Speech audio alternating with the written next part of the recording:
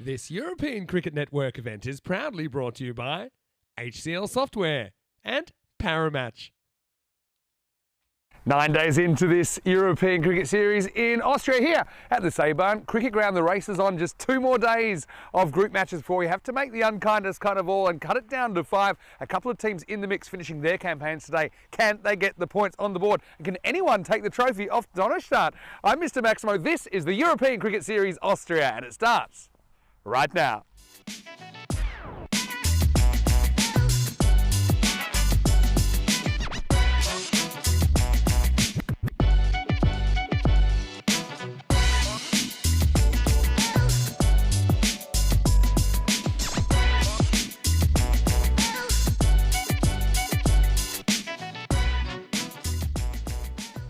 Guten Morgen and hello to you wherever you're watching from around the world. Welcome to another huge day in European cricket. 5 matches coming your way and only 10 matches to go before we have to call the group stage done and we go to our final 5 on Friday. Don't forget also we have men's and women's internationals in the T10 format across the weekend. So we're starting with match number 46 and a battle of the Blues to start the day. Vienna Danube taking on Indian CC Vienna. Now I can tell you I do have some toss news a little bit earlier. It was Indian CC Vienna that won the toss and they have elected to bat first. And they certainly had a dramatic finish last night, didn't they? They seemed to be in charge of that game against the Austrian Daredevils. Every game kind of crucial for ICCV, who are in the 5 but only just. Then we had a dramatic piece of cricket, a run out backing up, and actually the Daredevils, that kind of spurred them into action. They ended up getting the win, so Indian CC Vienna had to settle for 1 point last night. They have 2 matches today. They'll play right here against Danube and they'll play against Salzburg a little bit later in the day.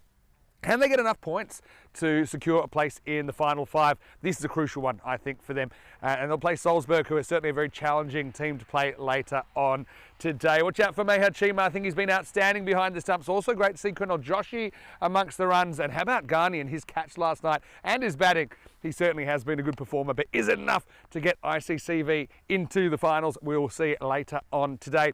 Vienna Danube, I always feel like they're a good team out of luck, and it just hasn't happened for them this year at all. They're 0-8. They will also finish their campaign today, but obviously they won't be part of the finals picture. What I will say is for a team that's 0-8, they've picked up points in 7 of the 8 of their games. So it's just been a real frustrating time for Vienna Danube. They're a team I love to watch. Kaiba Malia leads the side today. Let's see if he can lead them to their first victory. Let's talk about the weather today. Well, more of the same. It's been really clear, quite hazy, quite bright here in Vienna. We're expecting 33 degrees, currently about 21. Pretty comfortable positions at the start of the day. But this outfield, it has been flying, hasn't it? There's been hardly any rain here over the last few weeks, and it's hot, it's dusty, there's no easy ground balls. We've seen scores around the kind of 140, 150 as the norm here at the Salzburg Cricket Ground.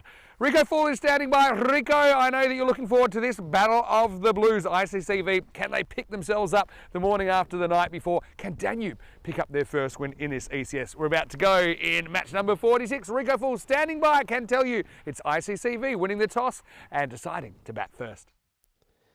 Thank you very much to Vinny Sandhu. Looks like he's ready for action, and I think the 2 teams today are ready for action as well. We're going to have a Vienna derby to start things off. Good morning, everyone, and welcome to the European Cricket Series here in Austria, the beautiful Salzburg Cricket Ground. The action today will be thick and fast, I believe. 5 matches coming your way. We had 5 yesterday as well. Why don't we take a look back and see how the matches went yesterday? We saw some extraordinary ones, and we really did see a bit of fight and a bit of grit out there in the middle. We started, of course, with match number 41.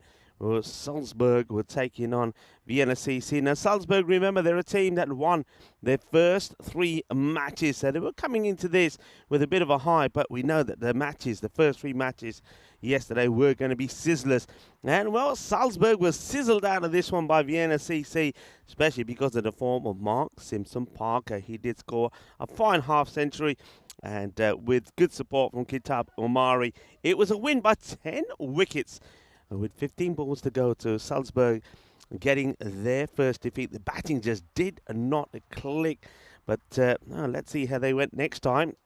Donnerstadt, though, were next in action against Vienna CC. And Vienna CC, after a good win against Salzburg, found Donnerstadt just a little bit too strong. Sahil Zadran, particularly, was in amazing form, scored his first ever half century on the network, and then 2 for 19 to blow away the hopes of Vienna CC, who ended up falling 15 runs short. Salzburg, their day would continue to go badly as Danube maintained their winning start to the day when they got a win by 9 wickets with, again, plenty of balls to go, 21 in fact. Salzburg, 136. We thought that would be competitive.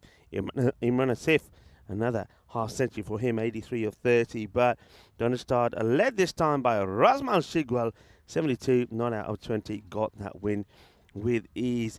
But Salzburg would finally get their win in, well, once again, another high-scoring match. Snazi, Janan Gelzai, made it 5 half-centuries on the spin when he scored 72. The captain really leading the way for his side. And a good knock there from Mohideen as well, 41 not out of 17. But Salzburg, thanks again to, Imran Asif, 87 not out of 33, getting the win. But a nervy one with 4 balls to go. Well, if something was nervy and if it was close, the last match was a real humdinger. You heard Vinny talking about that. Indian CC Vienna, 152. We did think that it probably wasn't enough because only lost the 1 wicket. They didn't get the acceleration that they needed. Good partnership, 133 between Joshi and Ghani. But it wasn't enough, and the Austrian Daredevils, sparked by, let's just say, a bit of a controversial run-out, came back. And it was some great hitting from Jaffrey at the end. Hit the last 3 balls for 6, giving them a win by 7 wickets. So this is the way the tables look. And yeah, Vinny's absolutely right. A number of teams today playing their last matches. Indian CC Vienna, one of them, holding that all-important 5th spot at the moment. And really, these are must-win matches for them because otherwise, other teams, particularly the likes of Salzburg, and also, I think Sher-E, Punjab, Vienna have got the opportunity, if they win their matches, to pip them to that spot. So I think after that loss yesterday, Indian CC Vienna are really looking to go well here. And once again, a few personnel issues there. I think you'll see that they're 1 man down in this one. Once again, down to commitments and injuries. So let's see how if that affects them or not. We've seen them in a similar position earlier in this series, and it didn't seem to matter. 68% to 32 in favour of Indian CC Vienna. Vienna Danube, Vinny couldn't have put it better. They're a team that have been playing some good cricket, and I can see them getting a win. I think they're just too good to go the whole series without a win. That's why I feel, and maybe someone like Kogani is going to be absolutely brilliant this time around. I mean, he's a good player. He's a hard hitter of the ball. I think he's a player that can certainly make the difference in a match. And I don't think, even though we've seen him at his being good, I don't think we've seen him at his best. So let's wait and see. So we are ready to go. The umpires for this one will be umpire Lenin, and Praveen Rajinda will be the third umpire. And the umpires today being led by Joe Foster, as Tyrone Peters has a well-earned day off. I'm sure knowing Tyrone is going to be putting his walking boots on and walking around the centre of Vienna. So have a good day, Tizer. So we're ready to go. And looks like the first one is going to be bowled. And there we go. That's the way the day normally starts. The ball gets bowled and it gets smashed away to the boundary. It's Habibullah. Interesting choice. Now, Habibullah, I like what he does, but let's just say it's pretty risky having him coming on in the power play. And that one, especially in a power play where you've got batters that are hungry. And Meher Chima, we did not see him with the bat yesterday. As I mentioned that match when they scored 152. They lost a wicket very early. Then Kunal Joshi and Amit Ghani batted literally all the way through the innings for that 133 partnership. Got to 152, but it wasn't enough. And I could just see at the end of that match when they lost that Meher Chima was not a happy chappy. And I think he was feeling, you know what, I should have made a difference in this match. I should have made sure that we got the win. He's out to do it this time. Habibullah just goes a little bit too wide. He gets a fair bit of movement there, but you can see too much. Chima's out there, by the way, with Ahmed Zai, the non-striker. Floated up, down the leg side. Chima misses out on the sweep shot, but again, it will be another wide. So Chima taking charge of the batting this time round. He has got Kunal Joshi there with him in the side. So they've still got the batters that we know can go pretty big. I wonder if Daud Zadran will get an early shout this time round. And of course we know that Kumaran himself can also go out there and crunch the ball around. Flighted, and that's a better delivery. Chima goes for the wrong shot here. He's a little bit focused on going on the leg side. Chima, we know, can hit the ball very well straight down the ground. And I don't think that's the best choice of shots. Zubar Haidari behind the stumps, looking to get in with the stumping. That one just gets gently played away by Chima, not trying to hit the ball too hard. I want to say a very good morning to everybody in the chat. Rob Thompson was bright and early this morning, as well as Christopher Ward. And a very good morning to you. Hello to Holly. Holly, good morning. A bit of an edge. That was going to be a chase. Iba for the fielder. But, well, we heard it from Vinny and you've heard it from me. This outfield is lightning quick. And if he gets past you, well, you're not going to catch it. You're not going to catch it. Even Speedy Gonzalez can catch up with that. Yeah, hello, Holly. Jeffrey Mobbs is in there as well. Hello and good morning to Shahag, who's saying hello. Good morning to the ECN family. And hello, good morning from Chima as well, as he goes big. Boom! Shakalagya. 6 more. Well, Shahag, that's your first boom of the day. And, yeah, smashed away. And Ivan B is there in the chat as well. Hello, Ivan. A very good morning to you as well. And I think we're going to have a wonderful day. It's an important day. Let's have a quick look at the run rates. 12,500 runs already registered. Over 1,000 maximos. Well, a number of fours will be getting there as well. And that's the run rate still staying at that 14.5 runs per over. Maximum rate gone up to 12. Yesterday, I think it was about 11.4. Up to 12. That's 12 sixes per over. That's crazy. And over 10 fours and over. We haven't seen things like scores like these. And the thing about here in Austria, at this Seebahn cricket ground, it's been maintained all the way through. We haven't really had 2 or 3 days where it's been low scoring and teams have, there's been the Grady 80s. It ain't happened. Even the teams who are there towards the bottom of the standings, like the Snazis, like the Vienna Danubes, have been scoring big runs. Captain Kaiba Malia to bowl over number 2. That first one, it did go magical. A bit of an appeal, not out, says the umpire.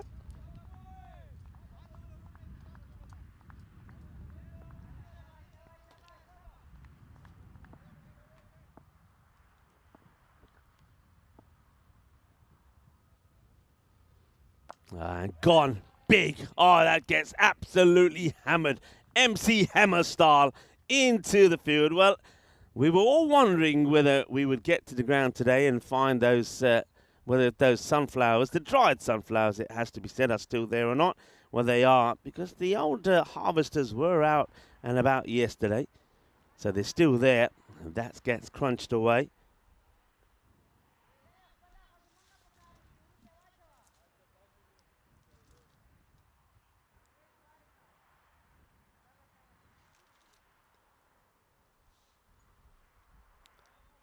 Big hit from Chima. He likes to plant that foot down the ground, doesn't he? And just go with it. Here he goes again. Miscue. Chance. Moment. And dropped. Ay. The man who's got the biggest bucket hat I've ever seen puts it down. And, well, he looks like one of the sunflowers out there. It looks like a young player as well. Looks like a young man. Gets underneath it, not able to take it. That's Dilaga Jabakel. Just not able to hold on to it. And how costly could that be? You don't want to drop the likes of Chima. Chima gets dropped on 23.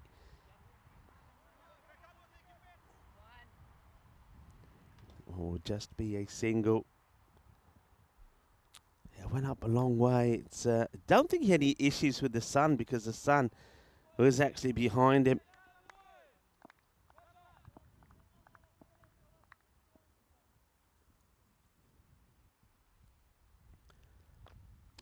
into the ground. Better delivery, making him play outside the offside this time.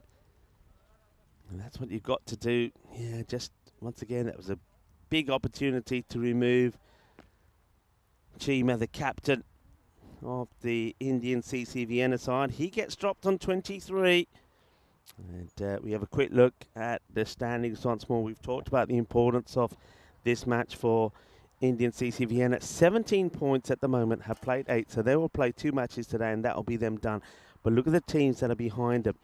They won't be too concerned about the Daredevils, but they will be concerned about Salzburg and Sher-E Punjab. So very important that they do pick up the 2 wins here. And that's why that loss yesterday really hurt them. I remember Vinny saying at the time that that loss could be one that cost them 5th spot. Who knows? Yeah, that was Dilaga, by the way. I said he looks young, 17 years old. And that's picked up nicely, and it will go probably 1 bounce for 4. Just strays slightly down the leg side. Samim Nasari. Saw him actually bowling in the nets early this morning, just trying to get it right. And of course, in the nets is very different. Just strays down the leg side. Got a pretty decent action though. I was watching him bowl, good action. I like the way he finishes. He means business. There he is here. And the thing is though, he's a little bit too short. And now it's Amazai's turn to start hitting the boundaries. That's another one that goes in there. And, well, we don't know what's crawling in the old sunflower field this morning. But, of course, yesterday we saw all sorts yesterday. Well, maybe let's put it to the chat. Come on. I know that quite a few of you on there. As hello to, we could say, young John as well. Come on, reminders. Watch out, Vinny. Catch. Come on, Vinny. It's yours. Maximo. Ah! Maximo was coming in the house. Well, it is a 6. And I thought he was going to get one down his throat here. And, well, we had one that smashed into one of my monitors yesterday, which is dead, by the way. I don't think Vinny knew this was coming. Vinny's walking this way.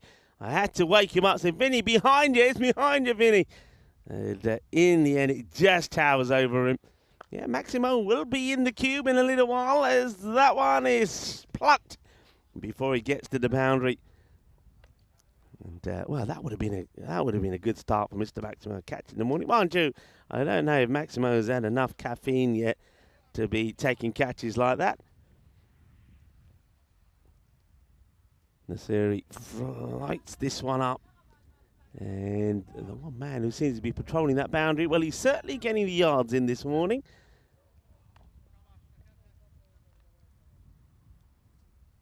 Setter for the single this time.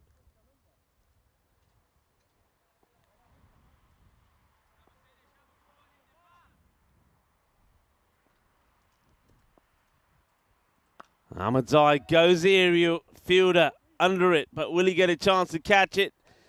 Get the feeling that that's probably dropped over the boundary. Yeah, it has. Umpire puts him up in the air. Is another boom. Shaka-lagia. 6 more. Might be just checking here now after giving the 6, but I'm pretty sure that 6, I think it's gone over the fielder and landed about a yard or 2. No, inside the rope. So that's why the umpire's been asked to check it.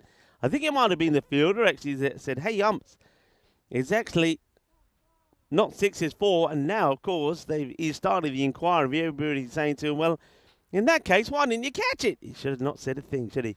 Should have not said a thing. Well, Sadhu Ratanaika has come in and said, oh, Vinny, what are you doing? And I knew that would spark a few people going in the chat. Anyway, the score 52 without loss. And Vinny Sandhu, after dropping that catch, is in the cube. Whoa. Well, at least didn't break anything. I was actually posing as a bit of a ball boy there. The funny thing was, I spotted a ball that had come back from the wilderness, and I threw it back. And the next minute, you're telling me to watch out. Well, yeah. That's hit pretty well as well. And that's going to go all the way Maximo to start the over. Yeah, well, I will say by the time I saw it, I said, okay, well, this is a nice way to start the morning. It's actually not too cold. I thought it was good catching conditions, but it went miles over my head. These balls fly. I kind of know how the people feel that are fielding on the boundary now. Because you see it hit, and you're like, okay. And then you just kind of, they must get sore necks from watching it fly over their head, honestly. But anyway, good morning, everyone. Great to be here. And, ICCV kind of making up at the moment for that dropped opportunity last night, if you want to call it that, where they lost a tight one to the Daredevils. It seemed like ICCV had outplayed the Daredevils for most of the game, but Preston Amari batted really well. Jaffrey, the hero at the end. It's just good hitting this at the moment, isn't it? The ball has just been, let's just say it's just been put in the wrong areas. If you watch these shots here, just watch. He's just leaning into this, and the ball is just where you want it. It's in the perfect spot for Chima. Chima loves that shot. Well, according to you, that's drop catch. Because that went about the same distance over his head that it went over It mine. wasn't me. I'm just going by what some people in the chat were saying. And this one is... Will be stopped. It will be stopped in the end. I mean, one thing I do need, and I'll say this in front of everyone, I do need to get a bit more active. I mean, obviously I've done a lot of games, but I've done a lot of standing still, haven't I, over the last 4 or 5 years. So anytime we get to run around, I think it's good. Good to see Khyber out there. I mean, I feel like I say this every year, but Vienna Danube are a good team out of luck. You know, even I look at the fact they're 0-8, but they've got 7 points, which says 7 of the 8 games they've been competitive. But it just hasn't happened for them. Some issues with injuries, availabilities, and uncontrollables, I guess. Clever ball. I mean, Khyber is a clever operator, isn't he? Leads the side well. It's a tough one. They've got their last day here in the ECS. They know they're not going to be a part of the finals, but they'll hope to kind of be able to pinch a win or two here on day 10. Khyber had some issues, I think, with his fingers as well. And yeah, he did. It's nice to see him back. Last ball of his spell. A little bit short, but you can see what Khyber's making sure. He's not giving Chima the ball where Chima can just lean into it and hit it straight back over the top. So he's being just a little bit shorter and pushing it outside the off. So he can't get that shot in. So it will be just a single. Not a bad over there from Khyber Malia. Just the 15 will come off that one after some heavy overs at the beginning. And the score moves to 67 without loss after the 4. Speaking of fielding mishaps, how are you going with one less monitor than you normally have? Because I keep an eye on. I'm going to keep an eye on your monitor. I think I've sussed that a way to do it. You can cheat on mine. The thing is this. I'm now wondering whether, because so many balls do come into where we are, I'm actually wondering whether it's worth getting another one just for it to be broken again. You know what I mean? You think to get another one? Oh, so you're actually wondering whether it's worth it? I'm wondering whether it's worth the investment. When we get to the penthouse in Khartoum, we have a lot more table space. Probably not easy to cheat off me there. But here we're a lot closer together. That's true. But I thought you were going to say we would set up an extra one just as a decoy to maybe be hit. I'm going to get one that's already broken. Well, I'm going to be on a mission because I know that, once the season comes to an end here, we'll have a bit of a break before we start our 2025 season. So I've got to find out a way to protect the equipment. That's my mission. Thing is, though, I'm thinking, how do I carry it with me wherever I go? That's going to be the challenge. Right. Yeah. Finding something, I think, is easy. The challenge is putting it in front. So if anybody's got any suggestions, now remember, I've got to be able to carry this around. And normally I travel with a 23 kg suitcase and a bit of hand luggage. So I've got to be able to carry this around. And I'm normally away, well, we could be away at sometimes about anything from 4 to 6 weeks at a time. So it's got to be practical, people. So I'll leave it up to you. Can I tell you another bit? Yesterday we were talking about kind of genius hacks and things like that. Oh, that's a huge wide, and it's going to blast through the keeper for 5 wides. Well, that ain't great. When you're 0-8 and you're looking for a turning point, this isn't what you want. Mirakel bangs this one into his big toe and ends up at the boundary. Okay. There's this person I know that I'm not saying it's me because I don't want to, but let's just call him Mr. X. Okay. Mr. X. Some years ago, Mr. X wanted to go to a late night food establishment. Uh-huh. That may or may not be called Fast Eddie's in Perth, which is unfortunately no longer with us. They had very good burgers. But anyway, it was quite close to the city. It's impossible to get a parking spot, and a lot of people had parked illegally. I won't say unsafely, but just illegally. All right. And all these people had parking tickets on their windscreens. All right? But you're hungry. It's 2 in the morning. You've done a night shift. You are worried about getting a parking ticket if you park there. There's no other parking anywhere close. So what would you do if you were Mr. X? Got him. Bowled, and it's a good in-swinger. Mirakel finds the target that time, and Ahmedzai, after a bright 25, will be the first wicket of the day. It's 74 for 1. Yeah, well done. Gets the breakthrough, and well, after bowling the wide, which was banged in big time, it's a wicket, so they do get a breakthrough, and that's very little celebration because, of course, 74 runs has been put on the board already for that loss of that first wicket, but Ahmedzai will have to go for 25. Yeah, okay. So I'm sorry, Mr. X is hungry. It's 2 in the morning. His car is parked where it shouldn't be. I know you're looking for a car park. But everyone in the car park, all the spaces are taken. People have parked not in spaces and they've got tickets. Right. There are no spaces. What do you do? I'll park outside the place, pop the hood open like the car's broken Oh, that's quite and clever. go inside. And if anybody comes, I say, look, it's overheated. I'm just asking for a bit of water. Quite clever. You see? Not that I've done it before. See you and raise you. Mirakel gets it right to Josh. He's coming off good innings last night. Mr. X decided to get his car to kind of play dead. Not too dissimilar, but took a parking ticket out of under the windscreen wiper of another car and put it under his car's windscreen wiper. Thereby, it's the car equivalent of playing dead. Right? First of all, you tell us your story about the ore that you nicked.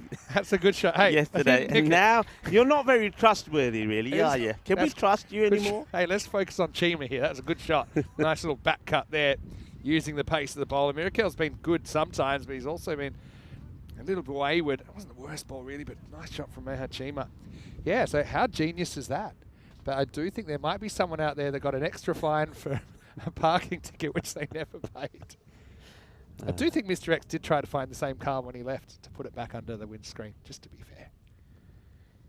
Well, that's not a bad appeal. It's worth having a look again at this one. It was definitely will be called leg by. I think it's close, but I have it just missing just because it actually moves quite a lot. Let's have a look. look. See, like that late movement, just going down the leg side. Yeah, it starts too much swing there. Too much swing. I'm wondering how did we move to that story when I was talking about asking a chat for something that can protect my equipment. How did we get to that? I was talking about a decoy monitor and running with the decoy parking ticket that my friend Mr. X executed many moons ago, 80 for 1 after 5. And if anyone's thinking of reporting that, the statute of limitations is up on Mr. X. Vinny Sandu here, Mr. Maximo with Rico Full. Great to have your company. Day 10. And look, there's some teams they haven't had the series they wanted. They still get the chance, like Vienna Danube, to go out with a couple of wins. Some teams are still in the hunt, like ICCV, who've made a strong start. They have made a strong start, and they don't want to make the same mistake they made yesterday. And I think that the captain here, Chima, has told all the bowlers, I don't want any silly pronouns. Just play, it was a dramatic. Play fair, because it didn't work out well for them yesterday. Dramatic finish. Let's get back to the action. This was glance away. They got the fine leg back. Probably not a bad fielding position if you're trying to cramp the batters.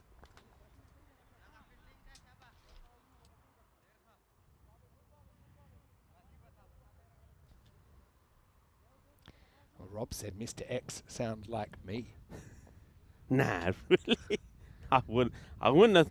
Rob, where'd you get that from? Sure, he's worn this. I think he's got that round about the chest. Yeah, well, that's going to leave a mark. Could have been worse. Could have eaten it. I'll get surprised. Well, I said this yesterday.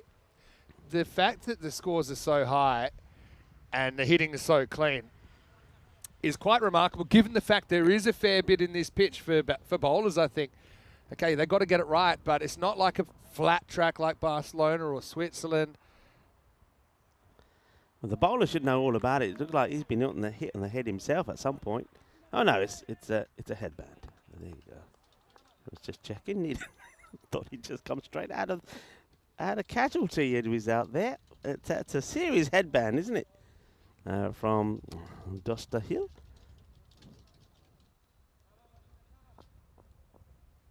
Now, I'm liking the headband game here in Austria. It's good bowling. I don't think there's any bad on this. It's a good take from the keeper. It's a good length that's being bowled here as well. He's pretty sharp, isn't he, Dosta Hill? Well, let me tell you, this is one Grizzly you don't want to lose in the bushes because this is swinging. We saw Miracle get it. Look at that. Look, goes late. Jeez, very tough to do too much about that if you're Joshy. This one's just a little bit short on. Well, you were saying you don't want to lose it in Come there. back. In it goes. Send in the search party. All right, what's his strategy here? He's got in pretty deep. He's got in pretty hard. I've lost the fielder that's gone in there. And that's Jahangiri down there. Well, he hasn't emerged yet. Yeah. That's that ball swinging. I'd be spending an extra minute or two.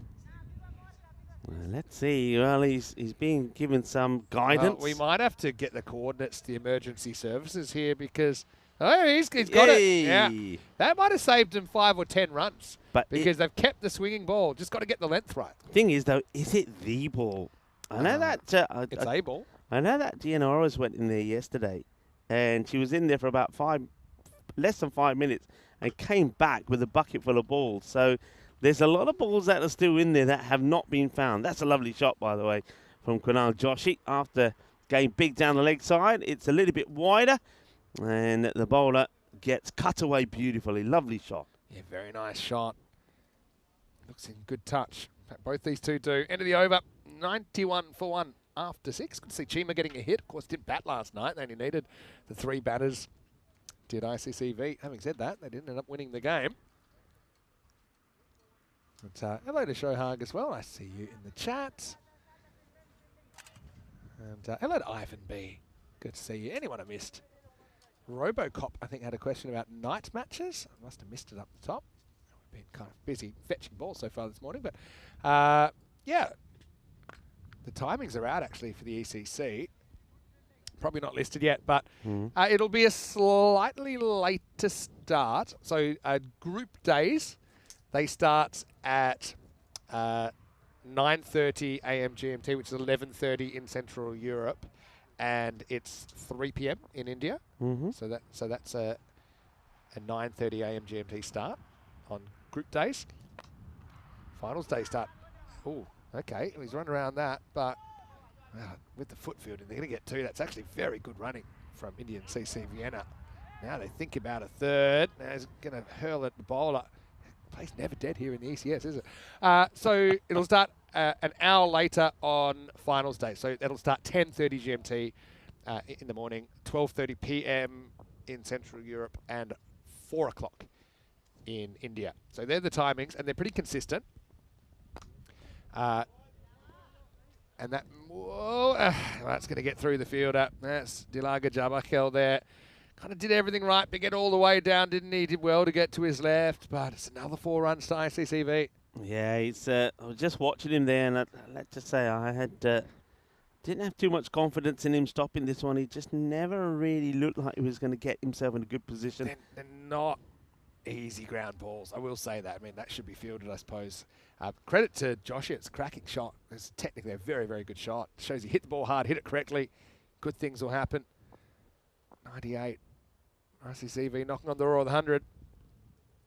So I was going to say the late game, so either the last game of the day or the final, bearing in mind we've got finals pretty much every 3 days during the ECC, it's a little bit of a late one. It might even suit some people like in New Zealand because you'll probably be up because it starts at 6:30 p.m. GMT, which is 8:30 in Central Europe, 8:30 p.m. and midnight in India.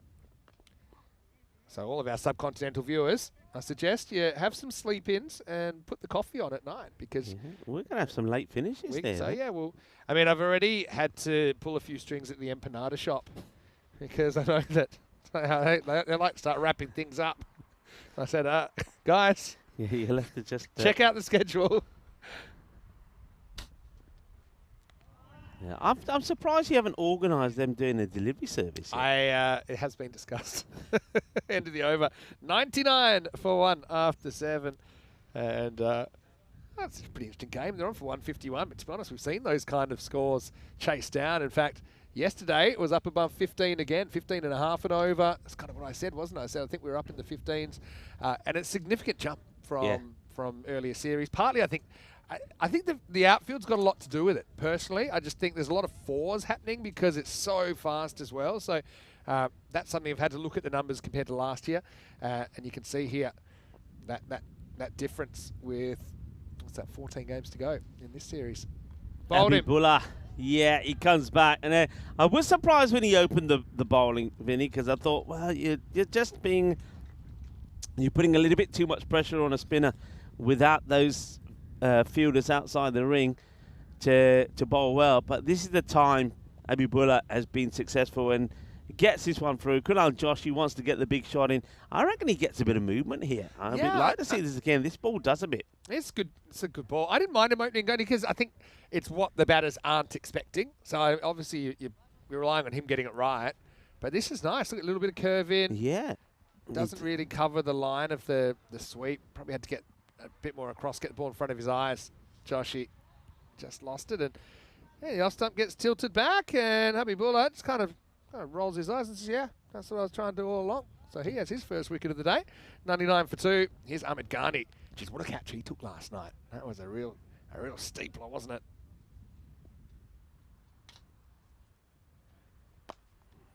Flat bats this pretty well. Fielder is going to let it go through him. Well, you can't do your fielding when you're doing a jonkeri on the outfield, and that's what, unfortunately, the fielder goes to do here. And he gets this wrong. Everything about it was right. You thought, yeah, that shouldn't be a problem. Then at the last minute, well, he gets it wrong. And that's Abdul Mirakel, who, after putting a good spell of bowling in, just lets down Habibullah. Floated. And this time it will be same fielder again, who doesn't make a mistake and sort of, I think, in frustration of misfielding the one before, pretends to throw this ball in. But in the end, just gently gets it back to Habibullah. The 100 has come up now. Hey, let me give you some numbers. We've talked a fair bit about the fact that the run rate's higher than last year. So it's now 26 runs per 10 overs higher on average. But we went past 1,000 sixes yesterday. Last year, in a similar amount of balls, this is going to run away for 4. Chima moves to 49. Again, showing this fast outfield. So that's good timing. There's been more boundaries, full stop. So last year, the maximum rate, an average of 9.5 sixes per innings. This year, it's 12. Yeah. Last year, even the fours was what I actually looked this up for, because I said, I think this outfield's so much quicker and more difficult to field on because of that pace. So last year, there were 7 fours per innings. This year, 10.3. So you add those things together, you're getting a lot more boundaries, a lot more runs. Full stop. All right, skies it, but I think he might just drop short of the fielder. Yeah, well, he takes it, but on the way up. Yeah, he's taking it on the bounce. Yeah, he actually gets there, and then this is a tough time to field on that side of the field because of the sun. We saw a lot go down in the mid-wicket region yesterday, and that was high enough for him to get to it in time. I reckon just hits the end of his fingernails, and that's all she wrote. So I will say that Chima has scored 50 now. Probably not the way he was planning to bring it up, but it's the end of the 8th over. 109 for 2. A bit like Rasmo Shigarwal yesterday, brought up a 50 on a drop, and I suppose he was a bit sheepish. But hey, 50's 50. It is. Last 3 overs though have been pretty useful for Vienna Danube. It's gone. The 6th over went for 11. We've seen an 8 and another 11. So they've sort of slowed things down a bit. Before that, they were going around about the 15. So it's a good comeback. Still 2 overs to go, and they go back to the youngster, who's a little bit short, and that's been crunched away beautifully in the gap. And Chima, he looks to muscle in with a few more, but just a little bit too short was Jabrakil there. And Chima rocks back, and not for the first time, cuts this into the gap and gets 4. So last year we had basically 5,600 balls. This year we're already up to 5,200, right? But last year we only had 888 sixes in the whole tournament. We've already got 1,039 started today. It's quite a significant difference. Same areas and same reply from Chima. Nobody sweeping on the offside. I mean, something I remember I was talking to Big D about this a couple of days ago, Daniel Eckstein, and he did say to me, he said, yep, Rico, you'll notice that most of the runs are being scored in that mid-wicket cow corner area, long on. He said, because that's just the way the batters are used to playing on this pitch, because it does have a bit of bounce to it. Batters are used to that. So very few shots will be played on the offside. So teams are very reluctant to put fielders there in that sweeping position. Well, yeah. Chima has now pushed the fielder back on that side, and that's why now he's targeting once again the leg side. It's just kind of climbing a bit and missing a leg stump, I think. Pretty well bowled though. Doesn't like the kind of almost wrong to come over the top, doesn't he? I also think there's value on the offside though. I think batters that have stuck around for a significant amount of time, they've just kind of played the line of the ball. If bowlers bowl out there, it's very hard to plug those gaps. Rarely see a third in play or a deep third. Shot. Lovely shot this time. Beautifully played. Gets the ball that he wants, and now it's time for Ahmed Ghani to bring up the boundary. You're right. Case in point there. Yeah. It's a ball to hit through the line. He does. He hits it hard. Yeah, I mean, even if it's anywhere away from the outfielder, it's 4 minimum. Sometimes you get 6 for that. Have you seen Chima? Look at his innings where he scored runs all around the wicket. He's cut well. He's just been really tough to bowl to. Dilaga Jabakil. Well, it's in the same sort of area. Fielder now has to make the stop, and he does. Gets another one on the tips of his fingers, though. And, you can see he's saying, ouch, that hurt. And that's the captain himself, Kaiva Malya. Now, we know that he is nursing a bit of an injury. So, understandably, that stung a little. But, yeah, look, 123. So, it's I know that the warning bells will be ringing there for Indian CC Vienna, because 150 was not enough yesterday. So, expected about 140. They were on 80 at the halfway point, so they really have slowed down quite considerably. And when you think they've only lost another wicket since then, you would just find that maybe they just don't quite get the acceleration you'd expect at the second part of their innings. I think also you've got to give credit to the bowling side. They've got it right more often. I think in the first half they were quite wayward. A fair few hit-me balls. It's good delivery. I've liked the bowling, though, of the man wearing the headband. He's bowled well. He's bowled in good areas. And I think it's Duster Hill will complete the innings here and try and just keep jamming those Yorkers in. One of the issues with Danube is they've been conceding a lot of runs. 160 on average they've been conceding in the series. With the bat, they've been averaging 135, which is a touch below average, but not a disgrace. But they do have their batting boots on here. They're going to pick up their first win of the series.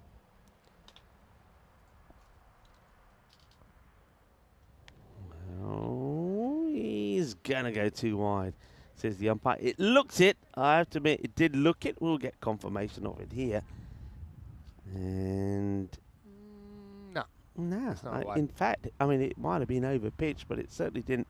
Don't think it went past the wide line, and he come back with a good one there, taking it on. Chima is very quick. He's a good diver too. Uh-oh. I actually think that might have been out if it had hit, but he missed from point blank.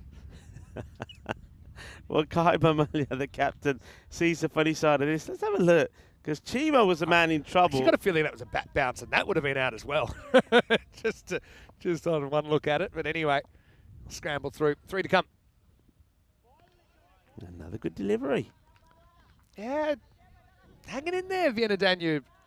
Now everyone's going to say, oh, come on, what's going on? The batting, how are you decelerating? But I think they've just got it right more often. I think they've changed the pace of their bowlers pretty well. Yeah, and we've seen his bowl very well. He really has. Just a couple of steps and just concentrating on getting the ball in the right areas. And it's another swing and a miss. So Chima, he's got a strike rate about 200. He misses another, so that's batted all the way through, but hasn't been able to really get going. It's hard to criticise a guy that's made 60, and I'm not going to. Yeah. But I mean, if your whole team goes at 200, then you score 120. It looks a bit light on, doesn't it? Okay, last ball. Oh, he gets this one. Plenty of it. That will go all the way. Bowl. Then they will get a 6 to finish, but A score that was looking around the 160 mark at one point will finish on 133. And once again, it's only 2 wickets down, so you just get the feeling that the acceleration just doesn't come when it has to. But I think you're right. I think give credit where due. Vienna Danube certainly do definitely win the second 5 overs there. And that's the thing. Last night, they only lost 1 wicket the whole game and lost. Mid-Innings CC Vienna this time. It's kind of a similar story as they'll end up on 133 for 2. 134 will be the victory target for Vienna Danube. But remember, they are 0-8 in the series, searching for their first win here in the 2 weeks. And look, there was a bright start, really. They were on for 160 or even more after the first half. That one went down, but it was a mile high. Vienna Danube, though, like I say, always good team out of luck. Maybe their luck turns here on day 10.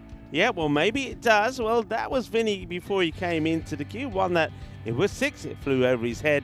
Yeah, we were really teasing him. I think he needed a step ladder really to catch up with that. But, yeah, there was some good hitting. That one was just too wide, wasn't it? But there was the breakthrough. And there was Ahmadzai who would go for 25. Good bit of bowling there for Mirakel. He did bowl well, actually.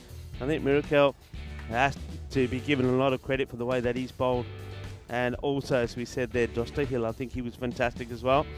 There were some nice shots in between. I mean, some of them looked absolutely glorious. There was a few misfields as well. That one went through the youngster Delage. And, well, we know that Habibullah, if he puts his mind to it, can be very useful. And he came back to bowl his second, and he started with a wicket straight away. And a couple of issues out there as well. That was Medikella once again, who almost takes the catch. Chima, he was dropped on 49 and went on to complete his 50. Also was dropped on 23 earlier as well in that over number 2 of the captain, Kaiba Malia. So there was opportunities to remove him earlier. They didn't take it, and he scored a half century. He was the not-out batter, but you can see from that reaction, he's probably still not happy with his work, or maybe the work from his side. And I think he probably knows that even if they do, and they should, you would imagine, finish in the top 5 if they can win both their matches here today, he will know that the team has to improve.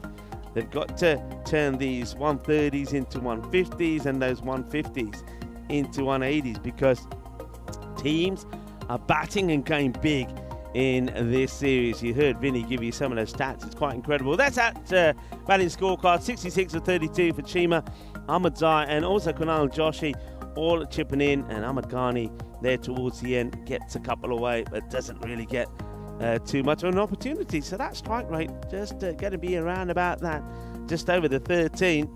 And that means that the door stays open for the likes of Vienna Danube, looking to get their first win in this series.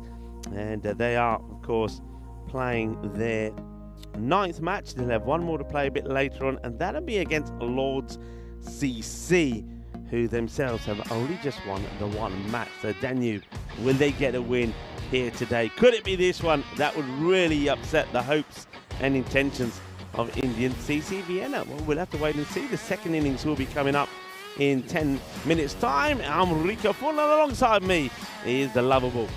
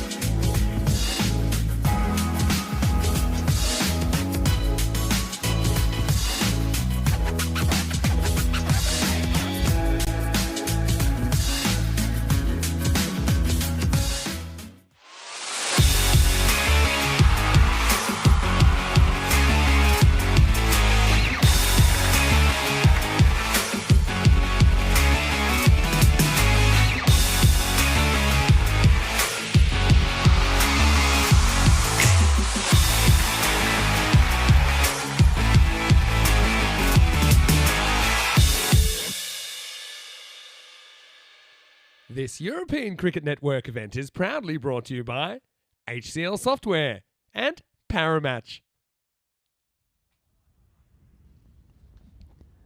Hello, cricket lovers. Welcome back. And we're sorry for that very quick, abrupt ending to the last match. Once again, a few technical issues. We think the heat, once again, is going to play its part on today. So we're trying to keep all the equipment nice and fresh and cool. But that's going to be a struggle here, as well as a struggle keeping just ourselves fresh and cool. It's going to be a very warm day. And I know that when I woke up this morning and was looking at the local weather, the one thing that I saw straight away was a weather warning, and it just said it's gonna be hot. And well, I know that everybody's gonna have to keep well hydrated here today, and it wouldn't surprise me if after this first match normally is just a little bit cooler, that the players will once again after 5 be taking on some drinks breaks. The umpires who will be in charge of that are making their way out in the middle. It's Lenin and Praveen who will get this reply started from Vienna Danube. So can they do it? Can they get to this 134? And can we see them picking up their first victory in this European Cricket Series in Austria 2024? If they don't do it in this match, they will get one more chance, and that would be a bit later on in our fourth match of today against Lord's CC.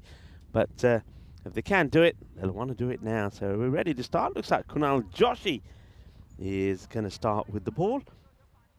So Joshi's to start.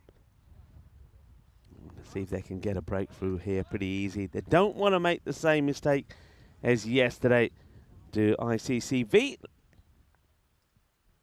Just getting ready for the umpires to be given the thumbs up. Well, welcome back to everybody who's joining in.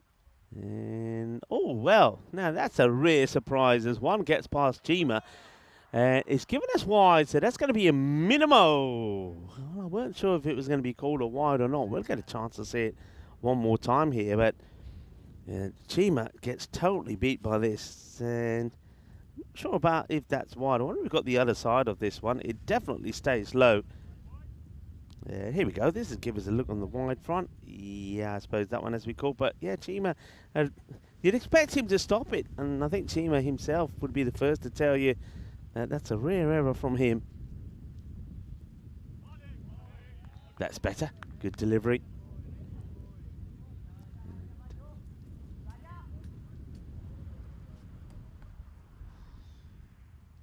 So let's see if Kunal Joshi can keep it in that line. That's what he'll be targeting to do.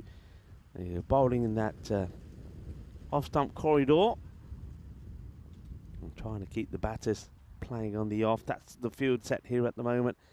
And that's exactly what he's trying to do. So another one that's been missed out by Subha Haidari.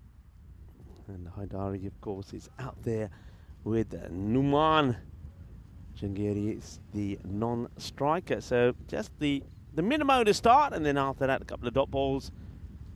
Joshi just needed one to get it out of his system. And that's well hit though, just waits for this one. It's a little bit shorter, and that just allows the batter a little bit more time to get into a good position. Stands pretty upright as well, and just rocks back and hits this over point. 4 runs, so the first run's off the bat as Subha gets 4. And now then, that's going to be 1 for the over, says the umpire at square. See that the umpires now will do their duty, or the umpire at the bowler's end will inform not just the captain, who's behind the stumps, but also the bowler and the batter. Place it away, take it. Oh, wanted to take it. I suppose in the end, bear in mind that the fielder wasn't able to take that cleanly, probably would have got there. But it would have been risky, especially if the fielder took that first time.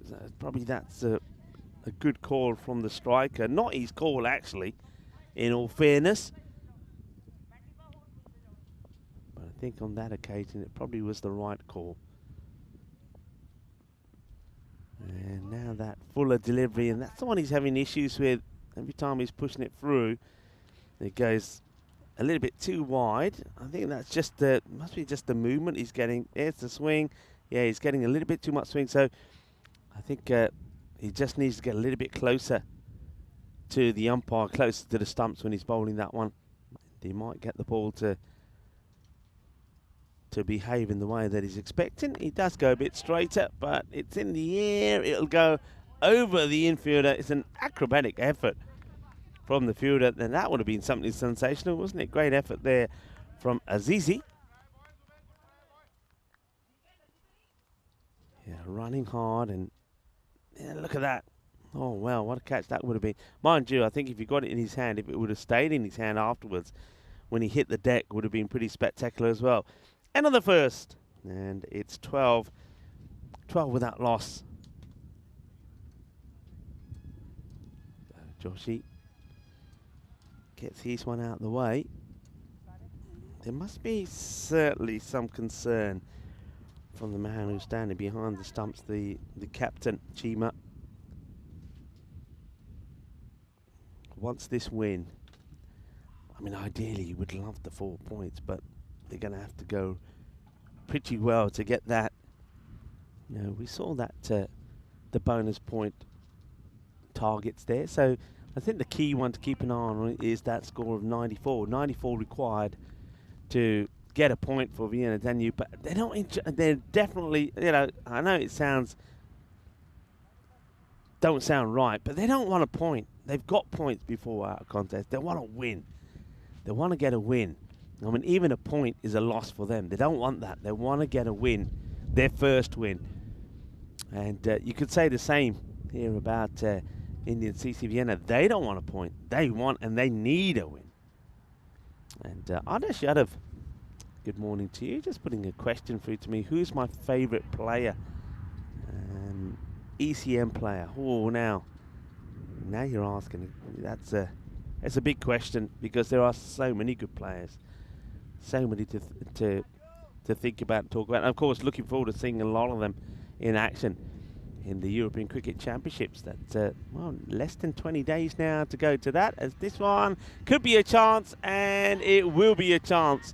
Nicely taken. Well, I'm just going to hold fort on your question for a moment, Adarsh, as we see that catch taken. Swings the bat hard at this, there's Numan, but he's not able to get off the mark. He's going to depart without scoring. It's going to be a 2-ball duck. Good catch taken. How many times have I said that? Third man has to be back there. So, well, there's Derek. Good morning, Derek.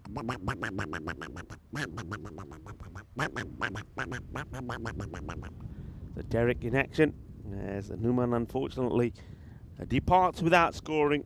A 2-ball duck for him. A very good catch out there in the deep. And it's, well, it's the man I call the Avatar. Avatar Singh. Well, it's Avatar really, but I like Avatar. And I haven't really seen Avatar, apart from in the field, get a chance to do too much else. Or maybe Avatar might even have a bowl today. We'll have to wait and see. That's no run. Well, he does help Kumaran pick up a wicket.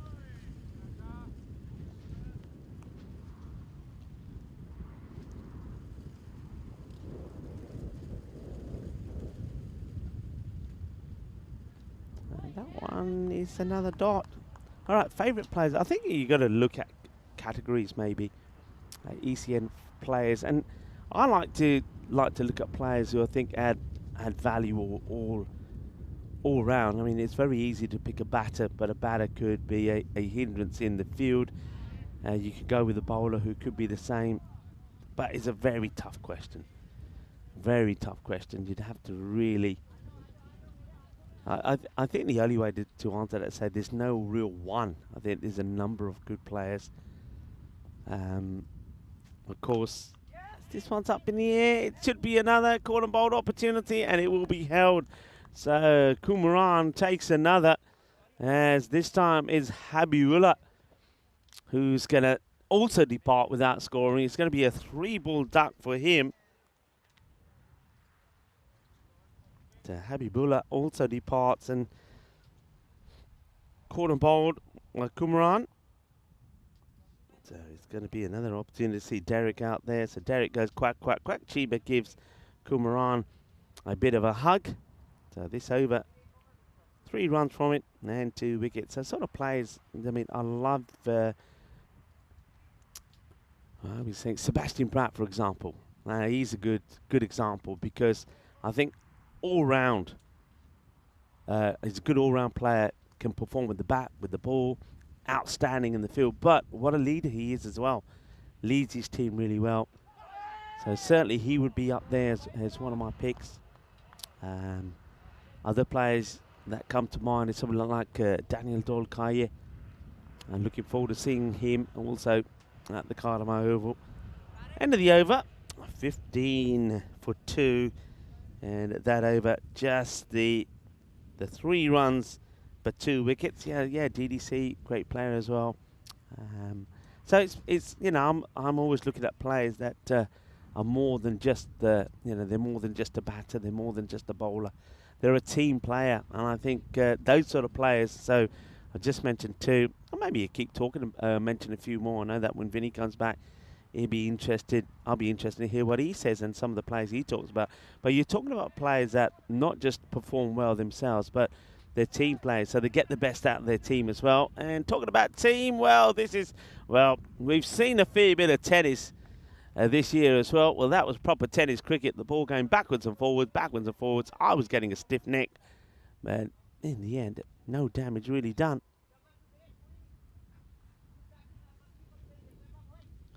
The bowler walks back to his mark. This is Inzagul Ahmadzai. Gone. Full, straight, Yorker length delivery. Thank you very much. Another one bites the dust. And would you believe it? It's a hat-trick of ducks. So this one is going to be another 2-ball duck. So now Abdul Mirakel is another one who's going to get quacked off. And he'll go for 0 of 2 balls. Cleaned up there by Ahmadzai. Wow. It's early morning's duck here. Well, maybe duck is definitely on the menu. Well, he's got 0-0-1 in his back, but unfortunately it was 0-0-0. No runs at all. And Derek, very busy this morning. And this one could end up being a bit of a disaster for Vienna Danube. So 3 down. And now Abusin Dostahil, who was brilliant, I believe, with the ball, but now he's got to really get stuck in here with the bat.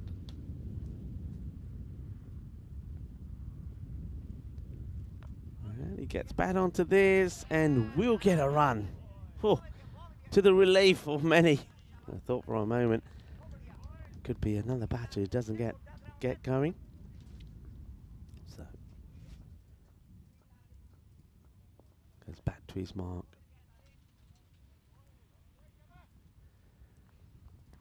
Other players that I could mention there, I think from Hungary, Rosik, very good player as well, very good leader, very talented with bat and with ball. That one's going to go for 4 runs. There's a little bit of the old Tortuga here. It's like a slow-mo Tortuga. And definitely can cue the music to this. Tortuga. Because it was one of those. It wasn't a fast one, it was a slow one, but it was enough to fool the fielder. It's that fuller delivery, that's nicely played. Both बढ़िया shot Maria. Ball थोड़ी wide सीगी, but timing अच्छी सीगी, placement भी अच्छी सीगी. चौका लग गया. Yes, चौका चौका चौका. चौका लग गया. Nicely played. So after a hat-trick of ducks, we finally get moving again, and it's Subor that's doing most of it.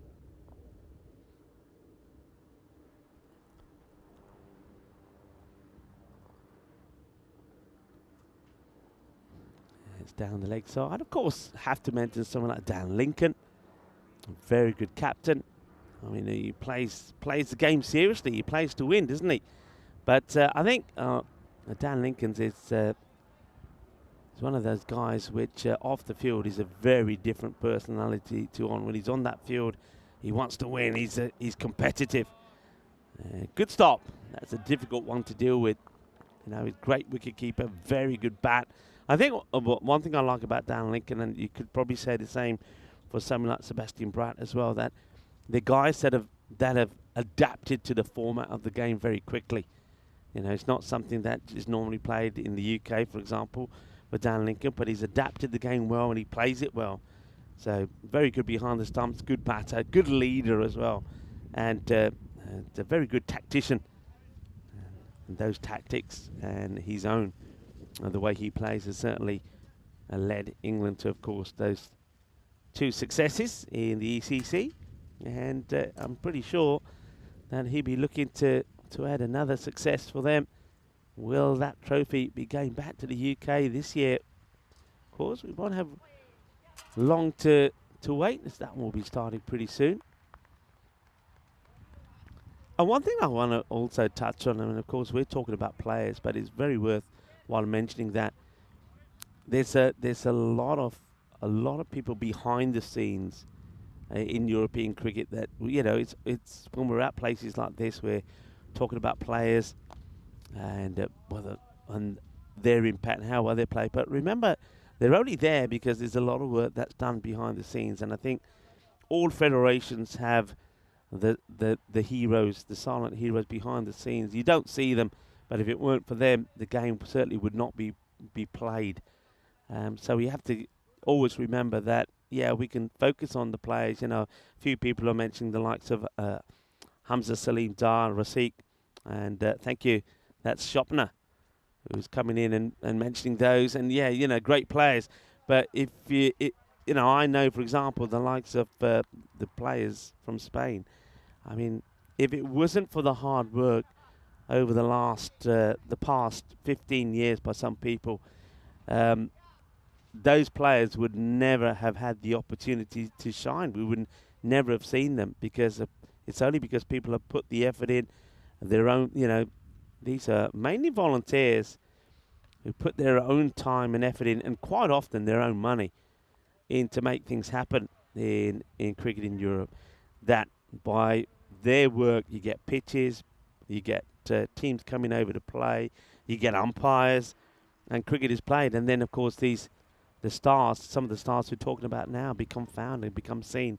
So we almost must remember that there's a lot of people that work behind the scenes in the game. And speaking of that, I hope you've had the opportunity to look at the interview I did with Alfonso while we were in Rome, Alfonso Jayaraja, and you can, from that interview, you'll see just how much cricket has grown in Italy, for example, where it started and where it is now. We must always remember, you know, the work that's been done by those legends behind the scene to get cricket going. But once again, very good question, and thanks for everybody else that's getting involved as well. Hello, Peter. Hope you're well. Hello to Jahid Khan.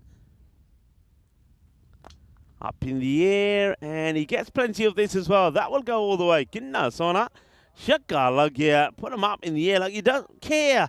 The umpire does, and that's going to be another boundary. So, ticking along, I suppose, even though they are falling behind the way the rate started, they're maintaining it to around about that 15 mark, and if it stays around that and doesn't get too much higher, they're still in with a chance. 45, then for 3 at the end of that over. So at the moment, you can see that they're kind of going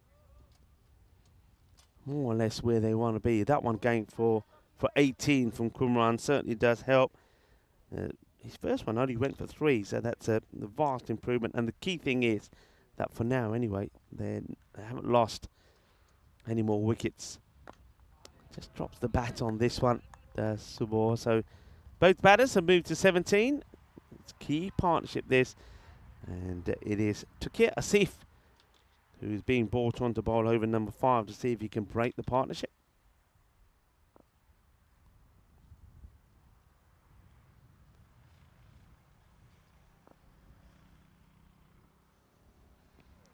Down the leg side, going to be called a wide.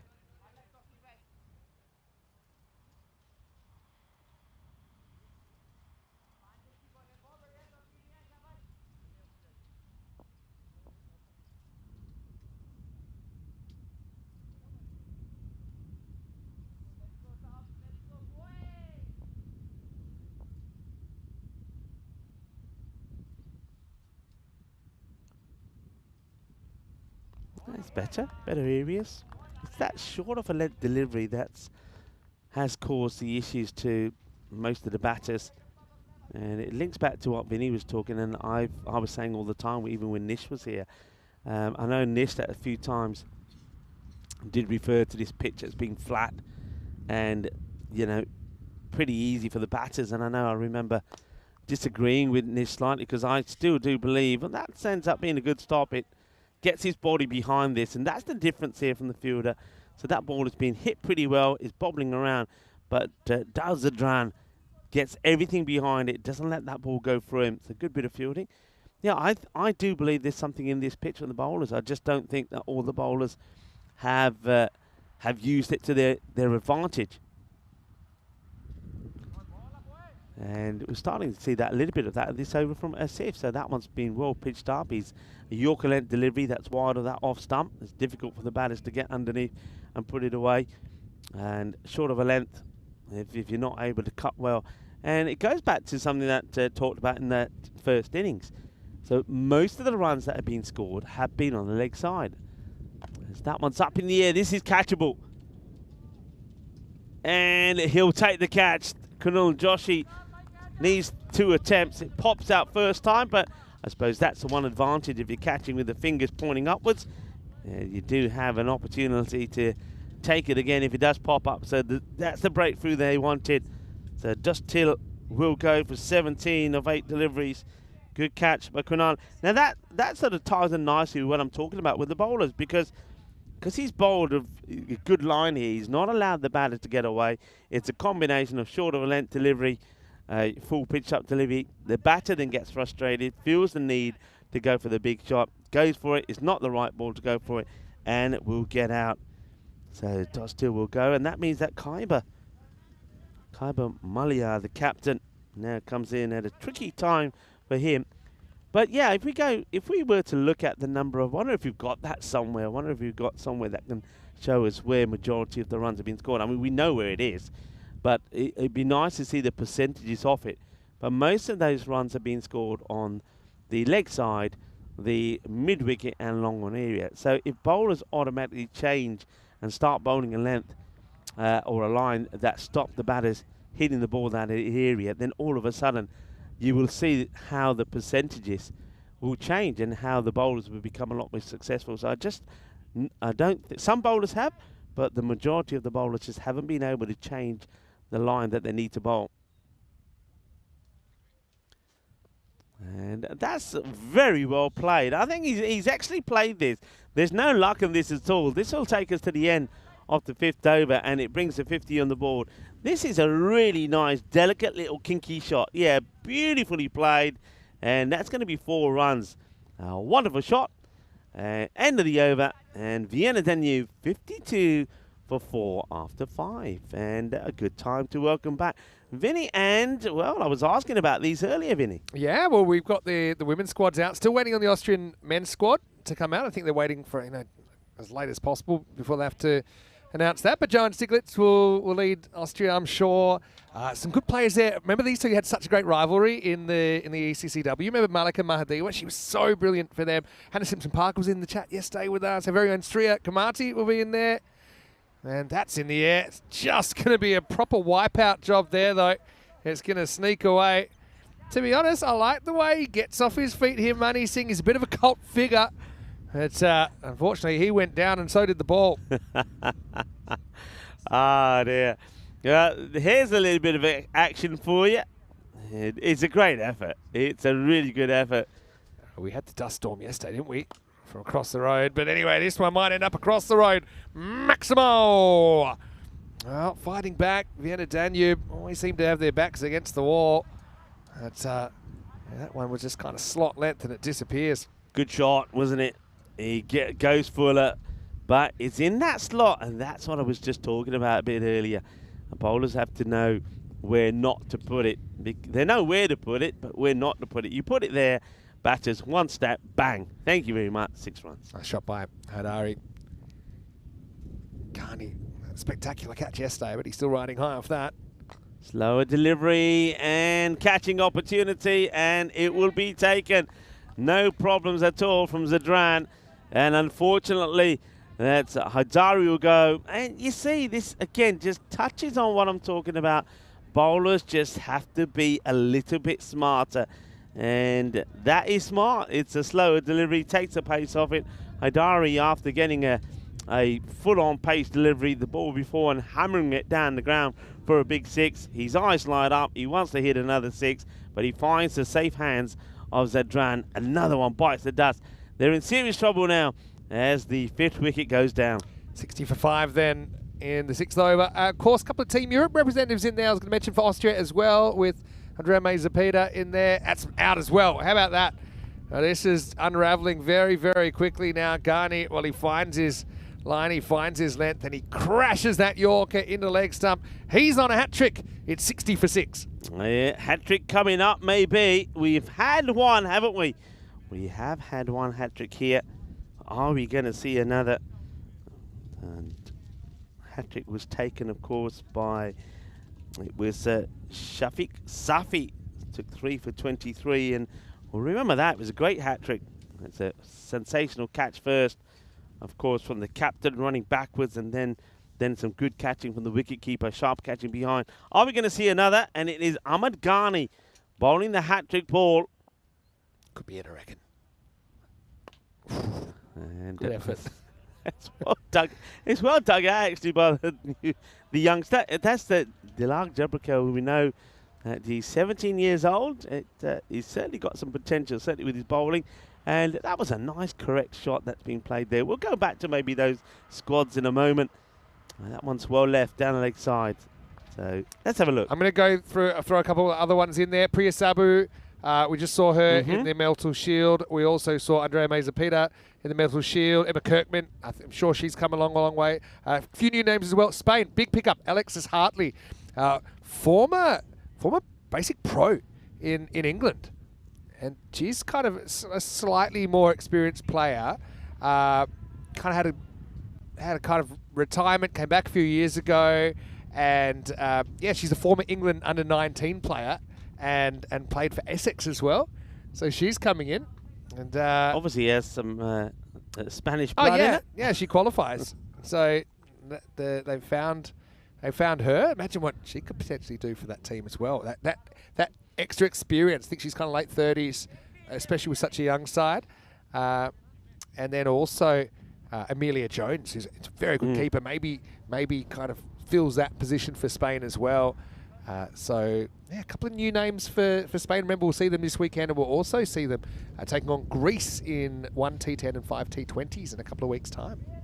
Yeah, so getting a lot of cricket in, ready, of course, for the end of the year when we'll see, of course, the Euros of women's cricket at the Cardamom Oval, and both those teams, Austria and Spain, will feature in that. So it'd be a good chance for them to get to know each other. Mind you, they know each other pretty well already. We just have to talk about golden balls, and we know all great that. rivalry.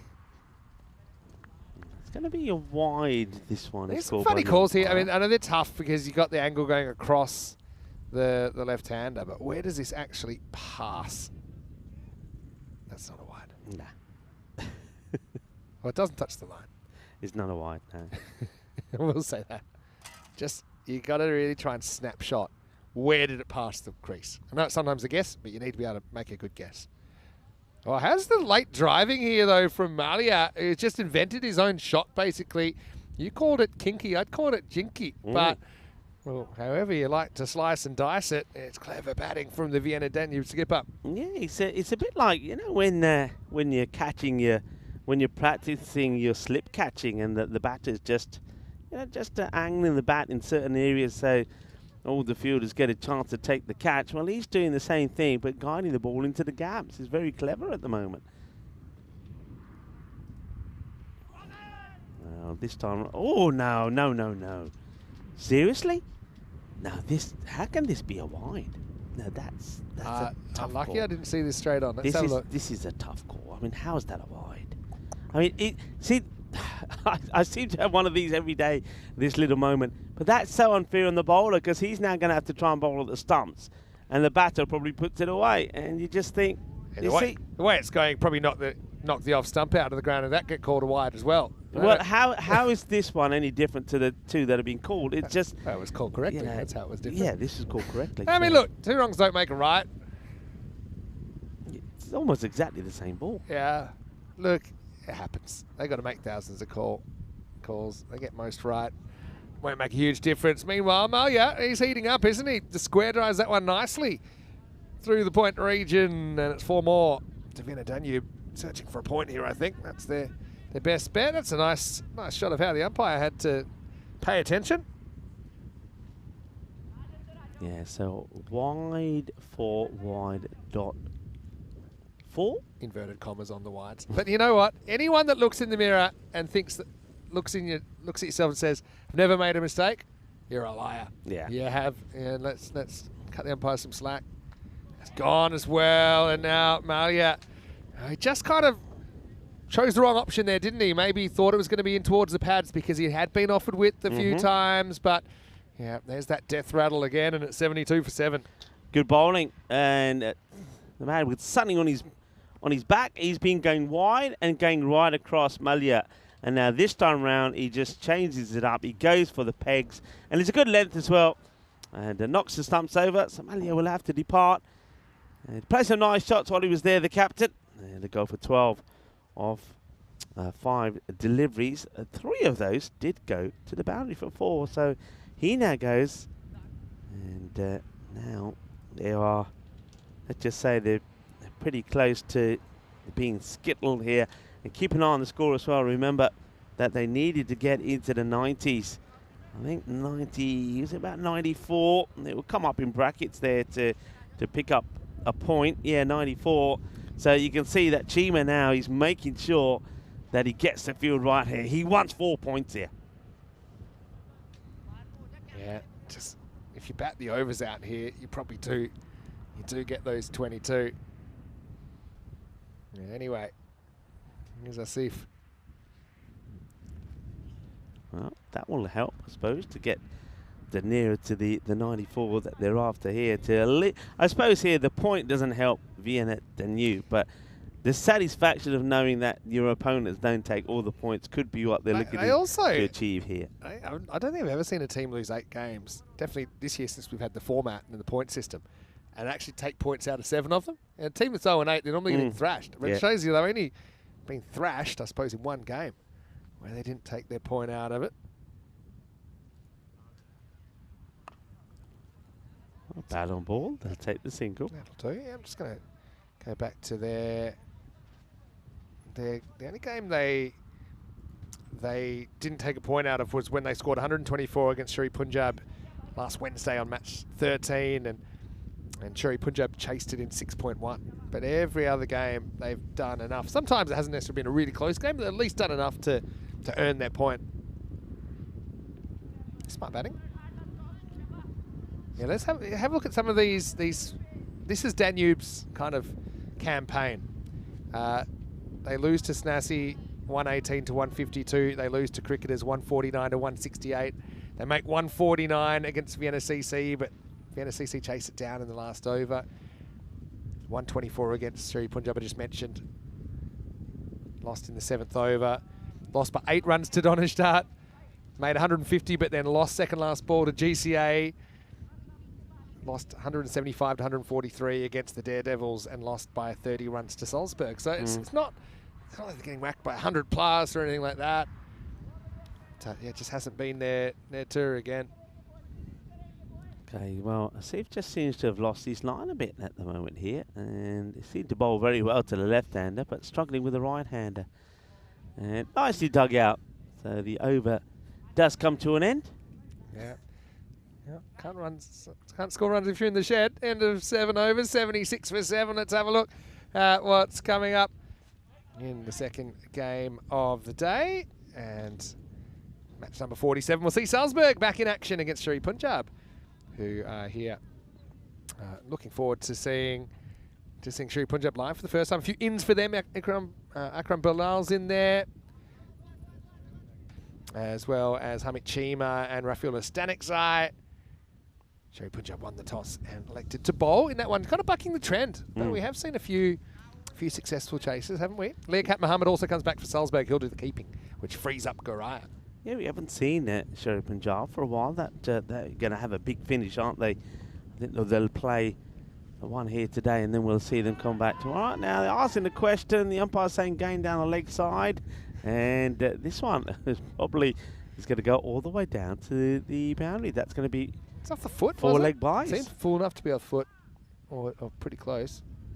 Close, but benefit it out. Yeah, I think just missing, but they'll take the 4. Yeah, Sher-E Punjab, they're a team they're a funny old team. I think they're one that we've seen many teams like this on the network that can go very big and score big runs. They've got some good players in there. Of course, they've got Arslan Arif that's been playing for them, and he really has upped his game. He's been batting well for them. They've got the likes of Naveed as well, and they're asking the question, they're liking it, and the umpire is saying no, and it's going to be 4 more leg buys. Yeah, well, if you could definitely draw a bow to say this might have just been missing.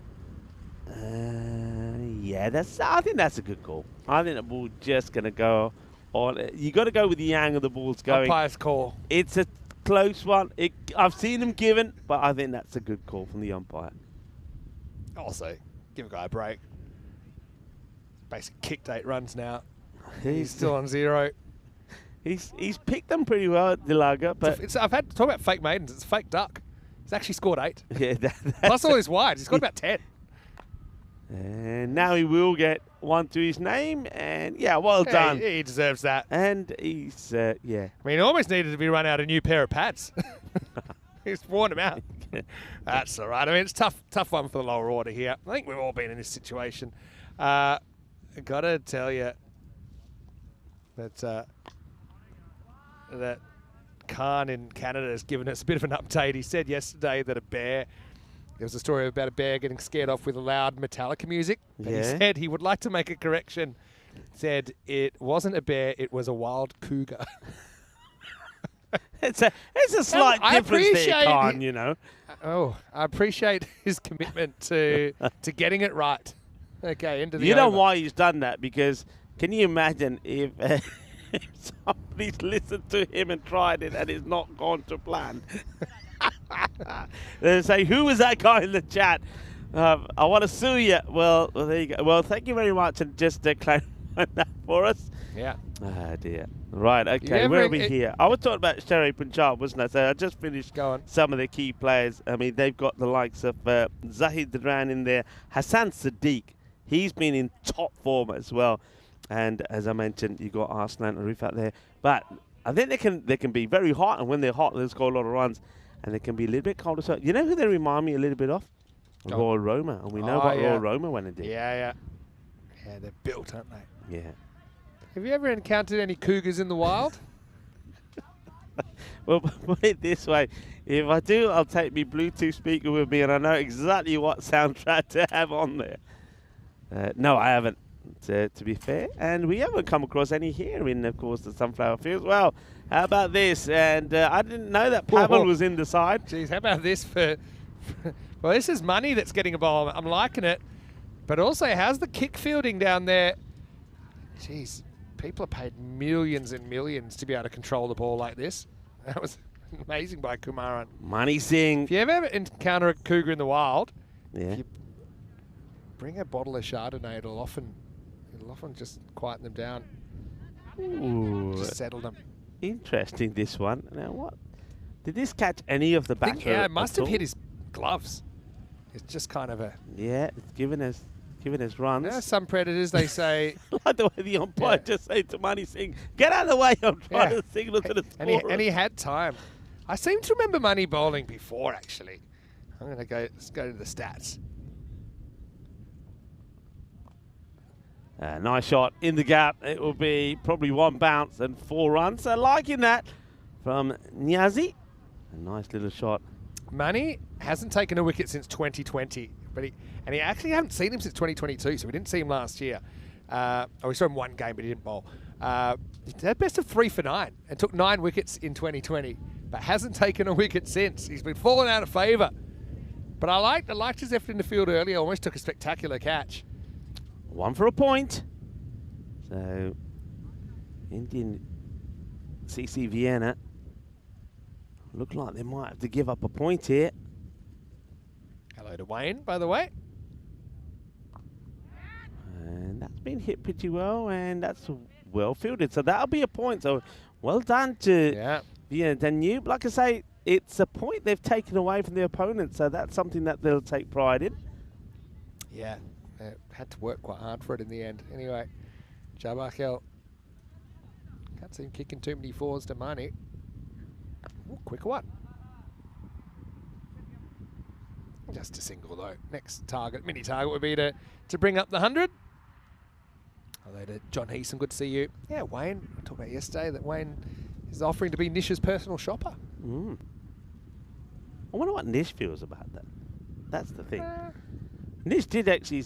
Gifts are gifts. Did say that he did go shopping when I was talking to him in For what? PlayStation? in Bulgaria. And the over... Or is it? As Chima has to cover a bit of ground. Probably out of the camera shot because we all gone to sleep. It's the end of the 9th over. It's 96 for 7. Yeah, I don't think Chima really quite had to get a dive in there. But yeah, that is, well, we believe it is the end of the over. I think the graphics just need a little tap on the top. Come on, change over. Yeah, I'm sure that was the end of the over. Yeah, I'm sure. It has clicked over now. It's 96 for 7, so last over coming up. This is a classic over you could give to anyone if you're ICCV. In fact, if you're allowed to bowl money again, I probably would. But anyway, yeah, they're going for Inziragul Ahmadzai in the last over. It's a good chance to get a few more people involved. Although Ahmadzai did open the batting and scored 25. Does have 7 wickets in the series. Oh, that's a good shot, and well, that's going to go into the field. Oh, what a lovely shot that is. I'm loving that. Nicely hit. Plenty of power in the shot. Yeah, opened up that front side and pounded it. Maximo time. Khan's got more information. So apparently the frontman of Metallica, James Hetfield, called Denise Gallant after hearing how she blasted the metal song to frighten the big cat. Oh, the plot thickens. See, I mean, the cats, now when you talk about cats, you understand it, because I know Wild even... cougars and there's cats and there's cats. Yeah, but it's no run. Because, of course, we've seen that done in many places around the world where you get pots and pans, you bang them together to scare away the big cat. So, yeah, fair enough, but not with the bear. The bear's likely to use the pot and the pan to cook you in. Unless, of course, you lie down and pretend to be asleep. Asking the question, and well, some of the LBs have become a bit harder to get. They're gonna, no, could be run out here, but it's not the best of throws. You get a scratch on that. Umpire says leg bite. Yeah, getting a lot of reverse swing today. Maybe just missing. Jeez, there's been a couple of close ones though. There's a 4th stump. It's been knocked out of the ground 3 times, I think. You're spot on there. You're spot on there.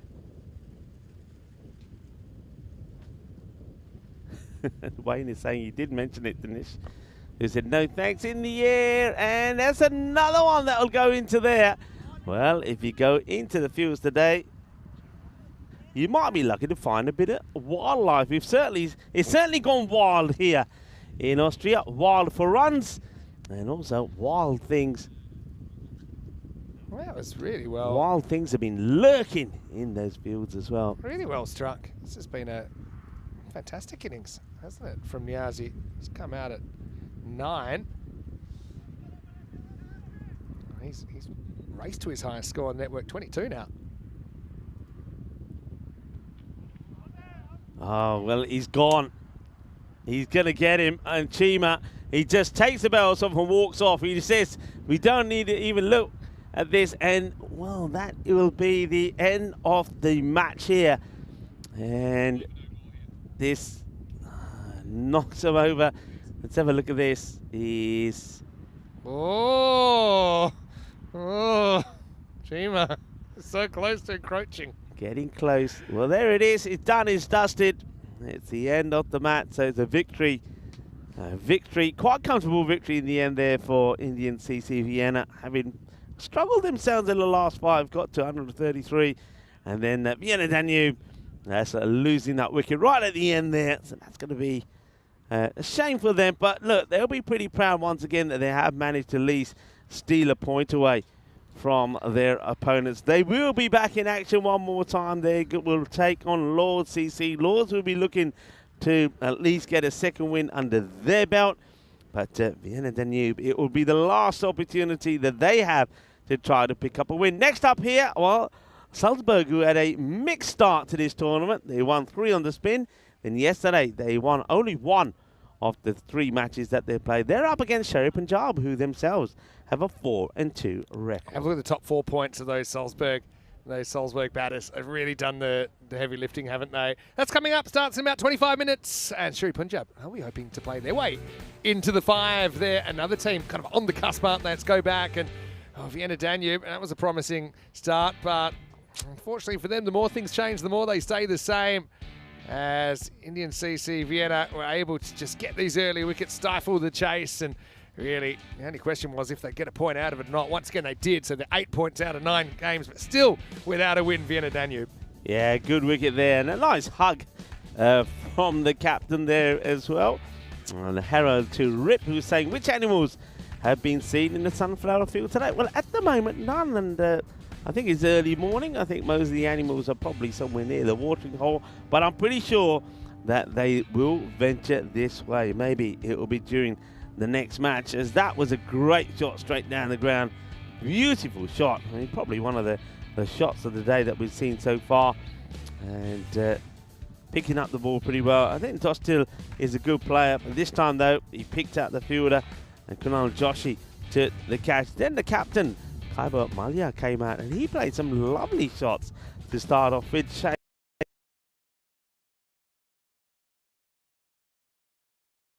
A little bit of that one. Well, I don't think that was the batter quite holding the pose. I think that was the screen just got stuck for a moment, but I liked it. I liked that as well. Full and straight. And there was Malia playing another one of those beautifully and delicately timed shots. And then it was one that went over the umpire. That would be for us all. But then all of a sudden, the sun for Sunny started to shine when he decided this time around, I'll surprise it and go full.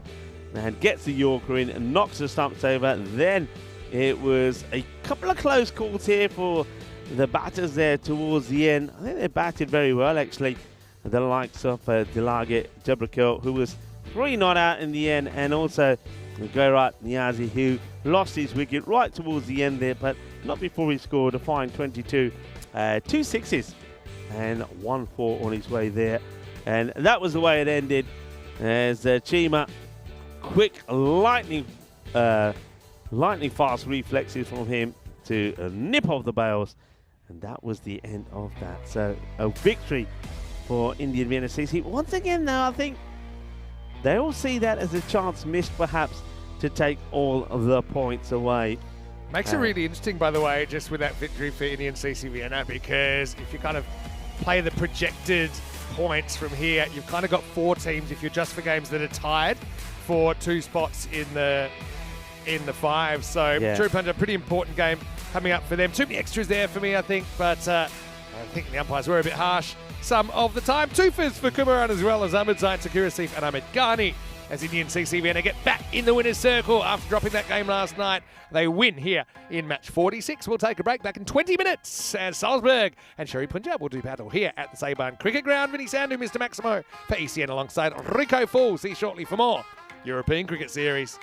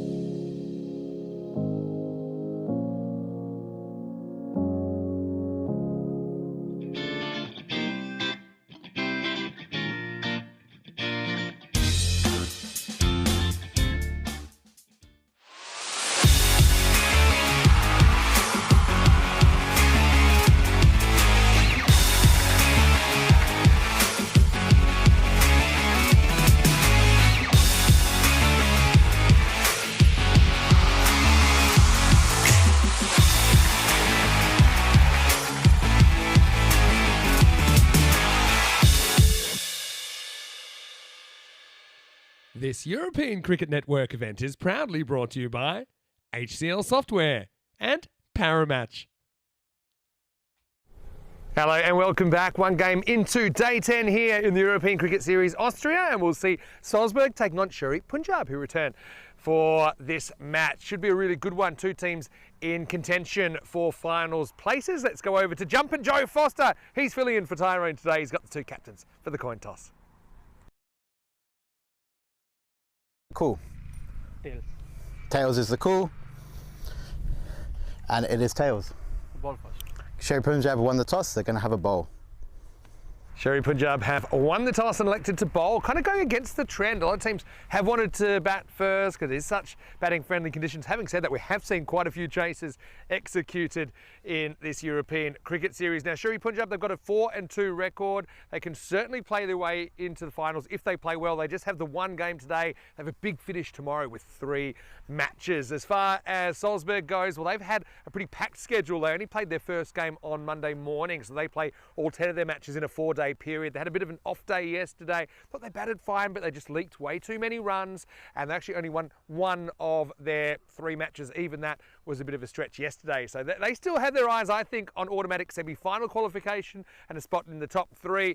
Anyway, should be a very interesting game between two teams that pack a punch. Rico Fu is standing by, and let's get ready for the start of match number 47. I can tell you, Sher-E Punjab, they are back, and they have decided to field first after winning the toss. Rico, let's get ready for some cricket. We are certainly ready for some more cricket and really looking forward to this one. I think this should be a pretty good match. I don't think it will be quite as one-sided as the last one we saw. Salzburg, they're a team that have got some very good players in the lineup.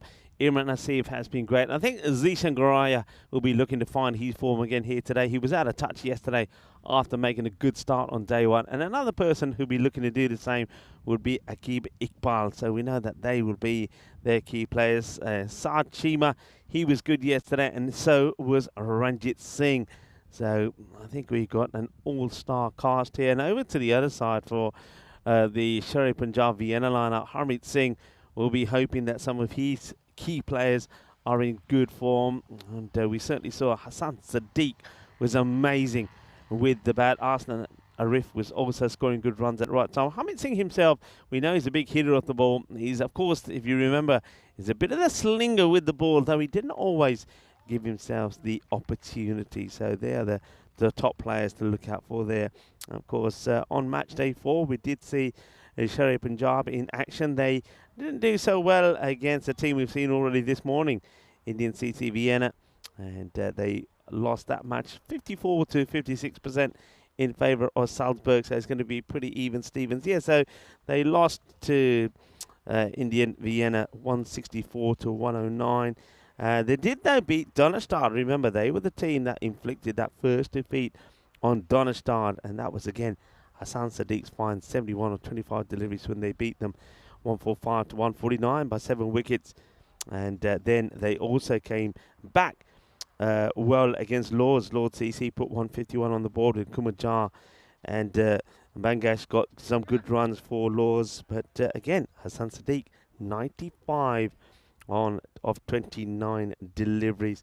Remember, going for the big shot, being caught on the boundary. But I do remember when I was talking to him and I said to him, come on. And he said, doesn't matter. He said, there's still more matches to come. So it's almost like saying, I didn't do it then, but I can do it next time. Well, I wonder if you will.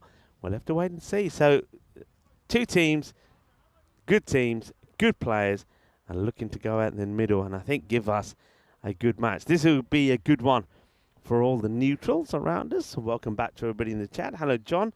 I hope you're well. And I'm looking forward to taking you through a very exciting match. And hello, Wayne, as well.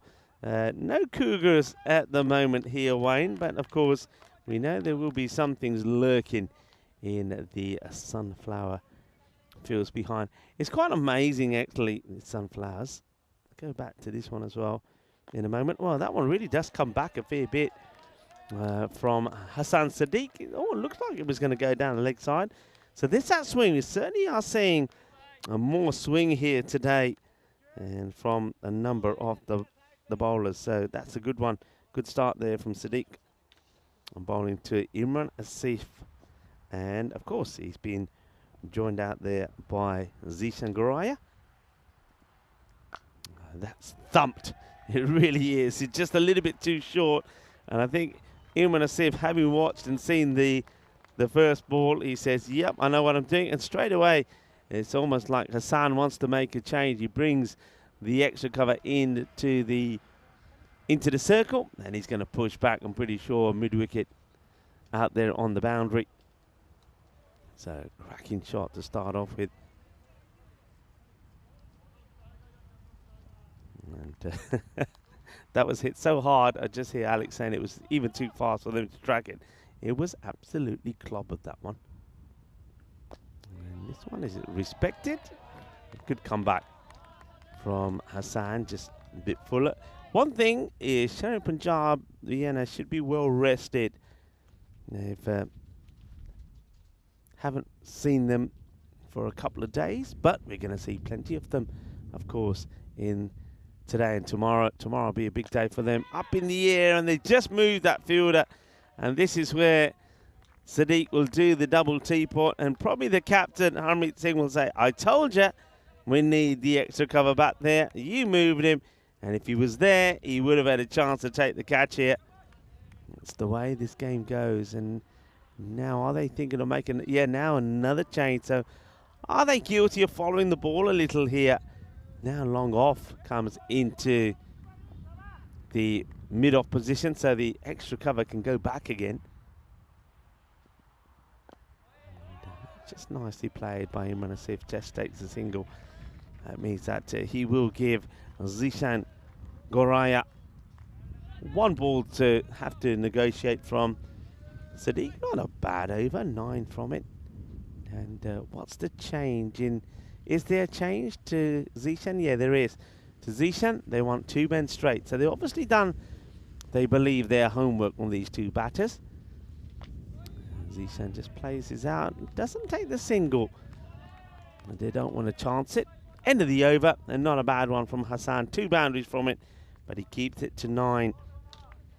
Just the 9 runs, so welcome back to everybody. And of course, I touched on this already. 19 days to go to the Euros of cricket, happening at the Kardama Oval.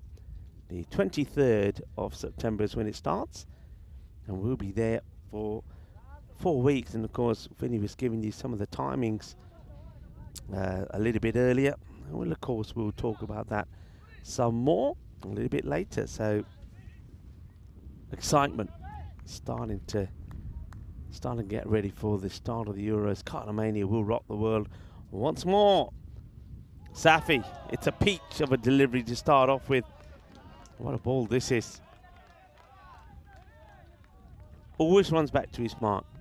Asadullah Safi, I like that about him. But that's a really good delivery. Top seed, and I like the acknowledgement there from Imran Asif as well. Just gives a little nod and says, oh, well bowled, Butchie, well bowled. And now he tries to take him on, and he's just going to get enough of this. Straight down the ground. Just that little bit shorter. And this time, not quite getting the movement. You see there, no movement. And Asif, one hand coming off the bat. And, well, he did look at it a little bit gingerly after he hit it. See that? The hand coming off, so it doesn't get all the power in the shot. But still, it's enough to get it past Safarullah Faseh on the boundary. Faseh, we know him to be quite an exciting hitter of the ball. And will probably be useful with the ball as well. Worked away. And well fielded. Good work. Good bit of ground fielding. Gets down, makes a stop. That's Harmeet Chima. First time I think we're seeing Harmeet Chima this time round. It's a good introduction from him. Makes a stop. Keeps it to 1. I remember saying that Sher-E Punjab Vienna, they're a team that they always will need to score big runs, whether they're batting first or chasing, because one thing that we saw from them already is that they do concede a lot of runs. Not the tidiest in the field. They'll make errors and they drop catches. But of course, that's based on the first few matches they've played. They've got a 4-2 record, so they played 6. They've still got 4 to play. 3 after this one. So they'll be hoping that that's going to improve. But from what we've seen from them, they will give away runs, and plenty of them. And to win matches, they're going to have to score loads of runs. But they have been able to do that on 4 occasions when they have won. Salzburg. So these two teams, when you have a look at the standings here, probably after this over, you'll see Salzburg are in 7th and Sher-E Punjab Vienna are in 8th spot. And so these two are definitely contenders to challenge Indian CC Vienna for that 5th spot.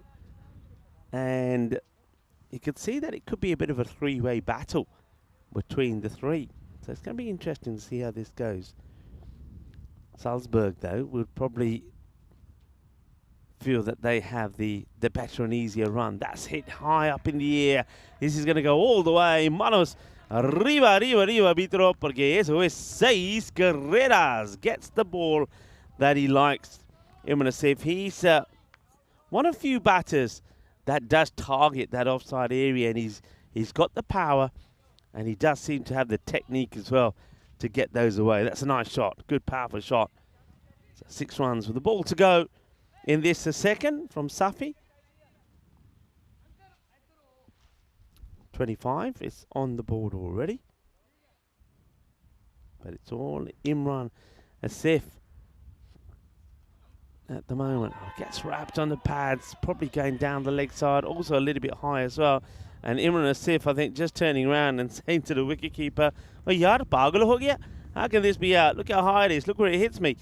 It's well on the up. Oh, yeah, he wears that. That's right on the, like on the hip bone. And then Safi, I like that from Safi. Azadullah Safi, then after he knows that the appeal is not out, he goes and checks that Asif is okay. End of the over. Now, this is what we're talking about. Look at these two teams. Even Stevens, they can't be broken. Played 6 and same identical record, 4-2. And 14-14. So they are 2 teams that are serious contenders if results go their way to make it back here on Friday. But of course, one of them was going to have to lose out in this one. That's a delightful shot. And it's just literally been timed for 6 from Zishan. Now these two have made a similar start to the way they started on match day 8. In their first match, both of them. It was Asif who got off to a flyer, and then Zishan. Asif was on about in these 40s, and Zishan about 17. Then Zishan clicked, and he went on to score the century. Asif was the not-out batter on 75. They put 186 together in that partnership, and it was this kind of start. Zishan was the slower to get started, but he accelerated well, and of course that was a big win for them against the Austrian Daredevils, winning in the end by 38 runs, 186 to 148. Good comeback, though, from Hassan Sadiq.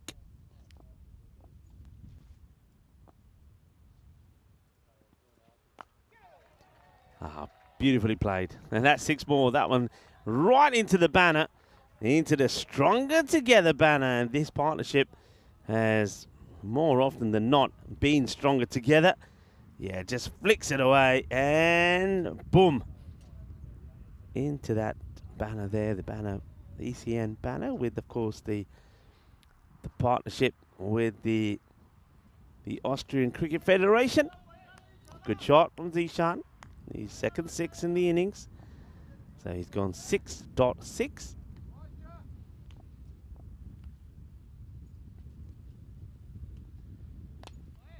This time just gets worked away outside the off, so better come back, better areas.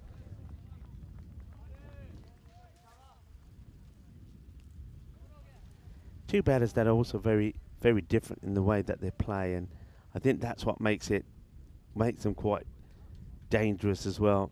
I mean, Asif slightly short outside the off, and he pounces on it, and he's very good hitting down the ground. And Zishan He just loves to clip balls on the leg side. Doesn't quite get this right, and it goes to the fielder. Once again, it's Haramit who's there to make the stop.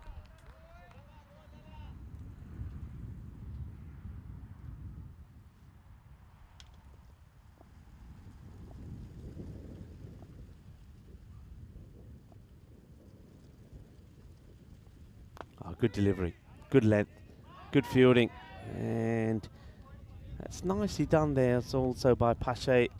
Comes across, makes a stop. If he was able to pick that up cleanly, maybe would have had the opportunity to get the direct hit in. If he was able to, it would have been close. Good comeback there from Asadullah Safi. At one point, it looked like that over could have gone into the magical zone. It doesn't.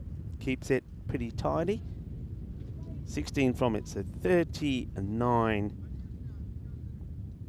without loss. In fact, 14 come from it. I was looking at the wrong area. 16 came off the one before from Safi. So still there, it's gone 9, 16, and 14 so far. And it looks like they're going to continue to just make some changes. So they will go with Safatullah Fase now, making the change.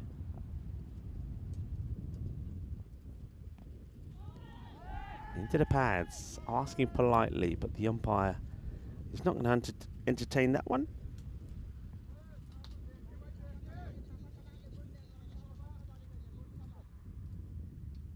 Just checks his field here now as the batters change over. So Zishan, I think to Zishan you'd want to have, I think you'd have your square back as well there. Haven't at the moment. Down the leg side, fires it in, quicker delivery. Yeah, so we are out of the power play. I just think with Zishan, they've got a wide third back. But I would have extra, yeah, they're doing that now here, yeah. So extra cover comes inside the circle. So no sweeper out the offside to Zishan. And they are now pushing the square leg back. So square leg, mid-wicket and long on the boundary on the leg side. And then, well, he gives him the room to play out the off, and it's a good shot for Zishan. Zishan just fighting back, really, and saying, hey, guys, I can play in this area as well. But that was a ball that was there for him, really. And also, when I look at this field, I don't think the mid-wicket field is in the right place. I think you got a behind square, but mid-wicket looks very. I don't think he needs to go more to his left. He's sort of, I think he's in between mid-wicket and square leg. Gets played to long on. We'll make the stop. So he probably just needs to come round a little bit more, so he's more in that cow corner area. All right, now, will they make the change? Now, this is where you'd have to make the change. So this is where one of those, probably the square leg, would come in and extra cover go back. But they're not making a change. They're leaving the field the same to the two batters. And let's see if Asif exposes that. It's hit hard. And well stopped on the boundary by the long off fielder. That Sadiq himself makes the stop. Big effort being made here in the field by Sher-E Punjab. It's an area where their discipline has let them down. It's, again, shorter ball, trying to split the two fielders, and won't do. Good fielding. Shaba. That was Asadullah Safi. Comes across, makes the stop. So, really putting in a big effort in here. Remember, they should be well rested. And unlike Salzburg, who, well, they've had a couple of big days, haven't they? 3 and 3. And they'll play 2 today. Oh, this one is inside edge. He's banged it into the ground and it's taken off. And the man on the 45's got no chance. Have a look at this. This crunched this. It's hit the edge of the pit. And look at that takeoff.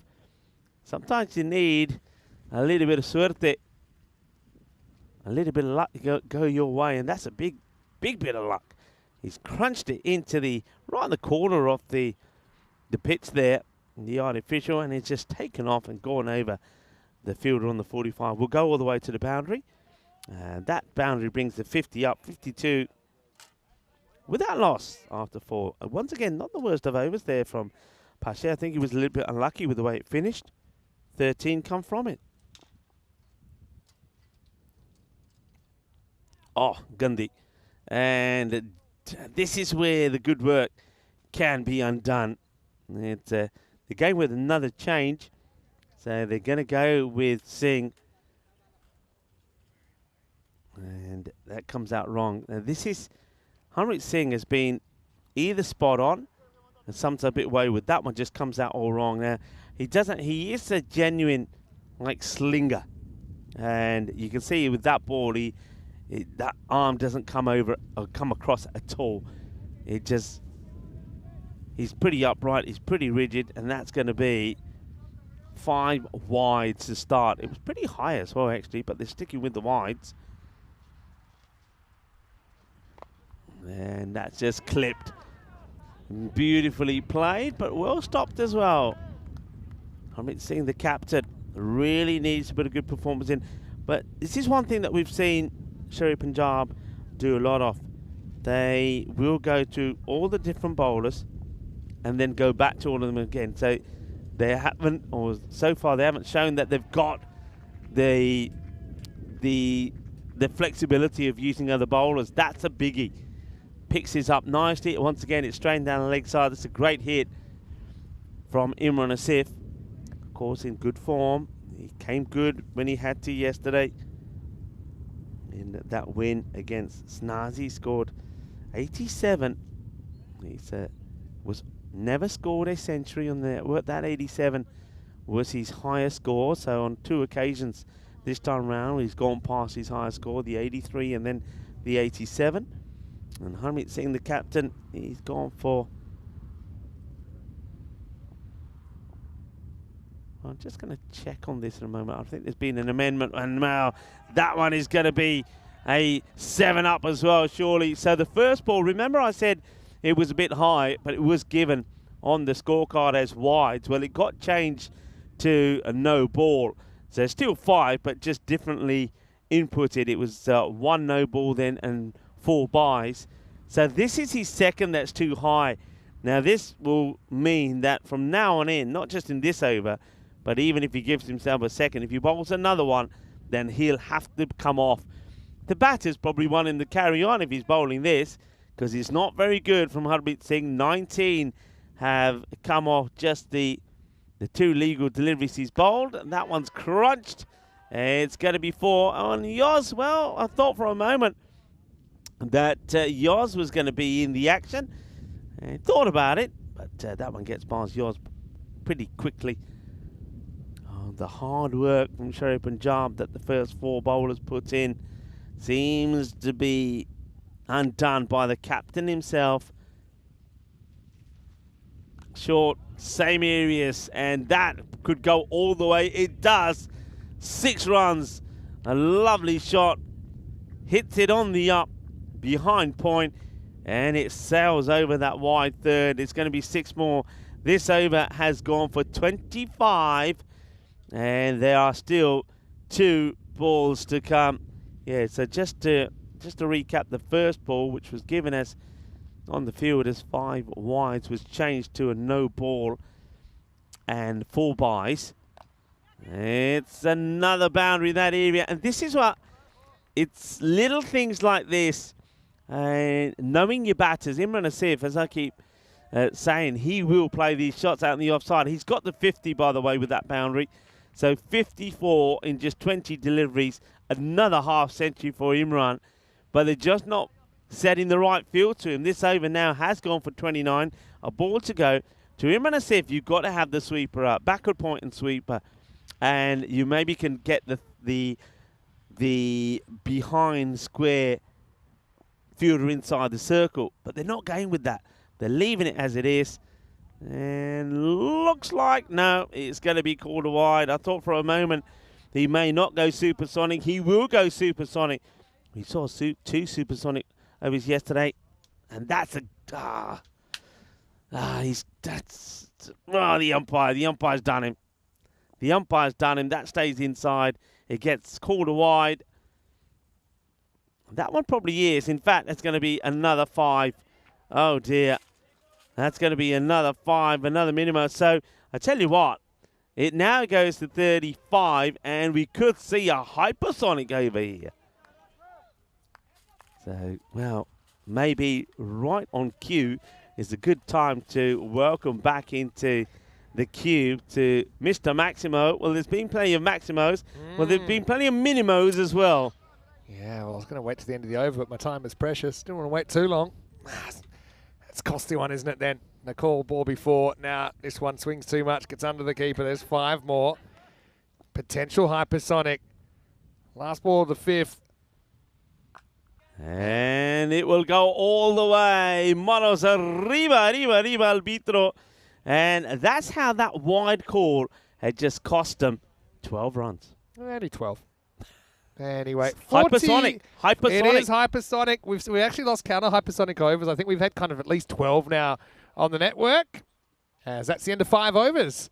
And the score is 97 without losses. Welcome you into the box. Vinny Sandy, Mr. Maximo for ECN. Rico Full with me. And look, as usual, we did it first. We've seen a couple of hypersonic overs in county cricket this year. Yeah, you know, it's they starting do to happen. give 2 for a no ball or a wide. Lucky we don't do that. Otherwise, we'd probably have even more scoring records. But Certainly would be. yeah, I mean, just it can happen. It can happen to decent cricketers as well. So I think you just kind of wear it, get on with it. I think a lot of European cricket series just kind of staying in the moment. Yeah, Sher-E Punjab, they're one team. I mean, if you look, now it's going to be 6 different bowlers.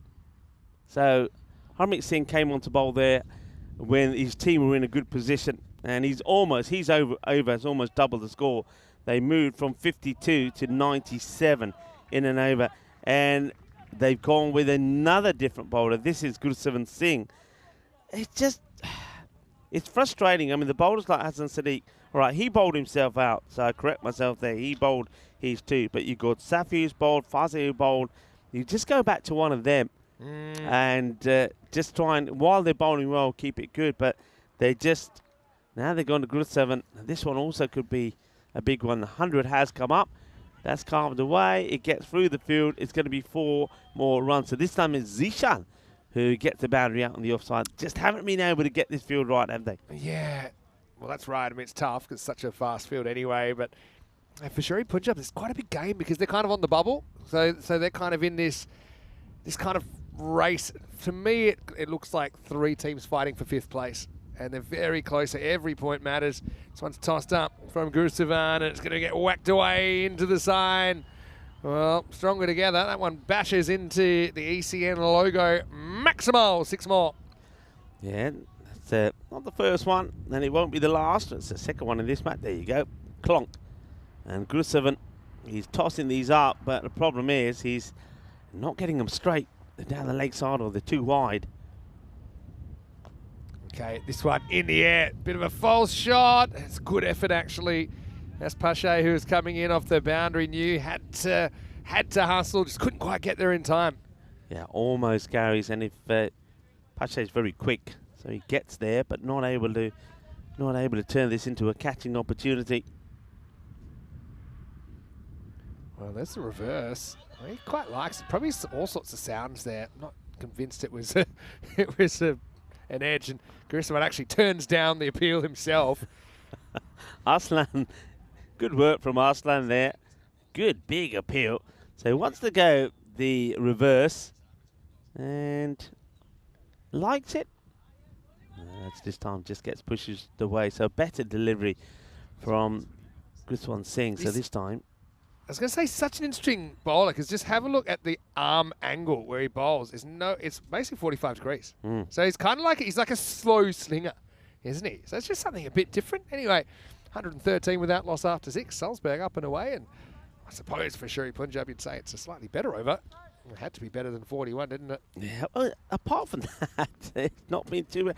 I mean, let's leave out the 41 for a moment. It went 9, 16, 14, 13, 15, which you think, yeah, it's all right.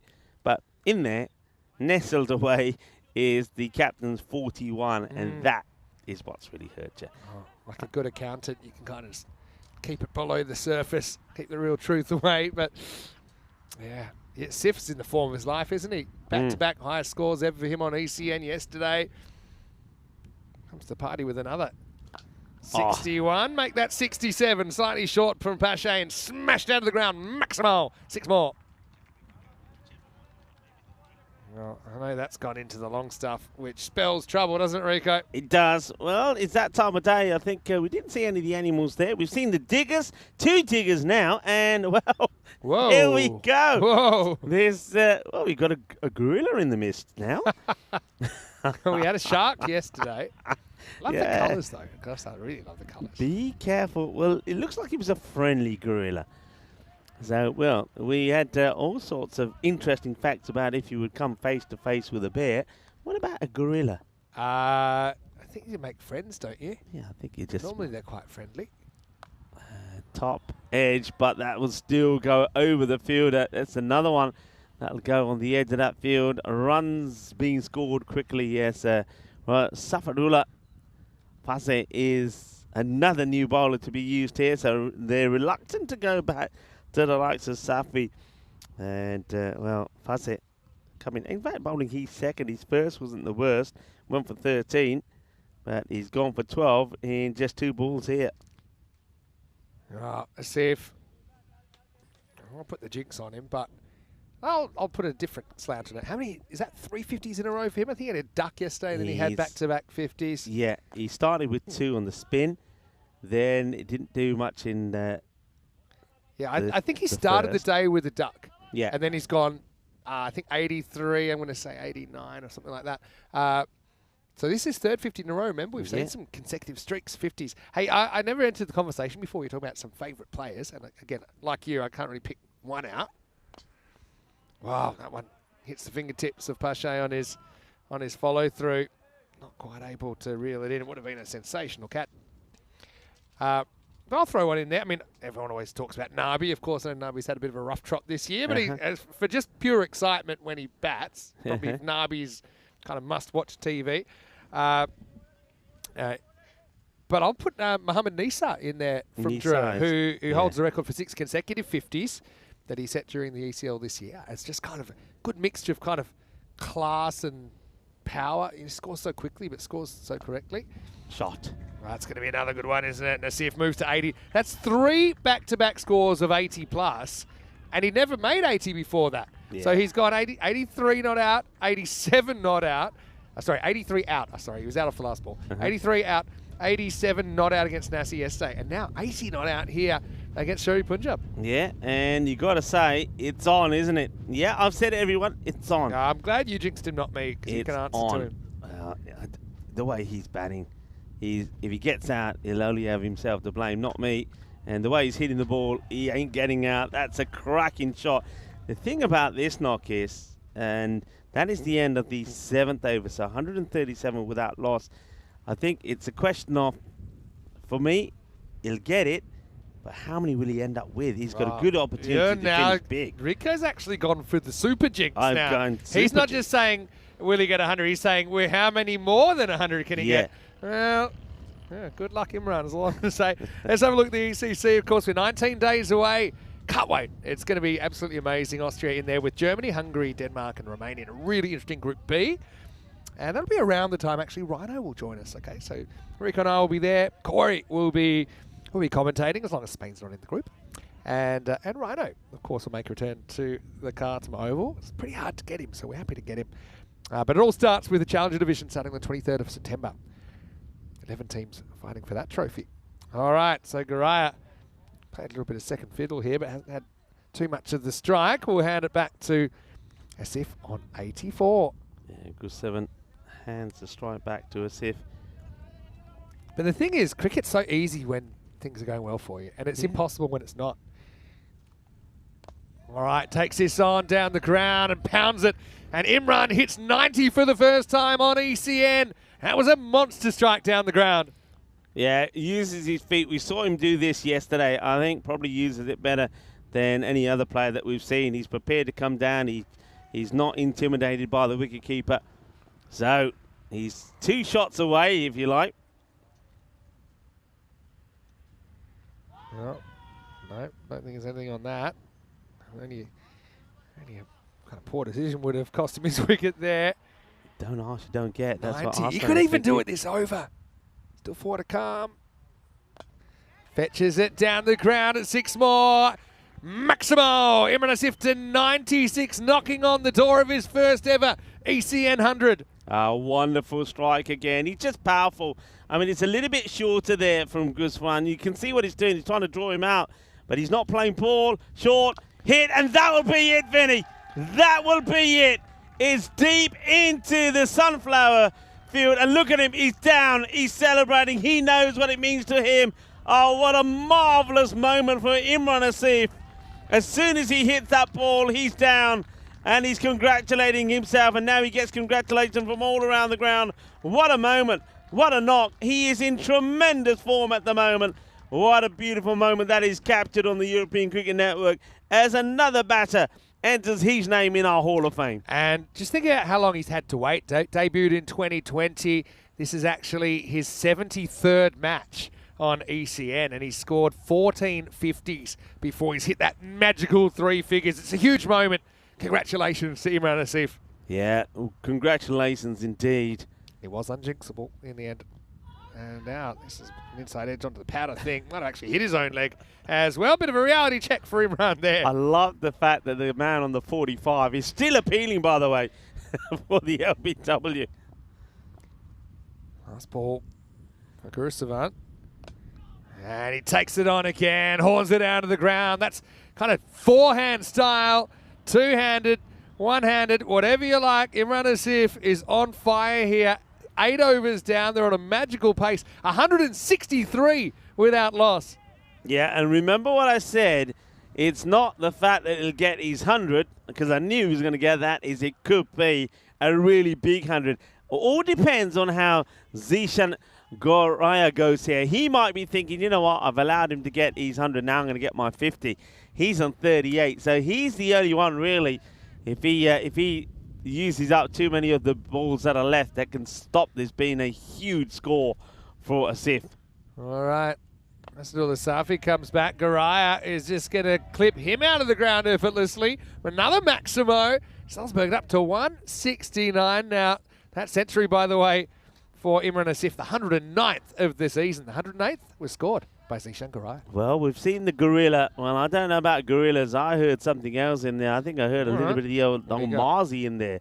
Was there a little bit of the Oh, a bit of the wolfie. Well, you don't want to be upsetting some of the animals in there. No, maybe I'm just hearing things. Anyway, Garaya, 44, make that 50.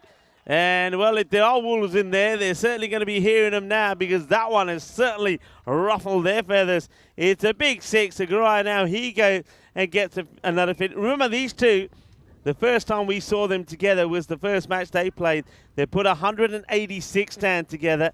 Here they are on 175. And you know what? That 200 is even on here. Yeah, they're on 210 pace at the moment. Really, there's no end in sight. Deep in his crease, Garaya gets that one just in towards middle and leg.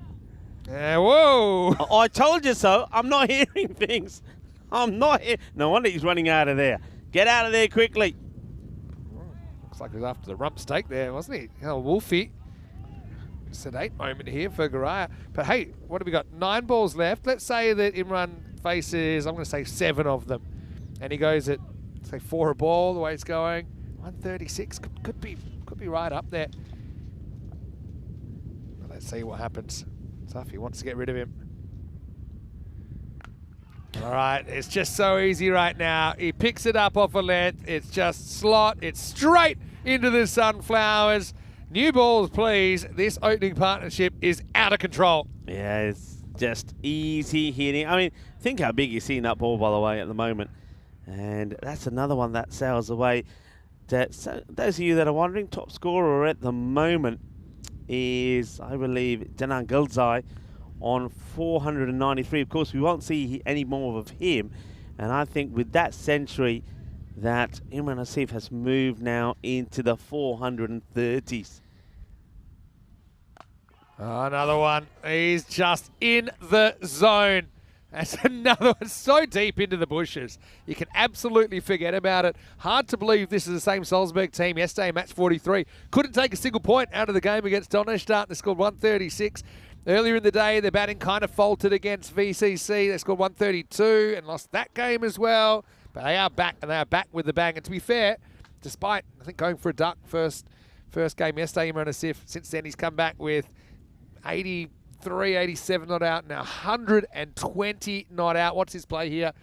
Probably still whack it. Just whack it. Yeah, and maybe we'll see more of him. McGrath miscues one. We don't know, but there he goes. It's going to be another 6. It's just amazing hitting. So 126. And the thing is here, I wonder if Zishan will try and just get him the strike, because he's on for 150. And I know that at the moment where he is, he probably wouldn't get onto our board of higher scorers, because we've had some serious scores. But if he can knock on the door of 150, he'll certainly be up there. Let's have a quick look at some of the pain and the misery for some of the bowlers. Well, Harmeet Singh, he knows he's the one who started this all off, because before he bowled that fifth over, everything was going pretty well. But then after that, well, it's been pain. It really has. All right, who they're going with here? Let's see.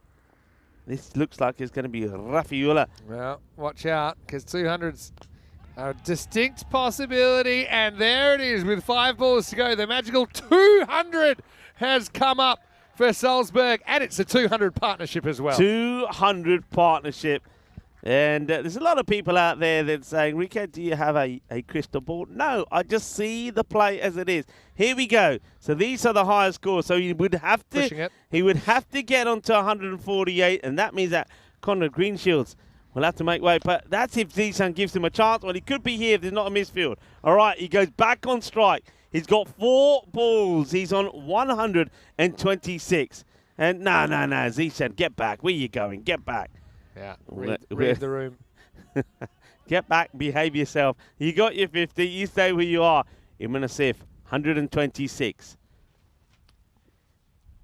All right. You can always tell. I mean, you're probably the same, Vinny. You can tell when the batter's on, and you can tell if he's going to get himself out or not.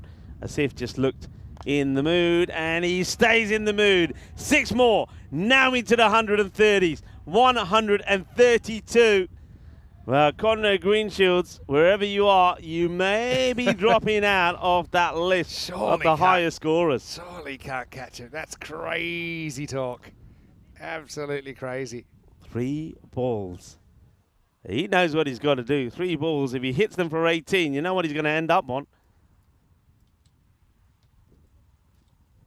Well, that could be one of them. Let's see. I think that's gone all the way. It has. Bullet.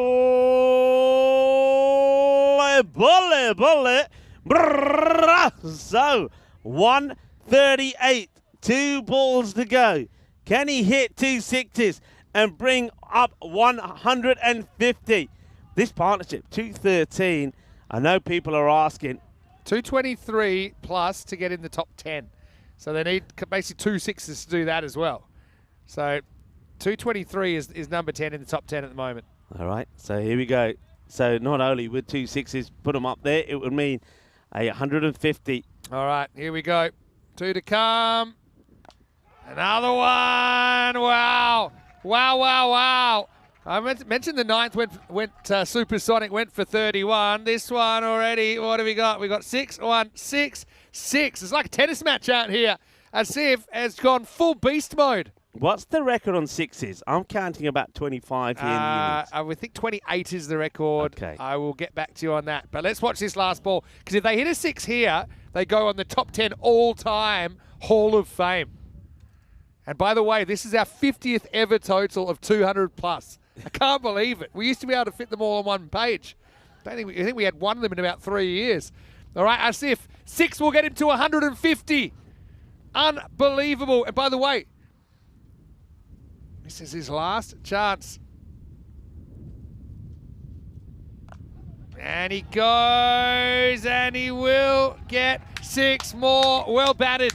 It is 150 for Imran Asif of 40 balls. What a performance from Salzburg. Well, you talk about bouncing back. It's back-to-back supersonics to finish things off. And the 10th highest total in ECN history, 225. It also kind of gets right up there for the biggest partnerships. It goes past the 222 from Scott Edwards and Max O'Dowd in the ECL 2019 final. A very famous match. But, well, stand up and applaud Imran Asif. That is the innings of a lifetime. Oh, what an amazing knock. And it couldn't happen to a nicer man. Let's say that as well. We've seen this plenty of. Imran Asif is a lovely guy. He knows his cricket. He's very humble. And for somebody who's never scored a century before, not only does he score a century, well, they just can't stop him. 150. We've seen something special here today. Aaj da na dosto, swad aa gaya. Innings dekhi apni Imran Asif nu.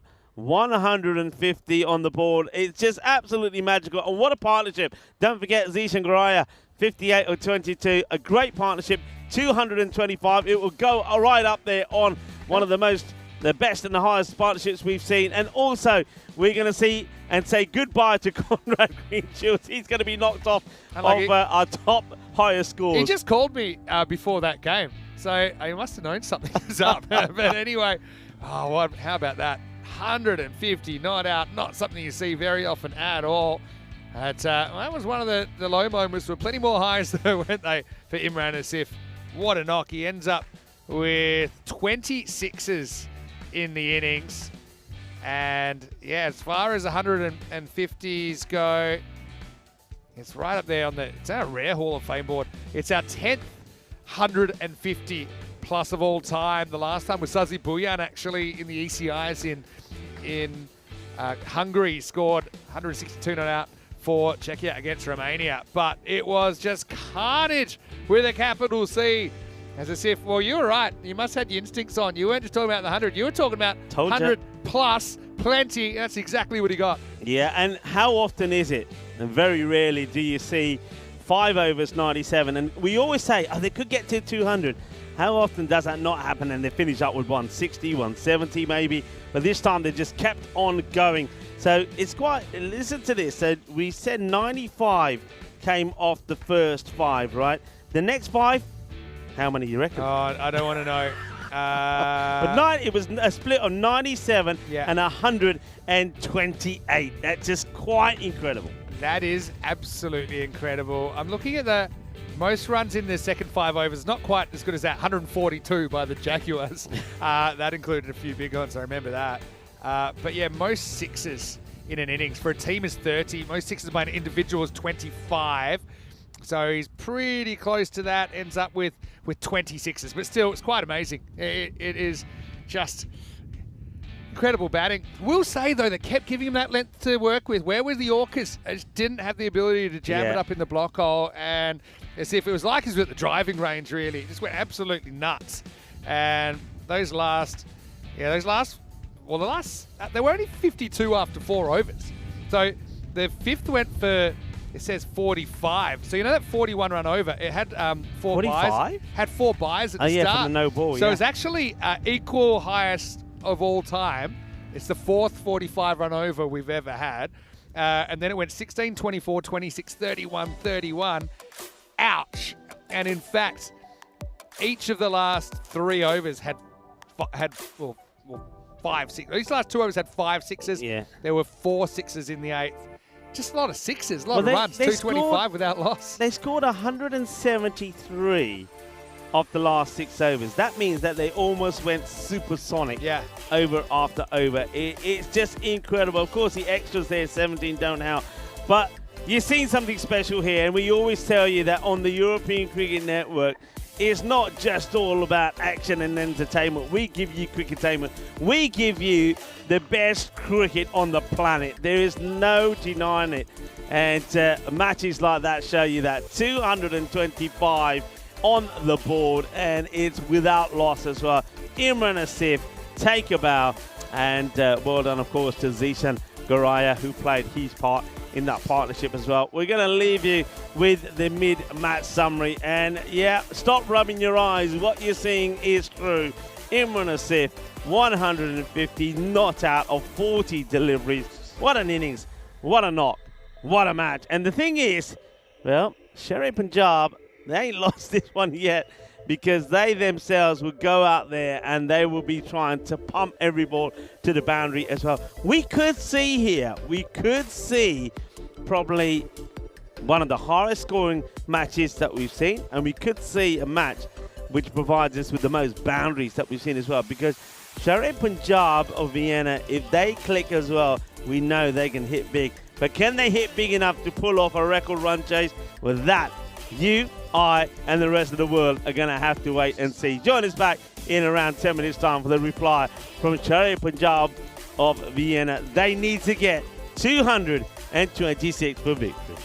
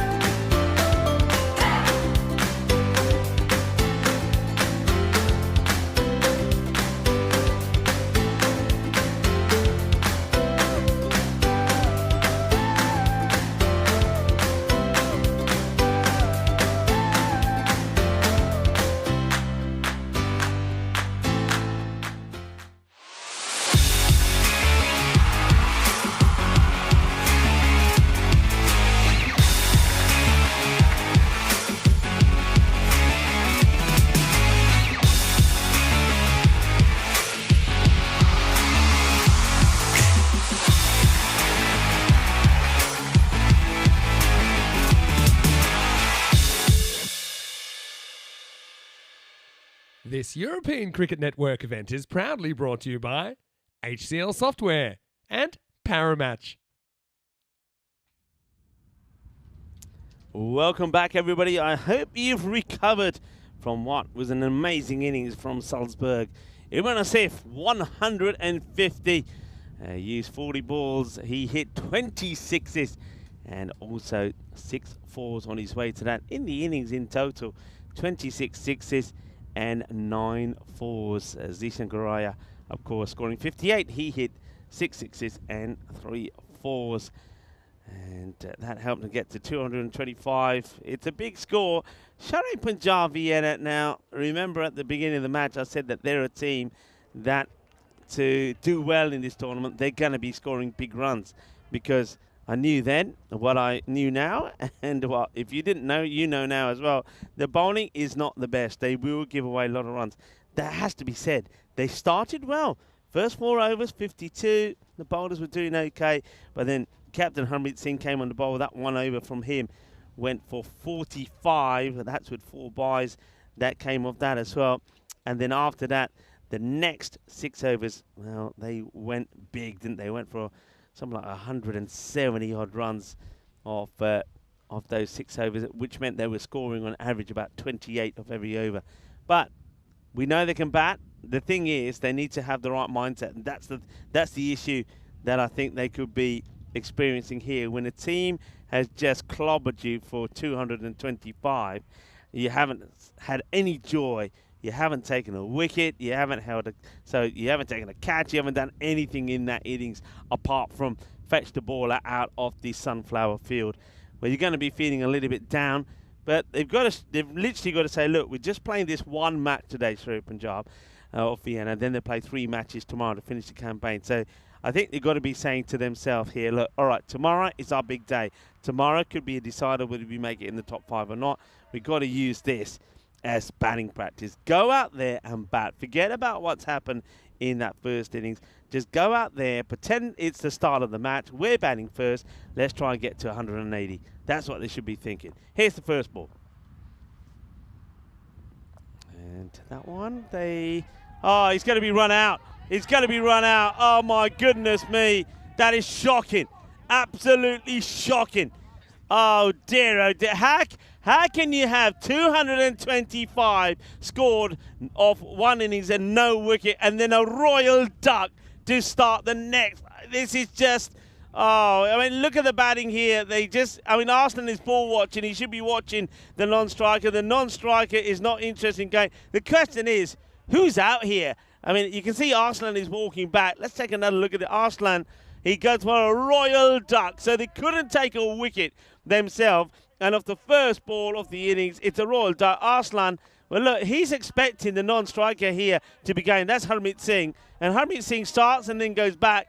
And, well, Arslan, yeah, look, they haven't crossed. Arslan will go. He's gone. Oh, dear, oh, dear. And it's Aqib Iqbal who gets the direct hit. Mind you, didn't really have to throw the ball, Aqib Iqbal. He could have crawled on his hands and knees with the ball in his hand and knocked those bails off. You couldn't write this, could you, folks? You could not write it. 225 in 1 innings, no wickets at all. Very first ball of the next, and it's a royal duck. And this one will be a wide. So the first runs on the board will be wide. Arslan Arif, what will he be thinking? Well, I know that some people will remember his brother when he got a dismissal he wasn't very happy with. He almost took his own leg off. At least his brother, the older brother, is not going to go to that extent, but not happy. This one is just going to drop short of the fielder. The batters, they don't run. Hassan Sadiq has come in at number 3. He's been scoring good runs.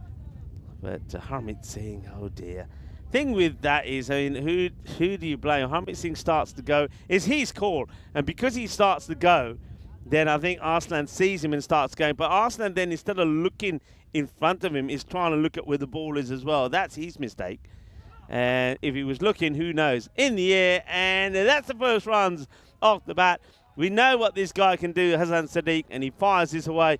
And that's his first Maximo. It's also the first runs of the bat for Sher-E Punjab here in the day. And they've just got to be, they've got to, again, I was just saying, you've got to put behind what's happened in that first innings. Put it behind you. Now you've got to put behind you what's happened the first ball of their reply. But Hassan Sadiq starts the day on 293 runs. Of course, remember, he got to that 95. And when he got to that 95, it looked like he was going to get a century. And then he went for a big shot, was called on the boundary. But he was a batter who said, don't worry, I've got plenty of other innings to bat. So let's see if he gets another opportunity. Plays this one into the ground. But look at Harmeet Singh here. There's just no... You know, I don't like to pick on players, but first of all, the over he bowled the captain, it was not a good over. Went for 45. And now here with the backing up, and be vocal, be assertive, make a noise, make a sound. Yes, no, maybe. But I wonder if even if he's backing up here. So he's leaning on his bat. Let's see. No, look, he's just standing dead still. Just have a look at that. I mean, you can see him there from the moment the ball's been bowled. He hasn't moved. He has not moved. So somebody's got to really talk to Harmeet Singh here and say, hey, come on, buddy. You know, let's get with this. He is the captain. He's got to lead by example, but he's just leaning on his bat. Watch here. The bowler comes in. He doesn't move. He doesn't flip. Let's see if he does any better here. No, nothing. Absolutely nothing. Well, now he's going to have to get his skates on to get in. He will. So, end of the over. It's not the best of starts.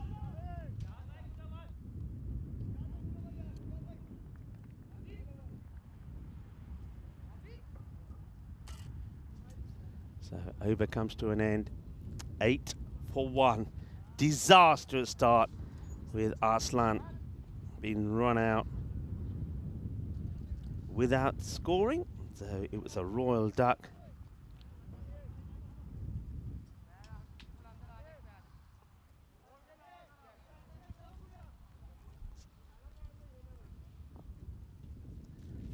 Sarchima with the ball. I think he was probably the pick of the bowlers yesterday for Salzburg. 13 matches since the golden ball. Well, we got one on this one. It will be something terrific. It will be a match that will be talked about all over the world for years to come. It's a short one outside the off. First up to Hassan Sadiq. Good start from Sarchima.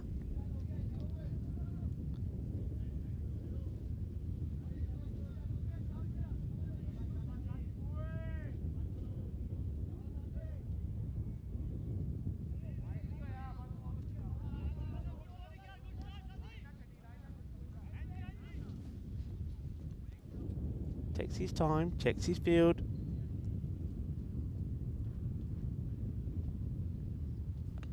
That's worked away over the short third. I think he plays for this. If you have a look at this again, just watch his wrist come into play. Yeah, definitely plays for it. That's a very good shot. He's aware of where the fielder, and when we saw him bat, I mean, a few times, of course, mate, the last time was when he made that 95. He's another batter who seems to have a lot of time. Not often that he gets rushed. It's not often that he plays a full shot. And he was one that did surprise me when he didn't get his century. He a little bit like Imran Asif today. He didn't look like he was going to get out. Chases a wide one. It's not called by the umpire. I don't think the batter can quite believe this. Let's have a look. I mean, it doesn't come up at all, and ooh, yeah. Now that one, that one is well. We're often saying that he criticising the umpires a little bit for calling them when they're not. That one, I think, worse.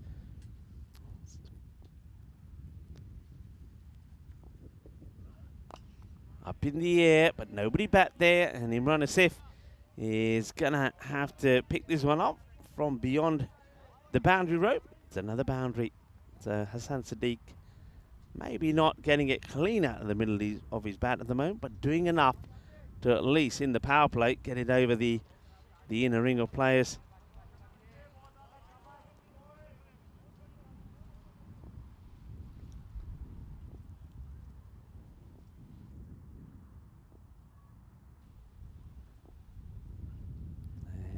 it's another one that will be sneaked in. Let's now have a look. I mean, we just saw 225 scored there. Let's have a look at the graphic, which shows us the highest team totals. There it is.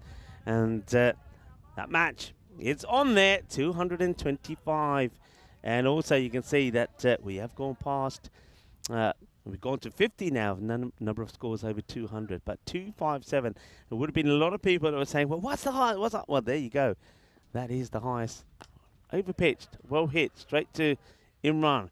Fires it in, and they now will take the single. Imran Asif has normally got a very good radar when it comes to throwing. We've seen him already been involved in a few run-outs, direct hits. So he just chances it there. If you can get the wicket, it'll be a big wicket.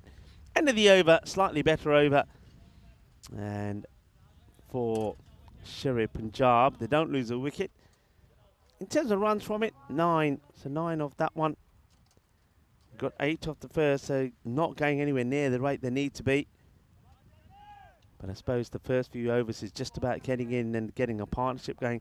Harmeet Singh, by the way, is now getting ready to face, well, hasn't, I was about to say getting ready, but they took a single. Hasn't faced the ball as yet, but has already been involved in the match because he was, I suppose, instrumental in a way of running out Arslan Arif, and now he's just, it looks like he's just shying away from the strike.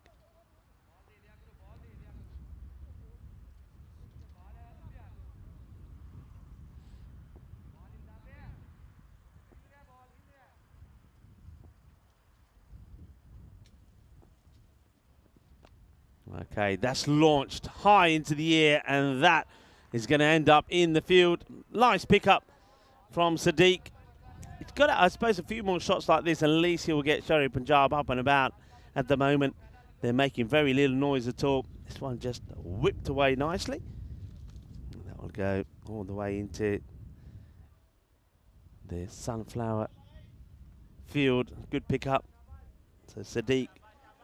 Probably, I think the best way for him to go about this in his mind is thinking, well, okay, just seen one batter go out there and score a century. Maybe I'll take this opportunity to do the same. And we know he's got the ability. That's another nice shot. So this time a little bit shorter from Shinwari, and he rocks back and plays it away. So back-to-back boundaries. Shinwari bowling his second. The first was not too bad. The 8 came from it. There was that run out, of course.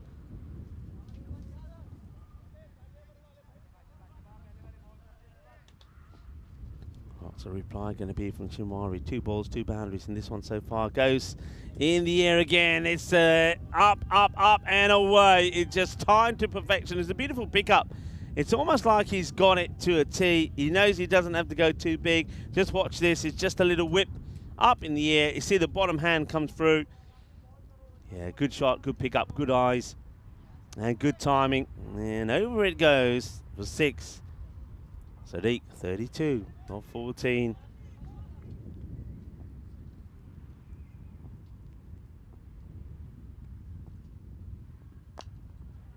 And that's hit too straight for the fielder to have a play on it. It's another boundary, so this over's gone wide. 6, 4, 6, and now another 4. Sort of, if you watch this shot from him, it's very controlled. So he's hitting it at the right point of impact. He knows where the fielders are, and because he's not trying to thrash at it, he knows where it has to be. If he gets it wrong, it's catchable. And now that one's going to go all the way around, and that will be 6 more. So down the leg side, and he gets this one away as well. So an expensive over this. It's gone magical, and it's just one good hit away from being a supersonic one. We've seen hypersonic, and we've seen supersonic in this match already. In the first innings, of course, we saw a 44 and a 31. This one has gone for 27 with the ball to go.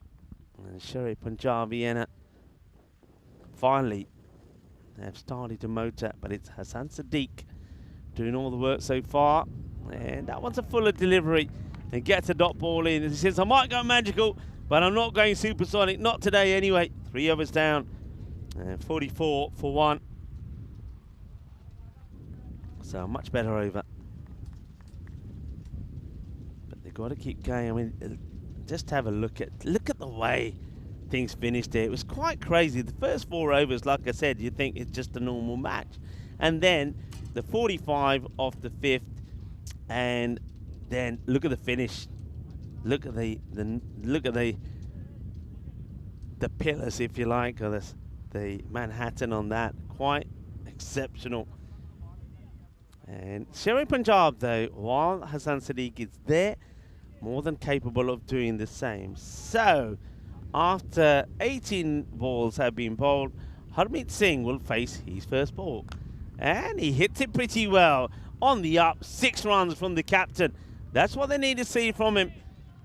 Still no real excitement from Sher-E Punjab. I think they're still healing from the good hiding that they got out there in the field. But a few more big shots and everything can change. And hang on a minute.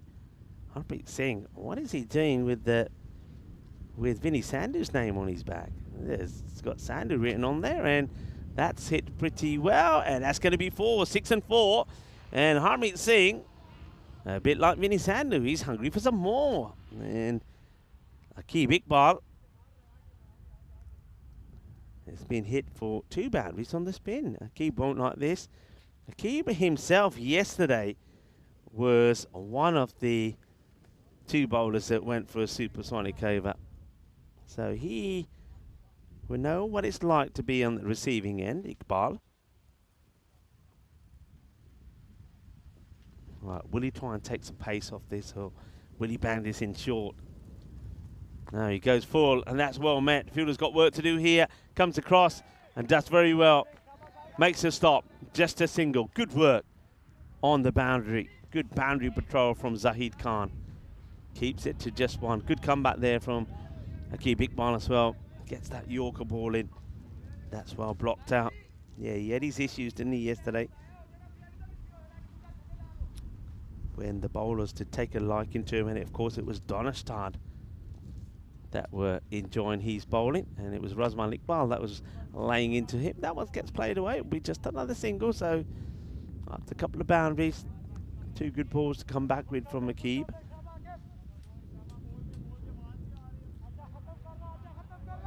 All the noise so far, though, just being made here by Salzburg. Sher-E Punjab, Vienna, pretty quiet at the moment. They're sort of huddled together underneath their team tent.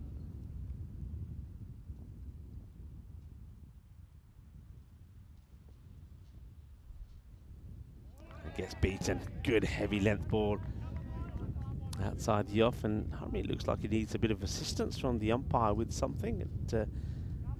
Probably a shoelace, I think. Well, where's he gone? No, he's just out there. He is just out of the picture. And umpire Rajinder making himself useful, tying up the laces of the batter. Iqbal. Right, up in the air, and he gets enough of this to get it over Imran Asif. So 6 more in the same area where Harmeet hit his first. Not a bad delivery, but Singh is pretty powerful with the back foot, isn't he? Rocks back, hits that well, gets another 6. So 18 come off that over from Iqbal. So the momentum continues. So end of 4, 62 for 1. We've talked a lot about this 225. It's a 226, of course, is the chase. But of course, Sher-E Punjab Vienna, they know that if they can't get to that, which if they do would be a record run chase, 158 becomes the key target for them. That would see them at least pick up a point. And that in itself would be a real achievement if they're able to do that. Just keep an eye on the time there. So the clock ticking away. They've got 4 overs being bowled. They've got to really get through another 5 overs. So not really going quickly Salzburg, and they're using quicker bowlers. All right, miscue. This could be the big chance, and it is going to be taken. Now, that's the wicket they needed. So Hassan Sadiq miscues the first chance he gives, and it's been taken, and it is Aqib Iqbal who takes the catch. And well, let's just say he has to get rid of a few bits of debris that get stuck onto him. If anybody you want under a catch is Aqib, he does take it. Of course, he was involved in the run-out as well, so getting a fantasy point if he's in your side. And they lose the dangerous Hassan Sadiq for 43. 43 of 19. Aqib Iqbal takes the catch, and well done to Umar Tariq. Umar Tariq, he's a funny little bowler, isn't he? He can be very effective, but at the same time, and often on the same day and in the same match, it can be very expensive. Well, that will help. It's a little feather inside edge, which will go to the boundary. So Safatullah Fazeh gets off the mark with the boundary. Then this guy is just like a bit of a pocket rocket, isn't he? Yeah, doesn't hang around, and he's a big hitter at the ball. We've seen him score runs quickly, but we need to see him, or certainly the Sher-E Punjab Vienna need to see him stick around as well. Maybe stay there and face someone like 20 deliveries and see what he can get to. He's a very good hitter of the ball, powerful hitter of the ball. And there you go. That's the proof. That one gets smashed away pretty nicely. So into the field it goes. Well, we've seen already the gorilla was probably lurking around in the earlier match when we saw Sher-E Punjab out there. And we also saw the Wolves were out as well. And let's see if there's anything else that's going across the sunflower field at the moment. Oh, yeah, there is. It's zebra time. Well, the zebra's just wondering where all these grizzlies are coming in from. Just having a little look. Well, he comes out of there, okay. He said, hey, you know what? I've just seen a zebra. There's a zebra in there. Nobody will believe him, of course. We believe you because we can see what others can't.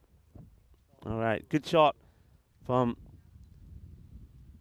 Fazeh. And he goes for another, and he's going to get lucky. Well, he's had the inside edge, the middle of the bat, and now the outside edge. Well, you pay for every bit of it, so you might as well use every bit of it.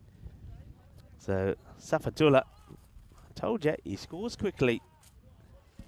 And that's what he's looking to do here. So after a wicket off the first ball of Umar Tariq, he's gone 4-6-4. Being a bit unlucky with the 2 4s. It was a good shot for the 6, Umar Tariq. And well, while we're waiting, we can maybe have a look at the highest run scorers now as well. And of course, you will see when we get that up there for you that, of course, oh man, Imran Asif will be on that board. Maybe after this delivery, or perhaps at the end of the over, probably a better time. Let's see where this ends up first. Well, that's up in the air. Somebody's got to try and get there. And, well, it's an interesting one, really, because I saw, the way I'm looking at this, it looks like Zaid Khan is the one who should be going for the catch here, but he seems to give up on it. I want Zishan Goraya to get there, but certainly is, I think, Zaid Khan's catch, but he doesn't want it. We know he's had some issues with catching, and he'll be the first to admit that. Doesn't go for it. Taking it on, good throw, he'd be in trouble. And it gets past the keeper, Likat Mohammed. End of the over. So a mixed one there from Umar Tariq. And let's see if we can show you the highest run scorers now. We'll probably welcome you into the queue first, and then we'll talk a little bit about this as Vinny Sandu joins me back. Yeah, just great match, high scoring, and of course a great personal moment for Imran Asif. He'll be right up there as the top run scorers. It's hard. Sometimes you just have a day that you might have just you'll never forget in your life. I think it's been one of those days with Imran Asif. 150 off 40. Identical figures to actually Stefan Gooch, our very own. Yeah. Who scored 150 off 40 for the Hippos in Talon earlier in the year. Have a look at those 2024 150s. They are all the 150s ever now. So that is up in the air. It's going to be 6. Well, they're going to keep on coming. Watch out where you park your car here at the Salzburg Cricket Ground. Maximal to start the second half. Well, that's the thing. You need a bunch of runs to kind of 160, isn't it, or something like that for the point. 158 to be exact is their target to keep their point. But it couldn't have had a worse start though. Arslan Harif with the run out for Royal Dark. And the thing about Arslan, he's been in good form. That's hit pretty hard as well. That's going to be 4 more. So the captain, Harmeet Singh, well, he was the man who was involved in that run out. And then he went into shock because he didn't face the ball in the first 3 overs. He went 18 balls without being on strike. And then since he's gone on strike, I suppose you could say his strike rate is pretty good, as it's 28 of 8 balls. Well, that's nicely struck. I just feel here that Salzburg probably missing the trick slightly. I mean, when you've got so many runs on the board, you just put your spinners on, wouldn't you? The slower bowlers. Take the pace off and say, right, there it is. Probably feel like it runs to burn, though. Yeah. That's the thing. Yeah, I mean, yeah, I'm with you, but you just say, right, okay, hey, turn your arm over for me. Look, we've got 225 on the board and no pace on the ball. Let's see what it gets us. Firmly struck. Imran Asif gets behind it, makes a stop, just a single.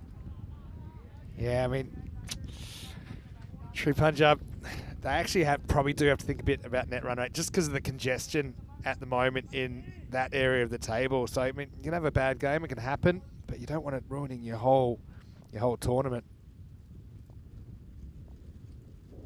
Right, up in the air now. Bowler wants it himself and holds on to it. And one thing that Salzburg have done is they've taken and held on to the catches. Adil Tariq gets his first wicket, and that will be the end of Safatullah Fazil. So once again, as I mentioned before, he makes starts, he hits the ball well, but he's just not able to stick around. Remember I said that let's see if he can stay there for about 20 balls. If he can, he'd make a big positive impact on this match, but he can't. He's going to leave his captain out there, 29 off 9. He's going to make way. He goes for 15 of just the 5 deliveries, 1, 6 and 2 fours. And it will be the caught and bowled effort from Adil Tariq to see the back of him. So Fazil goes. And now we're going to see Harmeet Chima. Now, haven't really seen too much of this guy. So let's see how Harmeet Chima does. And I think this is probably the first time we've probably seen two Harmeets out there in the middle. It could be. All right, here's Adil Tariq. Played away through the offside. Maybe get to hand to that, slows it down. Get a long single. So even now you can see that equation to win is kind of off the table.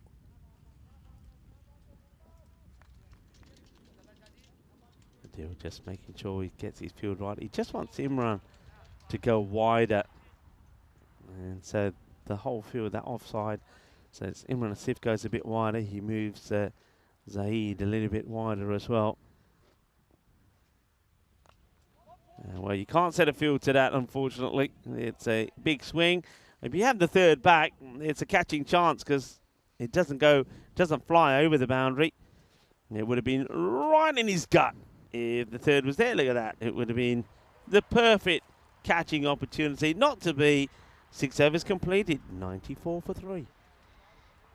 Yeah, I mean, it's not terrible run rate. You see what they need for points. They need 16 and over from here. So pretty much on that pace. And actually, you know, if you can see 225 and you end up getting a point out of the game, it'll feel like something. Every point is crucial, I think, for those teams. Kind of ICCV in the middle. Obviously, you got Sher-E Punjab here, but you've also got kind of Graz Cricket Academy as well, kind of in the mix. So, Harmeet, not too much of the strike, has he, the captain? Harmeet Singh I'm talking about. Anyway, here's Chima. Bowls with good pace, doesn't he? But it works against him here. It's going to fly away to the boundary. Yeah, good effort from Liaquat Mohammed. Well, Liaquat Mohammed, maybe he needed to be a bit more like a meerkat and spring of his feet. It's a great effort. That ball's gone pretty quickly from Sarchima, but yeah, he swings hard. Well, we always say that fortune favours the brave. Swing hard and see what you get. Hay mucha suerte ahí por Chima. So we see, look, how about this? You've got two Harmeets betting together. One is a Harmeet Chima, and you got a Chima bowling to him. That's true. My brain hurts now. Anyway. Oh, this one isn't going too far. I won't get a run there. So yeah, can they get the point? I think they're on for it. Is that step outside leg though? It's a bit counterproductive, isn't it? Kind of boxed him into some options. I like the look of Sarchima though. I just think he bowls with good pace, good fire. Good live wire. I think he was the bigger their bowlers yesterday, in all fairness. I mean, they all had issues yesterday, didn't they? Especially against Donnerstadt. But this guy, Chima, was probably the better bowler. And now, oh, that's unfortunate. It's a slower ball, but it's not being picked. You were talking about this yesterday. If only the wicketkeepers knew when it was coming. And Liaquat Mohammed doesn't really know it's coming, so he rolls his fingers around it and is a bit the old cutter and just can't deal with that second bounce. It's a little bit too spicy for him. That's going to go away for 4 byes. It's a bit of a funny one because in baseball, and I know I played a lot of baseball as well, and ended up catching for a couple of years in baseball, and it's all about knowing exactly what's coming at you. Okay, you've got slightly less reaction time in baseball because you're essentially keeping from closer, if that makes sense. I'm trying to work it out. So it's kind of 60 feet, which is about 20 yards. So it's probably similar to a cricket pitch, but imagine someone just throwing the ball as hard as they can at you. So it's really important that you know when the slower ball is coming so you can set up for it. And we're talking about balls that don't even bounce normally. So I have seen it done sometimes in cricket where basically there'll be some sort of a signal. Sometimes it's obvious, sometimes it's less obvious. Yeah. But I actually think that's something that'll come into the game more. I'll explain what I mean in a second. Oh, steps a long way across. Pretty close to me actually live. Wouldn't mind seeing the replay of this one. Umpire wasn't particularly interested. Let's have a look at it on the replay. Wide of the crease. Maybe just hitting down the leg side. Good call from the ump. So even, it's not, you can have signals. Like in baseball, everyone knows there's signals, but you disguise the signals in a way that the other team can't decode it. So it's not as simple as going, okay, I hold up one finger, that means it's going to be fast. 2 is slow. Yeah. Okay. And there are times in baseball you do something a bit like that, but when there's no one that can see, because everyone's behind you. So the catch will, there's a whole way they do it. They kind of, they're crouching and they kind of signal between their legs. Everyone probably seen it. They'll go, 1 or 2. But what happens is when you, I'll come in a second, 104 for 3 after 7. Quick look at what's coming up next as we'll go up Salzburg. Well, I see if it's going to go out there and basically keep batting. Start on 150. But he'll have to wait because ICCV, they've won the toss and elected to bat in match number 48. ICCV, their last chance to get points on the board, potentially secure a place in finals Friday. Join us for that one in half an hour's time. Yeah, so for example, I'll give you a real simple one. So let's keep it really simple. Let's say that one finger is a fast ball and 2 fingers is a slower ball.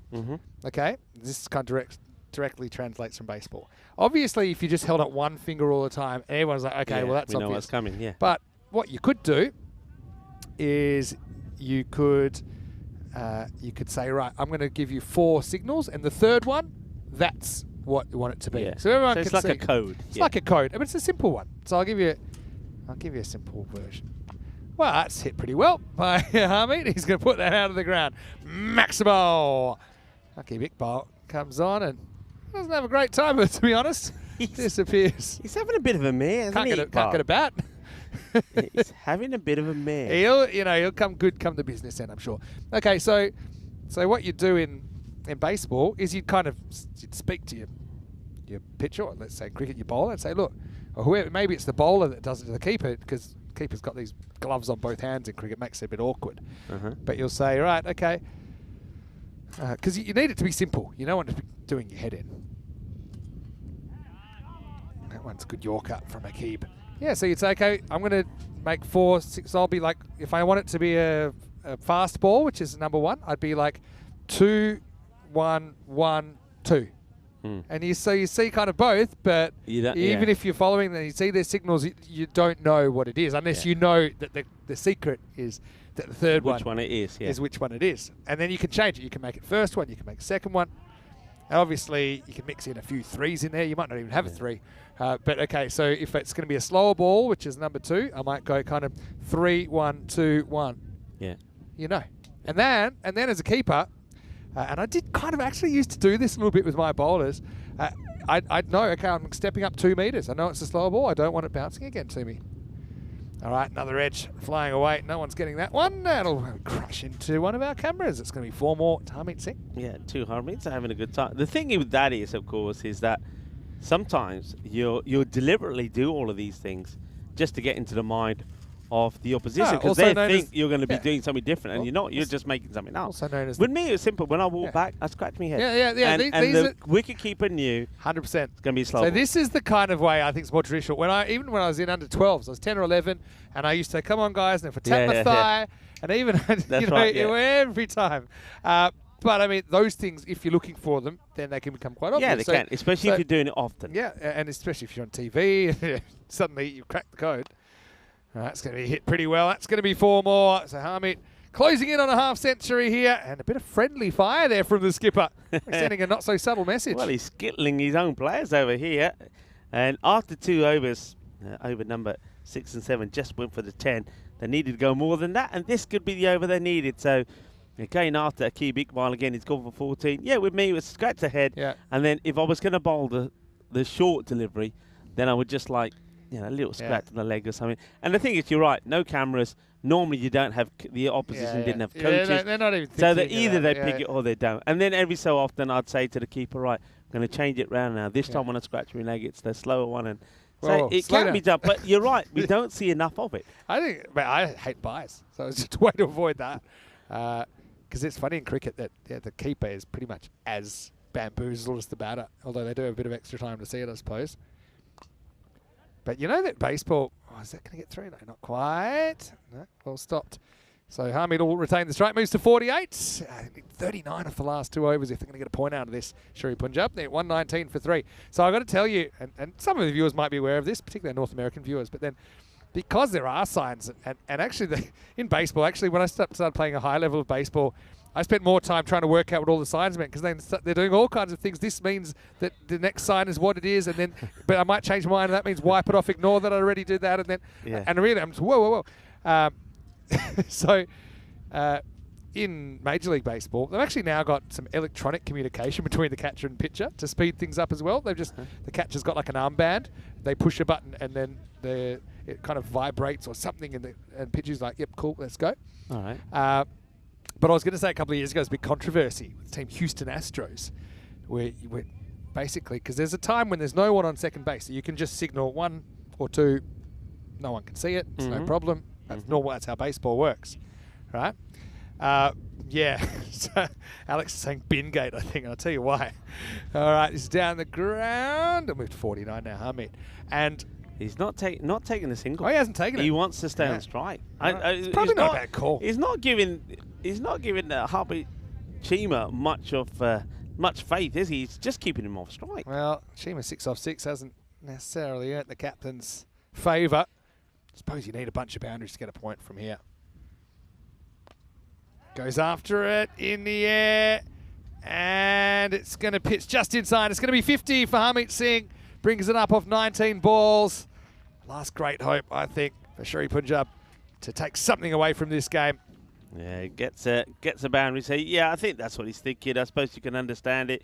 If he's the batter that's likely to hit the boundaries, is boundaries that you want from this point on to try and at least get you to a point. So you know how every action has an equal and opposite reaction. So with signs, you equally have the other team trying to steal the signs in baseball. But what the Houston Astros did is when they thought no one could see, someone would go out the back of the clubhouse. They got the game on the TV, and they'd watch live, right up in the air. This is going to go the distance as well. Maximal 6 runs. Oh, well, 25 off 9. 29 off 9, I should say. Yeah, so here's the thing. They'd have someone smashing the bin, like the metal bin in the background. Dung for a fastball or dung for a slow ball. And so loud that you could actually hear it on the ground. All right. Goes after it again. It's high. I think that is going. It's gone. Just out of the grasp of Imran Asif. Keeping the dream alive. Sher-E Punjab. This could be a vital point if they could get it. Huge. Yeah, so that's why Alex in my ear was saying bin gate. Because they started basically giving codes based on stealing, and then it was a whole thing. There's other things like, I don't actually necessarily like it, writing everything down, notes, so fielders will have notes on every bat exactly where to stand. But do you find it, I mean, do you find it quite strange that, I mean, I noticed a lot of this when I've been watching the Olympics, for example, in the team sports, up in the air. Will he get lucky with this one as well? Oh, he slipped, and he slipped, loses his footing and can't hold on to the catch. Oh, that's unfortunate. Yeah, it's Ranjit there. What a big moment that could be. They only take one as well. So he's basically saying to the other Hamid Chima, you can have this ball. Yeah, so what are you going to say with it? I was going to say, so what, like when you watch things like handball, you watch some of the basketball, when the camera zooms into the team and the coach is there and he's got the little whiteboard and drawing, then you think, well, look, if somebody's watching this, could quite easily tell the other team what's going on. Yeah, I always think if it's quick, in basketball time. You can hear them talking. Yeah, I love those things. And I think, well, last ball the over. Why are they showing that? Oh, yeah, he misses out. He needed to get something on this. Yeah, well, it's over. He just starts walking there. It's good job the keeper didn't fire this back into him. Yeah, so what does that make it? So last over coming up. And the score is 136. So they're going to need, I think it's 22 they'll need off this last over. They'll need a magical. It's been that kind of game. Yeah, so, it's true. So, for example, in baseball, sometimes you've got notes, whole notes on what you want to pitch to the other side. And sometimes when they're sliding, the notes fall out of the pocket. And the other team just kind of, thank you, and just kind of exit. And then later on, so this is how baseball works. Next minute, it's in the press, they stole their notes. Next game, they come out, might be 6 months later, they start throwing deliberately at the other team. There's a big fight, all about this kind of. All to do with that. Oh, dear. But I don't know. I think that sometimes you can get too, what's the word? Pen and paper. Like, I'm kind of anti, like, taking pieces of paper out on the field. I mean, okay, Duckworth Lewis and stuff, probably something you can't be expected to remember, but it kind of takes a bit of the feel out of the game. You know, makes it a bit too cold and scientific. If you know, okay, with this person you're 5 meters forward, this person you're 2 meters back. Yeah, I don't know. Yeah, and Alex is right. I suppose it's the only team doing it. Gundy ball. Oh, this could be a massive. Oh, that's a massive 5. That is a massive 5. When you think what they need in here, so they needed 22 off the over to take a point away.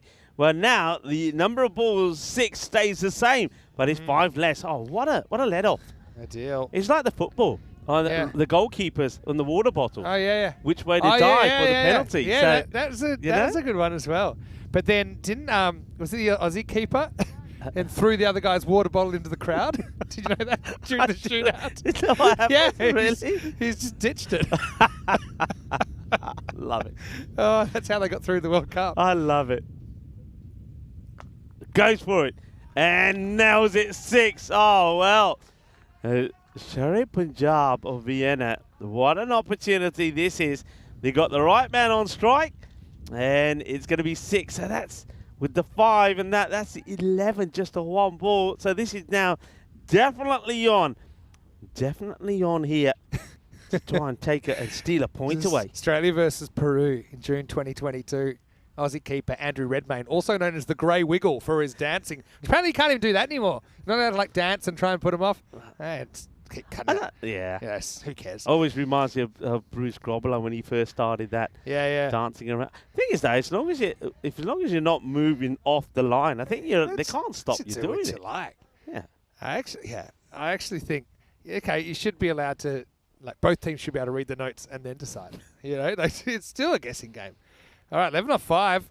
Well, somehow that snuck through. It's a bottom edge, I think, squeezed out. 7 off 4. Sher-E Punjab looked to be pulling a consolation point out of the fire here. Well, if he does this, I think all will be forgiven. I think even Arsenal and Riff will make up with the captain afterwards after being run out for a royal duck. It was a nightmare of a start. But they're getting there, aren't they? Hey, What about the number of runs that we've seen in this match now? That's the 150 that comes up. Let me just throw this at you, though, because does that make it 3 to win?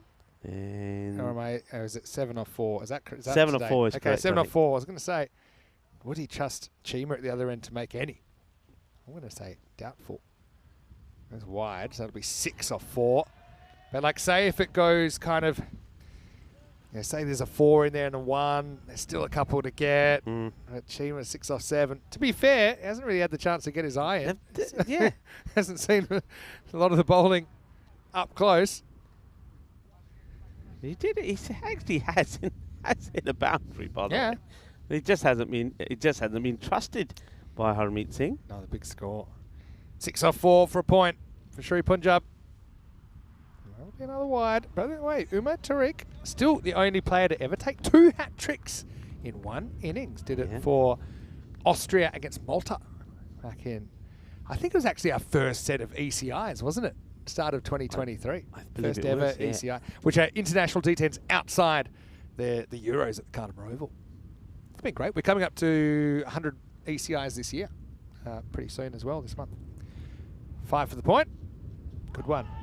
Yeah, that's the thing. Don't think he's nicked that, but what it is dot ball. Still could grab this. I mean, Salzburg, let's flip the script. For them to take all 4, that could be the difference, for example, between, let's say, maybe finishing top and having the second semi-final against the winner of the 4-5 game, or it could even be the difference between them making top 3 and not making top 3. So they want this point as well. 5 off 3 required for the batting team. Well bowled. Really well bowled. 5 off 2 now. He's once a wide there, but it was definitely inside. Never. Right, you've got to be thinking he's got to try and do it off this ball, and if he gets out trying, at least another batter can come out and have a go. Now, I wonder if they're talking about this, if a single's on, we take it, because at least you got a realistic chance of getting 4 off the last. Otherwise, you're looking for 6. True, but I still think no, because he might get a wide or something. If they do take single, they'll have to try and get back for 2. Try and get back for 2. That's probably what they said. 5.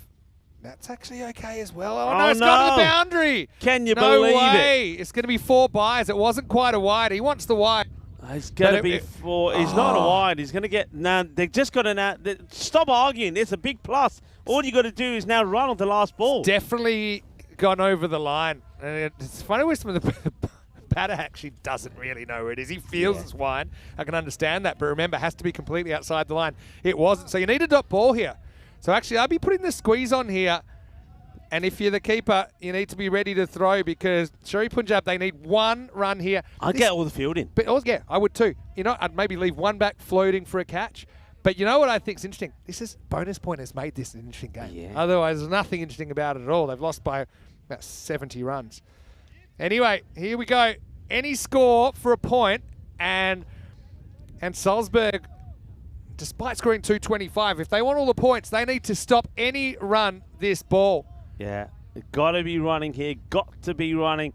I wonder if I'm having a look at the non-striker. What's the batter's approach? Does he still try and hit hard, or you might gamble with that, or does he just get bat on ball and run? Any score gets a point for Sher-E Punjab, and he will go for it. A handsome shot goes over the top, and that will be a maximal. So they do get there in the end. Hardeep with an 81 not out to counter. 163 in the game. That's right up there with some of the highest scoring games. Probably top 10 highest ever aggregate runs in a game, because we have 388 in that game. 15 off the record, but the points will be split. It'll be 3 points to Salzburg, 1 point to Sher-E Punjab Vienna. Yeah, what a wonderful match in the end, and well done to Sher-E Punjab Vienna, because after a disastrous start, I mean, you'll see that when it comes to the highlights with the Royal Duck and also the wicket of Aslan Arif, who has been in pretty good form. Then Harmeet Singh, I mean, fair play to the captain, 81 of 28. He took ownership of it, didn't he? He took ownership of it, especially once he saw the likes of Hassan Sadiq go and Pasha. He thought, you know what, you're going to take ownership of this. I'm going to try and take the strike. There's a number of times he turned down the singles. But it all works out well in the end, because he does get a very valuable point for each side. So gets a valuable point for them, and maybe takes away a crucial one away from Salzburg. But an exciting match 388 runs scored in that match. This is what's coming up next. Salzburg. It's not going to get any easier for them. They take on Indian CC Vienna, who we saw them a little earlier at the start of this match day 10 when they had quite an easy contest against Vienna Danube. But this time, I think they're going to have to work hard, and some of those batters are really going to have to start not just scoring, but scoring at a quicker rate. Well, this was the way it started. Akib Iqbal knocked the balls over. He probably didn't have to get the dive in at all, actually. No. He just could have just picked the ball up and walked at a snail pace to the keeper's end and knocked the balls off. But then we saw the fight. We knew that they had it in. The first 2 overs were a little bit quiet, just 8 and 9 from it, but then the score started to come. Shinwari's third over came for 27, and that was the start of things, really, when Harmeet Singh showed what he could do. Akib Iqbal, well, let's just say it's another match with the ball for him to forget. Things are just not working out well for him. He goes for 33 these 2 overs. Amir Tariq also went for 39. They just used those 5 bowlers, but I must admit, with Salzburg, I am a little bit surprised that they don't have any change up with the bowling, and surprised that they don't have a slower bowler in there. Yeah, it's a bit of an interesting one. I suppose if you're talking about going deep in the tournament, then you kind of need that variety. I think that's a nice catch, but yeah, really, Salzburg, one of their big issues is they haven't been keeping other teams quiet. You don't take the gloss off what's been an amazing performance, but you look at probably Imran Asif, the difference between the two teams. In fact, he was able to go on and do something quite superhuman in that innings. 150, only the 10th we'd ever seen. And then it became a race to the points. To be honest, they needed to have a huge finish, and then Sher-E Punjab captain Harmeet Singh stepped up to the plate, getting him over the line with the very last ball. Yeah, well, one thing that Salzburg will have a look at, and is the extras, 18 of them. 8 in buys, and there was 1 a leg buy, and then 9 wides in there as well. So just a few things.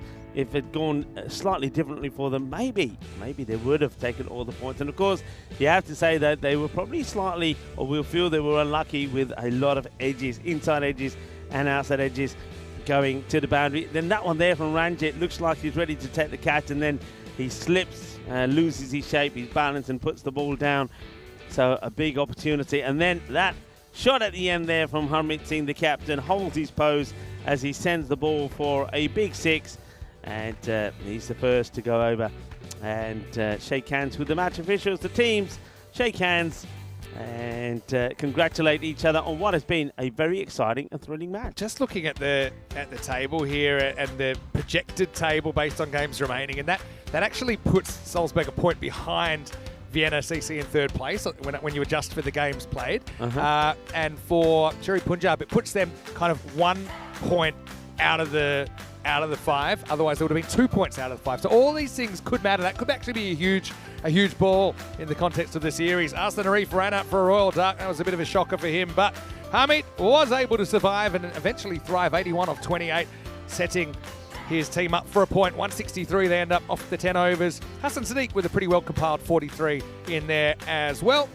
Wickets for Umar Tariq and Adil Tariq, but for me, Sarchima was the best of the bowlers, only conceding 14 of his 2. Having said that, Salzburg had to settle for the 3 points. Sher-E Punjab will take 1.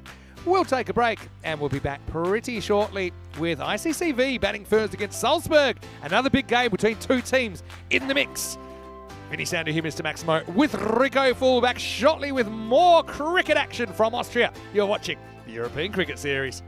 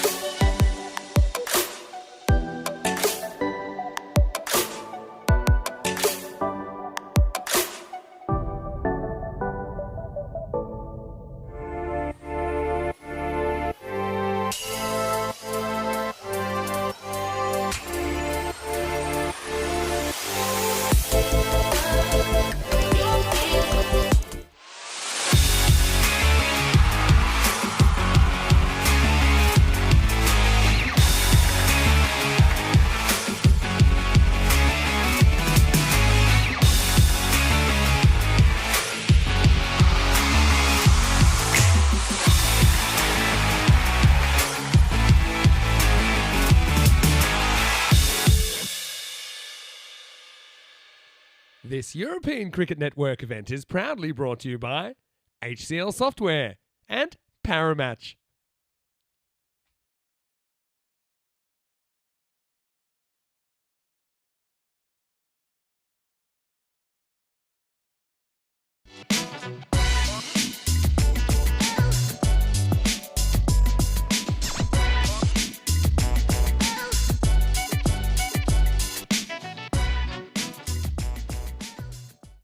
Hello and welcome back. Match 48 on the way. Geez, we've seen some huge hitting today, haven't we? And I don't think it's going to stop now because we've got another two heavy hitting teams coming your way. It's going to be Salzburg once again going back to back. This time they're taking on Indian CC Vienna. This is the last time that we'll see Indian CC Vienna in the group stage. So we'll be hoping they can do enough to progress on to finals Friday. Joe Foster in charge of the coin today. He's out in the middle with the two teams. Let's see who wins the coin toss here in match 48. Salzburg are at home. ICCV to cool. Heads. We're going to have a bat first. There you go. ICCV have won the toss and have decided to bat. ICCV then get the chance to bat first after winning the toss, and well, Salzburg in that last game, that was something quite incredible, wasn't it? 225 they put on without losing a single wicket. Imran Asif scoring a very rare 150, his first ever century on the network, coming in his 74th game, and it was a biggie, wasn't it? A real huge effort. And Salzburg, well, they're back in the swing of things, but they have been inconsistent. That has been one of the things about their week so far. ICCV, I just think they've got a lot to gain in this game. I think they'll be very hungry for a good result, but Salzburg, well, they were a runaway freight train last time. Can anyone stop them? Let's get ready for the first ball then. ICCV winning the toss and batting first. Rico Full will take you there. Let's get ready for match 48. Let's get ready and let's do it again. Well, what an exceptional match. The last one was when we saw a mountain of runs being scored. Salzburg, of course, 225. Imran Asif with that massive 150 not out, a 225 run partnership. It was enough for a win, but they couldn't take all the points. Sher-E Punjab, led by their captain, Harmeet Singh, scored 81 on not out of 28, helping his team to 163 and stealing a point away for themselves. And that means that things stay wide open with teams trying to finish in the top 5. And we know that Indian CC Vienna have got their hopes on doing so themselves, but their captain, Mehajima, we want better from their batters this time around. I think he's hoping that he, Kunal Joshi, and then also Ghani can go big and help them get big runs at the ball. That's why he does win the toss. He wants to bat first. But you can see that the win predictor is expecting Salzburg to win this one. 74% just to 26. Probably based on the fact that an Indian CC Vienna haven't really been able to put big runs on the board. Kind of runs that we've seen from some of the other sides. But can they click when it matters in this one? Salzburg, they are a team that can score big runs, but they're also leak runs as well. We saw that with them in that last match. The question is, can the big players for them come back? Akib Iqbal, at the moment with the ball, he's having a bit of a mare. So there's something that's just not going right for him. Batters are liking him, especially on this surface, and getting him away. Sarchima, though, has been a pretty good performer for them. Someone like Ranjit Singh will be hoping that he can get a chance to have a knock, and Akib Iqbal himself may be also featuring with the bat this time. All depends whether they can remove the openers Zishan Goroya and of course the in-form Imran Asif. So two good teams. We're going to see some top players go head-to-head against each other, and starting with the ball, no real surprise really. They're going to hold back Akib Iqbal, and it's going to be Shinwari to bowl the first ball. So welcome back to everybody. Slightly later, just had a 10-minute delay, but we are off, and this one gets guided away, and the fielder on the behind square boundary makes the stop, just keeps it to the 1.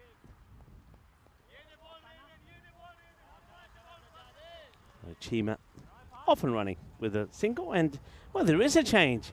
We are going to get a chance to see the Avatar. Yes, Avatar Singh is going to face his first ball. And well, this one really does. This really pops up from nowhere. This is an interesting delivery.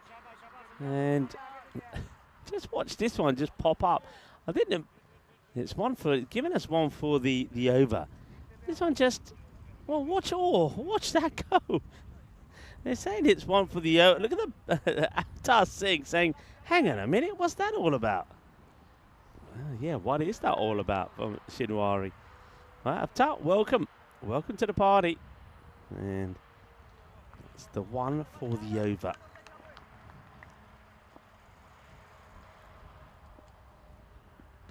Oh, that one, he's getting big swing, isn't he?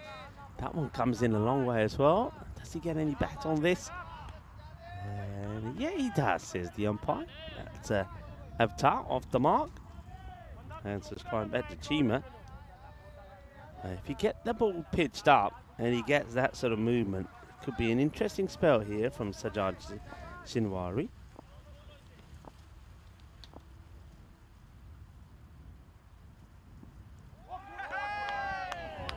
It's a shorter one again now. He's got to be careful because he's been given one for the over already. So let's have a look at this one. It's on the up and probably just okay.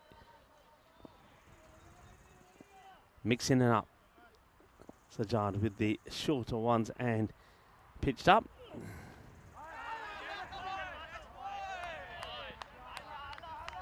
Tucks up Chima. Chima wants to give space to get this one away, but he tucks him up.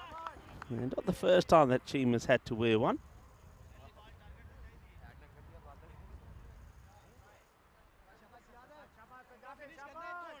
Shabas at the moment there. And back in time on this day in 1972, American swimmer Mark Spitz won his 7th gold medal during the Munich Olympic Games. That's hit well this time. It's a little bit too short. And a change of approach from Chima. Decides he'll go outside the off instead. And he rocks back and he plays a pretty good shot. So that will go all the way. Nicely hit.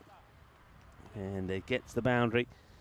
Yeah, and so Mark Spitz won his 7th gold medal during the Munich Olympic Games. The first person to ever do so in a single Olympics. That was on this day back in 1972. End of that first over then. And Chima gets the boundary away. It's 6. Therefore, it's 8 without loss after the first. Not so bad over there from Sajjad. Just went probably a little bit too short. I think when you're getting the ball to swing around like that, you're probably better off getting the ball pitched up. You get more swing. 19 days also to go before the start of the Euros of cricket. There in Khartoum, I'm sure that a lot of the finishing touches are being put on the Khartoum Oval, and it is looking pretty splendid, I can tell you that. Some new things will be seen when we get there. I think there'll be some surprises for us as well. Okay, Sachima. And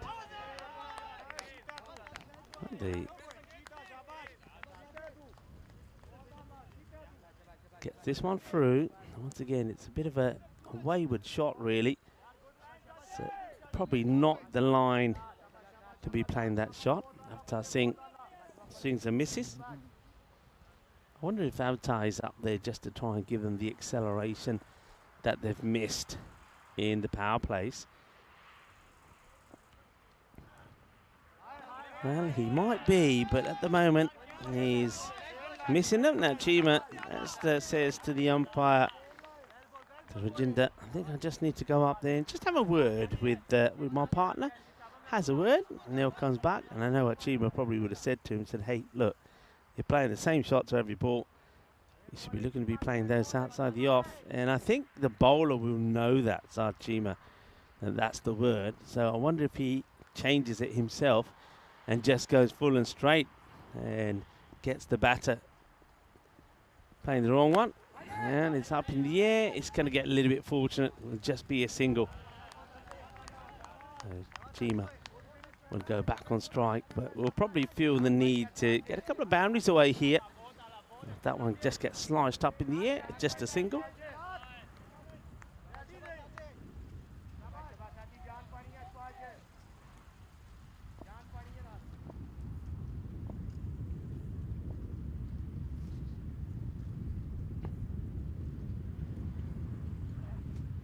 Way down the leg side. What a good take this is from Liaquat Mohammed. It's a wonderful take. Look at this. Down the leg side, it's low. He gets the dive in here, and that's beautifully taken. Excellent. Excellent keeping. Saves 4 runs there for sure.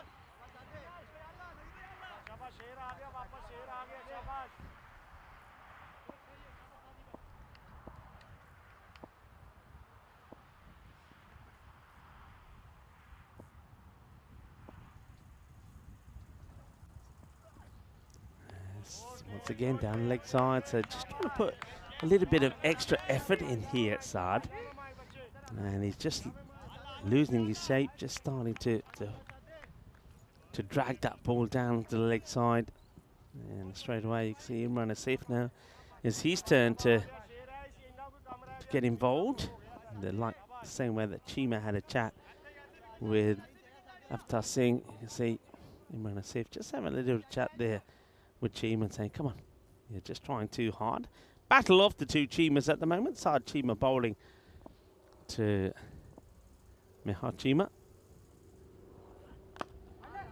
Into the ground, and oh, brilliant save.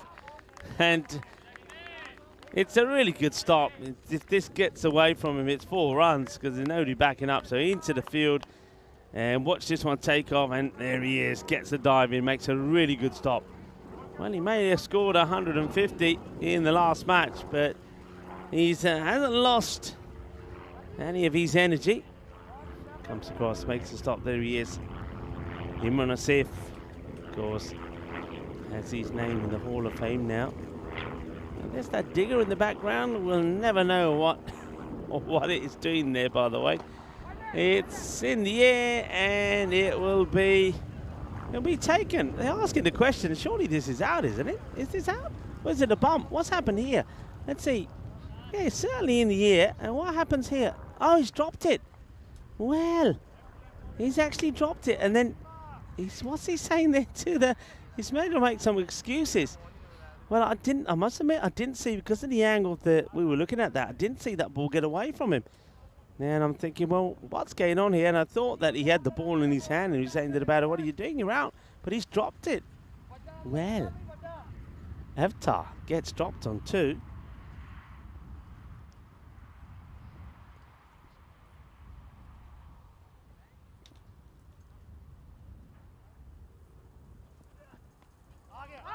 And now this time, though, no mistakes. Well, he might have got a life. And... well, he says, look, I'll do the bowling, you do the catching. And Liaquat Mohammed doesn't let him down. So Avtar, the gamble to go with him at the top of the order doesn't really pay off. In fact, it backfires quite miserably. As of 7 balls, he only gets 2.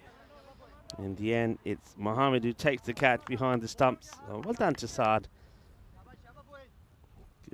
Maintains being the top bowler in the side at the moment. So 2 overs complete. It's 12 for 1. And that over just going for 4, even though there was a couple of wides in the middle of it, but he comes back well, avoids going for a boundary. 2 wides, 2 of the bat, and the wicket. You'll take that. And Aqib Iqbal, who I notice has got his elbow, the right elbow bandaged up. Go back to the action here, and this is the first of his. Goes straight to Imran Asif, no run. And that was in that second catch that he took in that last match. And he took the catch, and as he landed, you could see he was sort of picking out bits from his elbow, so maybe a few bits of debris got stuck in there. That's a nice shot. It's going to be just wide of the cube. That's going to be 4 runs, 4 carreras. After just the length, I think that Aqib is bowling here at the moment. I think what you're seeing from him here, maybe just trying something different. I'm seeing that he's probably just trying to take some of the pace off the ball here. He's not trying to bowl as fast. He's just trying to find something that works for him.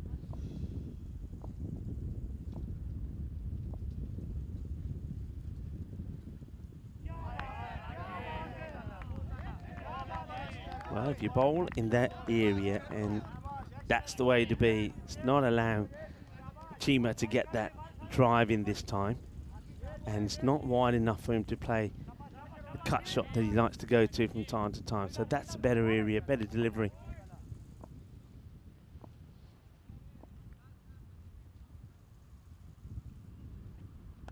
Oh, that's big. That's a monster shot. That's gone a long, long way. And I think the fielders just look at the umpire and say, hey, umps, do us a favour, get another one. Because that's gone a long, long way. It's a biz away Super 6. Hello to Helix, who's joining in the fun in the chat. And John, hello to you, John, as well. Yeah, that's a big hit. It's right in the slot. So key big ball. This has been mixed over for him so far. So dot six.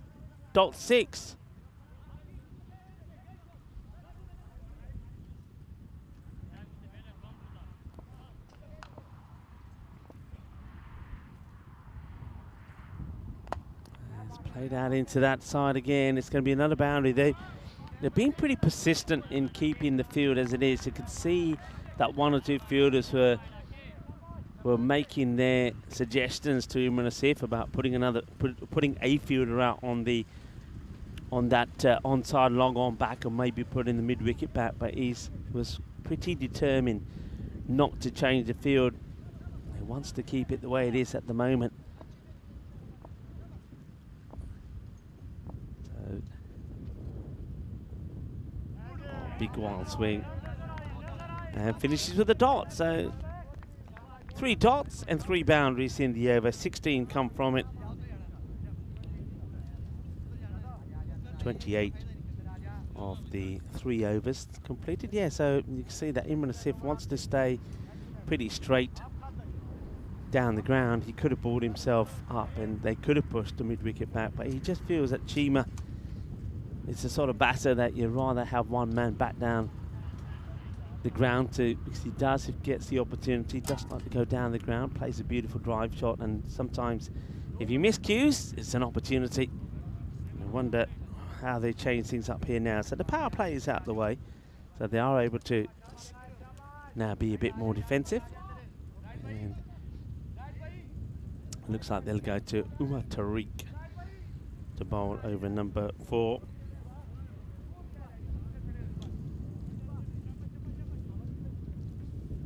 If you're just joining us, welcome. We're in the start of our 3rd match on this match day 10. So Indian CC Vienna taking on Salzburg. Salzburg fielding as the ICCV elected to bat first, but they've had troubles maintaining and getting to a big score. They've sort of been a team that have sort of averaged between 125, 135, and in this series it's not been enough. Goes on the back foot, places away. They'll take the single. So Kunal Joshi gets off the mark. And that's the first ball that he faces after the dismissal of Avtar Singh. Hands his try back to his captain Chima, who has taken the role as being the opener now. We have seen the likes of Joshi and also Ahmad Ghani filling that role. But Chima, he's in pretty good touch. Into the ground. It'll just be a single as Imran Asif does the fielding. So the field now, we can see that you've got a backward square leg on the boundary, mid-wicket and long on. Imran Asif is long off, and they've got like a deep extra cover as opposed to a normal deep cover. It's another dot, big swing this time from Kunal Joshi. I think to Chima, you probably you'd like to have maybe more of a cover rather than extra cover, whereas to Kunal Joshi, because he probably looks to go more straighter, hit in the V perhaps. They're going with that deep extra cover. I wonder if that changes depending on who the batter is on strike. Slightly slower delivery, gets worked away. Fielder trying to stop it and won't be able to. That's worked away quite nicely by Kunal. They're slightly slower, but it was the slower one from Tariq, but it does drift slightly towards the leg side, so it's clipped away pretty neatly. Fielder not able to get there.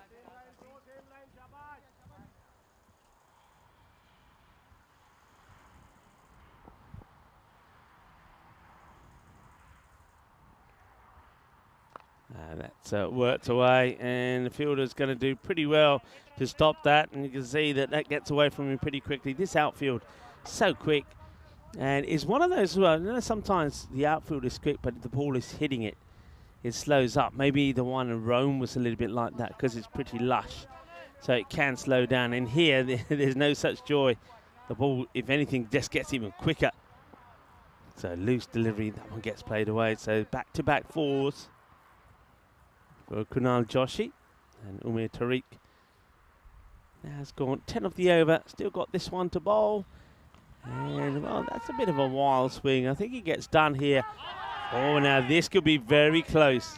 This could be very close. Chima diving to stay alive, and so he goes. He sees the throw coming in. It's a direct hit from Aqib Iqbal. Wonderful work from him. Now, has Aqib got his man here or not? Let's see, this is going to be really close. Chima, does the dive save him or not? Oh, I think he might have just made it. That's my suspicion. Let's see, yeah. What a dive that was. He needed it, didn't he? Look at that full stretch, Chima. And it makes it home, courtesy of it. So it'll be not out. But great pick up and throw there from Aqib as well. I like that from Aqib Iqbal and Chima having a bit of a chat there. Isn't that nice? I think Aqib is saying, "Oh, yaar, ut gaya, bach gaya, yaar, bach gaya, ut." Chima just saying, "Yaar, you know, you're making me run and dive. What's that all about?" A nice little moment there captured by Spring Media as Chima and Aqib Iqbal have a bit of a chat. So that's the story at the end of the 4 overs, 39 for 1, as Vinny Sanders joins me back in the cube. Yeah, thanks. Nice to be back. And I think I told you that when I was playing indoor cricket at a reasonably high level, and diving was crucial for that because of just the frequency of quick singles you have to take. And we actually did some kind of tests. We did some timings about. It was pretty simple. Just with a stopwatch, how quick could you run the distance diving compared to just running your bat in? And we found it probably saves about a metre, 1.1 to 1.1 metres. And literally you see how it saves Chima there as a fumble. It's going to concede an extra run here. But it was a beautifully executed dive because the other thing is often you see the bat bouncing. It was a perfectly it was like a glide, wasn't it? The bat never left the ground. It meant as soon as he passed the plane of the line, he grounded his bat over the line. And that's essentially that's why he's still out there. Yeah, that's the way to do it as well. And you're right, if we weren't for that dive, he would not have made it. Yeah, the Superman dive. And there's a version that a lot of the Queenslanders used to do, but they would actually dive one-handed, which I thought was super weird. And that was a proper. They end up calling everything a Superman dive, but we used to call that Superman dive because you know how when Superman kind of just basically puts one arm forward and just takes off. I always just felt that was strange. I think I've mentioned this to you before, but I'll mention it again. That there are a couple of players. This is kind of like high-level indoor cricket in Australia, where it's kind of the most competitive country to play it in the world, probably because they invented the sport, late 70s. And there were some folks that started trying to add substances to their shirt so that they could slide further. What's the call here? It's called this a wide for some reason, but it's a very late call. You see that maybe the umpire doesn't call it straight away, and then at the last moment calls it wild, which is I've got to say I'm pretty surprised because the ball is actually actually coming in. Yeah, back foot's just in. I think it gets a bit of the zone. Oh well, one of those days. A bit of cloud cover relief for the first time in a while. Up in the air. Aqib Iqbal gets underneath it and holds on to it. He's been spot on with his catching so far, and that will be another one that will go for Aqib. I actually knew the wind had picked up because Akib's hair's moving just a little bit. And it's quite a tricky catch because it's kind of an eerie kind of atmosphere. The clouds have come in. It's still pretty warm, but it's just blowy. You can kind of see it there, but he watches all the way and he's got such great technique. There's Akib Iqbal, who mentioned he probably hasn't had the series that you would have hoped for so far, but still plenty of cricket to play as Kunal Joshi has to go for 12. The score is 42 for 2. Yeah, it's a wicket that Chima didn't really want to lose, and you just imagine that now it would be Ghani who comes in, but it doesn't look like Ghani, doesn't it? I think there might be a bit of a surprise here. I don't think that's Ghani that's come in. No, I think it's Ibrahim Zadran that's come in. I think anyway. Time will tell. Hey, so I was just going to say, some of the guys had this bright idea from another team. Let's call them the Canberra Rockets because they are ACT Rockets now. Chima into Zadran. Huge swing. One thing about Zadran, he ain't going to die wondering. He tries to hit that first ball into the sunflowers. But what I will say is that they started putting dishwashing liquid on their shirts. Joking me. What, so they could slide? Yeah. Better? This is very quickly outlawed. Because here's the problem with the... And it is kind of... That's kind of the whole field is like what the artificial pitch is made of here. So imagine they start sliding around in the middle of the field and... Yeah, it ain't too pretty. And I remember... You know, some people get these fads go through sports teams as well, especially like the latest technology. I remember like pickle juice was a thing as they start. Is it still a thing? Or is everyone's, pickle juices? And I actually quite like pickles. It's meant to stop you cramping. Yeah. I think it's just some... I don't think it is anymore. Some kind of Illuminati just sitting going, yeah, give us shares in pickle juice. And then we put out all these stories. I don't think it did anything. Pretty salty. In the air, not quite carrying there to Ranjit. Yeah, but the old pickle juice was a thing. But yeah, someone said to me before I went out to bat, they're starting to pour water on my shirt. So what do you want to, so you can slide it? I'm like, slide fine. Yeah. Problem with that started is just shh. I said, excuse me, what are you doing? If you leave that then out there, of course everybody else is slipping on it. Yeah, right? exactly. That was the issue, right? Yeah, they started saying, "I'll see you slide better." I'm like, I don't need to. And some of the guys just get pretty sweaty anyway. There is something that will happen. It happens to at least everyone once in their career, is that you slide and you do pull up before the line. Yeah, you just... And then there's an awkward kind of swim if you've still got time. Normally you're out. Last ball the fifth. He's given him. You know what? I reckon this eyeballing it, I reckon it's missing, but Chima almost walks because he's too fair. He gives himself a weird route. I don't know. Let's have a look at it. I just had a feeling he's wide of the crease. For me, I know it might have hit backpack. See how Chima kind of gets out of the way looking guilty? Yeah. I don't know whether it's just how he's running. Let's have a look. I mean, he shuffles across. The thing is that I Did wonder did that slide off the front pad? Does it hit him and then the L? Also looking at the back foot. So it's probably foot just goes. I think that misses the front leg. Umpire's hits call. the back, but I reckon yeah. I think it's umpire's call. I mean, look, it hits him back pad, hits him on leg.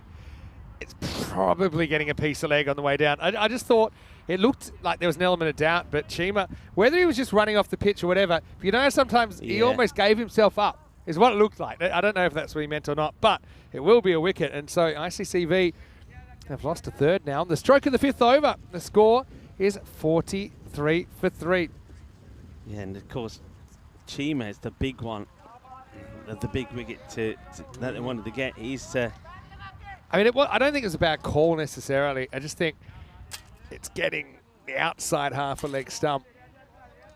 So, and I wasn't, when I first even saw the replay, I thought, has it actually taken the front pad first? Which, if it hit the front pad on that line, it's probably heading down the leg side. But yeah, fair enough. All right. Bit of a crossroads here now for ICCV, isn't it? Yeah, big time it is. I mean, once again, you're seeing some changes there. So Zubair Zizi is the batter that's been called upon to come in at number 5. So they've still got, of course, they've still got the likes of Ahmad Ghani up their sleeve. So he was listed to come in as the opener, so we haven't seen him as yet. And it's been great bowling, though, from Saad Chima. He was the man who gets the Chima. So the battle of the Chimas went for him. He picked up 3 for 8 in his bowling. Great spell from him. And he continues like he was yesterday to be the pick of the bowlers for Salzburg.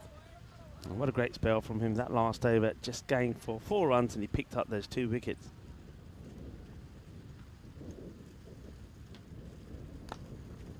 In the air. Can anybody get there? And now they've got to try and stop it. They will stop the boundary. Saeed, I don't know, this had classic catch written all over it though. I think he was actually a lot closer to it than he realised. I think a full run and dive maybe could have pulled it off. See, kind of takes a slightly indirect route to it and then just kind of watches it fall, determined at least to stop the boundary.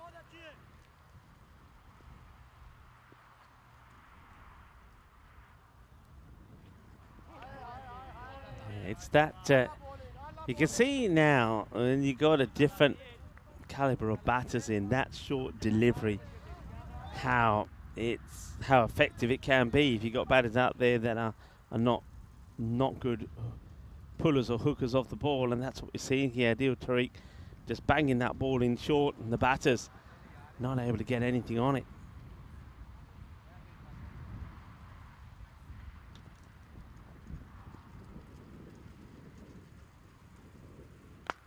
Well, until this time.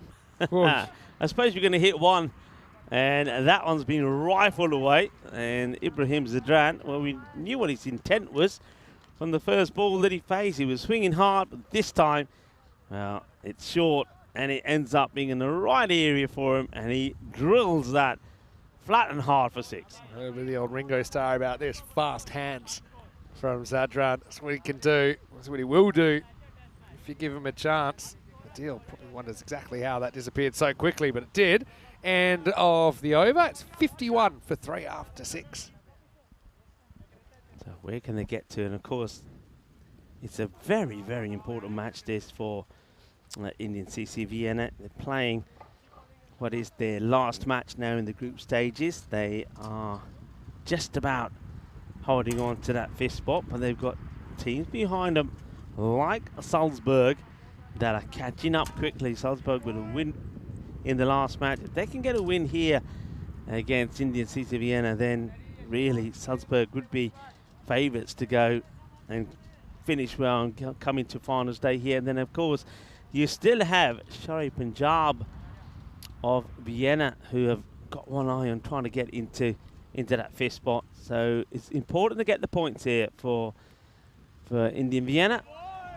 That's the problem though, if you're looking exclusively leg side. Most of these guys, Tariq, I know he's occasionally bowled the odd bad ball, but most of the time he can be one side of the wicket. He's known for his control. And he can bowl to a plan. Salzburg, they have had some problems keeping teams quiet. This isn't one of those times though. They've got ICCV on the ropes.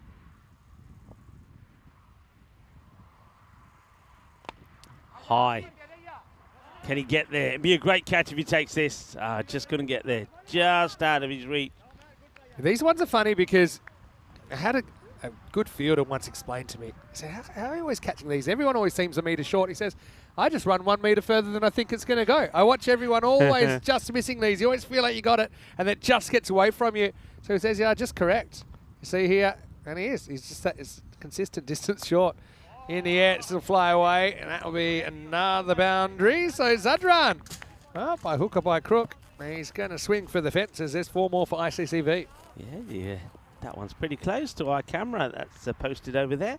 I think you probably just heard the thud as that passed the camera and hit the picket fence. It's taken a bit of a battering today, hasn't it? Oh, camera 4 down there.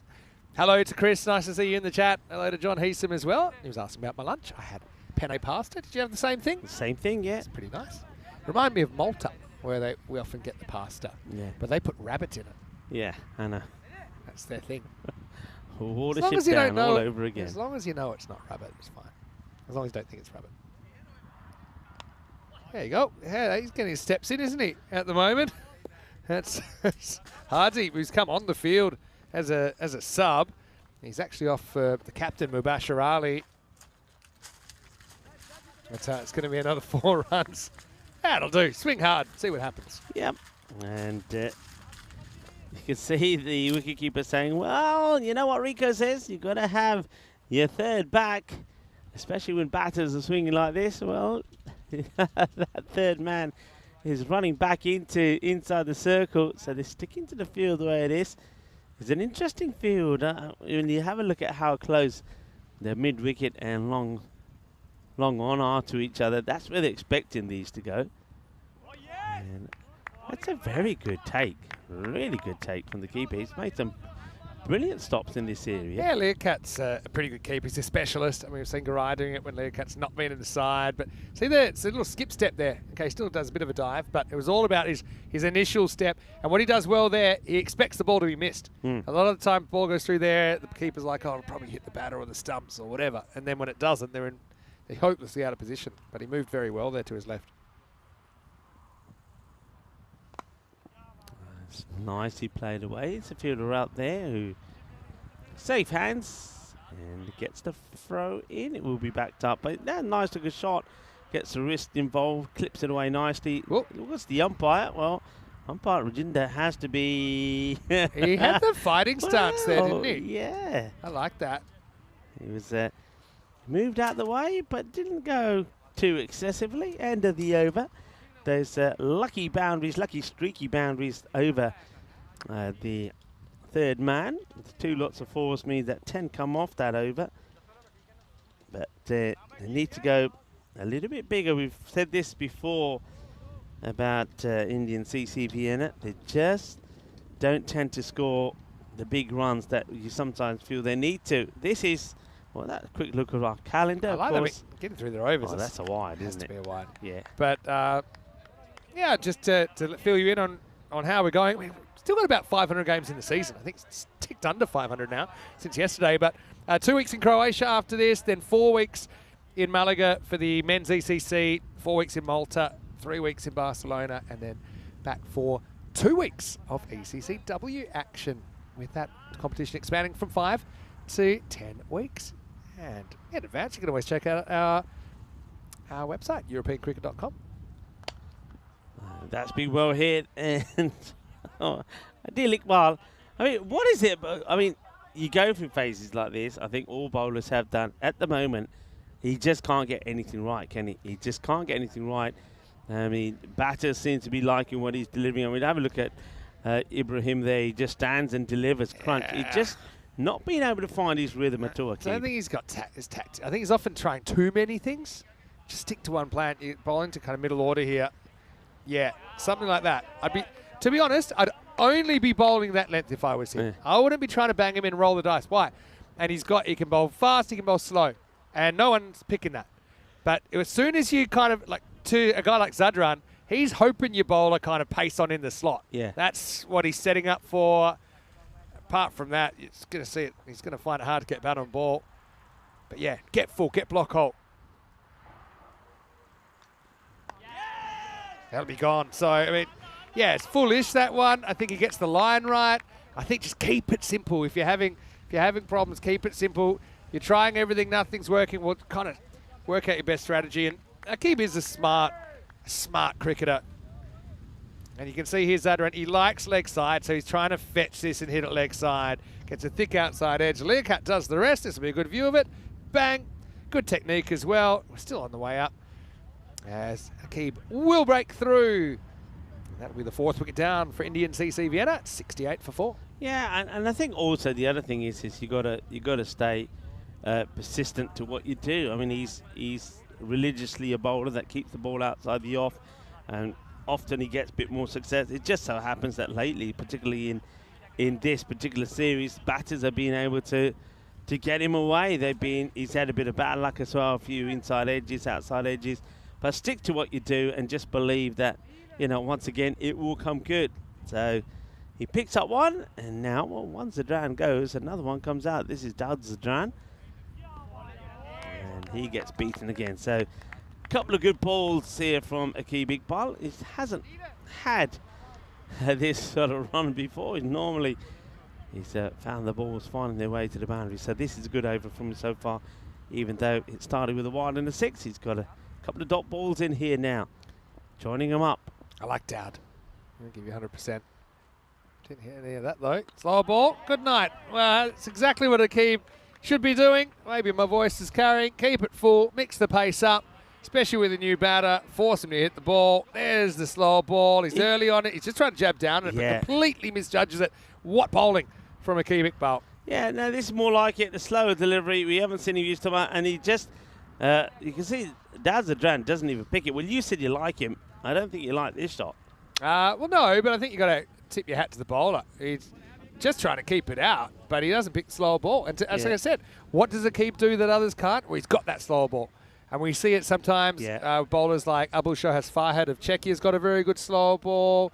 Certain bowlers have a weapon that I think you need to know it's your weapon. Akeem's also got very good raw pace, but I think that there's other bowlers that have got pace in this tournament, and a lot of pace is disappearing. So I just think location's important, but even that length, you see that length, just basically gave Dowd no time to make the adjustment, and he has to go for a 2-ball Derek. Just trying to squeeze this one in to end what has been a very good over. It was 7 from it, but that becomes 8 with that wide. Goes back to his mark. Who's loving this is Gratz Cricket Academy and Sher-E Punjab. If ICCV take a belting here, because as far as I can see, I feel like those are the 3 teams competing for one spot in the finals. And so every point's important. We saw Sher-E Punjab salvage a point out of the last game. They've still got 3 games remaining. ICCV, this is their last game. So at the moment, they're on 20 points, plus whatever they can get out of this. At the moment, it's not looking great. 70 for 5 after 8. Yeah, they are big time struggling. And I have to ask the question if there is an issue there with Ahmad Ghani. We have still not seen him come out.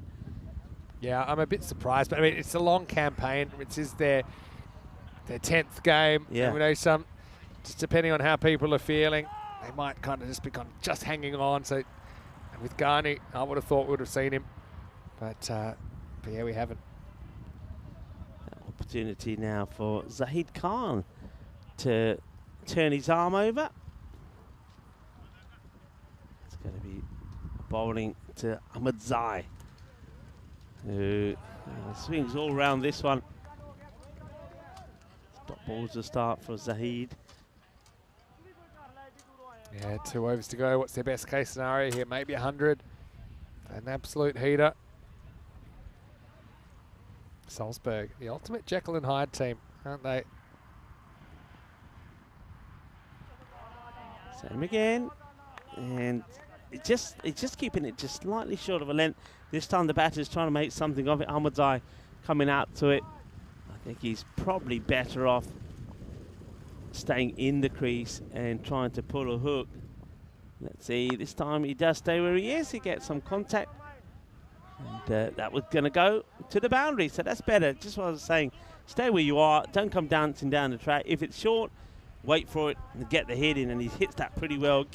Finds the middle of the bat. It gets over the fielder. Can't do anything about it. That's 6 runs. Yeah, but Ghani, he's available to bat. There's no issues with him as far as I'm concerned. I've heard, unless it's something minor. And now he goes for this again. And it's in the air. Keeper won't quite get there. Gets gloves on it. Goes down cleverly. They'll take 2. They'll go to the ball. I think that would have been out of it and hit as well. Chaos. I was going to say the ball before for Ahmed Zai. I mean, cricket's a hard enough game without making it harder. But then everything's made to look a bit hard here. How about this for some action? No keeper. So you go to the bowler's end. Almost runs him out. There goes the bat. Bat came short of the line, I think. Yeah, I think the bat does plug here. And if that ball had gone... And, well, that's going to be out, though. Swinging. Once again, this time he decides to come down the track again. I think it's better off he stayed where he was. Gets a sneak. The catch is taken by Mohammed. And another one will go. So, look, just swinging wild, really. And the bowler, well, no messing around, gets the wicket, turns around, walks back to his mark. Yeah, just see, taking himself away as well. So, he's taking himself away from the ball, but still trying to hit the ball over that leg side boundary. It's not going to work well for him. All right, here comes Ghani. He must be feeling not quite himself. He's coming in this low, and this is a guy high score of 63 in the series. I think he's hit 17 maximos in the series. You expect him to be batting higher than this, but it's a tired kind of walk into the centre. 78 for 6 now, 7 balls remaining. Let's see if he can, what sort of finish he can get them. Well, he plays this pretty well, trying to get it in the gap, and he won't. The fielder does make the stop, and that's Ranjit Singh who's out there. Yeah, you can see he just goes, I think he does step on the line, but it's after the ball's gone here because he kind of bats it back in, I think, and then steps over. Yeah, I think no problem there. And the over does also come to an end.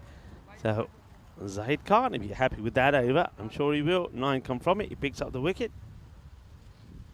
And he scores 79 for 6. Going into the last end. 6 balls to see who can get to. And this, it's got to be, I mean, quite easily one of the lowest scores that we've seen so far. Yeah, true. Let me actually go to the numbers. I can tell you exactly. He's over 10 with the deal, Tariq.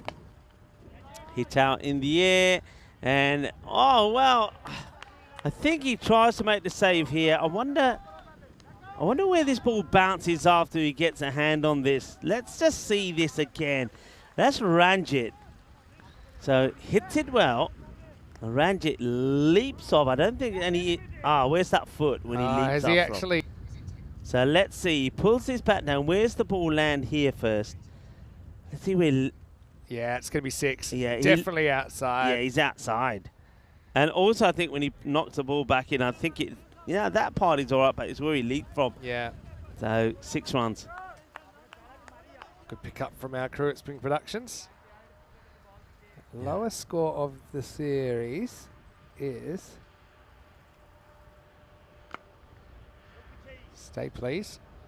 I think it's 84. 84. All right. I think that, Well, then they've gone past it then. Yeah, they've just snuck past That that. maximum helped. Tell you who scored that 84. It was Grutz Cricket Academy against VCC when they went down by 101 runs last game of Peacock Friday on match 25.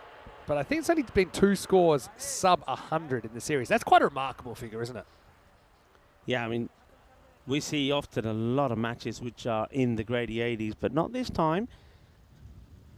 And that one is going to get away. We've seen a few of these as well. So, well, the 80 becomes 90 now. And just when they were threatened with perhaps scoring the lowest score in this series, you can see that Indian CC Vienna find a way to get a few more on the board. It's Zubair Azizi gets another thick outside edge to take them to 90. Lords scored 97 in match 31, as we see a little bit of the old agricultural machinery around. Yeah, so that's in 94 innings. Only 2 scores sub 100. That's quite amazing.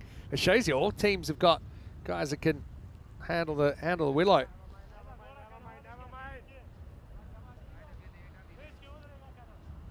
All right, can they get to 100 here? It's easy on strike. Gets a fair bit of it. It bobbles away to the fielder. Well, take a single. Maybe not the worst of outcomes to give the likes of Ahmad Ghani a couple of balls to hit at. If you're Salzburg, you're thinking 7 overs here. You've got to be thinking that. 7 overs, it's about 13 to 13 and a half and over, maybe 14 and over. That's a par run rate here. And every point matters for them as well. Single, that's all it'll be. You can see a lot of well done, very well bowled. And you know who we're going to get. Never mind the 14 and over. Remember, they were going at 22 and a half and over in the last game. We'll get a Sif and Garaya, no doubt, opening up for Salzburg. I'm sure. I mean, it is an opportunity to actually kind of mix it up a bit. But I don't know if they will. I just think they got their eyes on the prize at the moment, Salzburg. Yeah, well, probably worth running because it's the last ball. For some reason, they don't. So ICCV, it's a bit of a tired performance, really, from the men in blue, if you ask me. They're going to stagger their way to 92 for 6 off the 10. Yeah, I think you're absolutely right. They just look to they look like they've been flaking out bit by bit, haven't they? And with each match, the runs that they've been scoring and been going lower and lower. They do like to bat first, and but having said that, it's once again a low par score. We saw them score 133 earlier today against Vienna Danube, and they were able to get a win there, but weren't able to take all the points, which would have been disappointing for them. But this time round, it's only a score in the 90s, 92, and against a team that we just scored 225. So they're going to have to really be at their best, even to make Salzburg work for this win. So have a look at the highlights here. There was a few of these. That was a brilliant take from Liaquat Mohammed. In fact, he had a very good match. Took some good catches behind there. And that was a great stop early on from Imran Asif. And of course, the man who scored 150 earlier, not out in that 2-2-5 partnership with Zishan Goroya. He certainly will be the one to watch again in this one. But I really did like the bowling here of Saad Chima. He has just got better and better as this tournament has gone on. Finds the edge of the bat there. That's a nice catch taken. So he picked up 3 wickets as well, 3 for 8. Outstanding bowling. And it was good to see that Akib Iqbal, player that's been in the wars himself, came back with 2 for 25. His slower ball actually was quite outstanding. That one was pretty close. We'll talk of Akib Iqbal. He was throwing the ball in there, and then here he is again to take the catch. Not an easy catch, and that's an area Akib, we saw him go down earlier, and that's why he's got that arm bandaged up. He took a catch which he had to dive forward, and he ended up with all sorts. Now this was an interesting one. I mean, the way I saw it, if I'm honest, I saw the foot outside of the line of leg stick, and it feels like it hit him in front, but I think the foot came forward afterwards, and I think maybe the umpire's thinking it has impact in front. I think it's a tricky one. I like the James Bond style of square leg umpiring there from Rajinder. Yeah, interesting one. So you can see why the umpire has given it. And I think in hindsight, if you were really to play about with it and get finicky, you might say the ball probably missing the leg stick. But remember, the umpires, they don't have what we have to have a look. No issues this time for the umps. That's just a straightforward little snick caught behind. And that's Akib Iqbal. When he doesn't take 1, but he takes 2. And his slower delivery here, well, that was just absolute class from a classy player. So Akib Iqbal, he's always been in the play in the field, hasn't he? His fielding has been sensational, run-outs and catches. His bowling's been a bit of miss, but it looks like he's finding what's working for him on this pitch. And certainly the Yorker length deliveries and the slower ball is one to turn to a few times. And then right at the end here, it's another one. That is Zahid, who comes on to have a bowl. It's a nice moment for him as well to pick up a wicket. It's somebody who's had to work hard in the field a lot, Zahid Khan. Then that there from Ranjit, we thought it was a great stop, but he did take off from outside the field. And he'll have to go back and look at it himself. And then right at the end there, the batter playing the shot, forgetting the fact that he could still be run out if the wicketkeeper had thrown it and hit the stumps. Just try and get back, but they don't try and take a run, surprisingly enough, right there at the end. So I think Vinny kind of nailed it on the head when he said that it looked like they were a very tired team coming to the end of their campaign. Question is, I mean, coming to the end of their campaign, yes, but where will they finish in that campaign? Will they get a 5th spot finish? Quick look at the scorecard. 2 20s in there, 25 from Chima and 24 from Ibrahim Zidran. And not helped by too many extras. Only the 5 with the bowling figures. Well done again. Saad Chima, 3 for 8. And Akib Iqbal, 2 for 25. A wicket there also for Zahid Khan. So well done to him. So Salzburg will be looking to go out there and knock these runs up pretty quickly. They certainly will be eyeing all 4 points once again. They weren't able to get them against Sher-E Punjab, Vienna in the earlier match after putting 225 on the board. But this time, it's down to themselves. It's down to them going out there. And if they bat anywhere like the way they did in that last match, you can you can be certain that they will pick up the points. So join me, Rico Full, and alongside me is Mr. Maximo when we return in 10 minutes time for the conclusion of match number 48.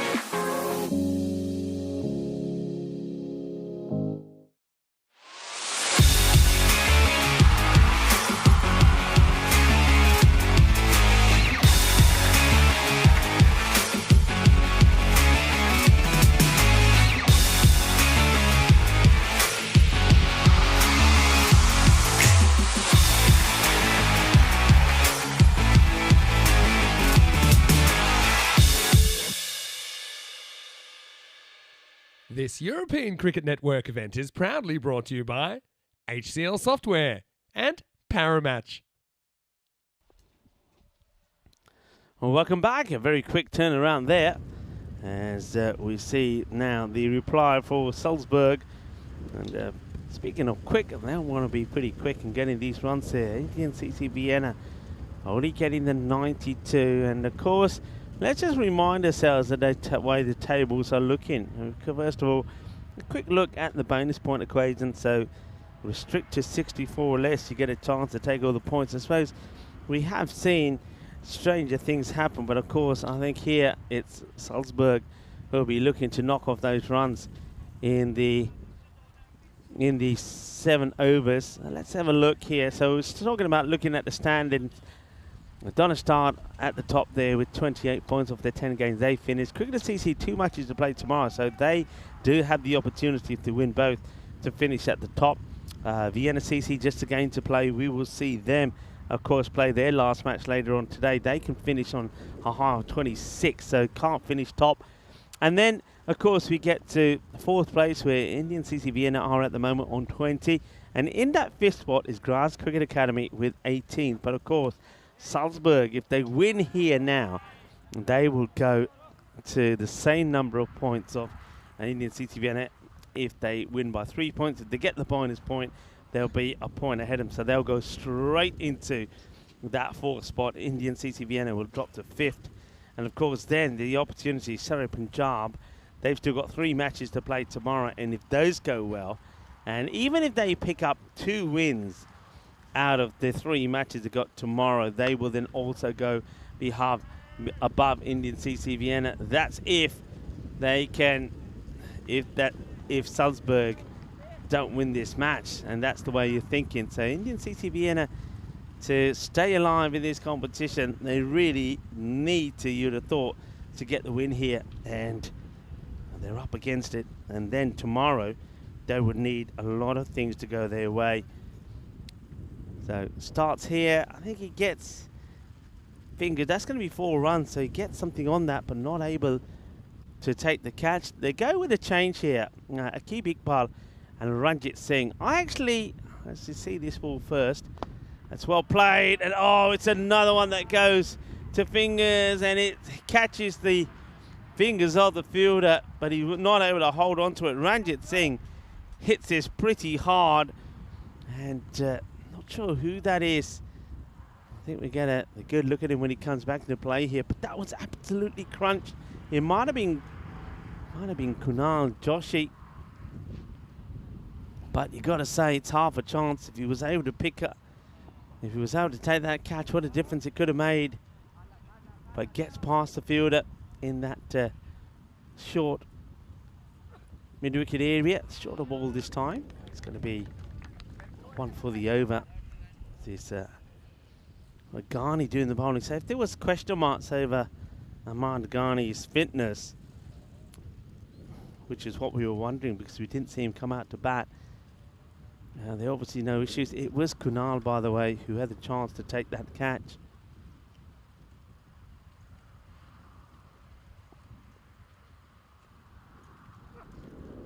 Oh, that's pretty close. A swing and a miss. It's not far away from the pegs.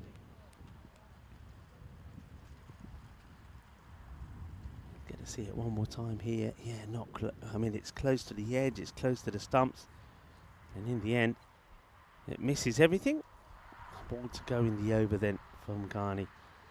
Yeah, Ranjit Singh and Akib Iqbal are out there. I don't mind that move. I actually thought that they would make that change. As this one, it's going to be 1 bounce, 4 more. So they'll finish with 13 off the first. I just feel that a team like Salzburg, if it was a 130, 140, they probably wouldn't have changed it. They probably would have stuck with Asif and Zishan. But with that score being under 100, I think they're saying, well, look, we can go with the likes of Akib Iqbal and Ranjit Singh. Ranjit Singh, of course, he has played for Indian CC Vienna. We know that. He's played for them last year, scored 298 runs. So it's an opportunity for him to get one over his whole side. That's a delightful shot. Watch the bounce. Watches it well. It'll just be a single. It can't. Akib Iqbal, it's a shot that he likes to play really well down the ground. He plays it nicely. Just the bat just rolls in his hands a little bit there, so he doesn't get the good firm contact. Ranjit down the leg side, and obviously catches something because the umpire's not interested in signalling the wide, so I think it just catches the pad. Good take from Mehachima. So yeah, 2 batters, good batters. Ranjit Singh is an opener within his own right, and Akib Iqbal, usually you would see him coming in at number 3. Both, particularly Iqbal, could do with the opportunity at the top of the order and a few runs on the board, so that's why they've gone with him here.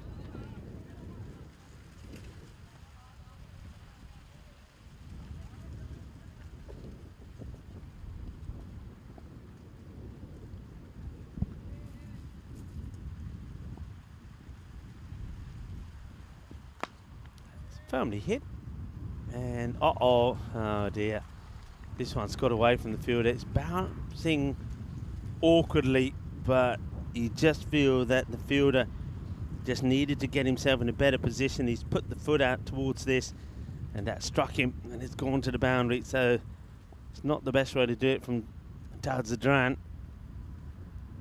Kunal Joshi has to put that behind. He goes for the slow one, and this one ends up being a very good stop from the keeper, and Chima fires this one in.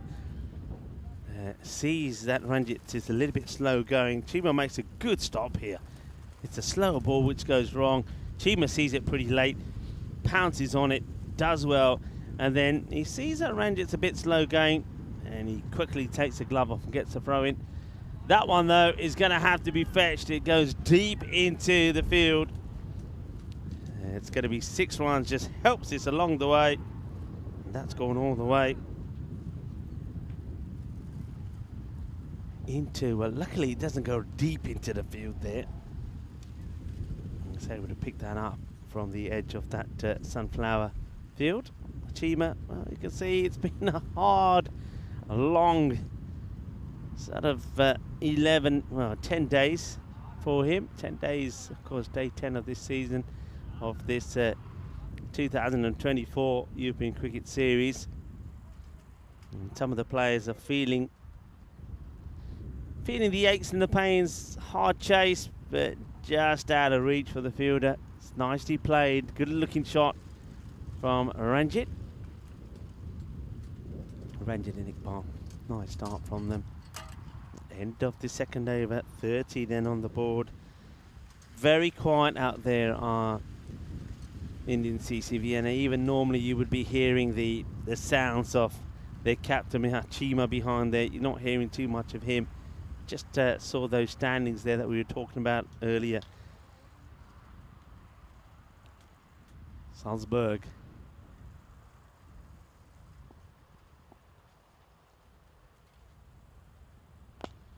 It's a delightful shot. Really good shot. There's nobody there on the deep, long on boundary. And once he gets it past and the fielder, it's always going to go all the way. So Ranjit, another boundary to him, moves now into the 20s.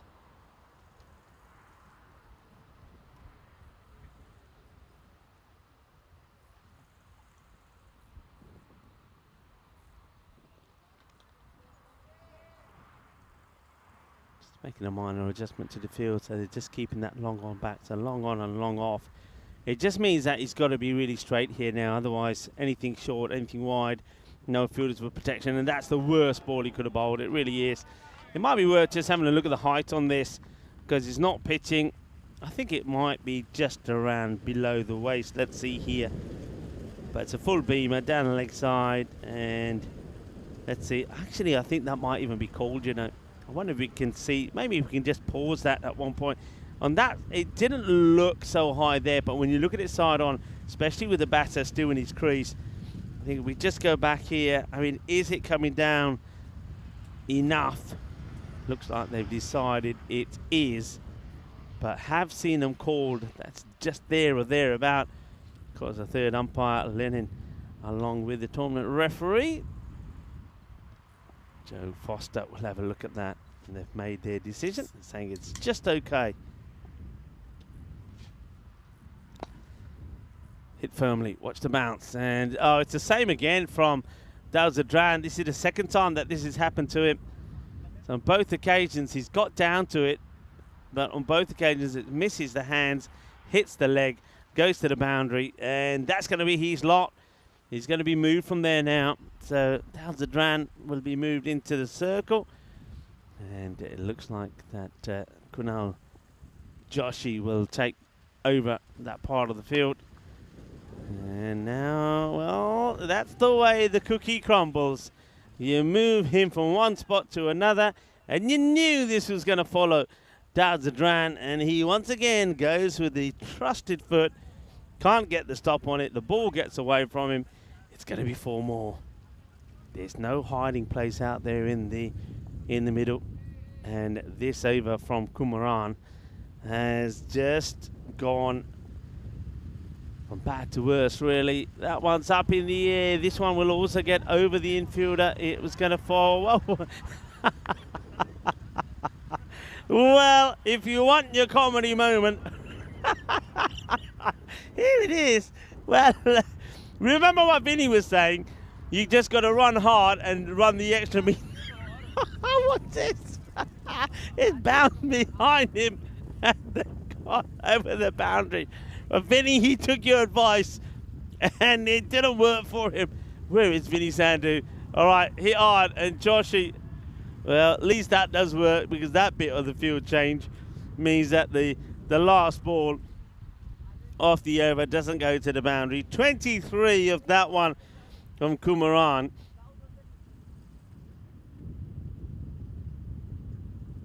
So it's 50 on the board already, 53. Well, Vinny Sandhu and his advice saying just run hard, run the extra meter. Unfortunately, the fielder, he ran the extra 5 meters. The ball then bounced behind him and then spun away to his right over the boundary. I like his thinking, I like his idea. It just didn't go to plan. 53. And Ranjit Singh on 39, a cubic ball on 12. And it's time for a bit of... Who's this coming on the ball? Is this Money Singh? It doesn't look like Money Singh. I don't think this can be Money Singh, because Money Singh is a lot bigger than this guy. I can tell you that now. This is not Money Singh.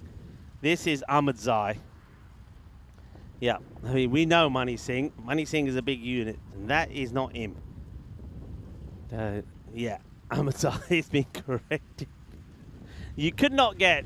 If Money Singh does come on to have a bowl, then you'll know how I knew straight away this was not Money Singh. That you do not get two different and contrasting sizes of men.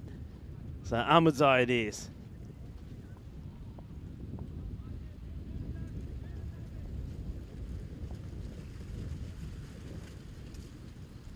Slower delivery, but probably too wide. Yep.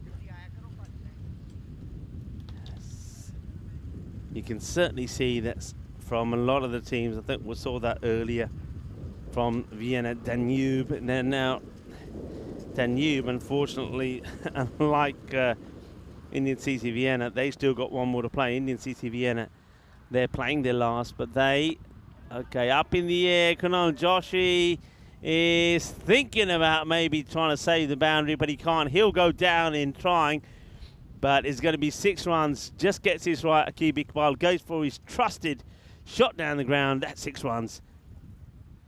Yeah, so what I was saying there, of course, Indian CC Vienna, it's been hard work for them. They're feeling it, and I think Vienna Danube, we saw earlier from them, they were certainly feeling it as well.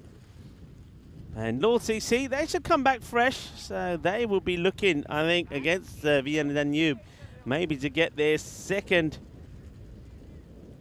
win. Well, that's a nice moment for Daud Zadran. This time, his trusted foot comes into the action, stops the ball going past the boundary, and gets the throw in. Hello to everybody in the chat. Hello to Lily Panda. Lily, how are you? I haven't heard from you from ages. In fact, nice to see some familiar names in the chat as this one gets played outside in the off. So, of course, we've the likes of John and Dave and Rob Thompson and Chris Smith have been joined by Helix. And, of course, I did see that Stephen Kelk is in there. Hello, Stephen. Hope you're well. And, of course, Lily Panda. Nice to have you with us. Well, we haven't seen a panda in that field, have we? So we've seen all sorts of animals in there, but not a panda yet. And Helix was asking if I've tried pizzas from the sponsors of Indian CC Vienna. Well, we did have pizza one day, so maybe the answer to that is yes. I think we have. I think a couple of days ago we had a pizza, and it was very good as well. I had a nice pepperoni one.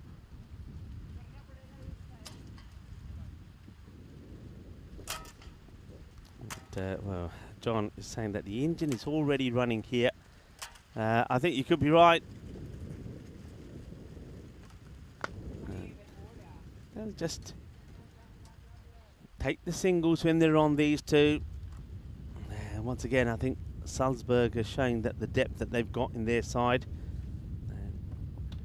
Hello, John Gray, who's saying, "Hola, mi familia. Hola, Juan. ¿Qué tal? ¿Cómo estás?"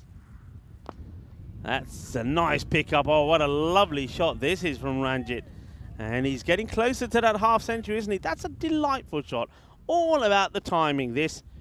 Let's watch this. Not trying to hit the ball too hard, just a little. Issue with that one. In fact, that's Akib Iqbal. Apologies, Akib. But issue with that one is if you don't get it right, then it's always offering the chance catch on the outfit, and we have seen Akeem and Ranjit, both of them getting out caught on the boundary. But I think if you know the way the field's set and if you get the top placement right, not an issue. It's in the air, and oh dear. Well, it's Daud Zadran. His afternoon is not got too much better. It's one of those, I think I would have liked to have seen him just keep going and go for the catch here.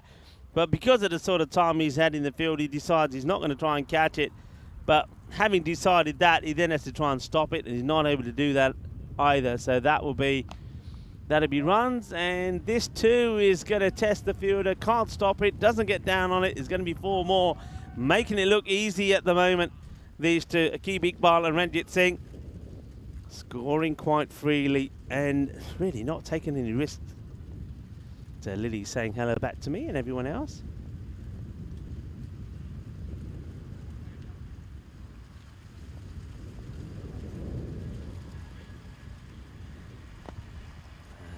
Hit down the ground, should be stopped, and it will be. Yeah, we felt, and Lily, I don't know if you've seen some of the wild things living in the sunflower fields, but we've seen a little bit of everything, from wolves to meerkats, from giraffes to elephants, and we even saw the snow tiger in there. And there's the cheers this time, and it's for Ranjit Singh, who gets a 50. Up against his old club, a club that he played for last year. He scored 298 for them, and now, well, he scored a 50 against them. That 50 coming up in just 19 deliveries, and Salzburg are on their way to a comprehensive victory. It's the end of 5 overs as well. We'll take a quick look at what's coming up in the next match. It's going to be Lord CC taking on Vienna Danube. So once again, Vienna Danube, they are a team that will be feeling it, to say the least. And of course, they'll have to work hard, because you can see there that they are listed 1 man down against Lord CC, who should be pretty fit and ready to go. Kumajar has been in sensational form for them. And Samuel Dutt will be hoping maybe he himself can have a good show as well. Dot ball. Well, that was the 50 that came up for Ranjit, and the applause. So raises his bat. Elevated and over the top. And that one now, I think that does it. I think that's it done, because that 6 should take him to 93. That is it. The game is done and dusted. Yep. It looks like the 2 batters, can't blame him. Akeem Iqbal saying, well, hang on a minute, I want to get my half century, but you've got to come on, boys. It's done. It's a very emphatic victory. In fact, they do it with 29 balls to go. They only need 1 ball more than the halfway point. So, comprehensive victory for Salzburg. And this time, they don't miss out. And what a day they've had today. Remember their day so far. Day 1, they won all 3 matches. Yesterday didn't start well, but they came back with a good win at the end. But here, they've won 2 out of 2. And thing about them is, and you don't often say this, that they've won 2 matches without losing a single wicket. So in the first win against Sher-E Punjab, they made 225 for none. That's right, Lily. That's what you missed. If you want to know what you missed, Salzburg 225 without loss. Imran Asif scored 150 in that one. And now in this one, they do change the openers up, and they win this without losing a wicket too. A quick look and a reminder of what's happening next. Vienna Danube, their issues continue. 0-9 and a man down as well. And they're up against Lord CC. Lord CC Kumajar will be hoping that he is in very good form going into this one. And I'll be hoping that that he can be in good form with the bat, and others can chip in. Gusbak Sandhu with the ball could be their key with that little bit of spin. And of course, Avinash Suraya, he has been absolutely fantastic. At one point, he was right up there as the leading wicket taker. So they're hoping, Lord CC, to see if they can make it 2 wins for them in this series. They play this match coming up, match number 49, and match number 50, the last match that they will play later on to end the day. Quick look at the highlights. And, well, it just didn't go well for India CC Vienna. They will go down with a loss and they don't take up any points. And I have to say with that, even though currently they are in a spot where they come back here on Friday, I cannot see them maintaining that. You have the likes of the Graz Cricket Academy that have got 2 matches to play. Sher-E Punjab are still there, and of course Salzburg just continue their leap forward, so it seems unlikely they'll get there. And a few woes for some of the fielders. And Dal Zadran, the ball just followed him around. He got clonked by it a few times. Kunal Joshi took his place. And then we also saw, well, we saw a bit of love, and we saw a lot of sixes as well. And we also saw a fielder taking advice from Vinny Sandhu by turning around and running the extra meters. And then the ball came. Here it is. No, that wasn't it. That's another one. Then the ball came from behind him and clocked him and went over the boundary. So I think Vinny Sandhu is going to have to take responsibility for that. We'll have to hear from him when he comes back. There was a 50 from Ranjit Singh. Well batted to him. Once again, it just goes to show that this Salzburg side have got some very exciting players. And I like the fact that Aqib Iqbal was there as well. He finished on 40 of 12 balls as well. Very good partnership of 93 from those two, getting the win for them. But it's, I'm going to take a gamble and say it's probably the last time we're going to see India CC Vienna, or Indian CC Vienna. And of course, they've entertained us. They've got some really nice guys in there, of course. We've got a lot of time for somebody like their captain and Mehachima. And he once again excited us with some great batting and with some good keeping as well.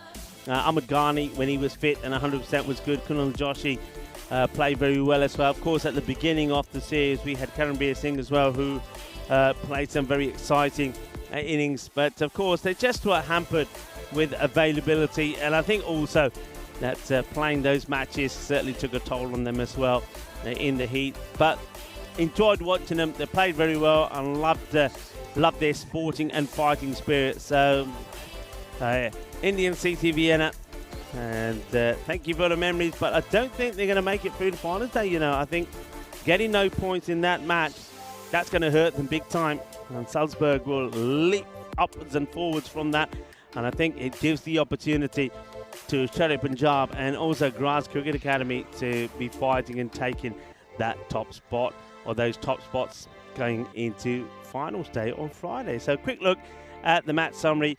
A good win there for Salzburg, comprehensively done with 29 balls to go. So we've got a bit of a break here now, probably of over about half an hour. So it's an opportunity for you to, well, continue to send your messages of love to each other and maybe pick up a little bite to eat. I think Dave will probably be putting the kettle on and making another coffee and another egg in the hole. But do come back and join us in half an hour's time for the next match. Lord CC taking on Vienna Danube. Is the teams that are stranded at the foot of the table. 2 teams that we are not going to see on finals day on Friday. But let's hope that they put a big fight together to see if they can at least get, well, for Lords, one more win to them. Or Vienna Danube, for the last time we see them, could they get a win before we say goodbye to them? Join me, Rika Fool, and the rest of the gang here of the European Cricket Network and Vinny Sandhu when you come back in 30 minutes' time.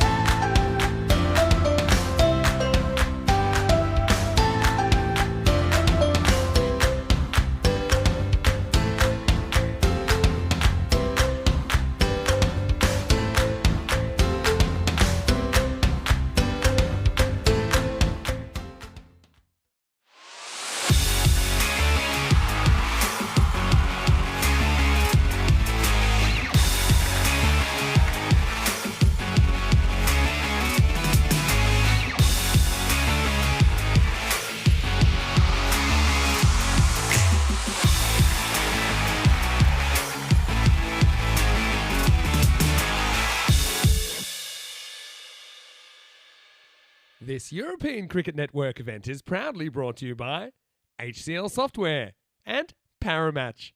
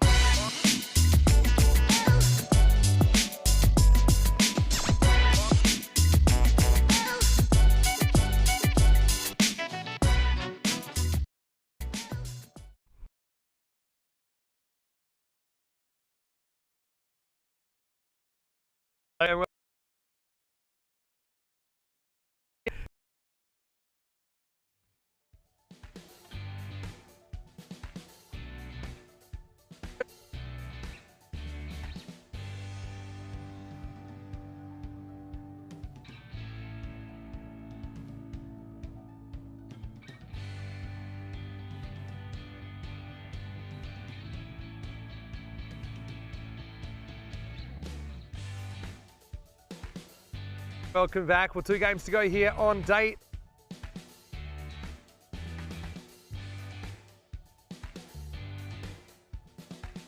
Games to go here on date number 10, and Battle of the Cellar Dwellers, to be honest, here in match number 49 with Lord CC here for the first time in a while, taking on Vienna Danube. Now, these 2 teams are at the wrong end of the ladder as far as they're concerned, and potentially kind of battle here to see who can stay off the bottom of the ladder. Vienna Danube, it's their last match, so obviously they'll want to go out with a win. In fact, they haven't had a win so far in the series. Lord CC, they do have just the 1 win over the Daredevils earlier in this ECS, their first ever win on the European Cricket Network. Joe Foster is in today doing the formalities. He's got the coin and the 2 captains. Let's see who wins the coin toss in match 49. Lord CC at home, Vienna Danube to call. Head. Heads is the call. It is tails. We'll bat first. Okay, Lord CC won the toss, gonna have a bat. You're going to smash first. So Lord CC, they win the toss, they want to have a bat, so that's a good positive move. We'll say, you look at these 2 teams, they have picked up a lot of points in games they haven't won, so I think they have been competitive, and I actually think this could be a really close contest. They have 2 teams desperate to find a win. They've been hard to come by for both of them. And like I said, it might just keep you away from the wooden spoon. So let's see how this one goes. I can tell you that Lord CC batting first after winning the toss. Time to see Lords. Rika, I've always wanted to see it. Now I will. Over to you. Let's get ready for the start of match 49. Thank you very much to Vinny Sandu. Once again, apologies there. We're just having a few gremlins creeping in. It's that time of the afternoon when it's the hottest part of the day. We've just gone past the time of 3 o'clock, so very hot at the moment, and I think some of the equipment is just frying and baking in the sun. But we did get Vinny out there eventually, and thank you, of course, to Joe Foster as well. So we got the news from the middle. So Lord CC electing to have a bat now. Last time that we saw Lords, they came up stuck against Snazzy, thanks to Nan Gulzai, and also Kamal Kasturi put 171 on the board, and it was a 126 partnership between those 2. And Lords, they fell short of the 100, and Nandip Soghi scored 23, and well, there was not really too much else to offer with the bat, losing that one by 74 runs. We also then saw them in action on the same day against the Graz Cricket Academy, and of course they gave us the golden ball, didn't we? Oh, what a golden ball that we had, but the score was tied on 123. And, well, it was the Akshay Wag who defended 11 of the last. 10 came from it. But it was heartache for Lords. They couldn't get the win. They needed 2. They only got the 1. So they lost out on that one as well. Lords, though, they are favourites this time. 63 to 37% against the team. Playing the last match, Vienna Danube, and looking to get their first win. We saw Lords the last time was on match day 8. They played just the 1 match against Salzburg, and they went down pretty badly. 114 they scored, with Wasif Saluja scoring a half century, and Nandip Soghi scoring 45 as well. But they still, after putting 114 on the board, they fell short by a fair number, as Salzburg picked up the win with 25 balls to go. So that's how Lords have been featured the last 3 times they've played. Just the 1 win for them, and that was against the Austrian Daredevils. So can they make it another against Vienna Danube? The Laws will play one more. They will finish off the day against Vienna CC. Won't be an easy match for them. But this one is the one they could register another win. But it's probably also the one that I think Vienna Danube will hope that they can pick up a win as well. But you do know, of course, there's no point trying to shy away from the fact that Vienna Danube, once again, more issues with their selection. They haven't quite been able to get the full 11 out there, so they will struggle. And that means that there'll always be gaps out there in the field. It's good delivery by the bowler, Abusin Dusterhill. I think he bowled very well in the last match. And it's no surprise that he is opening up. Kumajar and Sahil Bharti, though, are the two openers. These guys, if they get in, can be pretty devastating. And that's nicely played. Just drops a bat on this. They will take the single.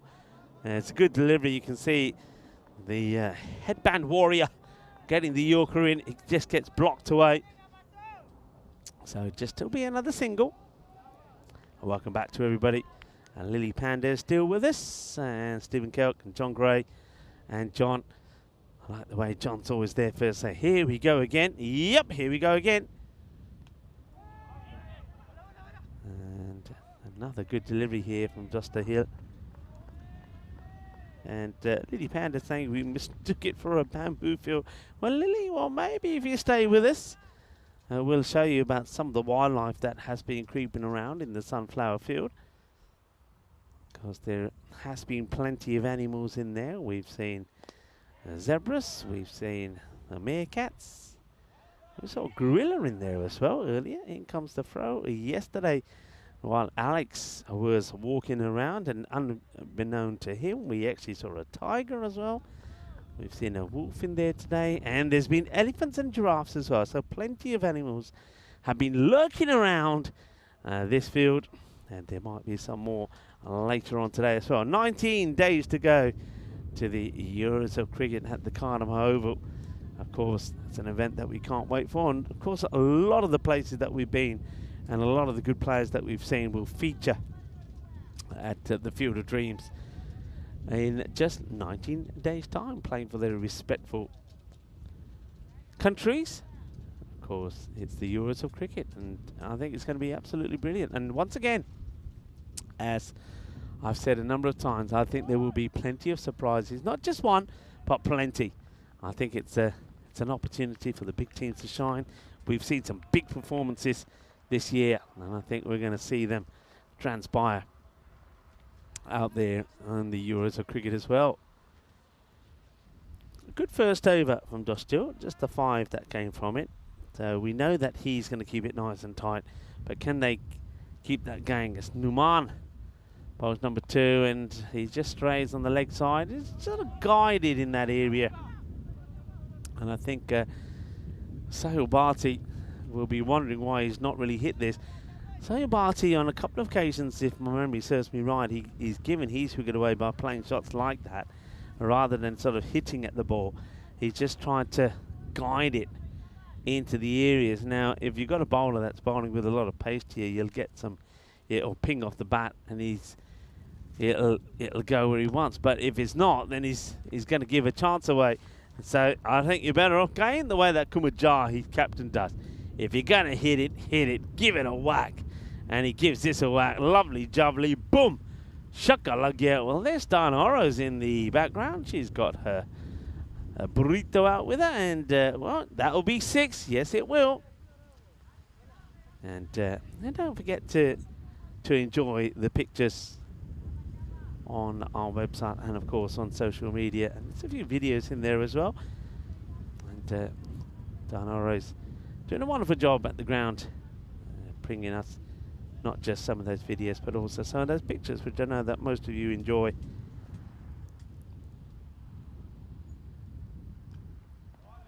It's a better comeback ball there, just Fuller. Kumajar just almost ties himself in a bit of a knot trying to get to that one. So dot ball.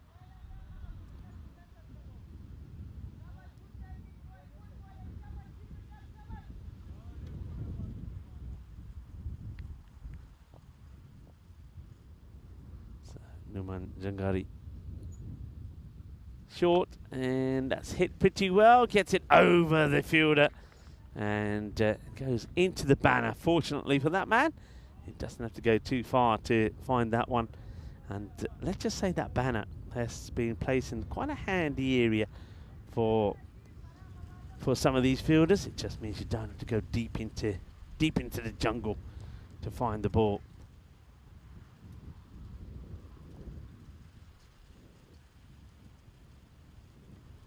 Leaves that one, and it ends up being a good leave as the umpire agrees with the batter's leave. Now, what's that that's blowing around there on the pitch? I just saw something blowing around to me. What is that? Is it a leaf? It looked like something twiggy. Oh, there it goes. Good pickup. That's right across the pitch.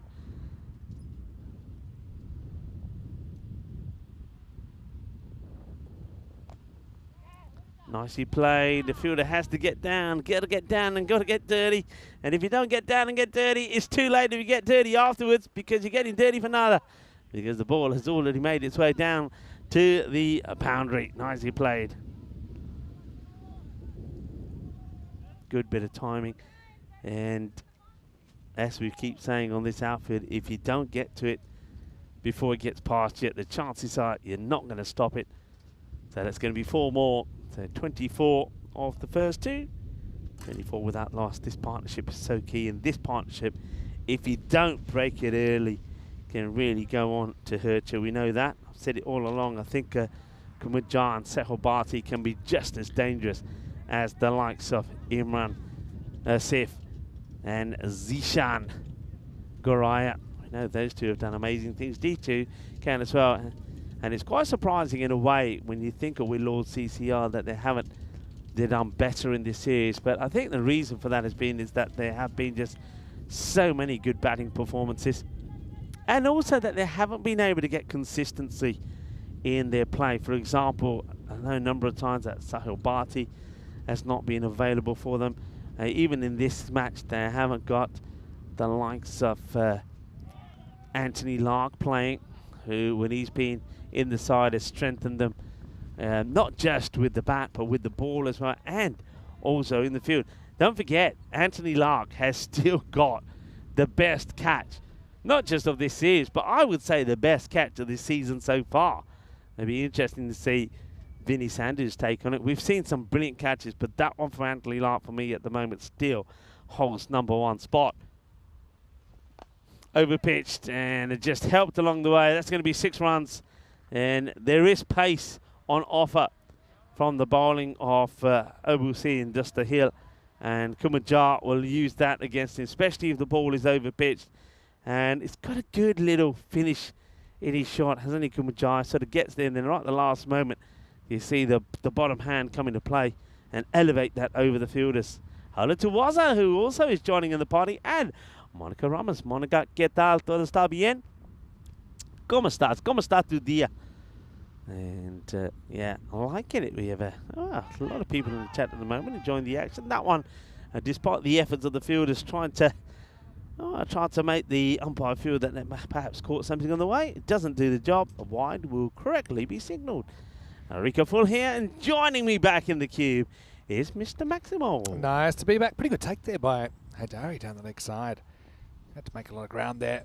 But yeah, Danube, this is the one they can finally pull out for a win. It's him pretty adjacent. Maybe back pad there. It's been an interesting replay. Maybe a bit high. Just need to get a long way across. So look.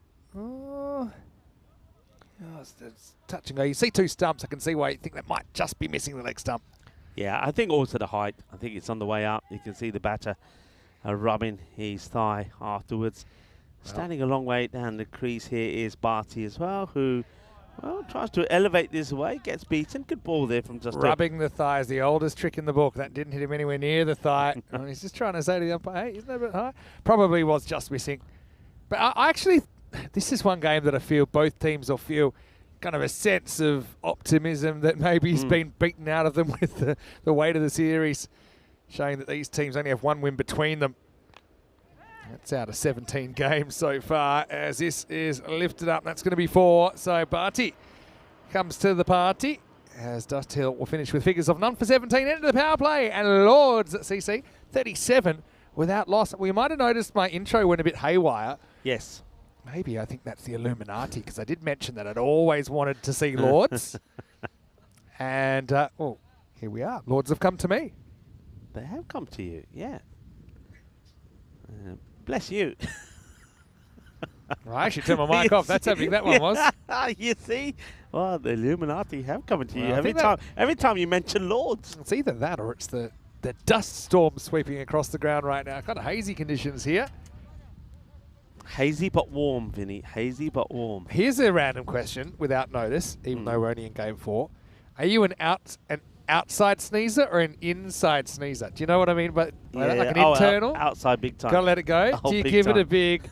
Yeah. Do you give it a bit of I a... scare people when I sneeze. Literally, I scare people Oh. in the air, and that will go all the way. Bully, bully, bully. And that 6 runs, yeah, I mean, when I sneeze, there's no hiding it. It's a biggie. Yeah. I was going to think, what about when you're in a movie or something like that, and you still, give it a big yell. Sneezing's pretty... I mean, human beings are pretty strange to think that we've evolved this way. But yeah. And what about the old, when you need to sneeze and then someone spooks you? Yeah. And you can't... That's annoying, isn't it? Speaking... I don't know, I was on a random thread here coming back, but it was my grandfather's birthday on Monday. He's 92 years old, and it got me thinking about things you can probably get away with or not care about. So I tried to FaceTime him. He's pretty good with the technology. Yeah. He's got a smartphone, everything. We chat sometimes. In the air. Oh, he's gone well. Kaiba Malia did his best to drop it. He's got one of the world's biggest hats under there. Is the captain, Kaiba, and he does take it. And we know his fingers look like a kind of a wizard's stick, doesn't it at the moment? But anyway, somehow he pulls that one in. It's 44 for 1. Yeah, so well done to Delage Jabrakel, of course, a young bowler, and gets this one in good areas. But once again, it's what I've said about some of the batters here. They haven't really. Sometimes they're not hitting the ball as clean and as hard as they need to. So that is going to be the end of Sahil. So Sahil Bharti will depart, and it's a wizard's staff. Yeah, that's what I was going for. A wizard's staff. You ever seen a wizard's staff? Yeah, I know what you mean. Yeah, it's a Bharti. Crooked. I mean that.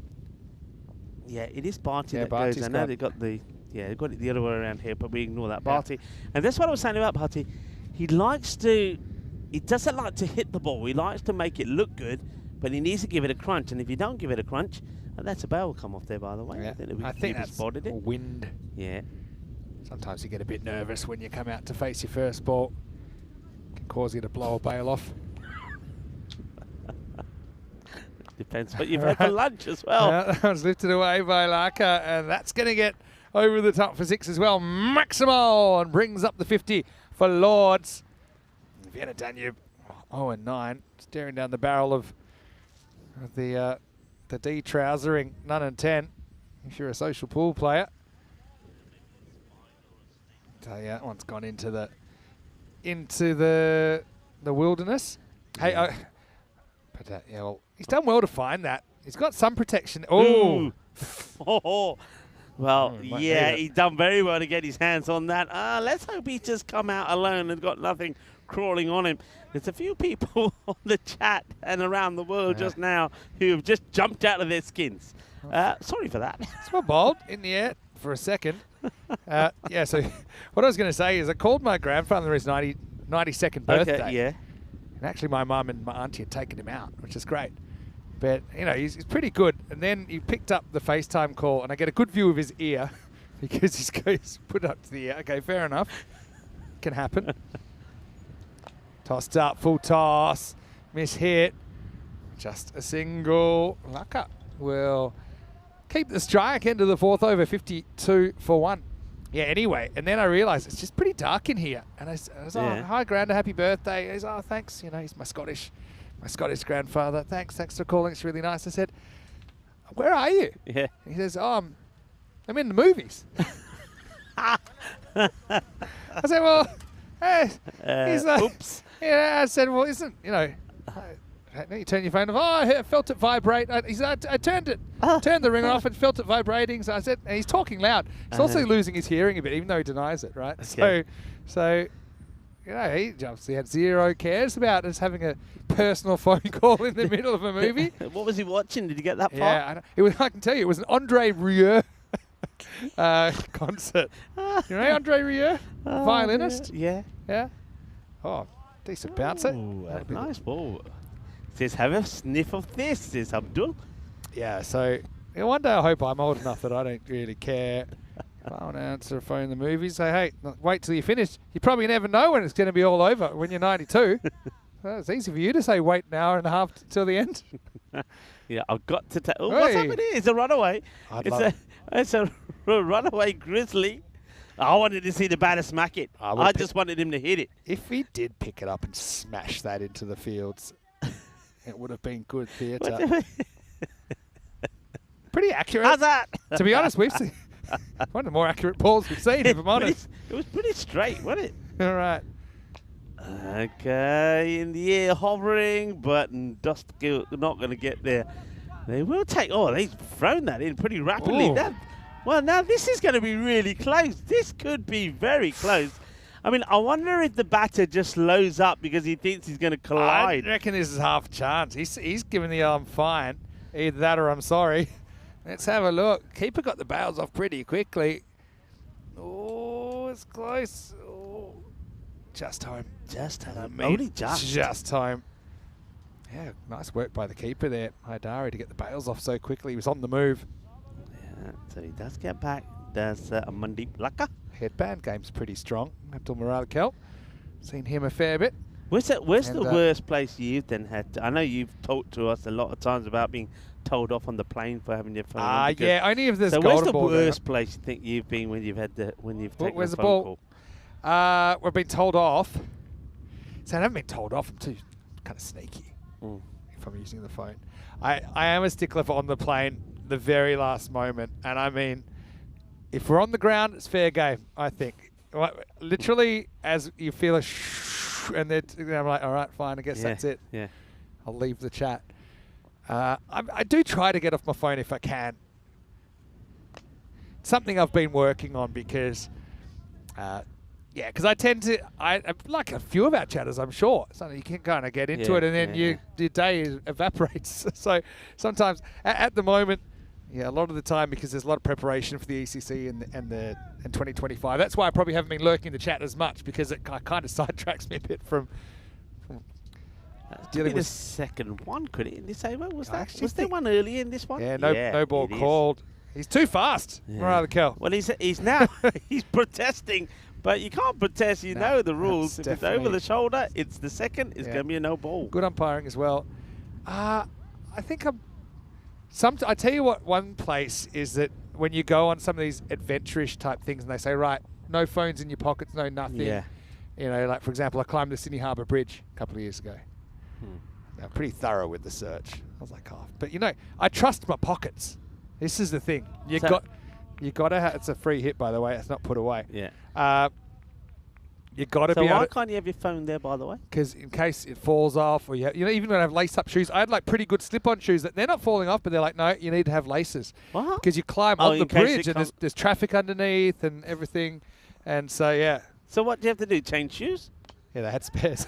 Up in the air, catchable and taken. Well, I said that Dusty Hill, he's bringing the headband game. Murad-Kel will be the benefactor, as Laka will have to go. No shakalaka for him. He will disappear, and that will be the fifth over. Laka gone for 10. It's 57 for 2. Yeah, nice catch. Makes it look very easy, doesn't it? But Laka will go. But Jar still there on 33, but starting to lose a few partners. Well held and well bowled there from Abdul Mirakel. It's a halfway point, 57 for 2. Let's say goodbye to Laka. Why don't we say hello to you, no matter where you're watching from around the world. Great to have your company. Vinny Sander here, Mr. Maximo with Rico Full. Yeah, I'm pretty good with not kind of getting stuck on my phone. Well, I'm trying at least. But you know what they say with technology? They say it frees us, but it enslaves us. Yeah. I remember the first time ever that I kind of wrote an email from my bed around 2007, 2008. And I was like, The new world has arrived, and it's fantastic. I like it. You used to have to go into the office, you know. Oh, well, that's a new over, but that's a bouncer, and that's going to disappear for 6. Maximo time. Kumajat, who's playing we know pretty well here on the network, and right now he's caused another search party to be sent out into the wilderness. In you go. And when you go in there, you don't know what you're going to find. We've seen the spiders, and we've seen some snakes as well, by the way, people. And who knows what else could be lurking in there. But What do you get told off for, phone or otherwise? I always find that I'm actually pretty good, because apart from the basic things, the normal things, I don't really use my phone for a lot of other things. So you tend not to use too much of it. But I always know whenever you go to an important meeting, and I always look around and say, right, whose phone is going to ring? Oh. And I think 9 times out of 10, I pick it at that over there. They'll have a phone, and somebody's giving an important. You're picking the culprits. Somebody's giving an important speech, and the next thing you know, and then everybody goes. Little you grumble. just get that little rumble. 4-leg buys there off Jar, who tried to turn that down leg side. Did get some pat on it, went away from the keeper. This is Wahada Omari, who's bowling pretty young looking Danube side out there. Lords will be hoping to make 2 wins here in the series. Potentially 3 if they can upset Vienna CC later. Yeah, Wahada Omari. A little bit too short, and if you're bowling it short, it's going to be smashed away. I don't think the fielder there needs to give the 6 signal. I think it's quite obvious that I've got it. It's going well over his head. And the day might come here if we play any later in the season at Sabang Cricket Ground that the players are just in kind of farming gear. And that just becomes the standard, all the protection. They're just going to spend more time in the crops. Okay, aside from phone, what are the little things that you almost get in trouble for, or rules that you bend? That's what I'm going to talk about. I've got one for you. There's a particular airport, not mentioning any countries. It's actually this one I won't, because I don't want to give it away. But they have a kind of, you pay for a plate and you get, however much food you can get on the plate. All right. Okay, it's pretty good. It's healthy. It's good. It's often a bit early for my flight. Jar on 45. Goes for it and nails it. 50 for Kumud Jar. It's been a good innings, and he's almost taken out the camera. Well, leave some for us, Kumud. We want to be able to show you as he brings up his half century with a Maximo. Brings it up off 18 balls. Yeah, after being too short, you can see a long debate with the bowler before that ball comes back. Her fingers, well, there you go. Yeah. Thumbs up there. That's a shaky.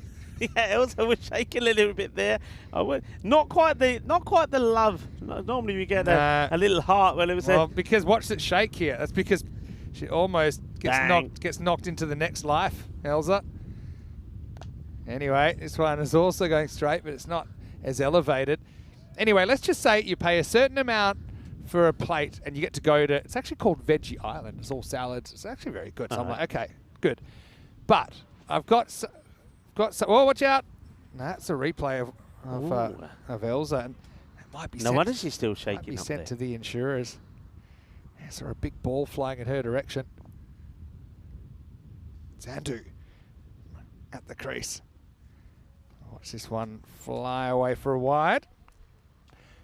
But what I'm going to say is, I've got something inside me that I try and break the laws of physics of how high I can get the food on this plate. It's not like an all-you-can-eat.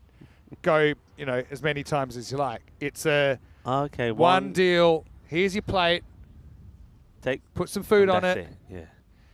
And you can't go back and refill. It's one plate. So I'm now quite strategic about how I build this kind of pyramid. Right. Anyway, that's up in the air. That's going to be 4. So Grisabak is off the mark. End of the over as Amari goes magical. And I actually think there were 4-leg buys in there as well. So it's 28 off that over. Lords are 85 for 2 after 6. Yeah. So what sort of rules do you bend? There's one that I do very regular, and I know that if I've got the likes of my daughter or my wife or whatever in the car with me, they go absolutely mad.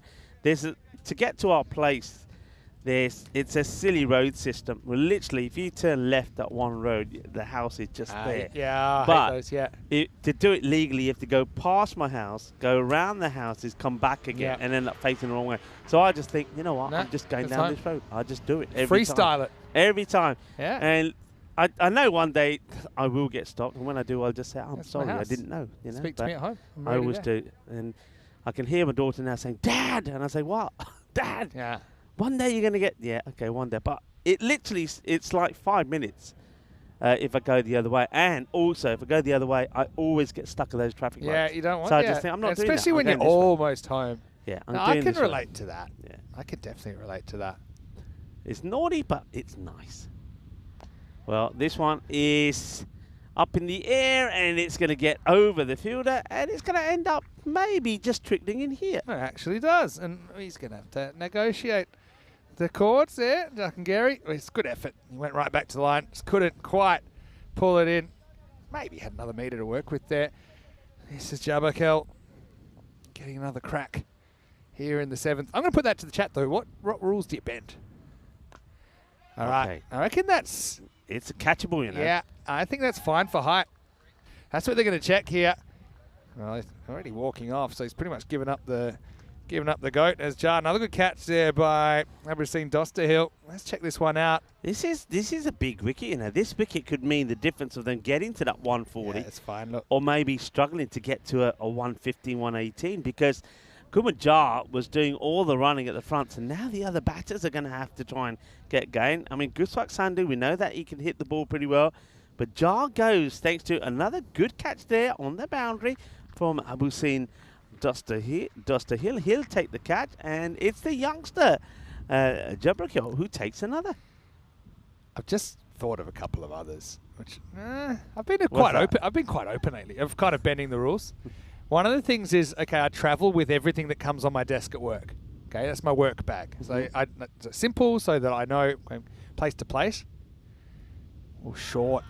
This looks like it's a bit high to me.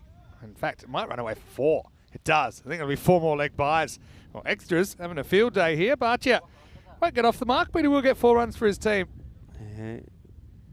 And ooh, It's pretty close, but I think that's climbing over. I know he's back. I think there's an element of doubt there. Might have hit the very, very top of the bails, but I think it's a good decision. confidence starting to flow though in the bowling of Dilaga Jabrakil. 2 for 21. It's got 2 more balls. Let's see if he can get another. I think the top of my head is 17 is the bowler. So it's always good to see the juniors doing well. Floats it up, and that's well met. This is a good one. You'll like this one. So because everything on my desk, so my carry-on bag generally is more than 10 kilos, which is what you're allowed. In fact, I'd say it's closer to 15 because of the amount of computers and screens. A lot goes in that. Yeah, a lot goes. You see it every day. So I've worked out a couple of little things. All right, this is hit and pretty well knocked down in the infield into 7 overs. Lords CC after winning the toss and electing to bat match 49 there, 97 for 3. Let's have a look at some of the events coming up on the network. Of course, we're here in Austria. We're deep into week 2 now. Just 2 weeks in Croatia. And then a bonus weekend in Greece, where the Spanish women will be playing 1 T10 and 5 T20Is against the host country. Then, of course, everyone's geared up for the ECC starting on the 23rd of September.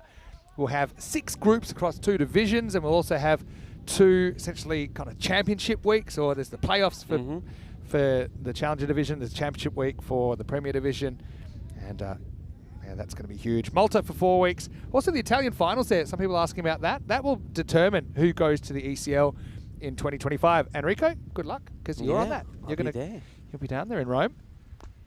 Be nice to get back there. And then you'll head to Malta. Right now, though, we've got this piece of fielding, which it's a bit of the old twister. Now they're going to, risky and gone. Yeah. Well, I suppose you take the gamble and think, right, we want to take this on, and it's going to be like Bhatia is going to get run out. He might get a reprieve. Let's just see what happened with the fielding here originally. He's all right there. He's still all right. Where's the ball? Well, I've lost the ball. There it is. Where is the ball? Let's try and run it forward for you. Here we go. I can see the ball. There, it hits him. It's kind of lodged in him here. It's lodged in his, and he doesn't quite touch the line. He's not touched it there. Let's see the other hand come down. Yeah, he's okay. He's done all right. Yeah, I think he's all right. But I thought that his hand might have just grazed the line, and then you'll see what happened. They took an ambitious overthrow. Basically said, yeah, all right. It's classic kind of, what's the word? Gursuak basically convinced Barcher, who was apprehensive about the overthrow, and said, don't worry, it'll be fine. A little bit of Mice and Men, if you've seen that book, because then he pretty much exterminated him.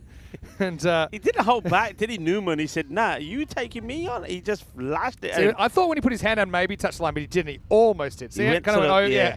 He went kind of wax on, wax off, kind of Karate Kid about it. Well, he's got a bit of the Karate Kid about him with that headband on, but just still, he's having a very good game. I mean, he's taken some catches, he's bowled well, he's fielded well, and he's certainly keeping this score down from Lords. Still 64% to 36. Let me preface my baggage hack by telling you, I don't want to. There have been cases, particularly army planes and stuff, where they haven't tracked the weight correctly, that it can bring a plane down. Hopefully my extra 4 kilos of carry-on isn't going to do that. So I'm not advocating for this to be done en masse. Yeah. But, so one of my tactics, say I got 14 or 15 kilos. And my size is fine, okay? Yeah. As far as my bag. Anyway. Shahangari. Pulled away. But should just be a single. So I've got 2 tactics here. Number 1 tactic is never wheel your bag through when you're going on the plane. Because my bag's got wheels, but it's also got backpack. Sling it over your shoulder like it's nothing. Like, yeah. Because then... Even though it weighs a ton, you're like, it can "Oh, weigh it's light." so much. I'm only sweating A couple of because it's times I hot. went to the US and had some samples in there. It weighed like 25 kilos. I almost broke my shoulder. But you sling it over your shoulder, Yeah. you cruise through. Mhm. Then and even, to get even, take it one step further. Put it, it's good fielding actually by Jahangari there. Make sure it's on the opposite shoulder from the one that they're checking your ticket with. So it's not in their face. not It's on in your there. back shoulder. Yeah. So you're cruising through. There are some times where I know they're going to get pretty... They're giving you all the warnings and all this. And I can't really check this bag because it's got all the electronics. They don't let you do that. Yeah. Okay. So I've got another tactic. This is a fairly modern one, but I think you'll like this one. So going to get through Joe Hall. Lords, let's see if they've got one final push in the last quarter of this innings. So there's a little known rule. Whatever you buy at the airport, they don't count that in your baggage, right? Because they want to encourage you to, it's all business, right? You're duty free and all these things. So this is one I did a couple of weeks ago when I was getting a lot of warnings from everyone. Make sure that your bags, Yeah. you know, I was like, okay, I'm in trouble here. Your wide down leg side, and Joe smartly stays at home. So I went to the duty-free shop. I said, how much for a bag? It was about $2 for the duty-free bag from there. And then I took half of my stuff and put it in the duty-free bag. Yeah. Clever. That is smart. And then suddenly I'm on easy streets. There's a couple of tips you can use. Tell them Mr. Maximo sent you. Actually, don't. Don't tell him. All right. All right. Yeah, let us know your little life hacks or what you kind of rules that you bend. But sometimes though, when you get, I mean, like, because I've got a bag similar to yours, not quite as big, but they always try to convince you to put it under your seat, and you think, nah, ain't happening.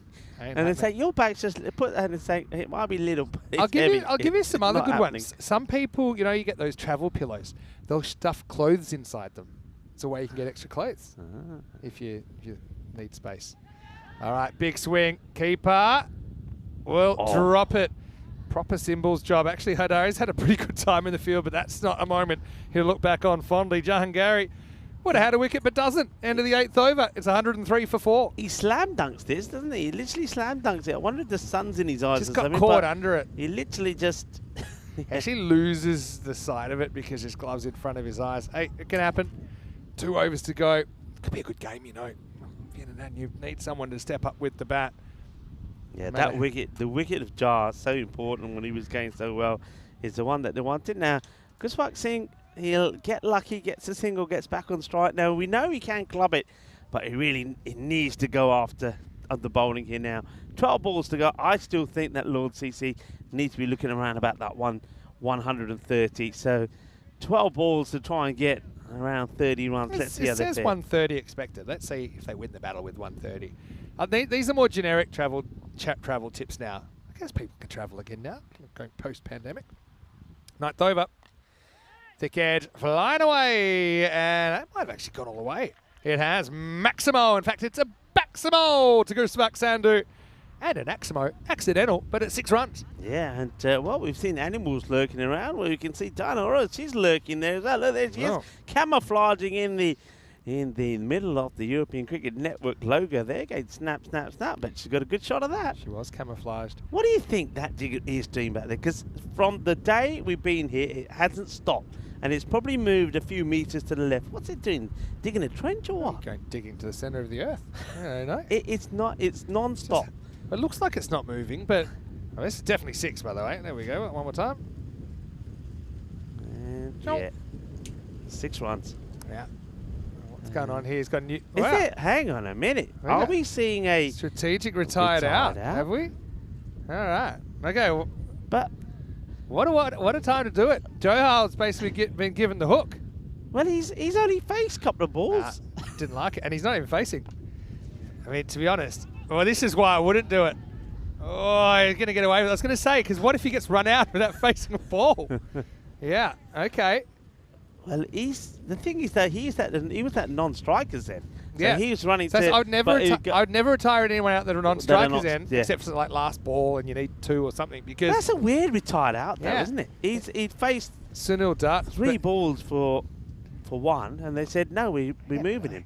might have to be somewhere. It might be like the Matt Renshaw retirement. He had a call of nature. Who knows? Oh yeah, He certainly sprung off. that's going to cause problems with us scoring. I know it does. It always I does. think they're all over it now. That's good. That'll be So it's good. 110 for 5 then.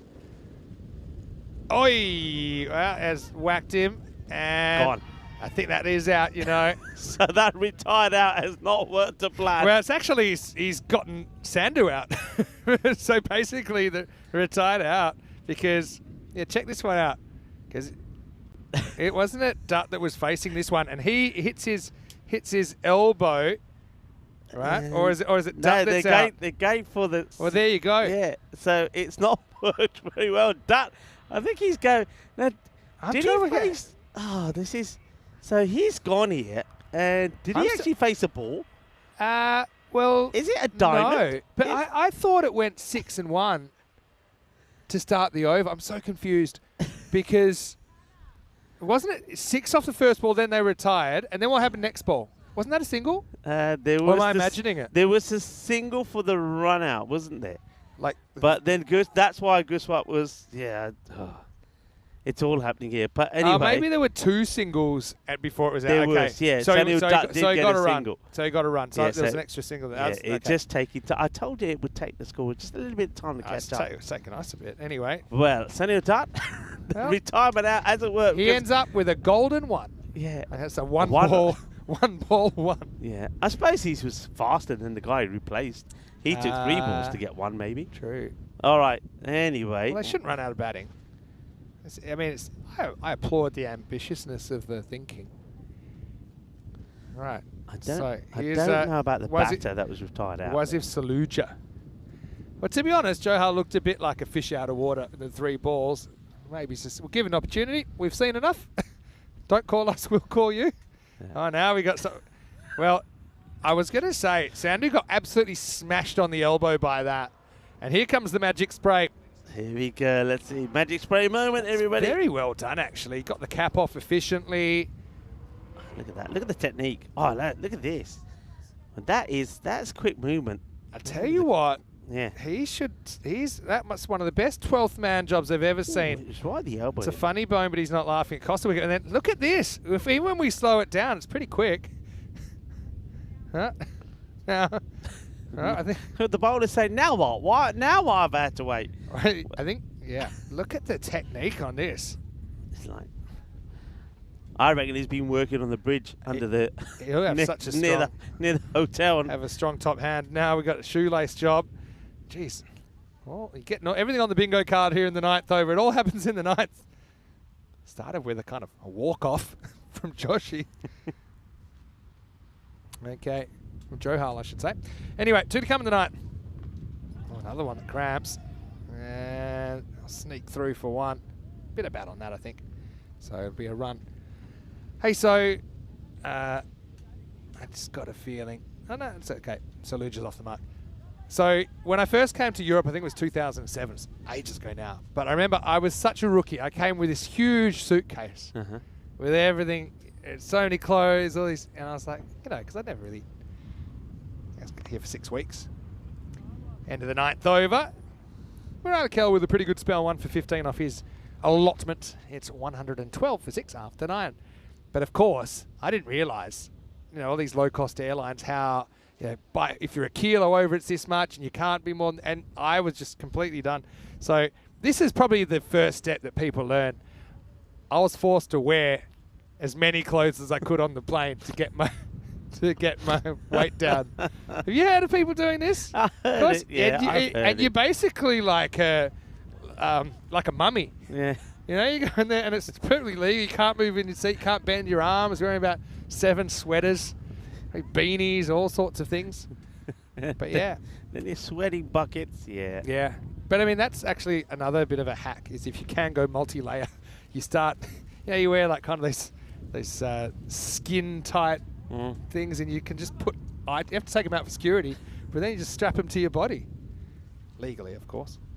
Anyway, 10th overtime. Let's rock and let's roll. That's into a pocket of space, and that's going to be 4. So Saluja, we had to wait for the merry-go-round to come around, so it was his turn, but now he gets 4 runs to start the 10th. Yeah, it's nice shot for Saluja. It's not a very high bat lift, but he watches it well, gets good strong wrist on it, and the mid-wicket who's inside the 30-yard circle gets lofted over. He now goes back, which means that they've probably brought, I would say, the 3rd up into the circle. Omari getting this last over. And he gets good contact on this again. It's a spectacular attempt at a catch from Dusterhill. They're going to come back for 2. They'll get 2. But this is what we were talking yesterday. Marks for artistic impression. I think I'm giving him 10 out of 10. Well, we know it was in Dusterhill. He has taken a catch doing the forward roll, remember? It was on the day that we saw it. So he goes to do the same again. This time, he gets 10 out of 10 for the artistic impression and the landing, but he doesn't catch the ball. Actually saved 3, so I'll give him that. Gurusavak, let's test out that magic sprayed up arm. I think they took 2. So it's they going to did be take 2. Saluja, and he's going to get another one away. Yeah, he is. He's got the gaps at the moment. Yeah, you're right, they did get 2. So Saluja making a bit of a difference. Maybe there's method to their madness. The run's flowing for Lords late in the piece. Yeah, well, 130 I was saying they'd be happy with. They're 8 away from that. Oh, they've got still 3 balls to come. This over's gone well. 4, 2, and 4. And, well, Saluja's thinking all the batters coming in before him. What about me, he said. I was here right at the beginning and I always did a good job. They forgot about me. Well, now he's here to make a mark. And he's whipped that away as well. Fielder's got to get down. He does. Will they take on the arm here? Nah, I think he got set, quote-unquote set batter. I was just thinking, well, first I want to say to Martin Gleaves, he keeps saying that, I've heard him say this before, the headband reminds him of Dave Bedford, the 10,000 metres runner from the 70s. I've heard that one before. I was going to say maybe the story with Johal, he might have pulled rank and said, right, I'm going to go out there, and if I don't hit a boundary by the end of the over, you can come and yank me. I'm so confident that I'm going to go out there and make a difference. And then so he was running off. He's like, all right, you got me. 1 off 3, I'm out. All right, well, both barrels here, but it's going to be a standing catch down there from Abusin Dusterhill. Well, that's a pretty solid catch. I know that Martin Gleaves says he looks like David Bedford. He didn't have to run 10,000 metres for this catch. Gurusavak Sandhu goes for 15, and it's 123 for 7, the last ball to come. He's a good catcher, isn't he? I mean, he's made impact in this match already. I think he's bowled very well. He's kept it nice and tight with the bowling. Not for the first time that we're seeing him do that perfectly well. And in the field, he's been great. Yeah, so his bowling figures, didn't take a wicket, but only 17 off his 2. And that's his 3rd catch. He was involved, of course, in the run out as well. So, top bit of play there from Dusty Hill. Good performance from him. Quick hello to Wazza in there. I see Wazza said a rare sighting of the wild red excavator. Thinks it's in the wild over there. Doesn't really move from its patch. All right, so we've got Vijay Kumar, one chance to be a hero. I don't know, I got an early tingle here, Rico. I know Lord's already run the wrong end of a golden ball. Shake, rail and roll, seatbelts on, ready for takeoff. Last ball, and we'll have to circle the runway. We might have missed our spot. What happened to the takeoff? You know, weightlifting sometimes I think do you reckon the plane was too heavy? Well, he's actually slipped there about 3 steps out. But have you noticed when they're running in here? Look at the steps. Look at all the dirt that comes. It's like they're steaming in. And All right, where's that going? That gets past the fielder. That'll be 1. Might as well come for 2. What are you waiting for? Gone. Well, it'll be another golden 1. This time to Vijay Kumar. Lords have to scramble a bit in the second half, don't they? They'll end up with 124 for 8. Kind of blew a good start there, didn't they? They were 52 off 4. They were 85 off 6. But yeah, the last 4 overs, 12, 6, 9, and 12. Anyway, I think it's actually a pretty interesting game. I have it pretty close to 50-50 at halftime, with Vienna Danube chasing 125 for their first win in this European cricket series. remember, Lords CC were the golden ball side, and it was 123 to 123. They were chasing that time. This time they got to 124. Who knows? They could be in for one of those sort of matches again. So Vienna Danube, they need to get to 124 victory. Let's have a look at the highlights. So once again, you knew it was going to be a good start from the 2 opening batters, from Bharti and also Punjab. But Bharti, once again, I was saying it when he was batting, he's the sort of batter that doesn't really hit out at the ball. He sort of likes to stroke. I mean, Kumar showing you the way he likes to do it. He likes to hit it with everything. But you can see there, he just tries to place rather than hit. He offers a chance, and well, Kaiba Malia, the captain, holds on to a good catch. Yeah, and then we had every kind of ball here. We had the non-ball, we had the kind of slipped out ball, which was on middle stump. But Vienna Danube, I think, they've been up against it for so much this series, but you got to give them credit. They're fighting it out. This is their last game. They don't have a win, but they do have 8 points out of 9 games, which shows you they have been pretty consistent, at least been competitive. They traded all for a W here, I think. And let's be honest, they're in the contest against Lords at halfway. Yeah, they definitely are. They're in the contest. Of course, a lot will depend, of course, on how their opening 2, maybe 3 batters go. If they can get a good start, go well in the power play, everything is possible. Kumajar, he was the key wicket to get, and Dostil was not going to make the mistake. And look at the joy there from the fielder. Well, he's having a good time out there. He likes his celebration. And that's the young man. But he did bowl well. I was pleased for the way he went. And then, how about this? He says, "You're taking me on? I'll show you." Yeah, brilliantly done. Great bit of fielding there. And another one bites the dust. It was a good effort from Vienna Danube. I don't think they made too many mistakes. The catching this time was good. It was an opportunity there for a run out. Then, of course, there was some retirements. And, well, they retired out one batter to allow another, but that didn't go well. That was Sunil Dutt who would get run out. Then we saw a little bit of great work from the 12th man to do the administration and the magic spray. Doster Hill tried to take another catch doing the forward roll. It didn't quite work out, but he would catch another victim, and this time it's Guswat Sandhu who went for 15 off 10. Then right at the end there, they thought, well, look, we might as well have a go. We might as well see if we can get another extra, and Vijay Kumar would be run out for 1, going for the second. So it's, I suppose, going by the scores that we've been seeing here, it's slightly below par, but considering the teams that are on play, I think is a score that'll be pretty challenging. So 124 for 8. I think that wicket of Kumajar when he just got past his 50 was pretty key. If he had stayed in there, I think that 140 definitely was on the cards. Remember, the expected score while he was there was around that 140 mark, so good wicket to get at the right time. So he was the highest run scorer there with that fine 58, and then after him Guswat Sandhu got 15, but nobody else really got going on the bowling front. Well bowled to Dilaga Jabrakel. I think he bowled very well, and Abdul Milik Mikel was very good as well. We kept it nice and sharp. And then, though no wickets, I'm liking what we saw from Justa Hill as well. Just good, tight bowling, and only conceding 17 of his two. So we're going to see an interesting finish to this match, number 49. Lord CC, they have got the runs on the board, 124 of them, but Vienna Danube looking for their only win, and it's going to be the last opportunity that they get. Will they be able to do it?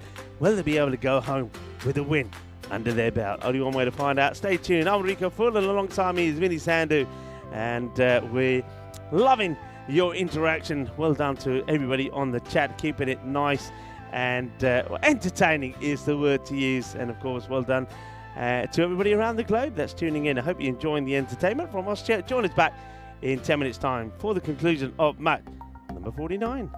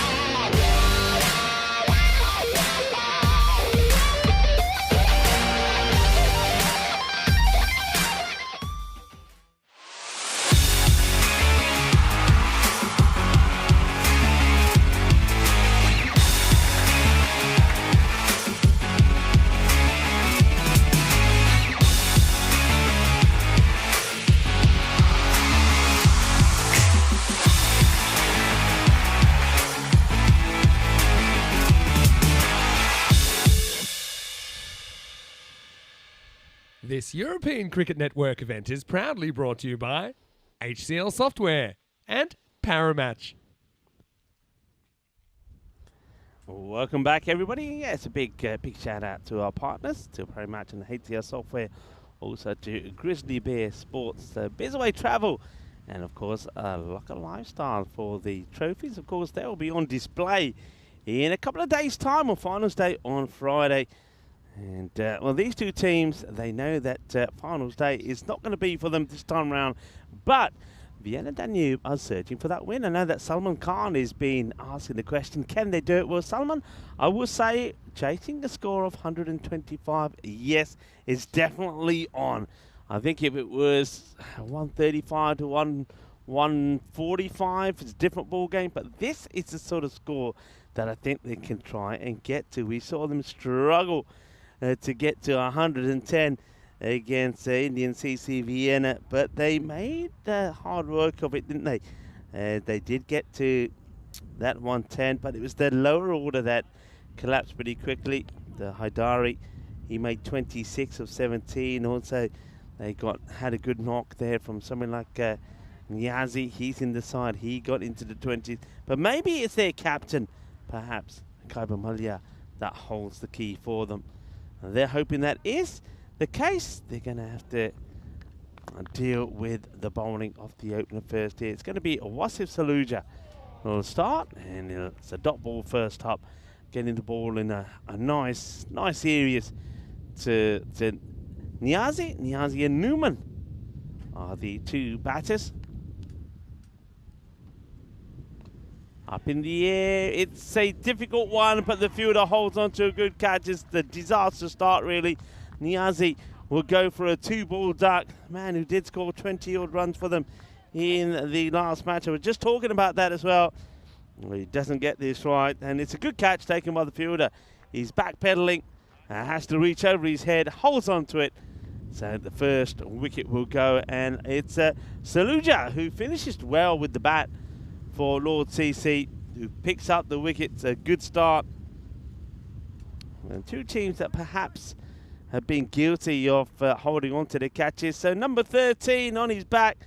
Sometimes 13 is unlucky, and it will be for Niazi, because that number 13 brings him no runs at all. It's a 2-ball quacker for him. Saluja picks up a wicket. No runs yet. And that's good work from the keeper. Nice take from Sunil Dutt. We'll have a look at this side. There's no appeal from Sunil, but we'll get a chance to see just where the batter did end up here, whether that foot did come up at all. The umpire has to reset the stumps, but yeah, sharp work from Sunil Dutt.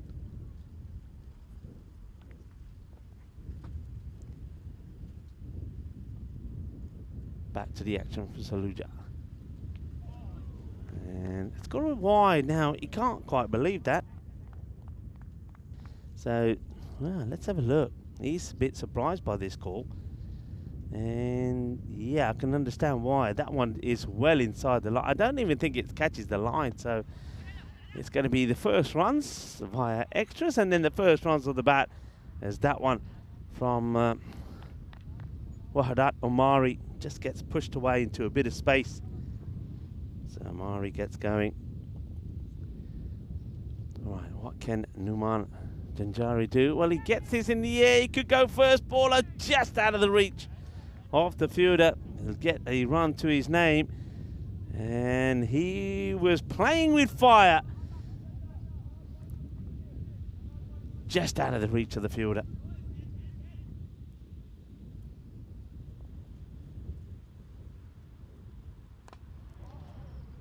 No run this time. Gets told to get back. Kumajar running in, doing the fielding. End of the first over. And it's a good first one, isn't it? Keeps it nice and tight. They take that wicket. So Vienna Danube, not the ideal start for a team that are looking and searching and are desperate for their first win. It's 3 for 1 after the first. And Vinny Sandhu joins me back as we talk about 15 matches now since the Golden Ball. How many Golden Balls do you think we'll get in the ECC? We've got 127 matches. Yeah, the record of golden balls at the Cardamom Oval, it's not. I mean, we've had some, but We've it's had not some. huge, is it? I mean, we've had more golden balls there than anywhere else, but we've also played Yeah, more we matches played a lot of there matches than anywhere there. else. I think I'm going to be optimistic and say we're going to get 3. 3's pretty optimistic. I think 3, I'm saying. Yeah. The odds are that we can expect 1, but 1 to 2 would be the, so 3's a lot. Might get 0, can happen. Yeah. I'll tell you. So if, for example, at the moment 1 in 90 matches is a golden ball, right? Well, that's going to be carved away, and that's going to be 4. So did well to reach it actually, Omari. I think it was the worst location, but full toss carved away. Check this one out on the replay. Flies away. Yeah. Good access from Omari. Okay, so the chance of a golden ball any particular game is about 0.011111%. Okay? So let me go further with that and tell you. And 121. I'll tell you first, this is an easy one for me to work out. The odds of there being no golden ball at all. Okay. Okay. Oh, Way! what has that hit? Well, the fielder Wow, slides. it's actually slowed it down enough to not go to the boundary. And makes a good stop. I mean, they'll probably jet the field. But what? Has this got the edge of the yeah, pitch or I something? reckon it's not hit the edge. I think it's hit the corner of the pitch. Check this one out. I mean, you got to make sure you got all your will and testament sorted out. Bang. See? Corner, up and... Well, I talked about some of the techniques you might want to use. There ain't no technique for that except hope for the best. Hit hard, 4 runs. Omari started well. Good start in port for Vienna Danube, searching for their first win in this European Cricket Series. Yeah, well, Dan Omari is making the most of the short deliveries that are coming his way. And Abu Bakr Khan is just being a little bit too short.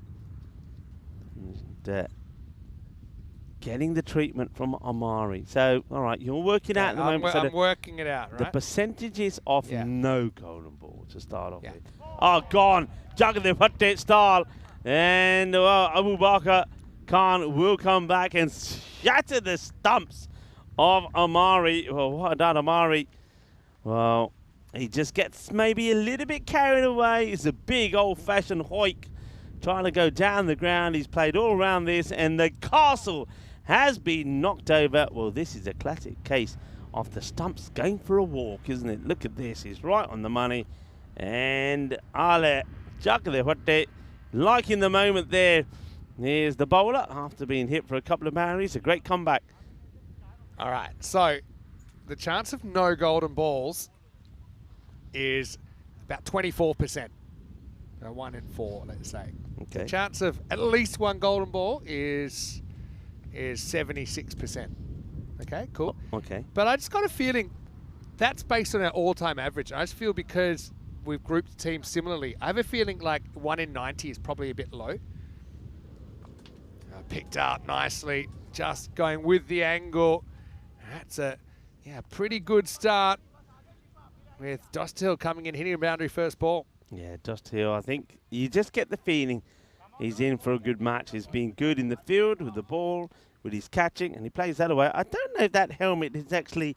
Yeah, I mean... Is it just... It is on his head. It's on his head. I know what you're saying. You want to go up to and go... I just want... Yeah. On the bottom. It don't look right. It just looks like it... Look at it. He's got the cap on underneath. It's PC Plod. Yeah, it looks like Dr. Seuss a little bit there, doesn't he? Doesn't look like it's on He might properly. wear 2 or 3 caps. Yeah. Extra protection. Hey, this is 2024. Express yourself. Oh, geez. Goes on a walk and won't get a run there. End of the over. It is 19 for 2. After 2. Now we know why people struggle to come and commentate this, because it's a frenetic pace. You know, there's a lot of good commentators that I've seen, that I know who said, I couldn't do it. I love when we can get some of them on.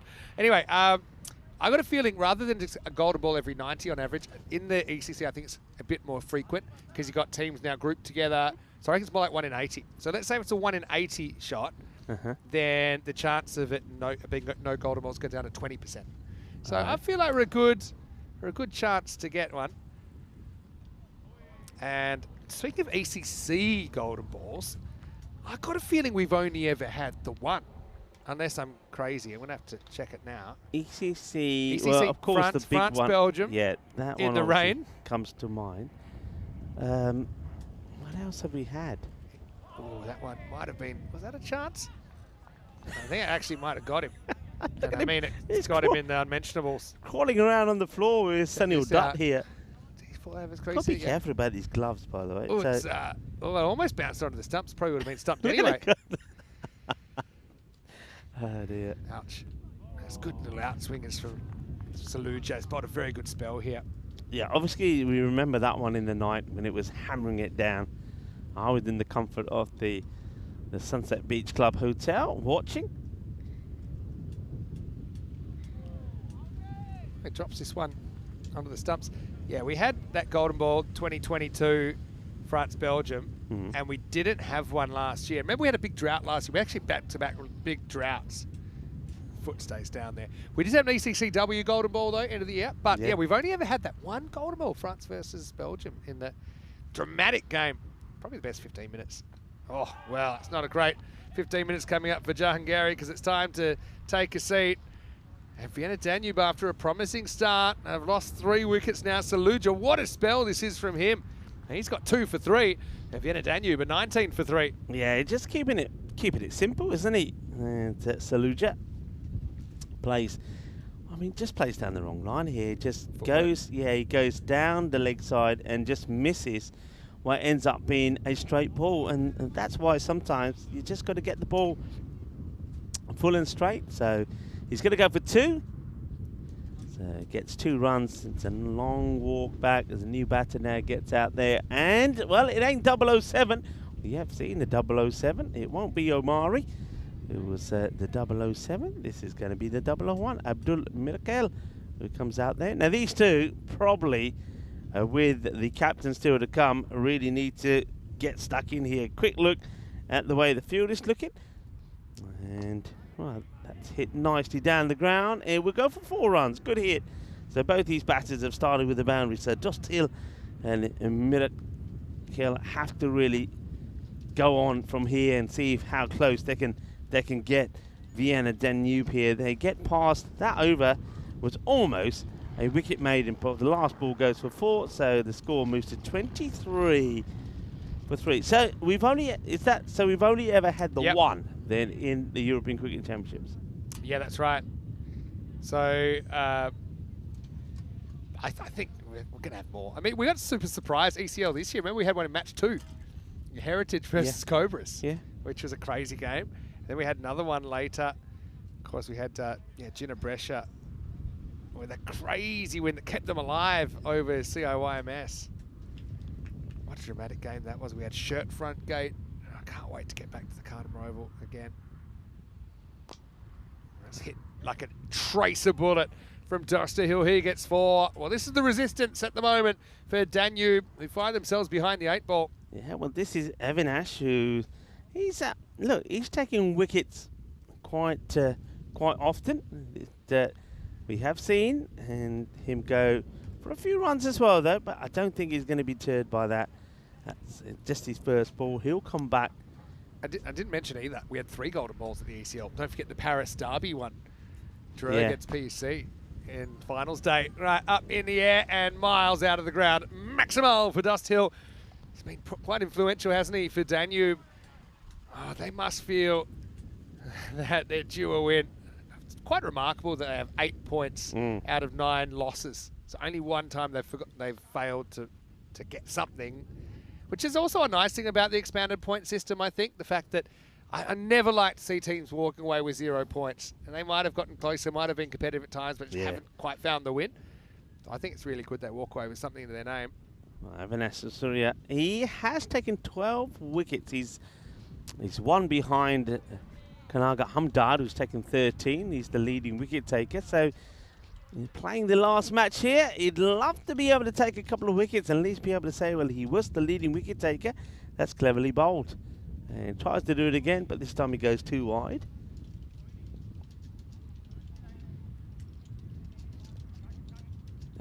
Walks back to his mark. I think he's probably better off just floating one up which he's got to use his feet to. And I mean, asking the question, probably going down the leg side, but yeah, good change up from Avinash. Remember we were talking about golden balls and venues. So now Saban has multiple golden balls because, of course, we had one in 2021. We had the GCA versus Lords one on Sunday. That time he does use his feet, absolutely bangs it down to Abu Bakr Khan. Yeah, so Cardamom Oval, 8 golden balls is the most of any venue. But, okay, taking that out of the equation, Masa is second with 7 golden balls. Remember we had 5 in the one series there? Yeah. That was crazy. That. And we're going back there after ECS. That series is quite amazing. That's a good delivery. That's well dug out, though. Montjuic with 6 in Barcelona. Ipsonis in Cyprus with 4. And then you've got 5 on 3. 5 venues. Vasilevski in Bulgaria, Santarém in Portugal, Roma Cricket Ground in Italy, Vinoj in Czechia, and Europa Point, Gibraltar. And then you've got a few on 2. Anyway, let's have a look at the graph here. Have you noticed these lines have fattened up a bit? Yeah, just Like a that. tad. Just, you know. Just like the Derricks. Yeah. Well, the Derricks have seemed a bit small in this tournament. That's okay. Hey, that was a good viewer suggestion to put the blue line in. The blue line shows you where you keep your point. The viewers have good ideas too. Hello, viewers. Hello, Was. Yeah. And this isn't Was a Matron. This is another Was 20. And where are you watching from, Was? Just answering a few questions about the format and how it works on finals day. Might even be able to bring up a graphic about that. Anyway, it's Kumajar getting a ball and over number 5. And in the air, catching opportunity, and down it goes. There'll be 4. Wow. It's Kumajar, the captain. He won't be happy about that, and nor will the fielder. Well, Sunil Bharti, he makes a meal of this, and he literally wrestles the ball to the boundary. And there it goes, gets away. It's an opportunity, goes down. Ooh, that's pretty close to knocking the timber over. Yeah, pretty well bowled by Jar. Get at one side of the wicket. He's a guy, obviously we know quite well here on ECN. Playing for Lords. All right, in the air, is it on the legs? It sure does. Nice shot from Muralikel. Maximo. 6 from him takes him into double figures. Yeah, nice hit. Just a little bit shorter this time, but Muralikel says thank you very much. Boom! And thumps it and doesn't even bother running. And why should you if you hit the ball that well? Maybe slightly quicker one here from Kumajar. It is, and the umpire says it's okay. Side on. Are they having a look at this? I don't really see the foot I have a moving. feeling he encroaches. My spider senses are up. Just the way he took it. Well, maybe not. Let's have a look. Close, but I think he's fine. I see them sweeping like that. All right. Tees off at this one as well. That's going to disappear. Just too short from Kumajar. Maximo takes Vienna Danube past 50. Well, that's what happens when you drop a guy. Abdul gets dropped. And not only dropped, but it got punched over the boundary for 4. And now he's looking to cash in. Kumajar, every time that ball came to the boundary, he's having a look at his opening batting partner, Sahil Bharti, and saying, what did you do, Bharti? What did you do? Don't let him play from the crease. Make him come forward. And he does, and this is high, and it's a chance. It's a steep, it's caught. Really nice catch that time by Sahil Bharti.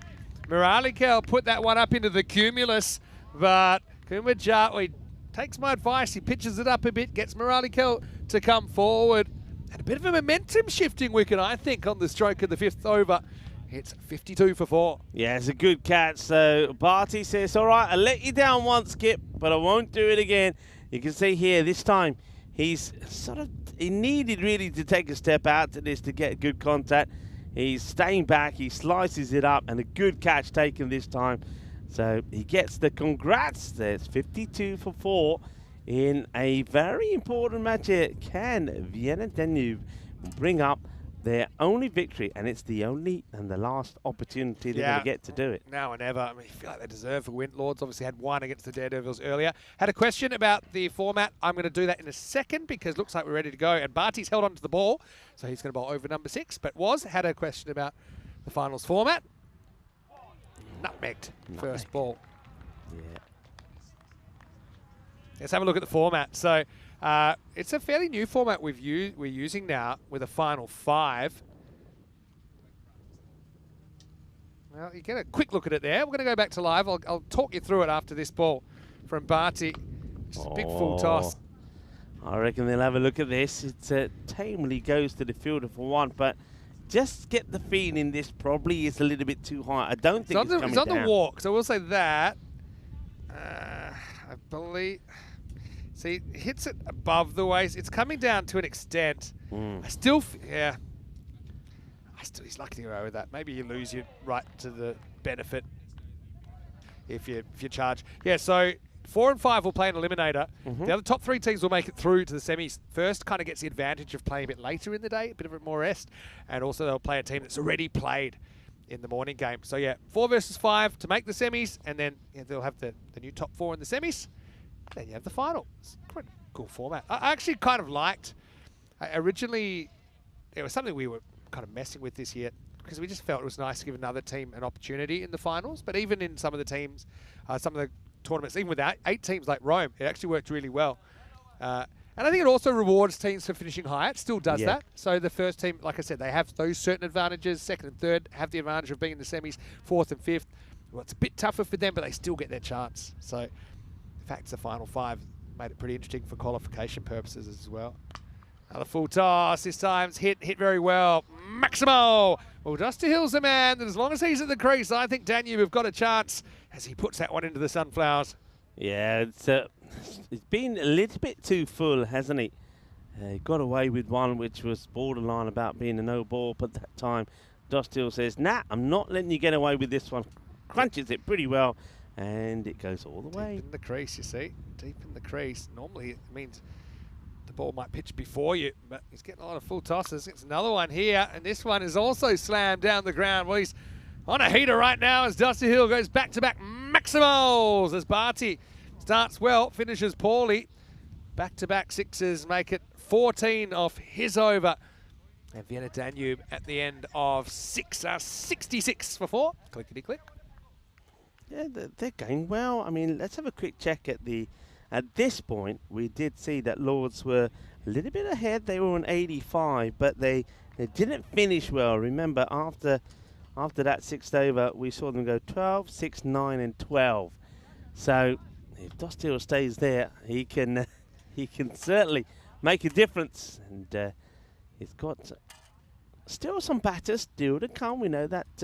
Mali is there, but he's got his still hand there, injury. yeah. He was pretty clever the way he batted before, though. He's having trouble hitting through the ball, but he deflected a few 4s away. Asuria gets a second over, and he gets slog swept up and out of the ground. Well, 6s coming from both ends now. Haidari goes maximal with his first. Yeah, good hit, firm and powerful, and needed the power in it. And Avinash, well, he's comes to start his bowling his second, and like his first over, it goes for 6. The first ball goes for 6. He will come back. He was well. Look, There's remember, the 6. yeah, a couple more wickets, and he becomes the leading wicket taker. He's one behind the leader at the moment. Amazing camera work and the use of the zoom function there. Is that Elza still up there? Still got the shakes? Maybe chases a wide here, but might get a boundary for it, and does. Haidari, yeah, had to go a long way from his eye line there, but he hits it pretty well and gets 4 runs. I just saw that Was is actually watching from South Africa. Our new Was. Great to have you. Good time zone for you, Was. If you're enjoying this, I'm sure you'll enjoy Croatia coming up. I'm sure you'll love watching the Euros of cricket from the Carlton Oval starting on the 23rd of September. And maybe let us know what city in South Africa. I have been to South Africa a couple of times, played there a couple of times. Yeah, let us know where in South Africa you're from. It will be a wide. Keeper doesn't cover the line. That's going to be 5 bonus runs. He's not too happy about it, is Sunil Dutt. Thing here is, number one thing, you need to try and get to the line of the ball. He doesn't move his head enough. He kind of goes with his hands. That's fine if you're trying to grab a quick stumping, but with the batter in his crease, your obligation's kind of just to get across and block it. And he doesn't. It looks like he needed just another step, doesn't he? It looks that like he's extra ready step. to take it, but he doesn't take it. There are certain times when you're searching for a stumping where you might kind of snatch at it a bit to save time. But when there's no stumping opportunity, you really just got to try and get across. And it's just a minor error, but it's cost him an extra boundary. Have you been to South Africa before? No, never been. Interesting place. Here's some things that only South Africans will understand. Wimpy. No, I know Wimpy. How do you have Wimpy? We've had Wimpies in the UK. Okay, didn't know that. Watch the out. spin. Yeah. Oh. And, well, now, only one set of stumps, so they'll take another one. That's pretty ambitious running from Haidari and Dosterhill. Oh, dear. Well, I think in the process of knocking the stumps over, the ball gets away from him. Yeah. And then in a real sort of Charlie Chaplin fashion, he has to then go after it. Watch this. So here comes the throw. Yeah. And then they were down to one end. It's Because like, you'd have to set oh. the stumps up. Uh-oh. And yeah, a bit silent movie style. This is where if you're smart, run one, knock the stumps over, come back for two. Probably unfair play. I think that would definitely be unfair play. How about Yeah. clever play? All right, that's a full toss. Skewed up in the air and it's dropped. Oh, well, he saw it late, did Abu Bakr Khan. Gets to it on the full, but can't quite hold on. Feels like a big moment in the game. Yeah, that is a big moment. It's you can see it. It's not good contact from the bat. It didn't sound good at all. But yeah, he picks it late, then has to try and take it at an uncomfortable height. Gets away from him. Avinash now goes to the shorter one. That's hit pretty well, and it gets well fielded. He's got two fielders back there. End of the 7th over, and game on here at Saban. 86 for 4 after 7 coming up. Last game of the day, number 50, in fact, of this European Cricket Series. And Lord CC, they will go back-to-back. They'll finish their campaign in match number 50. Vienna CC, their opponents, of course, they will make it through to the finals, but we're going to see where they finish. Vienna CC winning the toss and electing to bat in that one. How about Omari and Simpson Parker at the top? Pretty strong side. Quinton Norris comes in for Vienna CC. He'll do the keeping for them. And Ali Rahimi, he is in there. No information about whether he's pursuing a jockey career after he tried to ride Mark Simpson Parker like a horse yesterday. But Lords, look, last chance for them. Jar's obviously pretty important. And he comes on to bowl now. 3 overs to go. This game's in the balance. Starts with a boundary. 4 runs. All placement there. This game's very close to 50-50. In fact, Danube were 49% before that ball. I feel with that one, they must be ahead now. Yeah, that's beautifully timed, actually. I mean, Kumar Jar's not putting a lot of pace on the ball, but it's just footwork and timing, gets it in the gap. And, yeah, I mean, look at the rate. They've taken it down to below 13 with that boundary. Couple of things. Just noticed that Martin has now got a blue spanner. I think the robot is calling for a few reinforcements before the Euro start, before the ECC starts. So well done, Martin. Good to have you with us.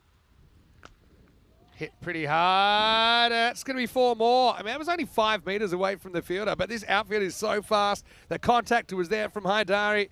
And now Danube are in the driver's seat. Back-to-back 4s to start the 8th over. Yes, that last over went magical from Avinash. So they need a good one here. I think that's probably why the captain decided he'll bowl this one, but it has not gone to plan. They need a wicket here pretty badly. That's hit pretty well. They moved the fielder, but he's too clever. He outfoxes him, finds the new gap. 3 4s to start the over. Vienna Danube without a win in 9 matches so far, hoping to close it out with the W. And they're close enough at the moment to do it. Yeah, and they've got the runs they needed of this over off the first 3 balls, and now these all become bonus runs. Jar will be spinning chips this one. Tests the field. It does well to deal with the Tortuga. Just one. Dosterhill will get back on strike. Okay, I'll give you a couple more South African things because I know this is actually going to be a close game. Spur. Do you have Spur? Spur? Spur, okay. Woz will know what I'm talking about. And probably one of my favourite things about South Africa, Bunny Chow. I think we've talked about Bunny Chow before. Chow. A bit wide, just a bit too wide of the line. Bunny Chow is basically a hollowed out loaf with a curry inside, and they stick the top back on. And it comes from Durban originally. That's actually one of the hottest things I've ever eaten. We know when I did the challenge, put me in hospital. We don't want to go to South African hospital, but anyway, in the air, hundreds up, by the way. Yeah, Bunny Chow. I've never seen it anywhere else in the world. And it's such a good idea because you can then use the bread to kind of dip in the curry and, yeah, Bunny Chow. We've had soup similar to that, where it's been the bowl's made out of the bread. Yeah. You had the soup. But it's a genuine loaf. I'm trying to think just if I had that in hollowed out. Romania or it was Hungary. I think Yeah. Romania. That was very nice. And I thought, what a great idea. Because, you know, like normally when you want soup, you sort of want soup, you want bread with it, dip the bread in. Well, the soup's in the bread, so it soaks up the bread. By the time you finish the soup, you then enjoy the bread. 1 or 2 for 4 after 8. Game on. I told you I had a tingle about this game. Computer looks like it's... Wake up. There you go. It's back. These heavier worms take a while to load, I think. Hey, I just saw Jacob's watching from Estonia today, Jacob. Hopefully you're well. Said that his granny's there looking after him tonight and sends us her regards. Hello, Jacob's granny. Yeah, hello, Grandma. Tere, hopefully you're well. Hey, you've tuned in a great time because this is a really good game. It's 23 off 12. 55-45 to Vienna Danube. That's... Oh, it says even more. I don't know. I just feel like 1 wicket could change everything here. But will it come? These two are set. You're right. 1 wicket to fall, new batter on strike, a few dot balls, things change. But you've got to get that wicket. And Haidari at the moment has played a lovely shot. Oi! And that is not going to be stopped either. That's 4. I mean, it would have saved 4 runs, but it would have potentially been a broken shin bone for Barty. Definitely considered his options here. In the end, he kind of gives it the old step over, Irish dancing style. Oh, well, 1 wicket here. They need 1 wicket. Lord CC only just hanging on. Haidari's been a brilliant middle order bat in this game, 31 off 12. Moving field around here, but I don't think the fielders quite know where they're going. Barty only conceded 2 of his first 4. Then went Maximo to finish his first over. He's gone 4 off the first ball here. Near enough if they're good enough. Vienna Danube. Oh, It goes very wrong. That's 7. Forget about it. Maximo, that's going to be a no ball for sure. He just stands in the crease. We'll check it out on the replay, but it'll tell the story. I just don't see how this could possibly be below the waist. it's a huge no ball. This is huge because he doesn't charge at this. It's a huge no ball. This is going to be around about his chest. Watch. Yeah, bang. It's actually a brilliant shot. I think it's all over bar the shouting. They'd have to fall over. So no ball plus 6. Free hit to come. That makes it 12 off 11. 2 sixes in the air. Danube cracks this into the gap. What an innings from Haidari. For me, he's probably taking the player of the match, just the way he scored these runs. He's 41 off 14. Doster Hill, credit to him. He started this kind of counter-attack, and he's found an ally. And Kaiba...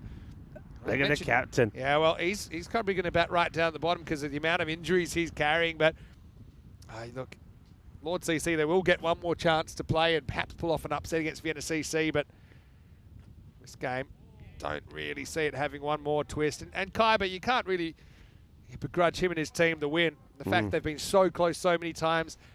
8 close losses out of the 9, so 8 times they've kept their point. Having said that, Lords, perfect run might allow them to hold on. But this is hit pretty hard. Too many cooks.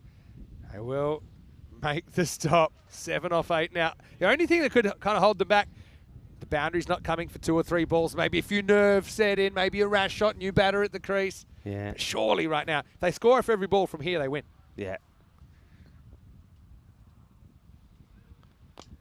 Belted. Shot. Absolutely belted. Ties the scores. Maximo! Well, Doster Hill and Haidari together. Well, they have taken this innings and run with it. And now any score will win it for Vienna Danube. Oh, what a great shot this is.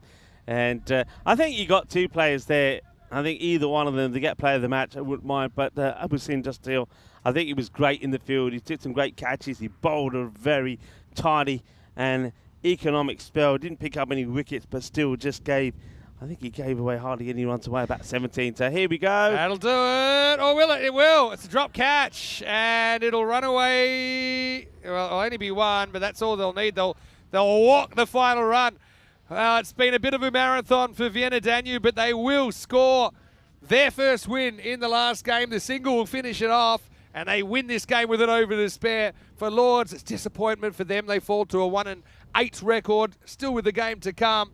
But Vienna Danube, really, the team that kind of against all odds there, they found a way to do it, and they thoroughly deserve that win. And that means that all 11 teams in this tournament now have had a win. Yeah, there's a nice moment there for Vienna Danube. I think I felt for them a little bit against the Indian CC Vienna earlier. They restricted them to 133, and I thought they had a chance there. They fell short by some 23 runs. But this time around, there was determination there. Look at the smile on the face there of Abusin Dustahil. I think he was absolutely brilliant. They get that win, and that was a key, I think, for them. They just didn't want to finish without a win under their belt, and they do it. Look at that. There's not a bigger smile. They haven't won it. They haven't finished in the top 5. They're not going to be here on finals day, but they get a win, and it means everything. And there's the captain there. He's going to give every one of those players a hug. Remember, they've had the issues, players going down with illness, and also just not always being able to get the 11 on the field. But look at that. That tells you a story. It's a massive moment for them. So well done to Vienna Danube. And they do pick up a win. Can I tell you that I'm going right back into the archives? That breaks a big losing streak. I forgot last year they did have some points, but they had 0 and 6 with 4 washouts. So I'm going to bring you that in a second. Lords versus Vienna CC in the final match of the day. It's in about 20 minutes' time with Vienna CC winning the toss and electing to bat. They'll be hoping to shore up a place in the top 3. Yeah, they certainly will. And it's not going to be easy for Lords. I mean, they're going to have to... I think that's a match that they thought would be win number 2 for them. It doesn't end up that way. Now they're up against Vienna CC. Vienna CC, remember, they are a team that have been scoring big runs lately. We saw them do that on a number of occasions, and yesterday was no exception from them as well. They were batting well, playing well. They did go down to Donnerstadt, so they'll be looking to come back with a bit of a bang themselves, won't they, after getting a win against Salzburg first thing in the morning. It didn't start the way that they wanted. They were losing wickets. They did lose Niazi without scoring, 2 balls up for him. The other opener, Numan, went for 2 of just 7 deliveries, and then Omari was cleaned up by Khan for 9, so you thought, okay, it could be curtains, but we knew that Abusin Dustahil, and then when he was out there with Abdul, that was going to be a key partnership. It was key, but that was key as well. Remember that catch being dropped down as it got muscled to the boundary, and the batter just kept on getting bigger and better. Some of the really good shots. There was another opportunity. This time, though, it would get taken, and we thought that could be a change as Abdul would finally fall for 21, but then Haidari came out, and wow, what a knock from him. 42 not out of 16. He did change the way that this match was going. Oh, here we go. I can tell you that's the first win for Vienna Danube since the 27th of April 2021. So actually snaps a losing streak of 16 games in there. Look, just think of all the times they've come up. It's been a long time between drinks. I know they've actually been having a fair bit of success here domestically, so it's not like they don't know what it's like to win. But as far as the European Cricket Series is concerned, I mentioned they're always seeming like a decent team out of luck. Yeah. Well, they finally find it, and it was this partnership that did the heavy lifting between Dustahil and Haidari. Wasn't that a great effort to get them over the line? Yeah, it really was. And all the way through there, you saw the captain, Kaiba Malia, who was just encouraging, supporting, saying, come on, guys, we can do it. And in the end, they were to do it. And handshakes all around, but focus on the smiles on the faces there of Vienna Danube. You can see why they've had to wait a long time to get a win on the European Cricket Network, and they finally do it in the last match of the group stages for them. It will be the last time that we see them, and I'm just pleased that we see them with a win and smiles on their faces.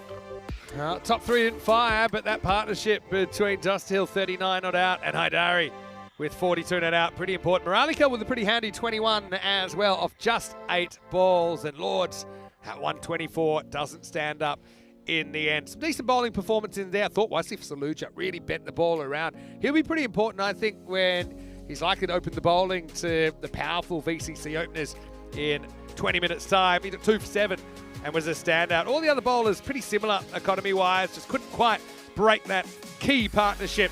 And in the end, Vienna Danube, they put on 73 in 4 overs for that 5th wicket to win the game. Wickets to Abu Bakar and Kumachan there to go with the 2 for Saluja. So we'll take a break. We're back in around about 15 minutes time. It'll be game number 50 in this European Cricket Series. Lords taking on Vienna CC. Get those random questions coming in, maybe a bit of food chat too, because it's almost time to close out day number 10 And, of course, for Lords, it'll be their last dance in this series. Vinny Sandu here, Mr. Maximo with Rico Full. Quick break, back soon for the last game of the day here in Sabern. You're watching the European Cricket Series.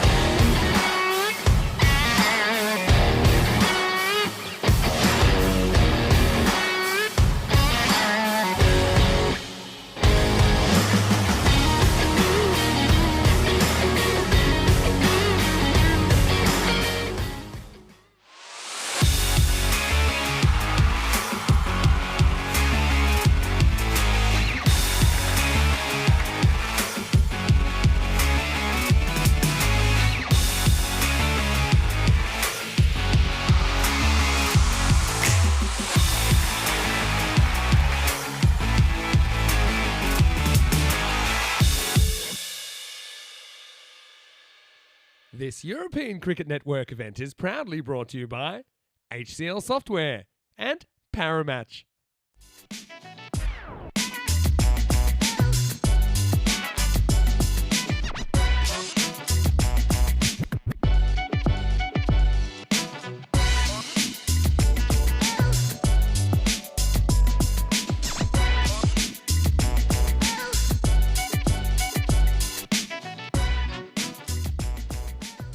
Hello and welcome back. Well, it's been a big day out here in the summer in the middle of the Salzburg cricket ground. Coming up, time to raise the bat. It's match number 50 and the hosts are back, Vienna CC, taking on Lords CC. So both these teams, it's their last game in the group stage. Lords CC, obviously, we know they won't be in the finals picture. They'd love to finish with a win though, no doubt about that. Big task though against Vienna CC, who are hunting for a spot in the top 3 and automatic qualification into the semi-finals. Joe Foster's done an outstanding job filling in for Tyrone Peters today. He's got the 2 captains and the coin. Let's see who wins the coin toss in match 50.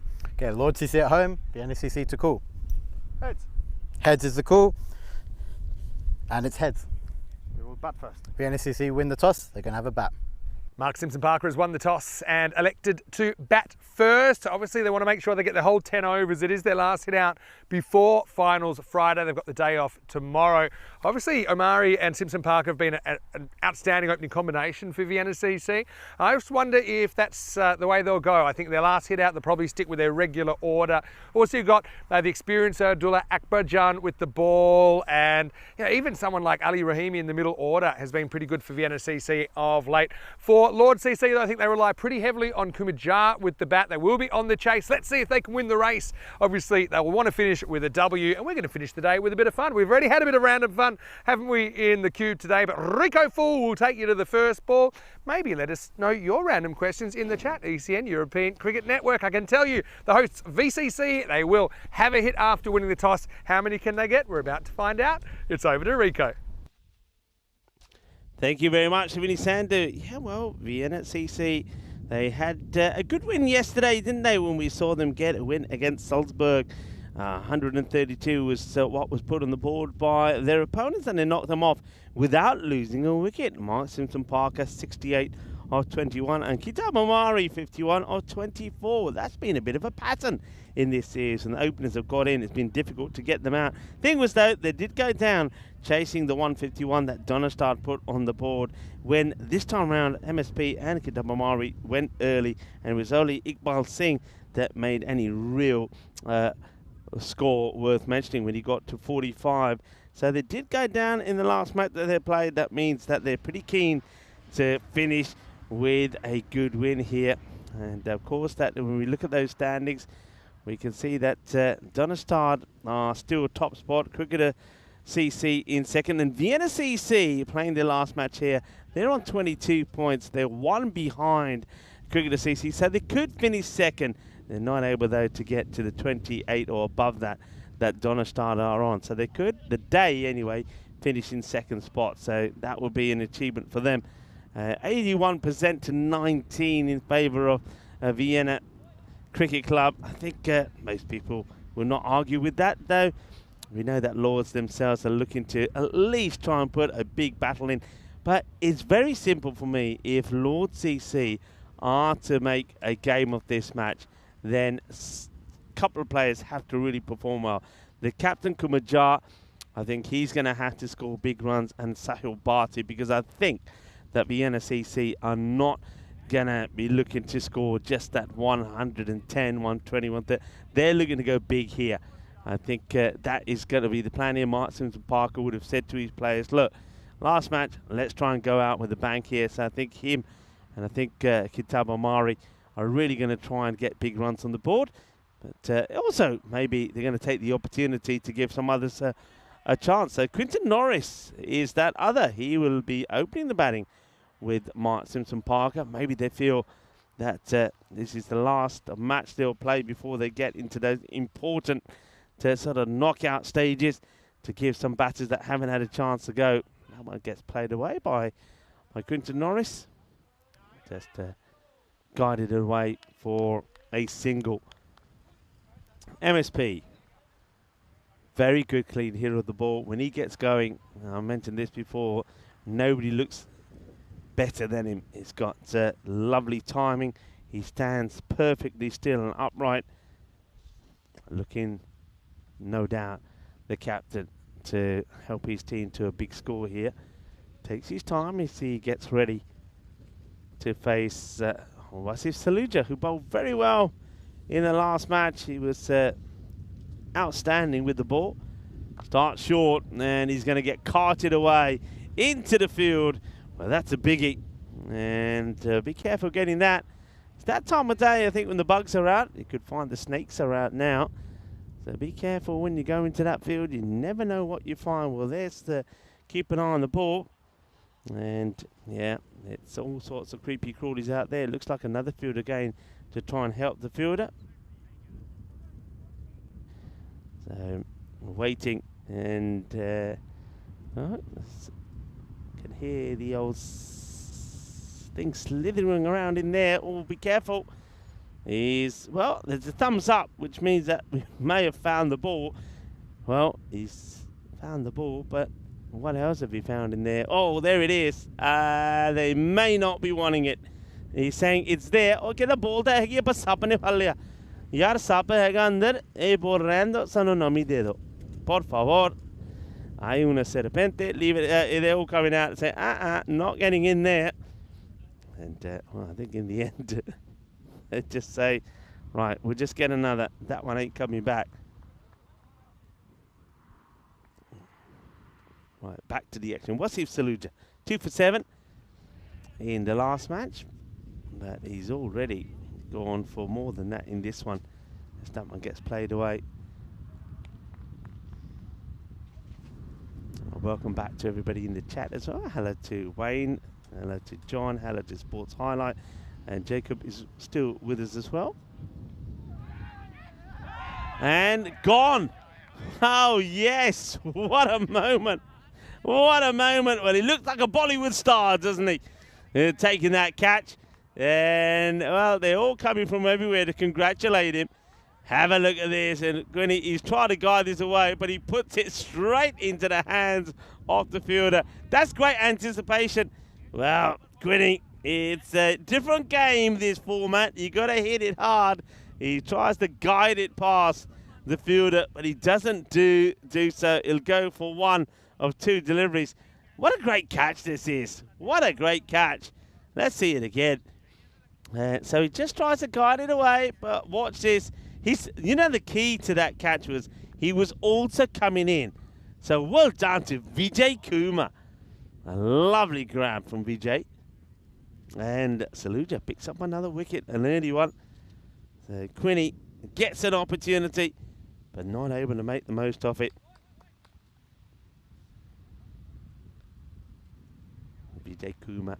I told you, it's like a Bollywood star. It's certainly a Bollywood name, isn't it? Starring Vijay Kumar. And teases Kitab Omari to go forward onto this. He draws him out. He has a little, well, he goes fishing. Goes fishing and comes back with nothing. Well, almost loses his wicket. Saluja once again. Oh, well, that one's been whacked. All right, well, Kitab Omari says, enough of this. I'm going to go back. Forget fishing is not me sport. I'll stick to cricket. And he goes, boom, shakalagia, 6 runs. Well, that one goes a long way. The umpires will change over. It's the end of the over. And the score 14, but 14 for 1 with Vijay Kumar taking the catch. And, well, Saluja picking up another wicket. 14 off the over, but gets the wicket off Quinton Norris. And now we go back to, I suppose, the 2 men that a lot of people probably pretty keen to watch out in the middle. They've put some good partnerships together already, and we'll be looking to do the same again. Yeah, hello, Kroom. Kroom is saying a great catch. John Gray saying Chuck Norris has gone. Hello, John. Great scoop from the fielder.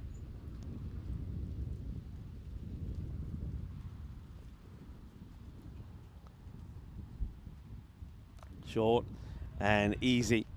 It's too easy. If you're not pitching the ball up, MSP is not going to show you no mercy as Abu Bakr Khan starts with one that is too short. He's had his issues, has Abu Bakr. And not sure what, there's some conversation between Abu Bakr and the umpire. Not sure what he's saying to the umpire. The umpire now Kumajar now comes to have a chat. I wonder what could be the conversation here between the bowler, the umpire, and now the captain Kumajar. Anyway, Abu Bakr Khan does get the ball back. MSP has a look, checks the field. Still no fielder back there at the square leg position. That's what he's checking. And now he goes down the ground. This is his shot really to go to. Plays that quite handsomely. Down the ground. And I know that Elsa has gone back to the top of the tower and had a chance to chat to Elsa just before the start of this match. And she said that one that she gave us a thumbs up to, a shaky thumbs up, just hit the base of the tower she was on. And certainly did give her a fright. Can't be bowling there. Just cannot be bowling there. Well, we've already seen some snakes in there. I wonder if we see this grizzly going into that sunflower field, because just as it was going down, I don't know if we catch it on the camera, but there was a bird that was just hovering above there and it's got out there pretty quickly. I don't know, we just don't catch it. Another one that gets blasted away.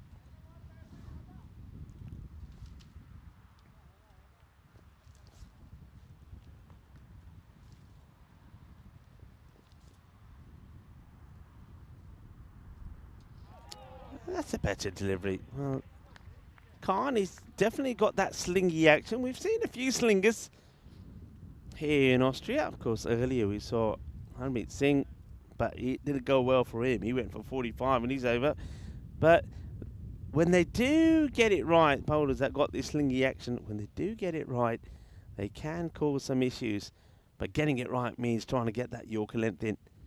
Not there, and that one would have been a wide, but MSP says, why take one when I can have four? So that gets played away as well. And not a good delivery. So after getting one outside the off, he then bangs this into the deck, and MSP gets a swivel on this. It's a little bit, MJ style, and that's four more, and it's over. It's not looking good. He's going for 20. There's still a ball to go with it. The only ball that didn't go for runs was the one that he managed to get outside the off. And fielder is in there somewhere.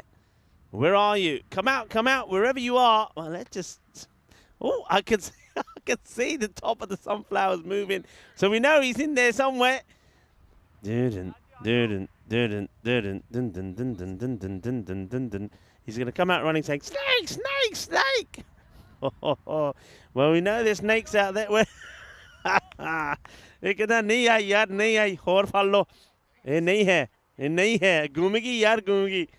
right, he comes back. At least he's smiling, and that means at least he didn't find the snakes.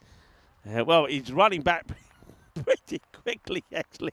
I've never seen somebody so happy to get back on the field of play coming out of the sunflowers. Placed it down the ground, fielder gets down, and a good stop. No issues on this occasion for Sahil Bhatti. End of that over. So another one goes. This is, look at that. But when he came out of there, look, brushes out, and then he literally pegged it. He said, right, I'm free. It's good to be free. As it's 35.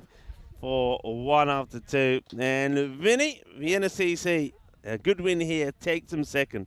Yeah, that's true. Lords trying to get off the bottom of the ladder as well. Good incentive. Still think there's 4 competing for top 3. Vienna CC want to take all the points out of this if they can. And the question is, why was he so keen to get out of the bushes? What was in there, Rico? Well, the thing is, he did have a smile on his face, so he didn't come out there like screaming. So maybe it was one of the friendly creatures in there. Surya will bowl the last over the power play. Simpson Parker, he just looks so organised right now with his batting. So well balanced. Put the jigs on him. Let's see how he goes here.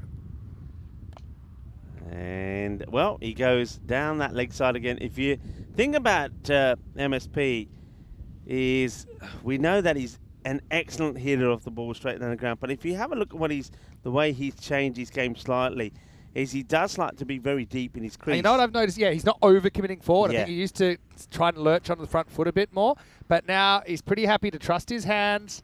It's actually, to be honest, when I was growing up, it was a generation, definitely in Australia, where you were told to kind of get on the front foot at all costs. Yes. And it's probably the same when you were growing up as well. I don't think necessarily it's the best way. No. You know, when we see what happens these days.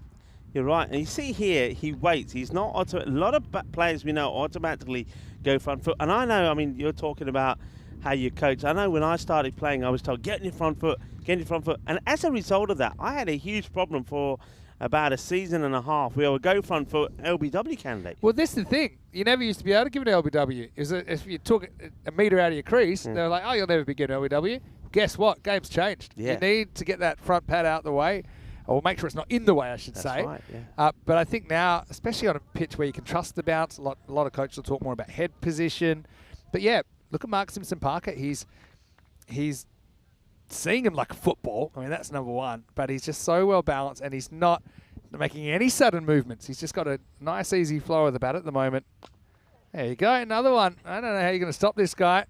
Is it too early to jinx him? Because I think that we could be looking at some history for MSP. Anyway, he's not even 50 yet. He's 42, but that was a cracking shot. Yeah, good shot, straight down the ground. And, I mean, you might know, I was saying this the other day when he was batting. I said, I bet you he plays golf because he has got such a sweet swing. And I reckon he's definitely somebody who's hit a few golf balls in his time. And, you know, some people might sometimes say, oh, you know, show us a European cricketer that's been born in Europe and has learnt the game there. Well, you're looking at him, Mark Simpson-Parker, born in Austria, played all his cricket here, and he's going to get 4 more. Blast this one through Barty. He moves to 46, dominating this power play as the 50 comes up for Vienna CC. Yeah, this one, okay, unfortunate. Barty, he always has 1 or 2 that gets through him, and that's one he should have dealt better with. But the one reason I love watching MSP is we still obviously have a lot of people that feel that this format, it's all about slogging. And when you watch this guy, then you say, it's not just slogging. That is his 50, and it's come up in 13 deliveries. Well, that's 13 balls of a nightmare. And you know, the thing about MSP is he's such a nice lad as well. Look, he's the one who gets the 50, but he's putting his arm around Omari as well. He's just a great hit of the ball. And it's not slogging. It's pure, genuine cricket strokes. It really is. Yeah. And that's why he's so good. Well, that's 150 down.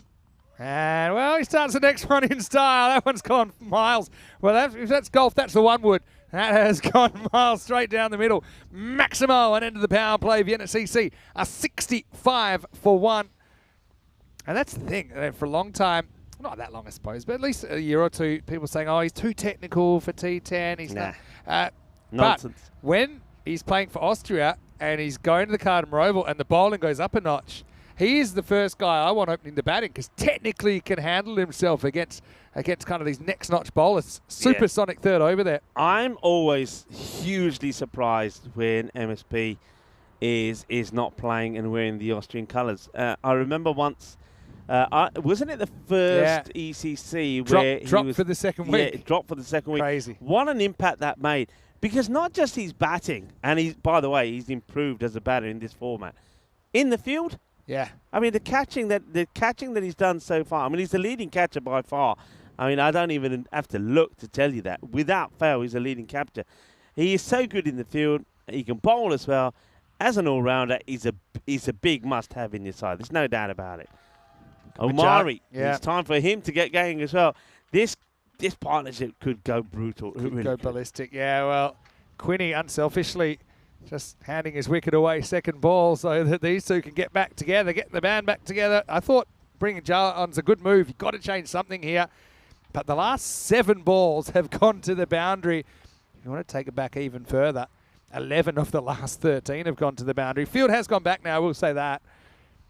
Yeah, Mark Simpson-Parker's an interesting one. He's also really handy with the ball. Obviously has a hat trick at the ECC as well. I just think he brings a lot of balance to the team. Because you could almost pick him, if you wanted to pick him to bat 11, he's worth it still as bowling and fielding. You know, if you wanted to pick him just as a bat, he's worth it. He's just worth it so many ways. He's very valuable to the side. The other thing is, you know, he's had a bit of a nasty run with injuries. I know that's kept him out of cricket a bit in the last 12 months. He's actually lost about half a centimetre off his index finger. Yeah, go have a look at it when you see it. Okay. Just had to give the old, it's getting in the way. So, still a man. Full toss. Oh, he's missed out on this. Nutmeg alert, 4 buyers alert. Well, Archer saying, well, I'm not really sure what happened because he's keeping Kasunal Dutt took a knock off the bat. Really? Yeah, there's no buy signal. All right, there. well, I mean, Omari seems to be claiming it, and maybe there was a little edge on this, but the keeper was never in position anyway, even if it wasn't. If it was a touch, it was a tiny one. But you see that Barchi has been called into action to keep because Dutt picked up a bit of a finger injury. So he's playing, but just as a fielder. This is going to be fine, but only just. Classic too many cook situation. Did Barty get one in the chest there? Was he just... Well, Saluja's a pretty important player, but yeah, this time he gets a bit of friendly fire. I don't think we'll have a proper chance to have a look at it. Maybe we'll save it for later. Oh, he's hit that so hard.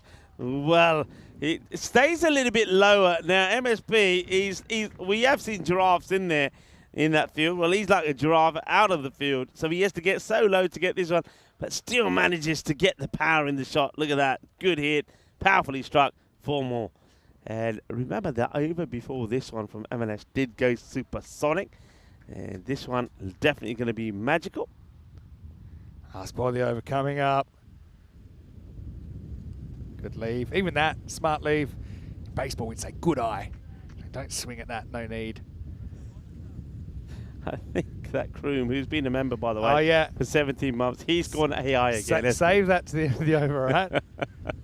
I reckon it's a harsh call, you know. It's not easy. This is one, for me, it's half on, half out, but half on. Have a look. Let's have a look. No, it's not a wide. Goes straight over the line, doesn't it? Anyway, never mind, just cost you 6. There you go. And out of the ground. Sips a buck at the 70. Sometimes you can see the future. Anyway, Char, if you could print his thoughts, I wouldn't be reading them out on TV. End of the 4th over. It's 92 for 4. They're on 230 pace at the moment. Firstly, I want to mention to Jake, you know, he's watching with his granny, joking that Mark has travelled to Australia because he was scared that my Uncle Matty would be like mum and bring his own Aussie man back home, of course. Talking about James, please.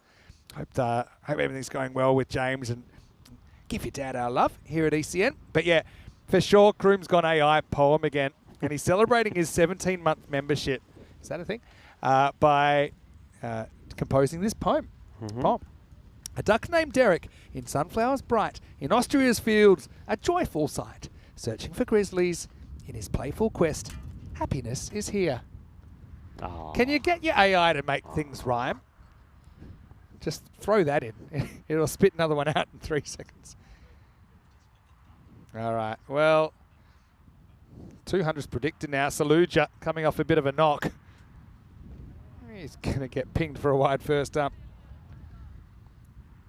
You know that when we get to the ECC, I know some people saying, the new wide, the fixed wide rule, will we get batters getting really aggressively out there, kind of daring bowlers have to bowl straighter. I wonder if that actually happens or whether that's just a bit of a beat up. Definitely. I mean, we know 1 or 2 players are going to love that. Uh-oh. Oh, will they come back with 2? They will. MSP just checks that Omari wants to come back. Yeah, there's going to be some bowlers that are going to hate that. We saw England, Netherlands, some of them were, but they're also just, sometimes I think you just got to put your big boy pants on and bowl a quick one at leg stump. Yeah. I think there's the time that's going to come where you're going to have to bite the bullet and stop kind of racing to the wide line. Swing and a miss. Was called a wide here now. Saluja. No real complaint from Saluja. I thought he snuck this in. Nope. No, he doesn't. Batter swung at a ball that was inside the line, but it wasn't that ball. Well, we know where this one is going. It's going to go all the way. Well, maybe Derek is going to be in there looking for these looking for this grizzly, and that will go quite nicely with the power there. Oh, hello, Derek. Hello, All right. Derek. I suppose you can't jinx these batters because they're off 0. But Derek's shot. Follow Derek. Yeah. Follow Derek. Will he follow Derek the knows ball? who it is. I mean, the expanse of this field around the field is so big. Yeah. I think people don't realise it's just miles and miles of whatever that is. You know, there's a lovely. I don't think we can get There he is. the camera on it, but behind us here. So right behind us here at the far end, I think we got. It's a sweet corn that's growing in there, but in the field behind where there's things, it looks like it's been ploughed for whatever to grow. There's one solitary sunflower, Okay. and it Yeah, looks I saw that. absolutely amazing. Yeah. It's just on its own, nothing around it. It's magnificent. I don't know if we can get the camera. Probably can't get the camera on it, but it looks beautiful. Can I take that home at the end of the day? It's strange how there's only one. Though. Yeah, it Hey, just thought- Martin's given us a bit of a tip here, What's that? or a bit of a fun fact, I should say. 100's up, by the way. Stand, deliver, smash. 6 runs. They're going to need more balls. Mark Simpson Parker, he's 76. We're not even at the halfway point yet. The Martins were saying, apparently sunflowers are good for the soil. They can help clean up soil contaminated with heavy metals or radiation. There you go. Yeah. Oh, there we go. Look There at we that. go. Oh, beautiful. Well done to Spring Media. Look, all on its own. And How would but that- it looks absolutely magnificent. One they forgot? I don't understand. Is there treasure underneath? What's going on there? It looks magnificent. Are you prepared to say that Mark Simpson Parker is unjinxable, or have we, No, been, he can- have we been here before? One thing he does know, and He knows he hasn't got 100? yeah, after this ball, and mashed, absolutely mashed. That is Pretty big. good at the moment. That is huge. But when he was close the other day, I think what did he get to 95? Did he? I think he got. I'm just going to check my records. He got to about 95. 95. And if he was given the stripes, Give him one more ball, I yeah, reckon. and 3 balls were chewed up in the over from Amari, and then he went on strike. And I said to him then, and he said, I weren't even thinking about it. Don't play that way, blah. And I know his father was here, and his mum. So hello to mum and dad as well. But they were here and they were watching, and I thought, well, isn't this brilliant to see him score his highest score on the network, 95. But he said he wasn't thinking about it. He wouldn't have wanted the strike to be given to him for him to get the ton. But I tell you what, he doesn't have to worry about it now because he is on his way big time. So he's never scored a century on the network. You were saying how many 50s he's had. He's on his way. It doesn't look like he's under any pressure at all here. But like I said earlier when Imran Asif did it, as we welcome people into the chat, remember earlier today we saw Imran Asif score 150. Now, when he was around about 70, I think, I said he's going to get this gonna ton. be a biggie. But it's not the fact that he's going to get his ton. He's going to go on and score a lot of big runs. He got to 150, not out. And MSP could be looking to top that. You couldn't jinx Imran, but yeah, I mean, we haven't updated that yet, but Imran will be in there. Yeah, that's actually number 109 of the season. But yeah, look, it'll be a huge one. It will be massive. I mean, we're Uh, seeing Still, there he's he not is there yet. He's not there yet. He's not there yet, and things can change. And, you know, anybody can be jinxed, but, wow, 88 of 19. And that one, well, Amari, the thing about Amari is he doesn't, there's still 5 overs to go, he doesn't have to worry about, you know, giving MSB the strike. There's so much time in that. Both of them could go big. Now, something we talk a lot about is 2 batters going big at the same time in the same match. Double click. Cool. Double click. There we go. Imran's appeared. 150 or 40. Yeah. 10th 150 plus ever. I don't think we've ever had 250s in a day. Let's just maybe state. Let's not over-jinx him. Let's not get Omari probably wants to face the rest of the innings. And with hitting like this, you can see why. There's 6 more. Maximal. Well, the computer is predicting 220. And at the moment, they're on about 249 pace. That's just 8 short of world record pace as a team. Yeah, Muzamil is now coming on to have a bowl to see if he can make a difference here. This is Muzamil Omarkel. Problem is here at the moment, I mean, a lot of it is to do with the length that's being polled, but because these two hit the ball so well straight down the ground, if it's in that spot, they will go big. Here it is again, in the spot, and they're going to go big. They just keep putting it in that spot, so the bowler's got to try something different. So if you're the bowler here, just pause and say, where are these balls being hit? what haven't we seen yet? A cut shot. So try to go wider. All right, you might bowl 1 or 2 wides, but try and go wider. They're bowling at the stump. It's not Yorker length, and it's going to just keep. They're just going to keep hitting down the ground. You know, sometimes the bowlers have a towel in their back trousers, a white towel. I've been throwing it in at this moment. Omari, 46 and counting.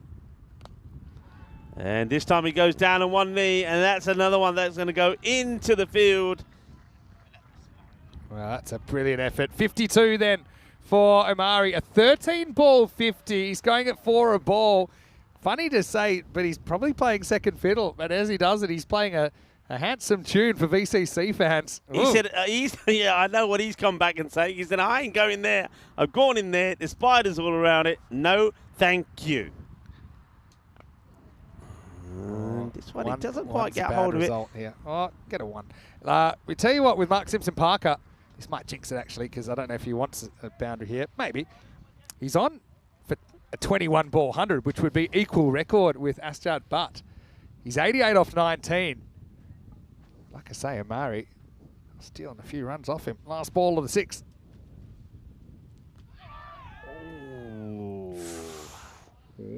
Ooh, yeah. Ooh, everybody's down on the ground is going, ooh, because... and the 6. That'd be so MSP to find a way to get out when he's in the form of his life. End of the 6th over. As we keep an eye on the scoreboard right now, 146 for 1 after 6. The other thing is, there's only 4 wides in this innings. And so, when we see really big scores, you know, in the top 10, I know we saw 225 earlier today. I know in Estonia we had 240, 250, 257 in Hungary with the Cobras. But generally, you're talking kind of 25, 30 extras in there, maybe some penalty runs in there as well. But really, Vienna CC have earned all their runs so far. Omari, 53. No sense of romance. I think he just wants to keep going. He probably wants 100 himself. Gets a filthy full toss first up, and he puts that away. Maximo to start the over. That's highest. And Dutt, who's kind of injured his hand, and now he finds himself as a makeshift bowler, but doesn't start too well. Yeah, it's a full toss that gets clobbered away. I think the umpires are just checking the height on their tent. You know what? It's coming down a bit. I think it's a no-y. I think it probably is, you know. For me, I know it's slowish. In doubt, plays it from the crease. I'd probably call it, you know. I think that's They might have sympathy. He's not charging at it. I think the ball probably going to drop over the waist, but, well, they're just being a bit lenient maybe. 150 up. And this is, talk about up, and away! Volley, change pariah bowler आ रहे पर जुतियां पैरियां bowler nu. It is just raining runs at the moment, and you know we were pretty impressed with the Maximo count at the start of today. Do you believe it will even go? It probably will go even higher by the start of tomorrow. Yeah. Well, Omari, don't forget he has a 99 in the series. His highest score right now. This is going to push the field right back.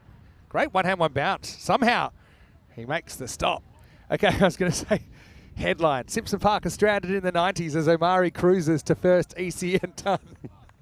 But he's on strike now. Mark Simpson-Parker on 88. I think he knows it too. Yeah, you just put him off there. He's all right. No, he knows. He knows it. Uh-oh.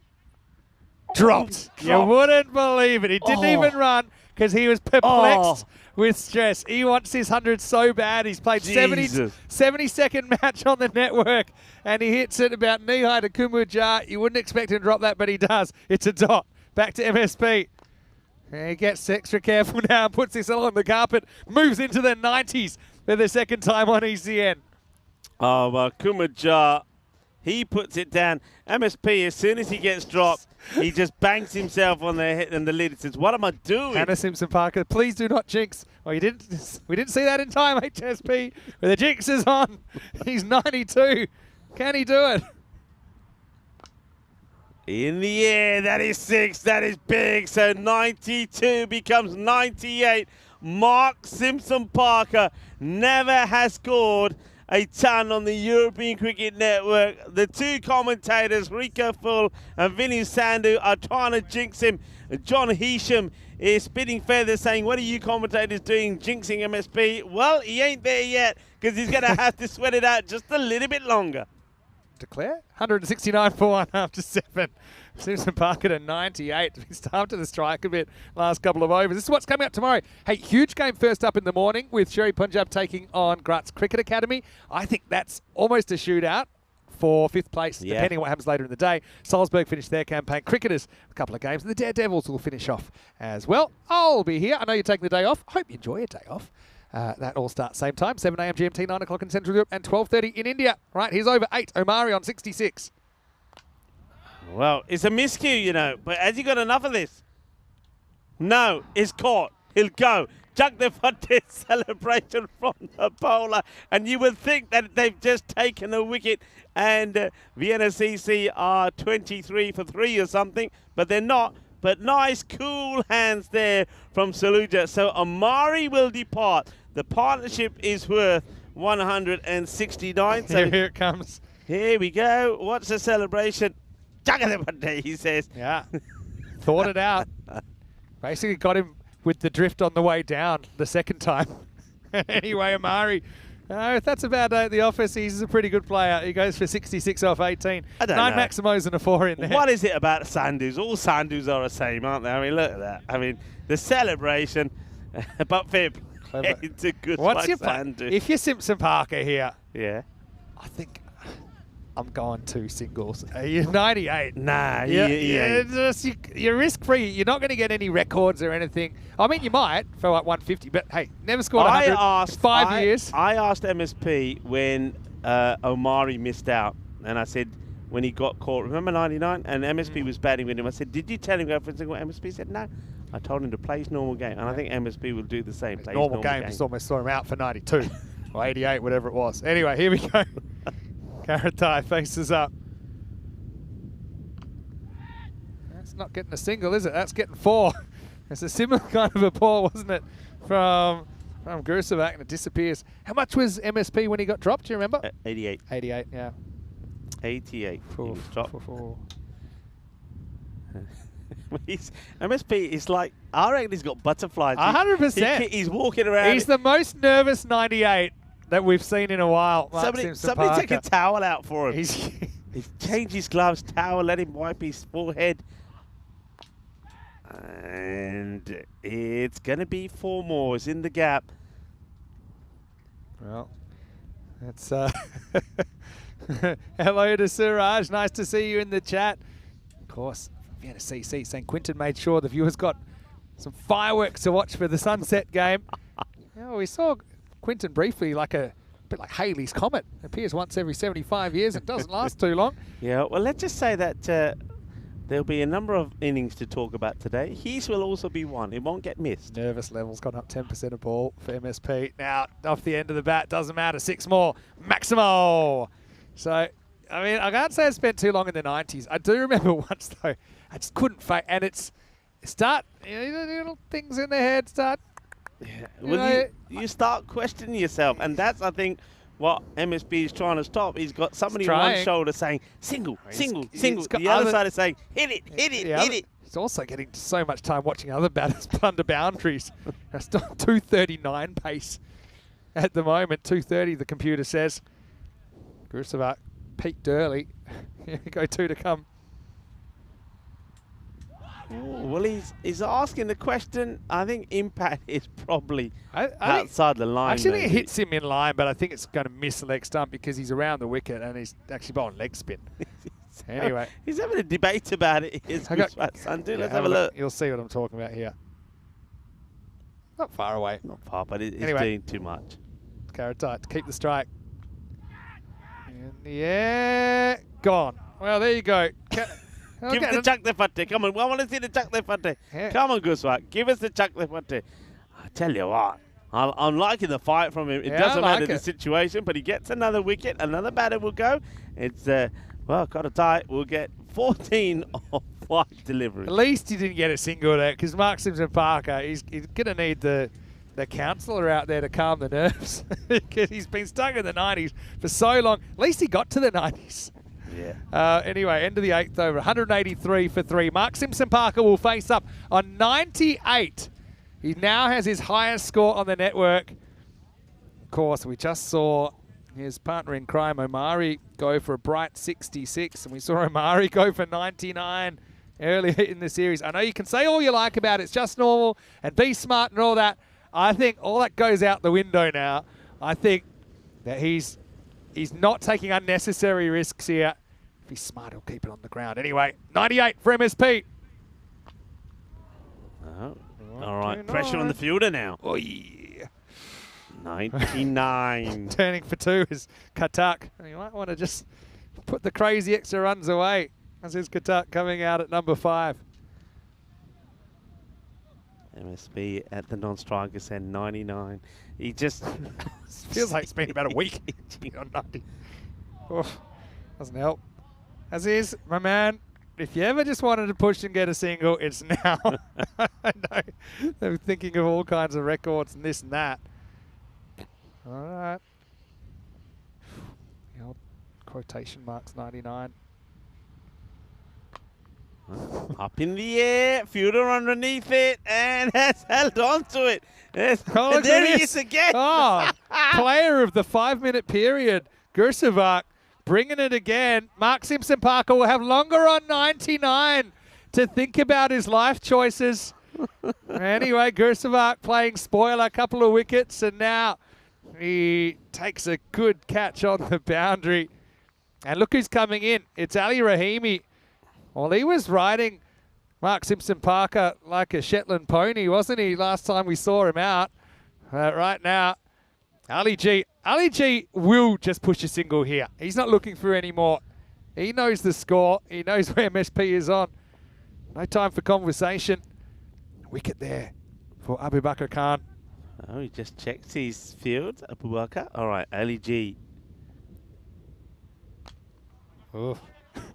We really can't get off this 99. Well, we say it all happens in the night. Yeah. It all happens in the night. I have this. How nervous I have a is he feeling getting? like the nerves have crept up and it's almost up to his neck now. Like it started around the waist. There's the centuries. Could this be century 110 of the season? There he is. Mark Simpson Parker. It's Rahimi on strike. Hits one in the air. Carrying. Saluja takes the catch. So he loses another partner. Rahimi goes for a duck. 2 ball up. Mark Simpson Parker has the stress climbing. He's not the only one. As Rahimi tries to go Chris Gale, but well, doesn't quite get the journey. There's 2 ducks we've just seen here. 2 2-ball ducks. And, well, Abu Bakr Khan, well done to him. So Ali G was in the house. Now he's out of the house. He's gone. Another one goes. There's another. I don't think you're taking a single here. But then that could create confusion. It's the last ball of the over. You're on 99. Last time you faced Field like about 8:30 this morning. I think Hamdard might as well just swing for the fences. But let's see. Last ball of the 9th. It's a good miss. End of the 9th. 184 for 5. And Mark Simpson Parker's going to face up on 99. Wasn't he 88 after 5 overs? He's hardly had any of the strike. He's 99 now. He's only scored 11 in the last 4. There's the figures. Abu Bakr Khan finishing 2 for 22. Gursevac with 2 for 14. Surely he's got to come back for the last over. Yeah. I mean, he's done it all. So Mark Simpson Parker, this is one time I think it can be forgiven for everyone's back. Get a single, get it done. You've got a pile of runs on the board. Surely. Anyway, high drama. He's waited 71 matches for this moment. He's on 99. Mark Simpson Parker. And he will get there. He will get there and just keep the camera on him. It's the first century on the European Cricket Network for MSP. He has done it, and he didn't want to do it with a single. He wanted to do it his way. There's his traditional celebration, the salute with the bat. Well done, 105. Now we'll just take a big sigh of relief and say, all right, now it's time to get the 200 on the board. Strike rate of 420. Might be needing some of that to calm himself down after the stressful 20 minutes he's had since the 5 over mark. Well, now next one is the 200. Can they get there? Time to relax and time to party for MSP. That's an amazing innings. He just looks so in control of his game, looks so balanced. He just keeps on getting better, doesn't he? That's the scary thing about him. If he can stay fit, he could be anything. Nah, he's hit that too well. 6 runs. He's hit this so straight. You can hear Sandhu, the bowler, is saying, catch! Nobody's catching it. He's hit this so straight. So 197. And, well, those who still feel that MSB is not the one to play this format, come talk to us now. And John and everybody else who thinks there's such a thing as the commentator's curse. I mean, eat your own words. We gave it a good shake. Yeah, Where's your heaps more than 100 now? It's barely faced the ball. It doesn't say dropped on 88 in the book. That's true. It says, it says that he's gone past 100. By the way, that last shot was amazing. It was not an easy ball to hit because the 10th over he goes for it anyway. Yeah. Somehow judges it on the bounce. It wasn't a bad ball at all from Sandhu. Tries around the wicket now. This one, it gets scuffed. Will they try and come back for 2? No is the answer to that. I think you could have done, but MSB, that's the sort of player he is. I think he's just saying, no, we'll take the single. You have a hit as well. He's just, I'm done. He swung at 1 and missed. Yeah, I think now just kind of take what you can get. It's an easy road home. And well, this could be another catching opportunity. No. Well, he tries to take this on a half volley. He's playing the wrong game. He tries to volley it back to the keeper. And well, Sahil Bharti, well, no party for Bharti as he gets this one completely wrong. It's going to be a boundary. Oh, Bharti, he comes running in here and not really sure what he's trying to do. ECN is home of the kick catch now, thanks to Kursad Dalyan. Oh, yes. Didn't really work out. 200's up, by the way. 51st score ever of 200 plus, as this won't go too far. Now, Lord's looking kind of 140 plus to get a point. VCC, they need to kind of refocus after this. It's going to be a great moment for MSP walking off with 100 to his name, but they want all the points here. Could be playing for a spot in the top 3 in an automatic qualification for the semi-finals. Last ball coming up. In the air, and it's Sahil Bharti who will hold on to the catch. If you use your hands, you have better success. And it was going to be another wicket. I suppose well done to Lord CC. They have taken 6 wickets at one point. It looks like they were going to struggle not to take more than the 1. But just keep the camera rolling here because this is a magical moment for Mark Simpson-Parker. He's going to end up 112 not out or 27 deliveries. Of course, he wears that Vienna CC shirt with pride. We've seen him playing in the national team as well. This is his home ground. This is a ground that he himself worked so hard to maintain as well. We know that he is kind of a groundsman here as well. So what a marvellous moment for him. He's been captured on camera around the world, scoring a century on a ground in a place that means so much to him. And he's a great kind of leader. He's been given the captaincy now. I think it's a good time in his career to have it. I think he's quite a humble guy as well. I know inside he'll be jumping jacks about how excited he is about that moment on ECN. And, you know, it's not just his teammates that are there to congratulate him. He's a real nice guy. He's a real great ambassador of the game here in Austria and for Europe in general. There he joins the Hall of Fame now. Yeah. 112 of 27, second 100 of the day. But it's a huge moment for him, and from everyone at ECN, big congratulations to Mark Simpson-Parker. Yeah, and look, he's looking so dangerous, not just heading into this weekend, but also the ECC. Absolutely, and a huge moment for the Simpson-Parker family as well. I know that Hannah is on the chat, and she must be very proud of her brother, and I know that Mum and Dad will be as well. So congratulations, a lot of congratulations coming in for MSP, because he's somebody that we've known on the network for a while. He's a great player and never got a century before. He's done it here today. What a good day it's been, though, for people like that. And we know that Imran Asif also never scored a century before the start of today. He's been in good form in this series. He scored that one earlier on, and now we see another one. So MSP and to Imran Asif. And, of course, don't forget, we've got to mention, of course, Zishan Goraya as well, who started things off. That is the 3rd century here in Austria. Well, they were looking for the ball. Well, give up on that because you're better off finding a seat and watching MSP as he stroked his way to a masterclass 100. Yeah, it's weird though for someone that bats through the innings and makes a ton. He actually faces less than half of the balls, which is pretty rare. And actually, Wayne counted him up. I think he faced 5 out of 23 at that critical moment kind of started the second half. But a nice, easy way. It has that slice of luck as well that you normally need if you're going to score such a big score. We'll see the kind of missed opportunity in a moment.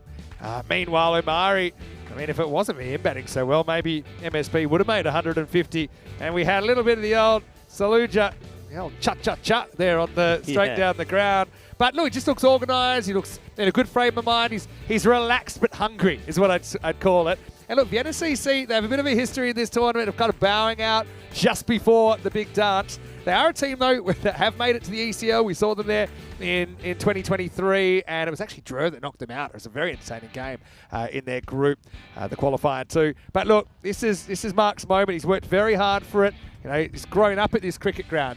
He's obviously heavily involved now in its maintenance. And well, there you go. That was the one he didn't even run. He's just shocked. Couldn't believe what he'd done. He probably couldn't believe it got dropped. Then he went 88, went 92, went 98, and then he was stuck there for what seemed like an eternity. Yeah, he was.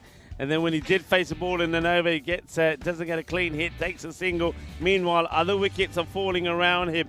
And that was Amari going, and fair play also there to Guswak Sandhu. Didn't he bowl well under extreme pressure? 3 for 32 for him. Also took a good catch out there. And that's one thing I did like about Lord CC. I know we're talking a lot about Vienna CC and particularly Mark Simpson-Parker, rightly so because of that marvellous century, but never gave up. And Guswak Sandhu, fair play to him. 3 for 32, including a good catch. There he is again. He was a good kind of villain of the piece, wasn't he? The way he just kept picking up wickets. Took a good catch in there as well. But, well, had to happen, and there it was. And I think Hamdard is pretty happy to be there to be able to celebrate with the big man. You can see there, mixture of joy, probably a bit of relief in there as well. It salutes the crowd here at the Salzburg Cricket Ground. Brings up his first ECN century. And, well, they weren't quite done yet. They headed over the 200 and out of sight. Lords will be chasing a bunch in the second half of this game. Yeah, they certainly will be. We see not only another century, you see another 200-plus score. Good catch there in the end from Barty after he almost volleyed one back to the wicketkeeper. And there's Quinton Norris. And, of course, if it weren't for him, it may never have happened. Yeah, because I suppose Quinny had saw the shine off the new ball, didn't he? A couple of balls at least.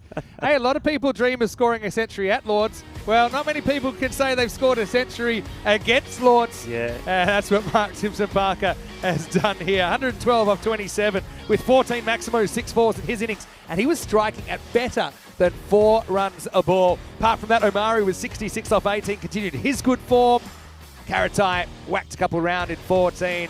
Not too many extras, otherwise it could have been even uglier, if you can believe that, for Lords. But still, they are chasing 203 for victory. Guswak Sandhu, well, he was a really interesting entry, wasn't he, late in the piece? Finished with 3 wickets, 3 for 32. 2 for Abubakar Khan and 1 for Saluja. But as you'd imagine, in an innings that goes for 200 plus, not many success stories with the ball. Although I will give a shout out to Abubakar Khan, who took 2 for 22 off his allotted 2 overs. We'll take a break. Vienna CC, well, it's business time. They want all the points here because it could be the difference between making it to the semis or having to fight it out in the eliminator. They'll have to keep their opposition 141 or less if they are going to take all the points. Vinny Sandhu here, Mr. Maximo with Rico full. I'm going to have a glass of something stiff because that was hectic. Back soon with more European Cricket Series.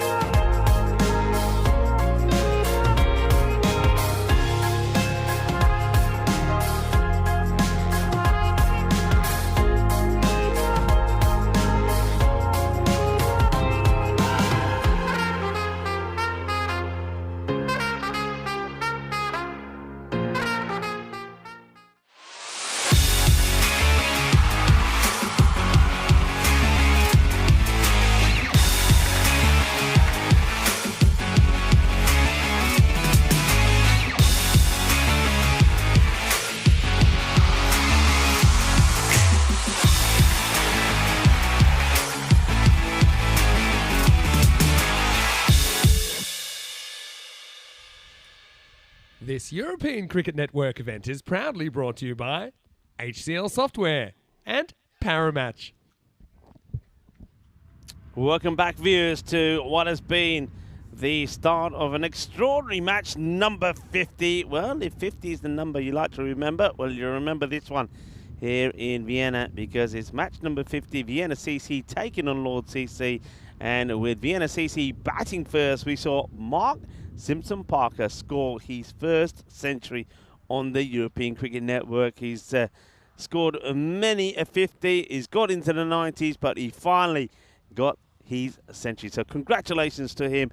It also means that we saw a 200 put on the board as well. That's the 51st time that we've seen a score over 200, 202 then for 6. And it means, well, that's what it means, that the bonus point equation, if they restrict their opposition, Lord CC, to under, or well, 141 or less, then they will take all 4 points. Lord CC, that means need to get to 142 just to pick up a point.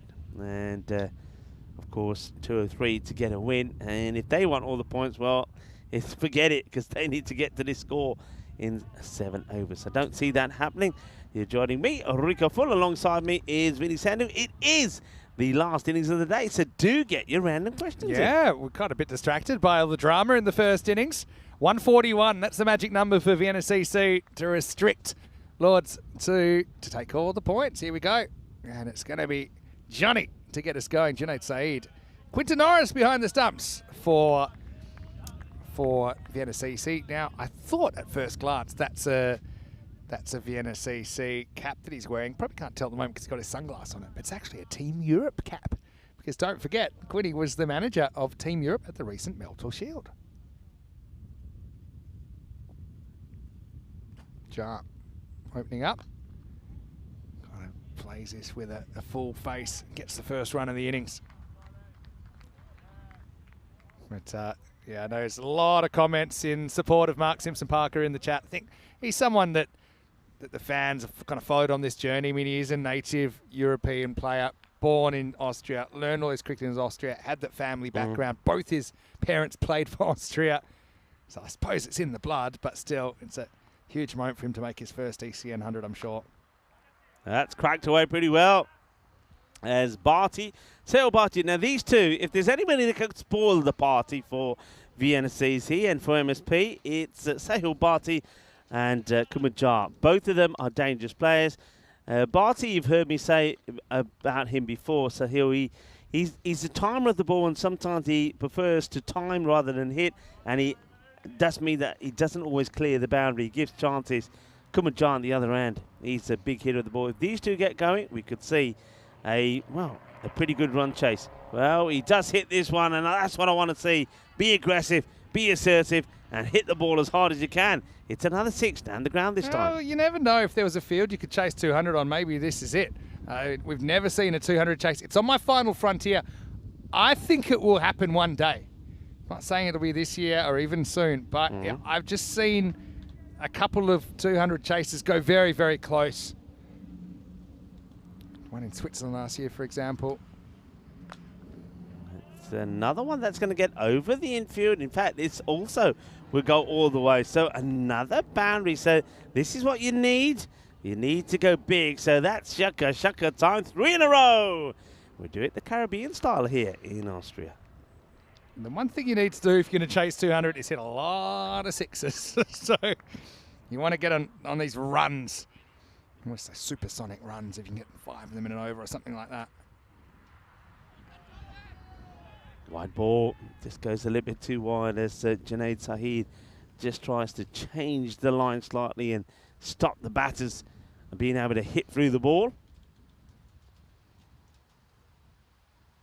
Yeah, Barty has made a perfect start.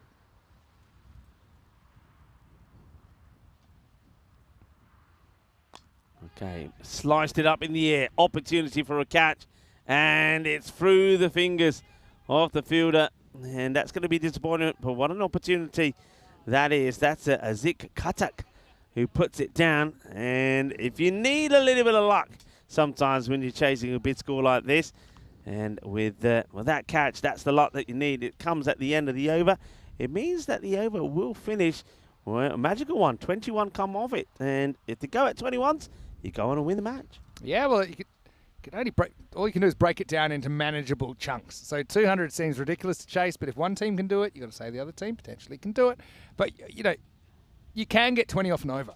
So you need to try and treat every over like the last and try and get 20 off it or die trying. That'd be my advice. Also, you know, Vienna CC might, with this many runs on the board, give you a few different bowlers, give you a bit of a different look.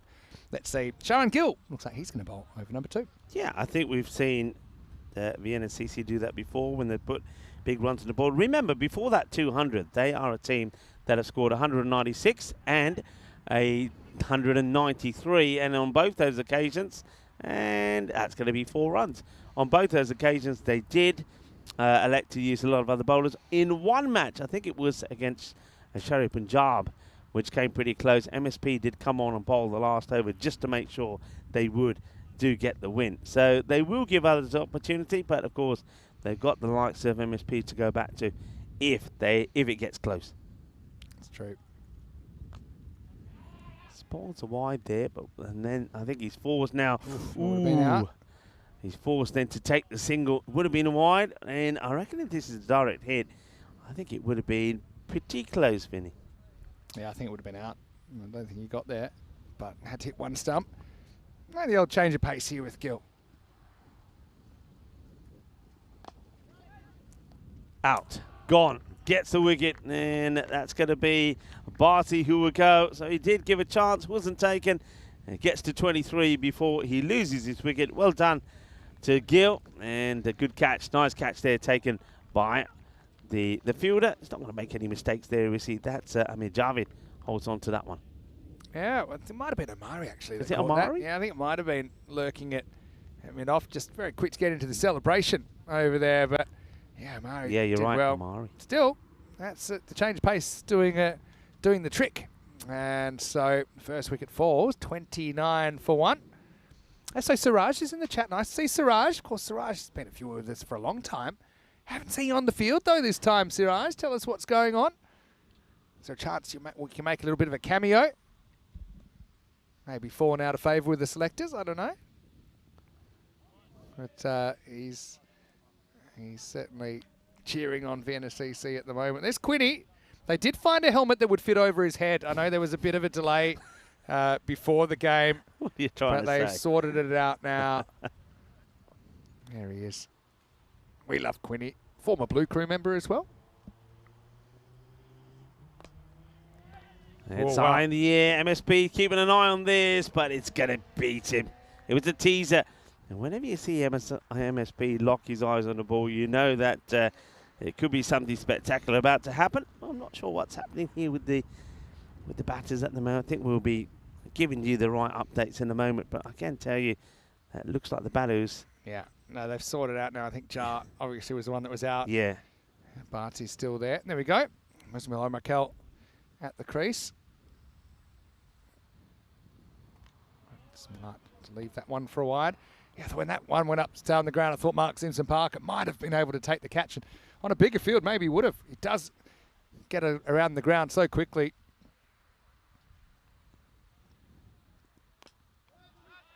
It's a nice looking shot, and just one bounce, I think, before it goes over the rope. So, yeah, it was Kumajar who went, not Sahil Barty. So, Kumajar went for 1 or 3 balls. That's disappointment. And that means that Sahil Barty really needs to go big and go deep this time around. Oh, let's see what's going on here. Interesting. I think that's actually the end of the over. I'm just going to... A bit of the old Control Z happening in the scoring booth at the moment. Anyway, we'll keep you up to date as soon as we can. But, yeah, I believe that's 2 overs down. They're going to go to Amari now in the 3rd. Yeah, Siraj saying manageable chunks of 21 per over seems good.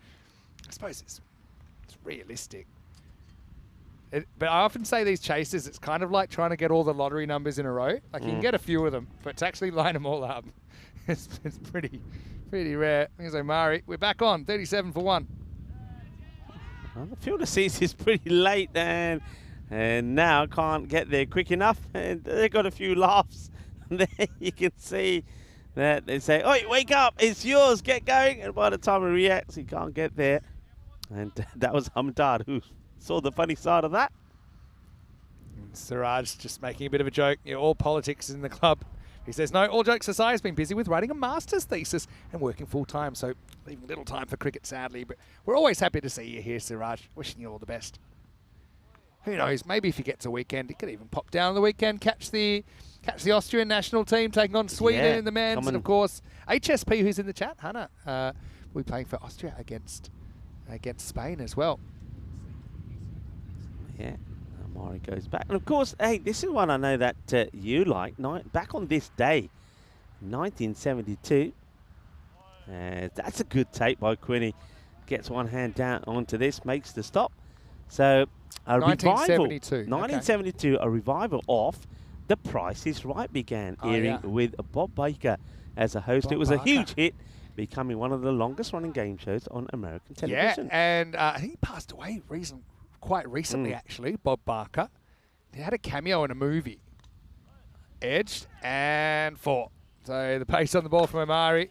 Yeah, Quinny's saying, yeah, well, if I was about 10 metres to the right, I might have caught that. Let's have a look. It's a huge edge. No one's catching that. Yeah, he had a cameo in... Have you seen the movie Happy Gilmore? Have you ever seen that movie? No, I've not seen it. Okay, that's one you'd probably want to watch. I can't believe you haven't seen that movie. But he has a bit of a cameo in a Pro-Am golf with Adam Sandler's character, who's Happy Gilmore, who's basically kind of a professional golfer, but he's kind of quite a rough background, hockey background. Anyway, this is up and 1 bounce 4 for Barty, who is certainly flying the flag for Lords at the moment. 4 more. But anyway, Bob Barker gets in basically a physical fight with Adam Sandler's character on the golf course. It's pretty good, actually. What's it called again? It's called Happy Gilmore. Happy Gilmore. Happy Gilmore. Check it out. Hannah Simpson Park is here right in the middle of that list. And wishing you all the best, of course. Joanne Stiglitz. I'd love to watch her play as well. She's a great leader of that group of players. In Spain. Mentioned a couple of the new names they've got. I think that make them even stronger this weekend. Should be cut off, and it was there, just a single. Yeah, you mentioned it. You mentioned a name you started talking about some of those players. I'll tell you in a second. So 50 for 1 after 3, 50's up for Lords. But Alexis Hartley is a former England under-19 Essex player that's come in. And also, looking up and down the list, Amelia Jones is also someone that's going to come in for the first time. Watch out for her. Deepa Chukapali Yanares actually played... I think she might have even played in Barcelona start of the year and also played in Italy for Spain. And she's very young, but she's very good. Again, UK-based. And, yeah, with the Spanish nationality, she's qualifying to play. So she's still probably a little bit young to play T20s, but with the exception policy, sometimes you're allowed to play if you're under 15 in ECIs as a pathway program. But she's great. A great player to watch. So I'll give you another player there for Spain that I always love to watch is Andrea Davidson Soler. Yeah. Who is just always quite emotional sometimes, but she's always giving 100% on the field. And of course, her brother Alex been doing some pretty good things for the Spanish men's national team. That's correct. Keeping wickets. Javid with the ball. Now, keeping wickets. Oh, wow. Talking about wickets. Well, there you go. The commentator's kiss or curse, depending which way you want to see it. The bowler will say it's the commentator's kiss. I mentioned the word, and he gets a wicket. I mean, Javid. The batter, Muzamil, will say that I cursed him as he gets and loses his wicket for 10 off 3. The second wicket goes down. But as that wicket goes down, it's a good time to continue my conversation. Right. Going to put this question to you. Go on. Indian wicket keepers, what name comes to mind? Not Dhoni. Not Because that's the one it's going to say. Okay. What era are we talking? All right, I'm going to go back a bit. Kiran Moore. I'm going to go back to 62. Okay, you're going back a bit far. A class act behind the stumps. So talented and talkative wicket keeper, Kiran Moore. Kiran Moore, he was born. Yeah, I mentioned him. Kiran Moore. Yeah, made 130 dismissals in his 49 tests for India.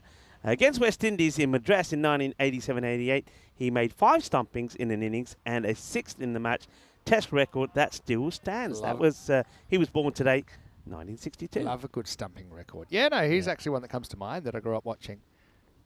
now you've just annoyed me because I had to play that one game for Hornchurch Sunday League or whatever they invited me to play, and I took 4 stumpings, and in the last over I took a 5th one But where I flicked the ball into the stumps. It did not bail off. So annoyed because that'll never happen again. I'd never even taken 4. just about I'd taken 3 a few times. I'd never taken 4, and I was like, well, they're only 6 down. I'm like, we're on here. Had about 10 so overs how to far go. away were you from the It stumps? was down the leg side, and I took it, and it was I couldn't reach the stump, so I had to kind of flick it. Yeah. But I don't know how hard they bashed these wickets in. Just bounced off, and I was like, no way. So unlucky. And also, I joined the craze. Actually, it was a year ago last weekend because it came up on my social media. It's 1 year ago. Yeah. And speaking of on this day, I retired for 55, retired out, which is a great move when you give yourself out because I've never done it. And I was kind of like, well, guess you couldn't get me out, and I'll just walk off. I'm a good sport. Show me the way to the bar. Good to be out if he hits, but couldn't hit. Bharti, get one. Yeah, Moraes, good keeper. They kind of had a bit of a dead spot with keepers, did India, before Dhoni came along. I remember they tried a few that I would have called subpar. But then they've had quite a few good ones at once that have been kind of fighting for position. Riddhiman Sahar's one of my favourites. Pant, obviously. Yeah. At the moment, it's been quite. Samson's another one. Rayudu. But anyway, let's have a look at where they're at. They've just dipped below that blue line. I think that's where they're going to have to reset their sights at the moment. Yeah, that over hurts them. Only 3 coming off it from Javed and picking up a wicket as well. So they've got to get going again. Mandeep Lakha is out there with Sahil Bharti. But Bharti, the way he took that single there at the end there, you can see that he's looking to try and keep most of the strike. And that's why, because he can hit the ball well. And that's going to go all the way. That's going to be 6 runs. Nice. That's a nice biggie. Good hit. I know you like your sports movies. I don't think it's too silly for you. I think you got a sense of humour. Happy Gilmore. Put that on your list. All right, I'm I know gonna. you like to put your dressing gown on the end of a hard day's commentating and snuggle into your bed. Pretty big beds here. Have you got a big room? It's fairly size. Yeah. It's decent size. I've found out I'm sleeping diagonal to diagonal here. Yeah, strange one, but it's good. Well, my bed's not that big. Asking the question. Mine's massive. Well, I traded my breakfast allowance for a slightly bigger room to fit all my Okay. stuff. And that turned out to be a good move, like a palace.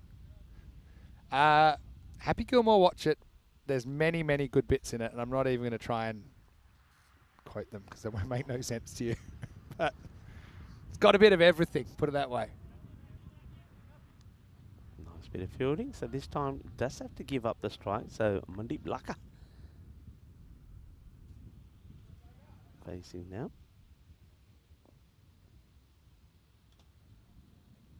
Oh, now does he lift this foot up here? This would be an interesting look. I think he stays back. I think Quinny got the bails off pretty quickly, but it's a bit like Twister, trying to keep that foot down. There it is. See, Keeps it down. keeps it down, and then he puts that one up and hops on the other one. So the umpire's pretty quickly sorted out. Look at the way Quinny's there. He's just ready to pounce, isn't he? But talking about pounce, this is a batter who pounces on this. This is big, and that's gone a long, long way. And, well, remember the field behind us is actually a sweet corn field. So I don't know what's lurking in that one. We know about the sunflower fields. Well, that's the hit. Over it goes, right the way over the tower into the field at the back. Whoa! Well, now we know where the cricket balls are. Well, no, Robocop was asking how many balls are being found. Well, this Panda. Well, Lily of course, Panda's yeah. family has taken over. Well, we'll have to try and find that one for tomorrow when Lily joins us, because I know Lily's probably fast asleep now because it's probably 3, 4 in the morning where she is. But there you go. That's a special one. We can dedicate that one to Lily Panda. Yeah, that's I know nice. that I love how everybody it in the looked like chat will like it. Panda would eat in the middle of those balls as well. They've got pretty hard jaws, I've heard. Let's have a look at the ECC groups, of course. Austria in Group B with Germany, Hungary, Denmark, and Romania. I'm going to do a random team. Are you ready?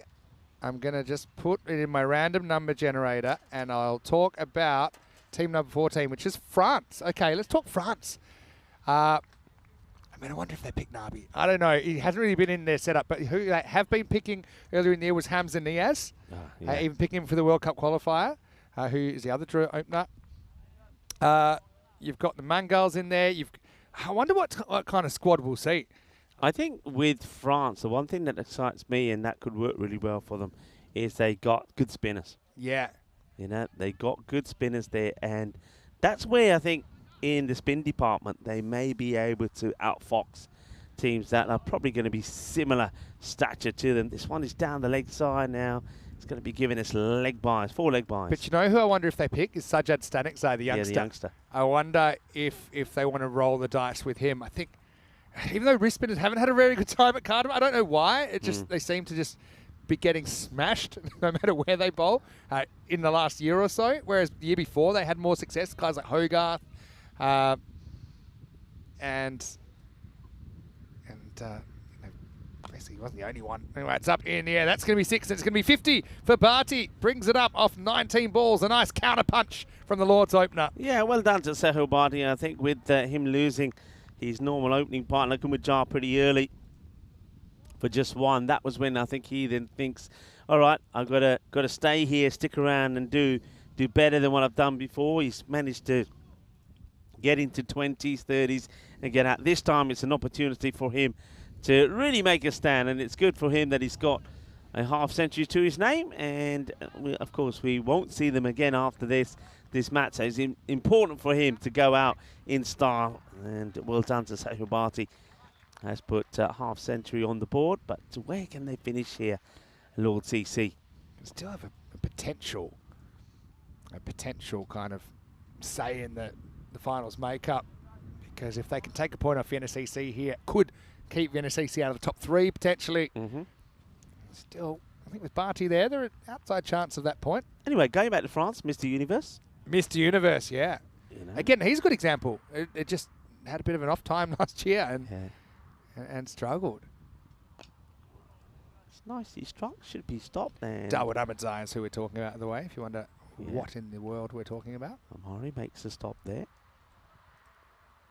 End of the over. And did get one nice shot away there. 1 big 6. There was the 4 leg buys in that over as well from Amir Javid, but other than that, he kept it nice and tidy. 81 for 2 after 6. So stealing a point, they're going to do that. That means they've got to get to 142. I don't think they're going to get there. Yeah. I don't know, though. 15 and over. Set batter at the crease. Take some big overs. You never know who they're going to bowl either at this stage. Yeah, there's some other things. No real big day today, actually. There's no international day. But how about this is a nice story. Let's make one up. How about Mark Simpson Parker Day? Forever. He'll like that.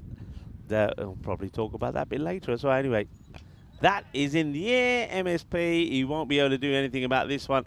That's going to be 6 runs. Nice hit. Good strike from Sehel Bharti. And that one gets played away as Hamdard bowling the first off his second over, gets hit away. Yeah, back on this day in 2000 when Courtney Walsh walked out to the wicket at the over to play his last test innings in England. And 6 more. Beautiful strike. Lovely pickup. I like it when Sahil is actually hitting through the ball rather than stopping his shot. So I might have knocked a stalk over, actually. That one seemed to hit pretty close to the bottom. Might have been a little timber over there. Yeah, nice strike. Well, Hamdard gets the ball back. Probably don't have time. Show me. Dunk. Definitely an impact. This one is going to get through, and that's going to be 4 more. So, yeah, back in Courtney Walsh walked to the wicket at the over to play his last test innings in England. Nasser Hussein's team formed the guard of honour for him. Not long afterwards, they took part in another rather less formal celebration. Walsh last test duck, LBW to Dominic Cork. He held the record, right? He did, yeah. Gave England the match by 158 runs, and it was their first serious victory against the West Indies since 1969. So, yeah, it's a big moment that for England. There's another one. Gets hit on the leg side, but this time the catch is nicely taken. That's a good catch. He's just been sort of, I suppose, hovering around that part of the ground. Gets his opportunity, and he takes the catch. Well, I don't know what that was about.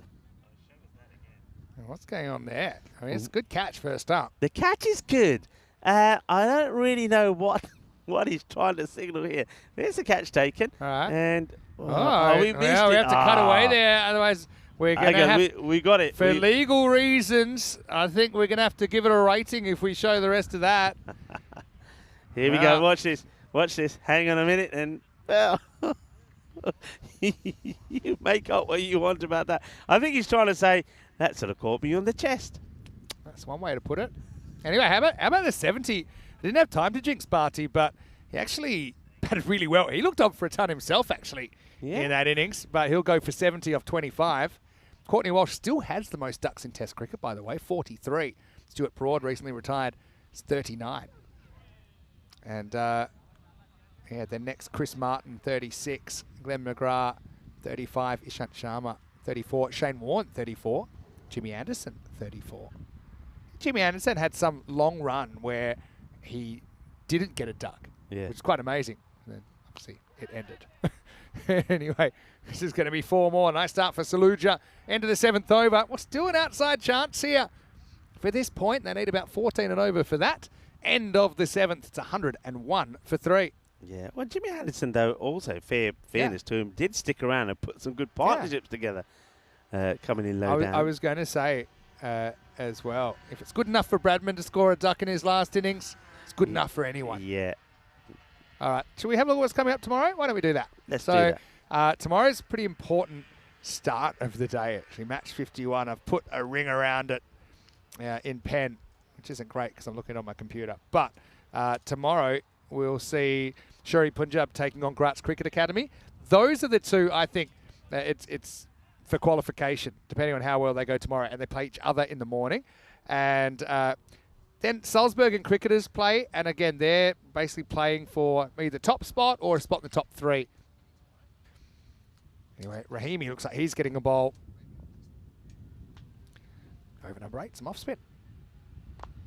It's in the air, and MSP's called it. He says, I want it, and he takes it. Well, that's what MSP does.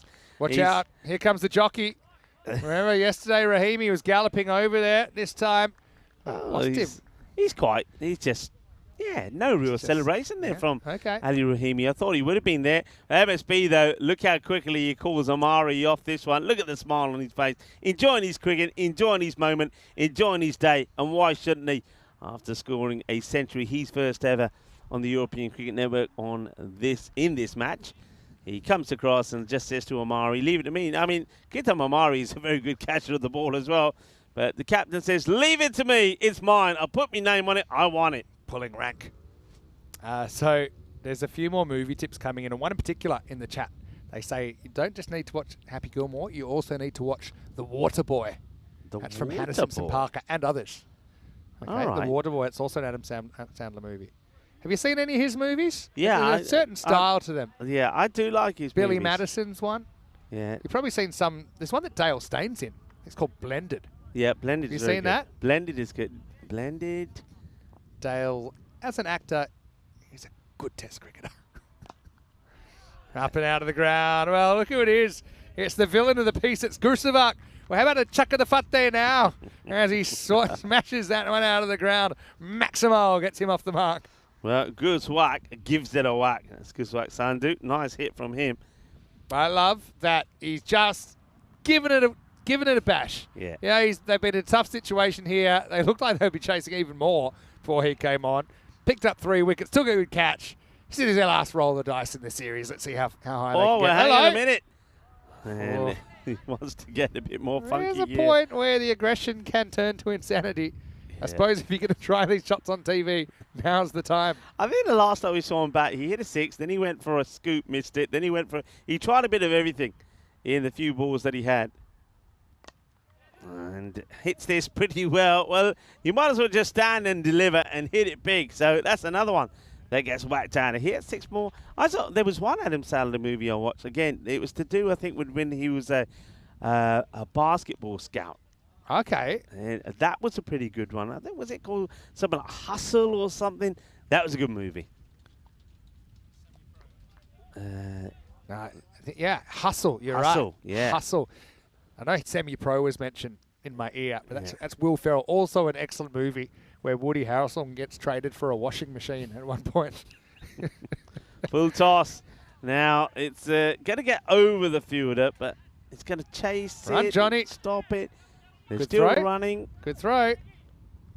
Well, Quinny tried to cut it off now. What's the height on this Yeah. like? That's the question here. That's Noe. I And think you got, where are we at with these? That's waist high. has to be, I think. Yeah. If we're not calling that, we've lost the plot a bit. No ball called. There you go. Free hit to come. Well done from the third umpire there, Praveen and Joe Foster. Free hit. License to go big. And, well, it's a big swing. Smart from Quinny. Stood back. There's no real reason to get up. Can't get a stumping. So you Yeah. cover a bit more ground if you're back. End of the 8th over. 116 for 4. 26 off 12 for a point. Pretty important 2 overs here for VCC, I think, just to make sure they defend the 25 if they're going to keep the point. Semi-pro's a good one. Yeah, Adam Sound the movies, there's a certain style to them, but they're kind of a bit silly, but a bit funny as well. But thank you for all your tips. 51st Date's another one, not really a sporty one from Adam Sandler, but Dodgeball's one of my favourite. Dodgeball. That's quite funny. Ben Stiller. Vince Vaughn. What's happened to him? Here's Sharon.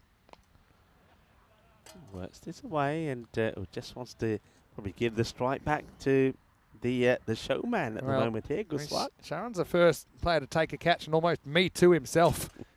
Anyway, it's good that he's back. Here's Grusevak, and you know he's going to try something crazy. If I was the batting coach for Lords, I'd be running out the. What's Quinny done here? Quinny's throwing the glove at him. Oh, Quinny, what are you doing? Wow. Well, have a look at this. Quinny just throws the glove at it. Watch this, he says. Well, we'll have to go back to that one. Quinny, I think it's his first time ever picking up the equipment. He's basically thrown it away here, and he knows this is going to get replayed. There you go. Whoopsie daisy. Has Quinny lost weight in his hands? Like only his hands. Oh, I'm loving it. Saluja. What can he do? He hits that pretty well. To the fielder. So if I'm the batting coach for Lords, I'm running out a big texter, a big outline marker, and on his arm I'm saying, stick to right-handed, because I think it's a bit more natural for him. But he can always prove me wrong. It's probably due a reverse. Now he's looking at the arm. It's not there yet, Grusevak. And he'll just watch this go by. It'll be... Umpire doesn't know where this has bounced because Sharon's right in the way, but it's bounced on the pitch. It's just a wide. Calls the wide. Joe might have actually been watching that live, which is pretty well done. Didn't even need the replay. Anyway, throws the hands at this, up and over the offside, over point. Maximal for Grusevak. Well, they've had a couple of good performers, haven't they? You look at the performance up the top of Sahil Bharti with his 70. Now Grusevak with 3 wickets and a handy little cameo with the bat. Yeah, that's a nice hit. And he's showing that he can hit the ball outside the off as well. Oh, yes. Still think he's going to do something funky here. I still feel there's something funky on the cards. Down the ground, MSP. Thank you very much. And that's the end. And, well, he just puts the bat under his arm and now he's thinking, well, I should have done the reverse Malachi. I knew I should have. We tried. He doesn't get this right. But I like what he's done out there. Scored a good 21 or 10 deliveries. MSP takes the catch. So that's another one bites the dust. That hustle looks good. I'm putting it on my list. Is that good? Yeah, it is good. You'll enjoy that movie. He's in Spain as well. Yeah, it's good. It's a very good movie, actually. Very, very good. Will it improve my Spanish or probably not? Not a lot, no. Okay. New batter coming in, which means I can talk about one more thing. I like this one. Back on this day in 1979, needing a record 438 to win at the Oval, India became frustratingly close. Sunil Gavaskar batted superbly for 221. And then, at that time, it was the highest by an Indian against England. More after this one, as that been hit beautifully down the ground. New batter comes out, and Bhatia hits this big. And that's the end of the over. They're into the 130s here now. 133 for 5 now. I wonder if MSP... I wonder if they know how many they need to defend off this last over. It looks like they might be going to Junaid Saeed, who is a specialist bowler. Did have one over number for 21, though. I would have been tempted to go Mark Simpson Parker here. Yeah. Probably a bit stiff, but yeah, they need 9 for a point. So yeah, they need to defend 8 or less in this over. Yeah, they're having a chat about this now, MSP. Sunil Gavaskar, he's still in the cricket world, isn't he? Yeah, in he the is. media. He had some interesting moments, didn't he? The time he just batted 60 overs when he had the hump in the World Cup. Have you heard of that? Yeah. He made 35. Basically said, well, that's impossible. I think they need like 5.5 and over. And then the other time where he got given out LBW in Australia and then basically turned to his partner and said, nah, we're not playing anymore. Went and told him to come off too. Yeah. They almost forfeit the game. He was a bit like that, but he was the little master, as they called it. But yeah, 221 he made. He got a good partnership of 153 with Dilip Vengaska. All right, here we go. Catch a ball, Omari. Oh. No mistake. Big catch because it saved 6 as well. Could have easily gone through his hands. So now Lords need 9 off 5. Nice catch down there by Omari. Yeah, well, that's a dot ball. That's big. Yeah, so going back to that, so Gavaskar finally was dismissed when India needed 49 of 7.4 overs. Ian Botham, who dismissed him, took 2 more and ran out the third, leaving India 15 off the last over. They finished 429 for 8, just 9 runs short. The draw, that was the important thing, gave England the series 1-0. So Gavaskar, 221. These days, 15 off the last over, you'd think you might be able to do it. Yeah. In those days, forget it, especially because it might have drawn the series for him. Hey, another one here. I think I mentioned, the longest yard. Check it out. Did I already say that out loud? I think you longest told me yard's a that very good before, and one. I've watched that. Yeah. All right. Here's Johnny Nasuya at the other end. Lords need 9. Oh, that could be out based on the reaction. I He think likes it. this is heel in the air. Is he selling his fake goods here, Quinny? I just got a feeling the heel's up. Anyway, let's have a look. The picture tells 1,000 words. Video tells 1,000,000. Let's have a look on the replay. Out. Gone. Out fairly easily as well. So, the cue stick is back. And Surya is going to get a golden. There's the decision. And so, well, it's pretty handy work as well up to the opening bowler, Junaid Saeed. That's Surya gone for a golden. Derek and VCC taking this 4 points to the wire. It's 133 for 7. Yeah, well, there's Derek. It's giving the old... And also means that Junaid Saeed could finish with a hat-trick here. So 2 and 2, hat-trick ball coming. That's great work, by the way, from Quinny. I still want to know how his glove once again ended up on the floor. That's what I'm wondering, because somebody had to pick the glove up for him again. Need a bit of rope and tie it around his wrist. Anyway, feel like we've had a bit of a hat-trick drought. When was our last hat-trick? I think didn't you have one on the weekend? We had one, here last Friday. We had one. You got Safi in match 23. That was on Friday. That was the last one, actually, yeah. So just one in this series so far. Never a better time than now. We need to start a new page, actually. All right, so this is Vijay Kumar. Hat-trick ball for Junaid Saeed.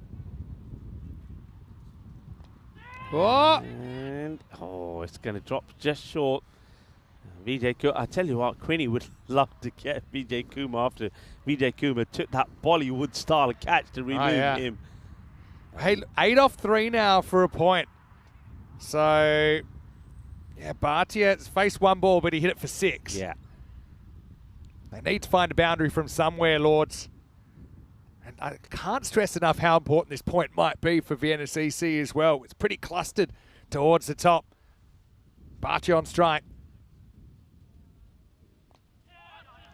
I like the third bat. It's already saved him runs here. Yeah, I think it's kept him in it. I think really you can see the batter, Bhatia, thinking, I really should try and get back for the second, but he's not sure. I wonder if that's one of the ones you sort of say, I'm going to get to the other end, just turn and go no matter what. But of course, he needs that Kumar to do the same. Needs score off this to stay in it, except if there's a wide or no ball. It's been a brilliant over so far from Johnny. 2 to come. That'll pretty much do it. Just got to keep it straight. So what a great selection from Mark Simpson-Parker, pulling the right strings, trusting Junaid Saeed to come back and defend his 8 runs to get the 4 points. There's only been 2 singles off this over. So right now, well, they pretty much need, well, they need 7. Even a 6 is fine. Just needs to keep it legal. Last ball of the day coming up. Oh, I reckon that was another chance for Quinny. Oh, well, could have been 2. But anyway, he'll set the stumps up for no apparent reason because we are done. Put a fork in it. It's going to be 4 points to Vienna CC. Quinny just got the fumbles at the critical moment. Although he gets the ball back on the stumps, I think he's safely home. Just have one more look at it. Bats back, stays back. And so, well, for Vienna CC, it's a big win. They'll win by 67 runs, and I kind of find a nice mix of kind of giving chances to a few other players in the field and with the ball, but still securing the 4 points. It could be crucial as they search for an automatic spot in the semi-finals. But this game will be remembered for that man, Mark Simpson-Parker, in his 72nd ECN match, scoring his first century on the network. Yeah, big smiles on the faces of Vienna CC. Not only do they get the win, they take all the points, and also they know that their captain continues to stay in devastating form as he scores that sensational century. And what a day it's been today, really. You saw a century from Imran Asif, not just a century, but he put 150 on the board with a 225 partnership with Zishan Goraya. And that was, of course, in match number 47 when Salzburg put 225 on the board and Sher-E Punjab. Well, good fight from them as well. They got 163, a high-scoring match. And then, once again, we see 200 on the board, this time from Vienna CC. And it's their man, their captain, Mark Simpson-Parker, who gets a fine century. So, a wonderful day of cricket, wonderful action. But, of course, more to come tomorrow. And I think that first match, match number 51, could be such a crunch match for those two teams, Yeah. Sher-E Punjab, Vienna, and the Grass Cricket Academy. Yeah, no doubt about that. So Vienna, for me, they're in third spot, even if you adjust for Salzburg having more matches to play. But Salzburg, okay, they've got those 2 games to finish things off, and they're both tough games. Cricketers, obviously, in really good form as well in this tournament. Graz Cricket Academy, they are kind of playing for survival as well. So make sure you join us tomorrow. I know Rico's got the day off. He'll be back for Finals Day and Peacock Friday. But we start at the same time tomorrow, 7 a.m. GMT, which is 9 o'clock in Central Europe, and 12:30 in India. Let's have a look. And, well, credit to Lords. I mean, I know they're going to finish 11th out of 11. They lost that game to Vienna Danube. That basically decides the wooden spoon in the end. But they go down swinging. They had plenty of exciting individual moments in this game. And I've got to say, I like the batting of Sahil Bharti with his 70 of 25 balls. He looked at one stage like he might be able to pull off his first ECN century. Yeah, and that's the thing with Lord CC. When Sahil Bharti and the captain Kumar Jar, when both of them clicked at the same time, they were capable of beating anybody. But with Kumar Jar going early, it was just really too much to do for Sahil. But he did bat well. He scored 70. And then also, it's nice to see someone like Guswak Singh coming out there and giving it a whack as well. He had a pretty good match too. He bowled well, took 3 wickets, took some good catches out there. So they've certainly got some character, they've certainly got some flair. And Lord CC, of course, not a new club here. They were established back in 1989. It was good to see them playing in this format, and looking forward to seeing them again next time round when, well, they would have learnt from this outing, and I think they'll be stronger and better. You just think about it. If they just pick up a couple of players, maybe a couple of all-rounders, it could make all the difference to their campaign next time round. Yeah, no doubt about it. And Vienna CC kind of sick of being the bridesmaids in the European Cricket Series, no doubt about it. They've had their ups, a couple of downs. That was one that MSP got a bit greedy. And he's just such a nice guy. He was saying, well, probably should have left it for you, but once you call, you got to honour the call. Didn't make any mistake. I like the hitting from Gurusavat. Came out there and gave it a good shake as well. 3 big maximos for him. And Lords, really, to be honest, they were odds on. Even though Quinny had a bit of trouble holding on to his equipment. Might be done for a level 1 equipment abuse there. Unnecessary throwing of the wicket-keeping glove. But yeah, have a look at that from Gurusavat before he fell for 21. And yeah, it was all to do in the last over, wasn't it? Because they got close. That was a nice shot from Sucha Bhatia. But it all came down to this, didn't they? They needed, I think it was as 8 or 9, didn't they, last over? Yeah, that was a huge catch. And potentially that's catch that secures the 4 points for Vienna CC. Yeah, well, there's Amari saying to MSP, look, I can catch, I told you. He holds on to that, and then really, that was lightning quick from the big man from Quinny behind the stumps. And no doubt about that. But he did and would get another opportunity to get the man who took the catch to remove him, but he wasn't able to do it. And Vijay Kumar did survive. But it was handshakes and hugs all around for Vienna CC. They are victorious, and they also get all the points. So well done to them, and also well done to everybody that's been tuning in. I know that some people are already saying their goodbye, so if you are leaving us now, well, thank you for watching, thank you for your support. But if you haven't got anywhere to go, stick around, because the highlights of the day are going to be absolutely splendid. Just looking at this, and I think Salzburg and Cricketers, they play each other tomorrow, and at the moment, they are just below Vienna CC. So Vienna CC 26 points. You've got Cricketers on 23 and Salzburg on 21. But those two play each other in one of the games. What about Sher-E Punjab? Because they got 3 matches. They could Yeah. also Sher-E score the Punjab party, right? are 15 points. And look, potentially, if they took all 12 points, they could get up to 27. But for them, I think it's more about just trying to find their way into the 5. And between them and Graz Cricket Academy, I don't see Indian CC Vienna holding on. They're currently in 5th with 20 points, but you've got Graz Cricket Academy with 18 points with 2 games in hand. You've got Sher-E Punjab 15 with 3 games in hand.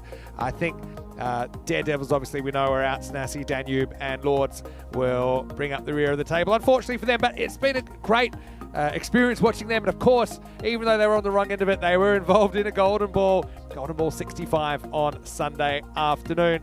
Big thank you to everyone out there. We've really enjoyed the day. Nice to be back with you again, Rico. And didn't we have some great discussions with our chatters today? We did. The chat has been, I've got to say, I know that you joined just a couple of days ago, but when myself and Nish have been here, I think the chatters here in Austria that have been tuning in been absolutely brilliant. So well done to you. But like I say, and like we always say, give us a thumbs up and tell your friends, tell your family. The more the merrier as a family continues and to don't grow. forget to subscribe as well. That's We're almost right, hitting another 1,000. I think people were telling me during the day. Look, I think today will be remembered for Imran Asif, his 150, his first ever ECN century, turning into a biggie as you predicted. And Mark Simpson-Parker, well, he survives a scare on 88, and he survives about, I actually think he actually had grey hairs in the 8th and 9th over that were coming out of nowhere. He was on 98, then on 99. But congratulations to Mark for his first ECN century as well. We had to say goodbye to a couple more teams as well, of course. Danube wrapping up their campaign.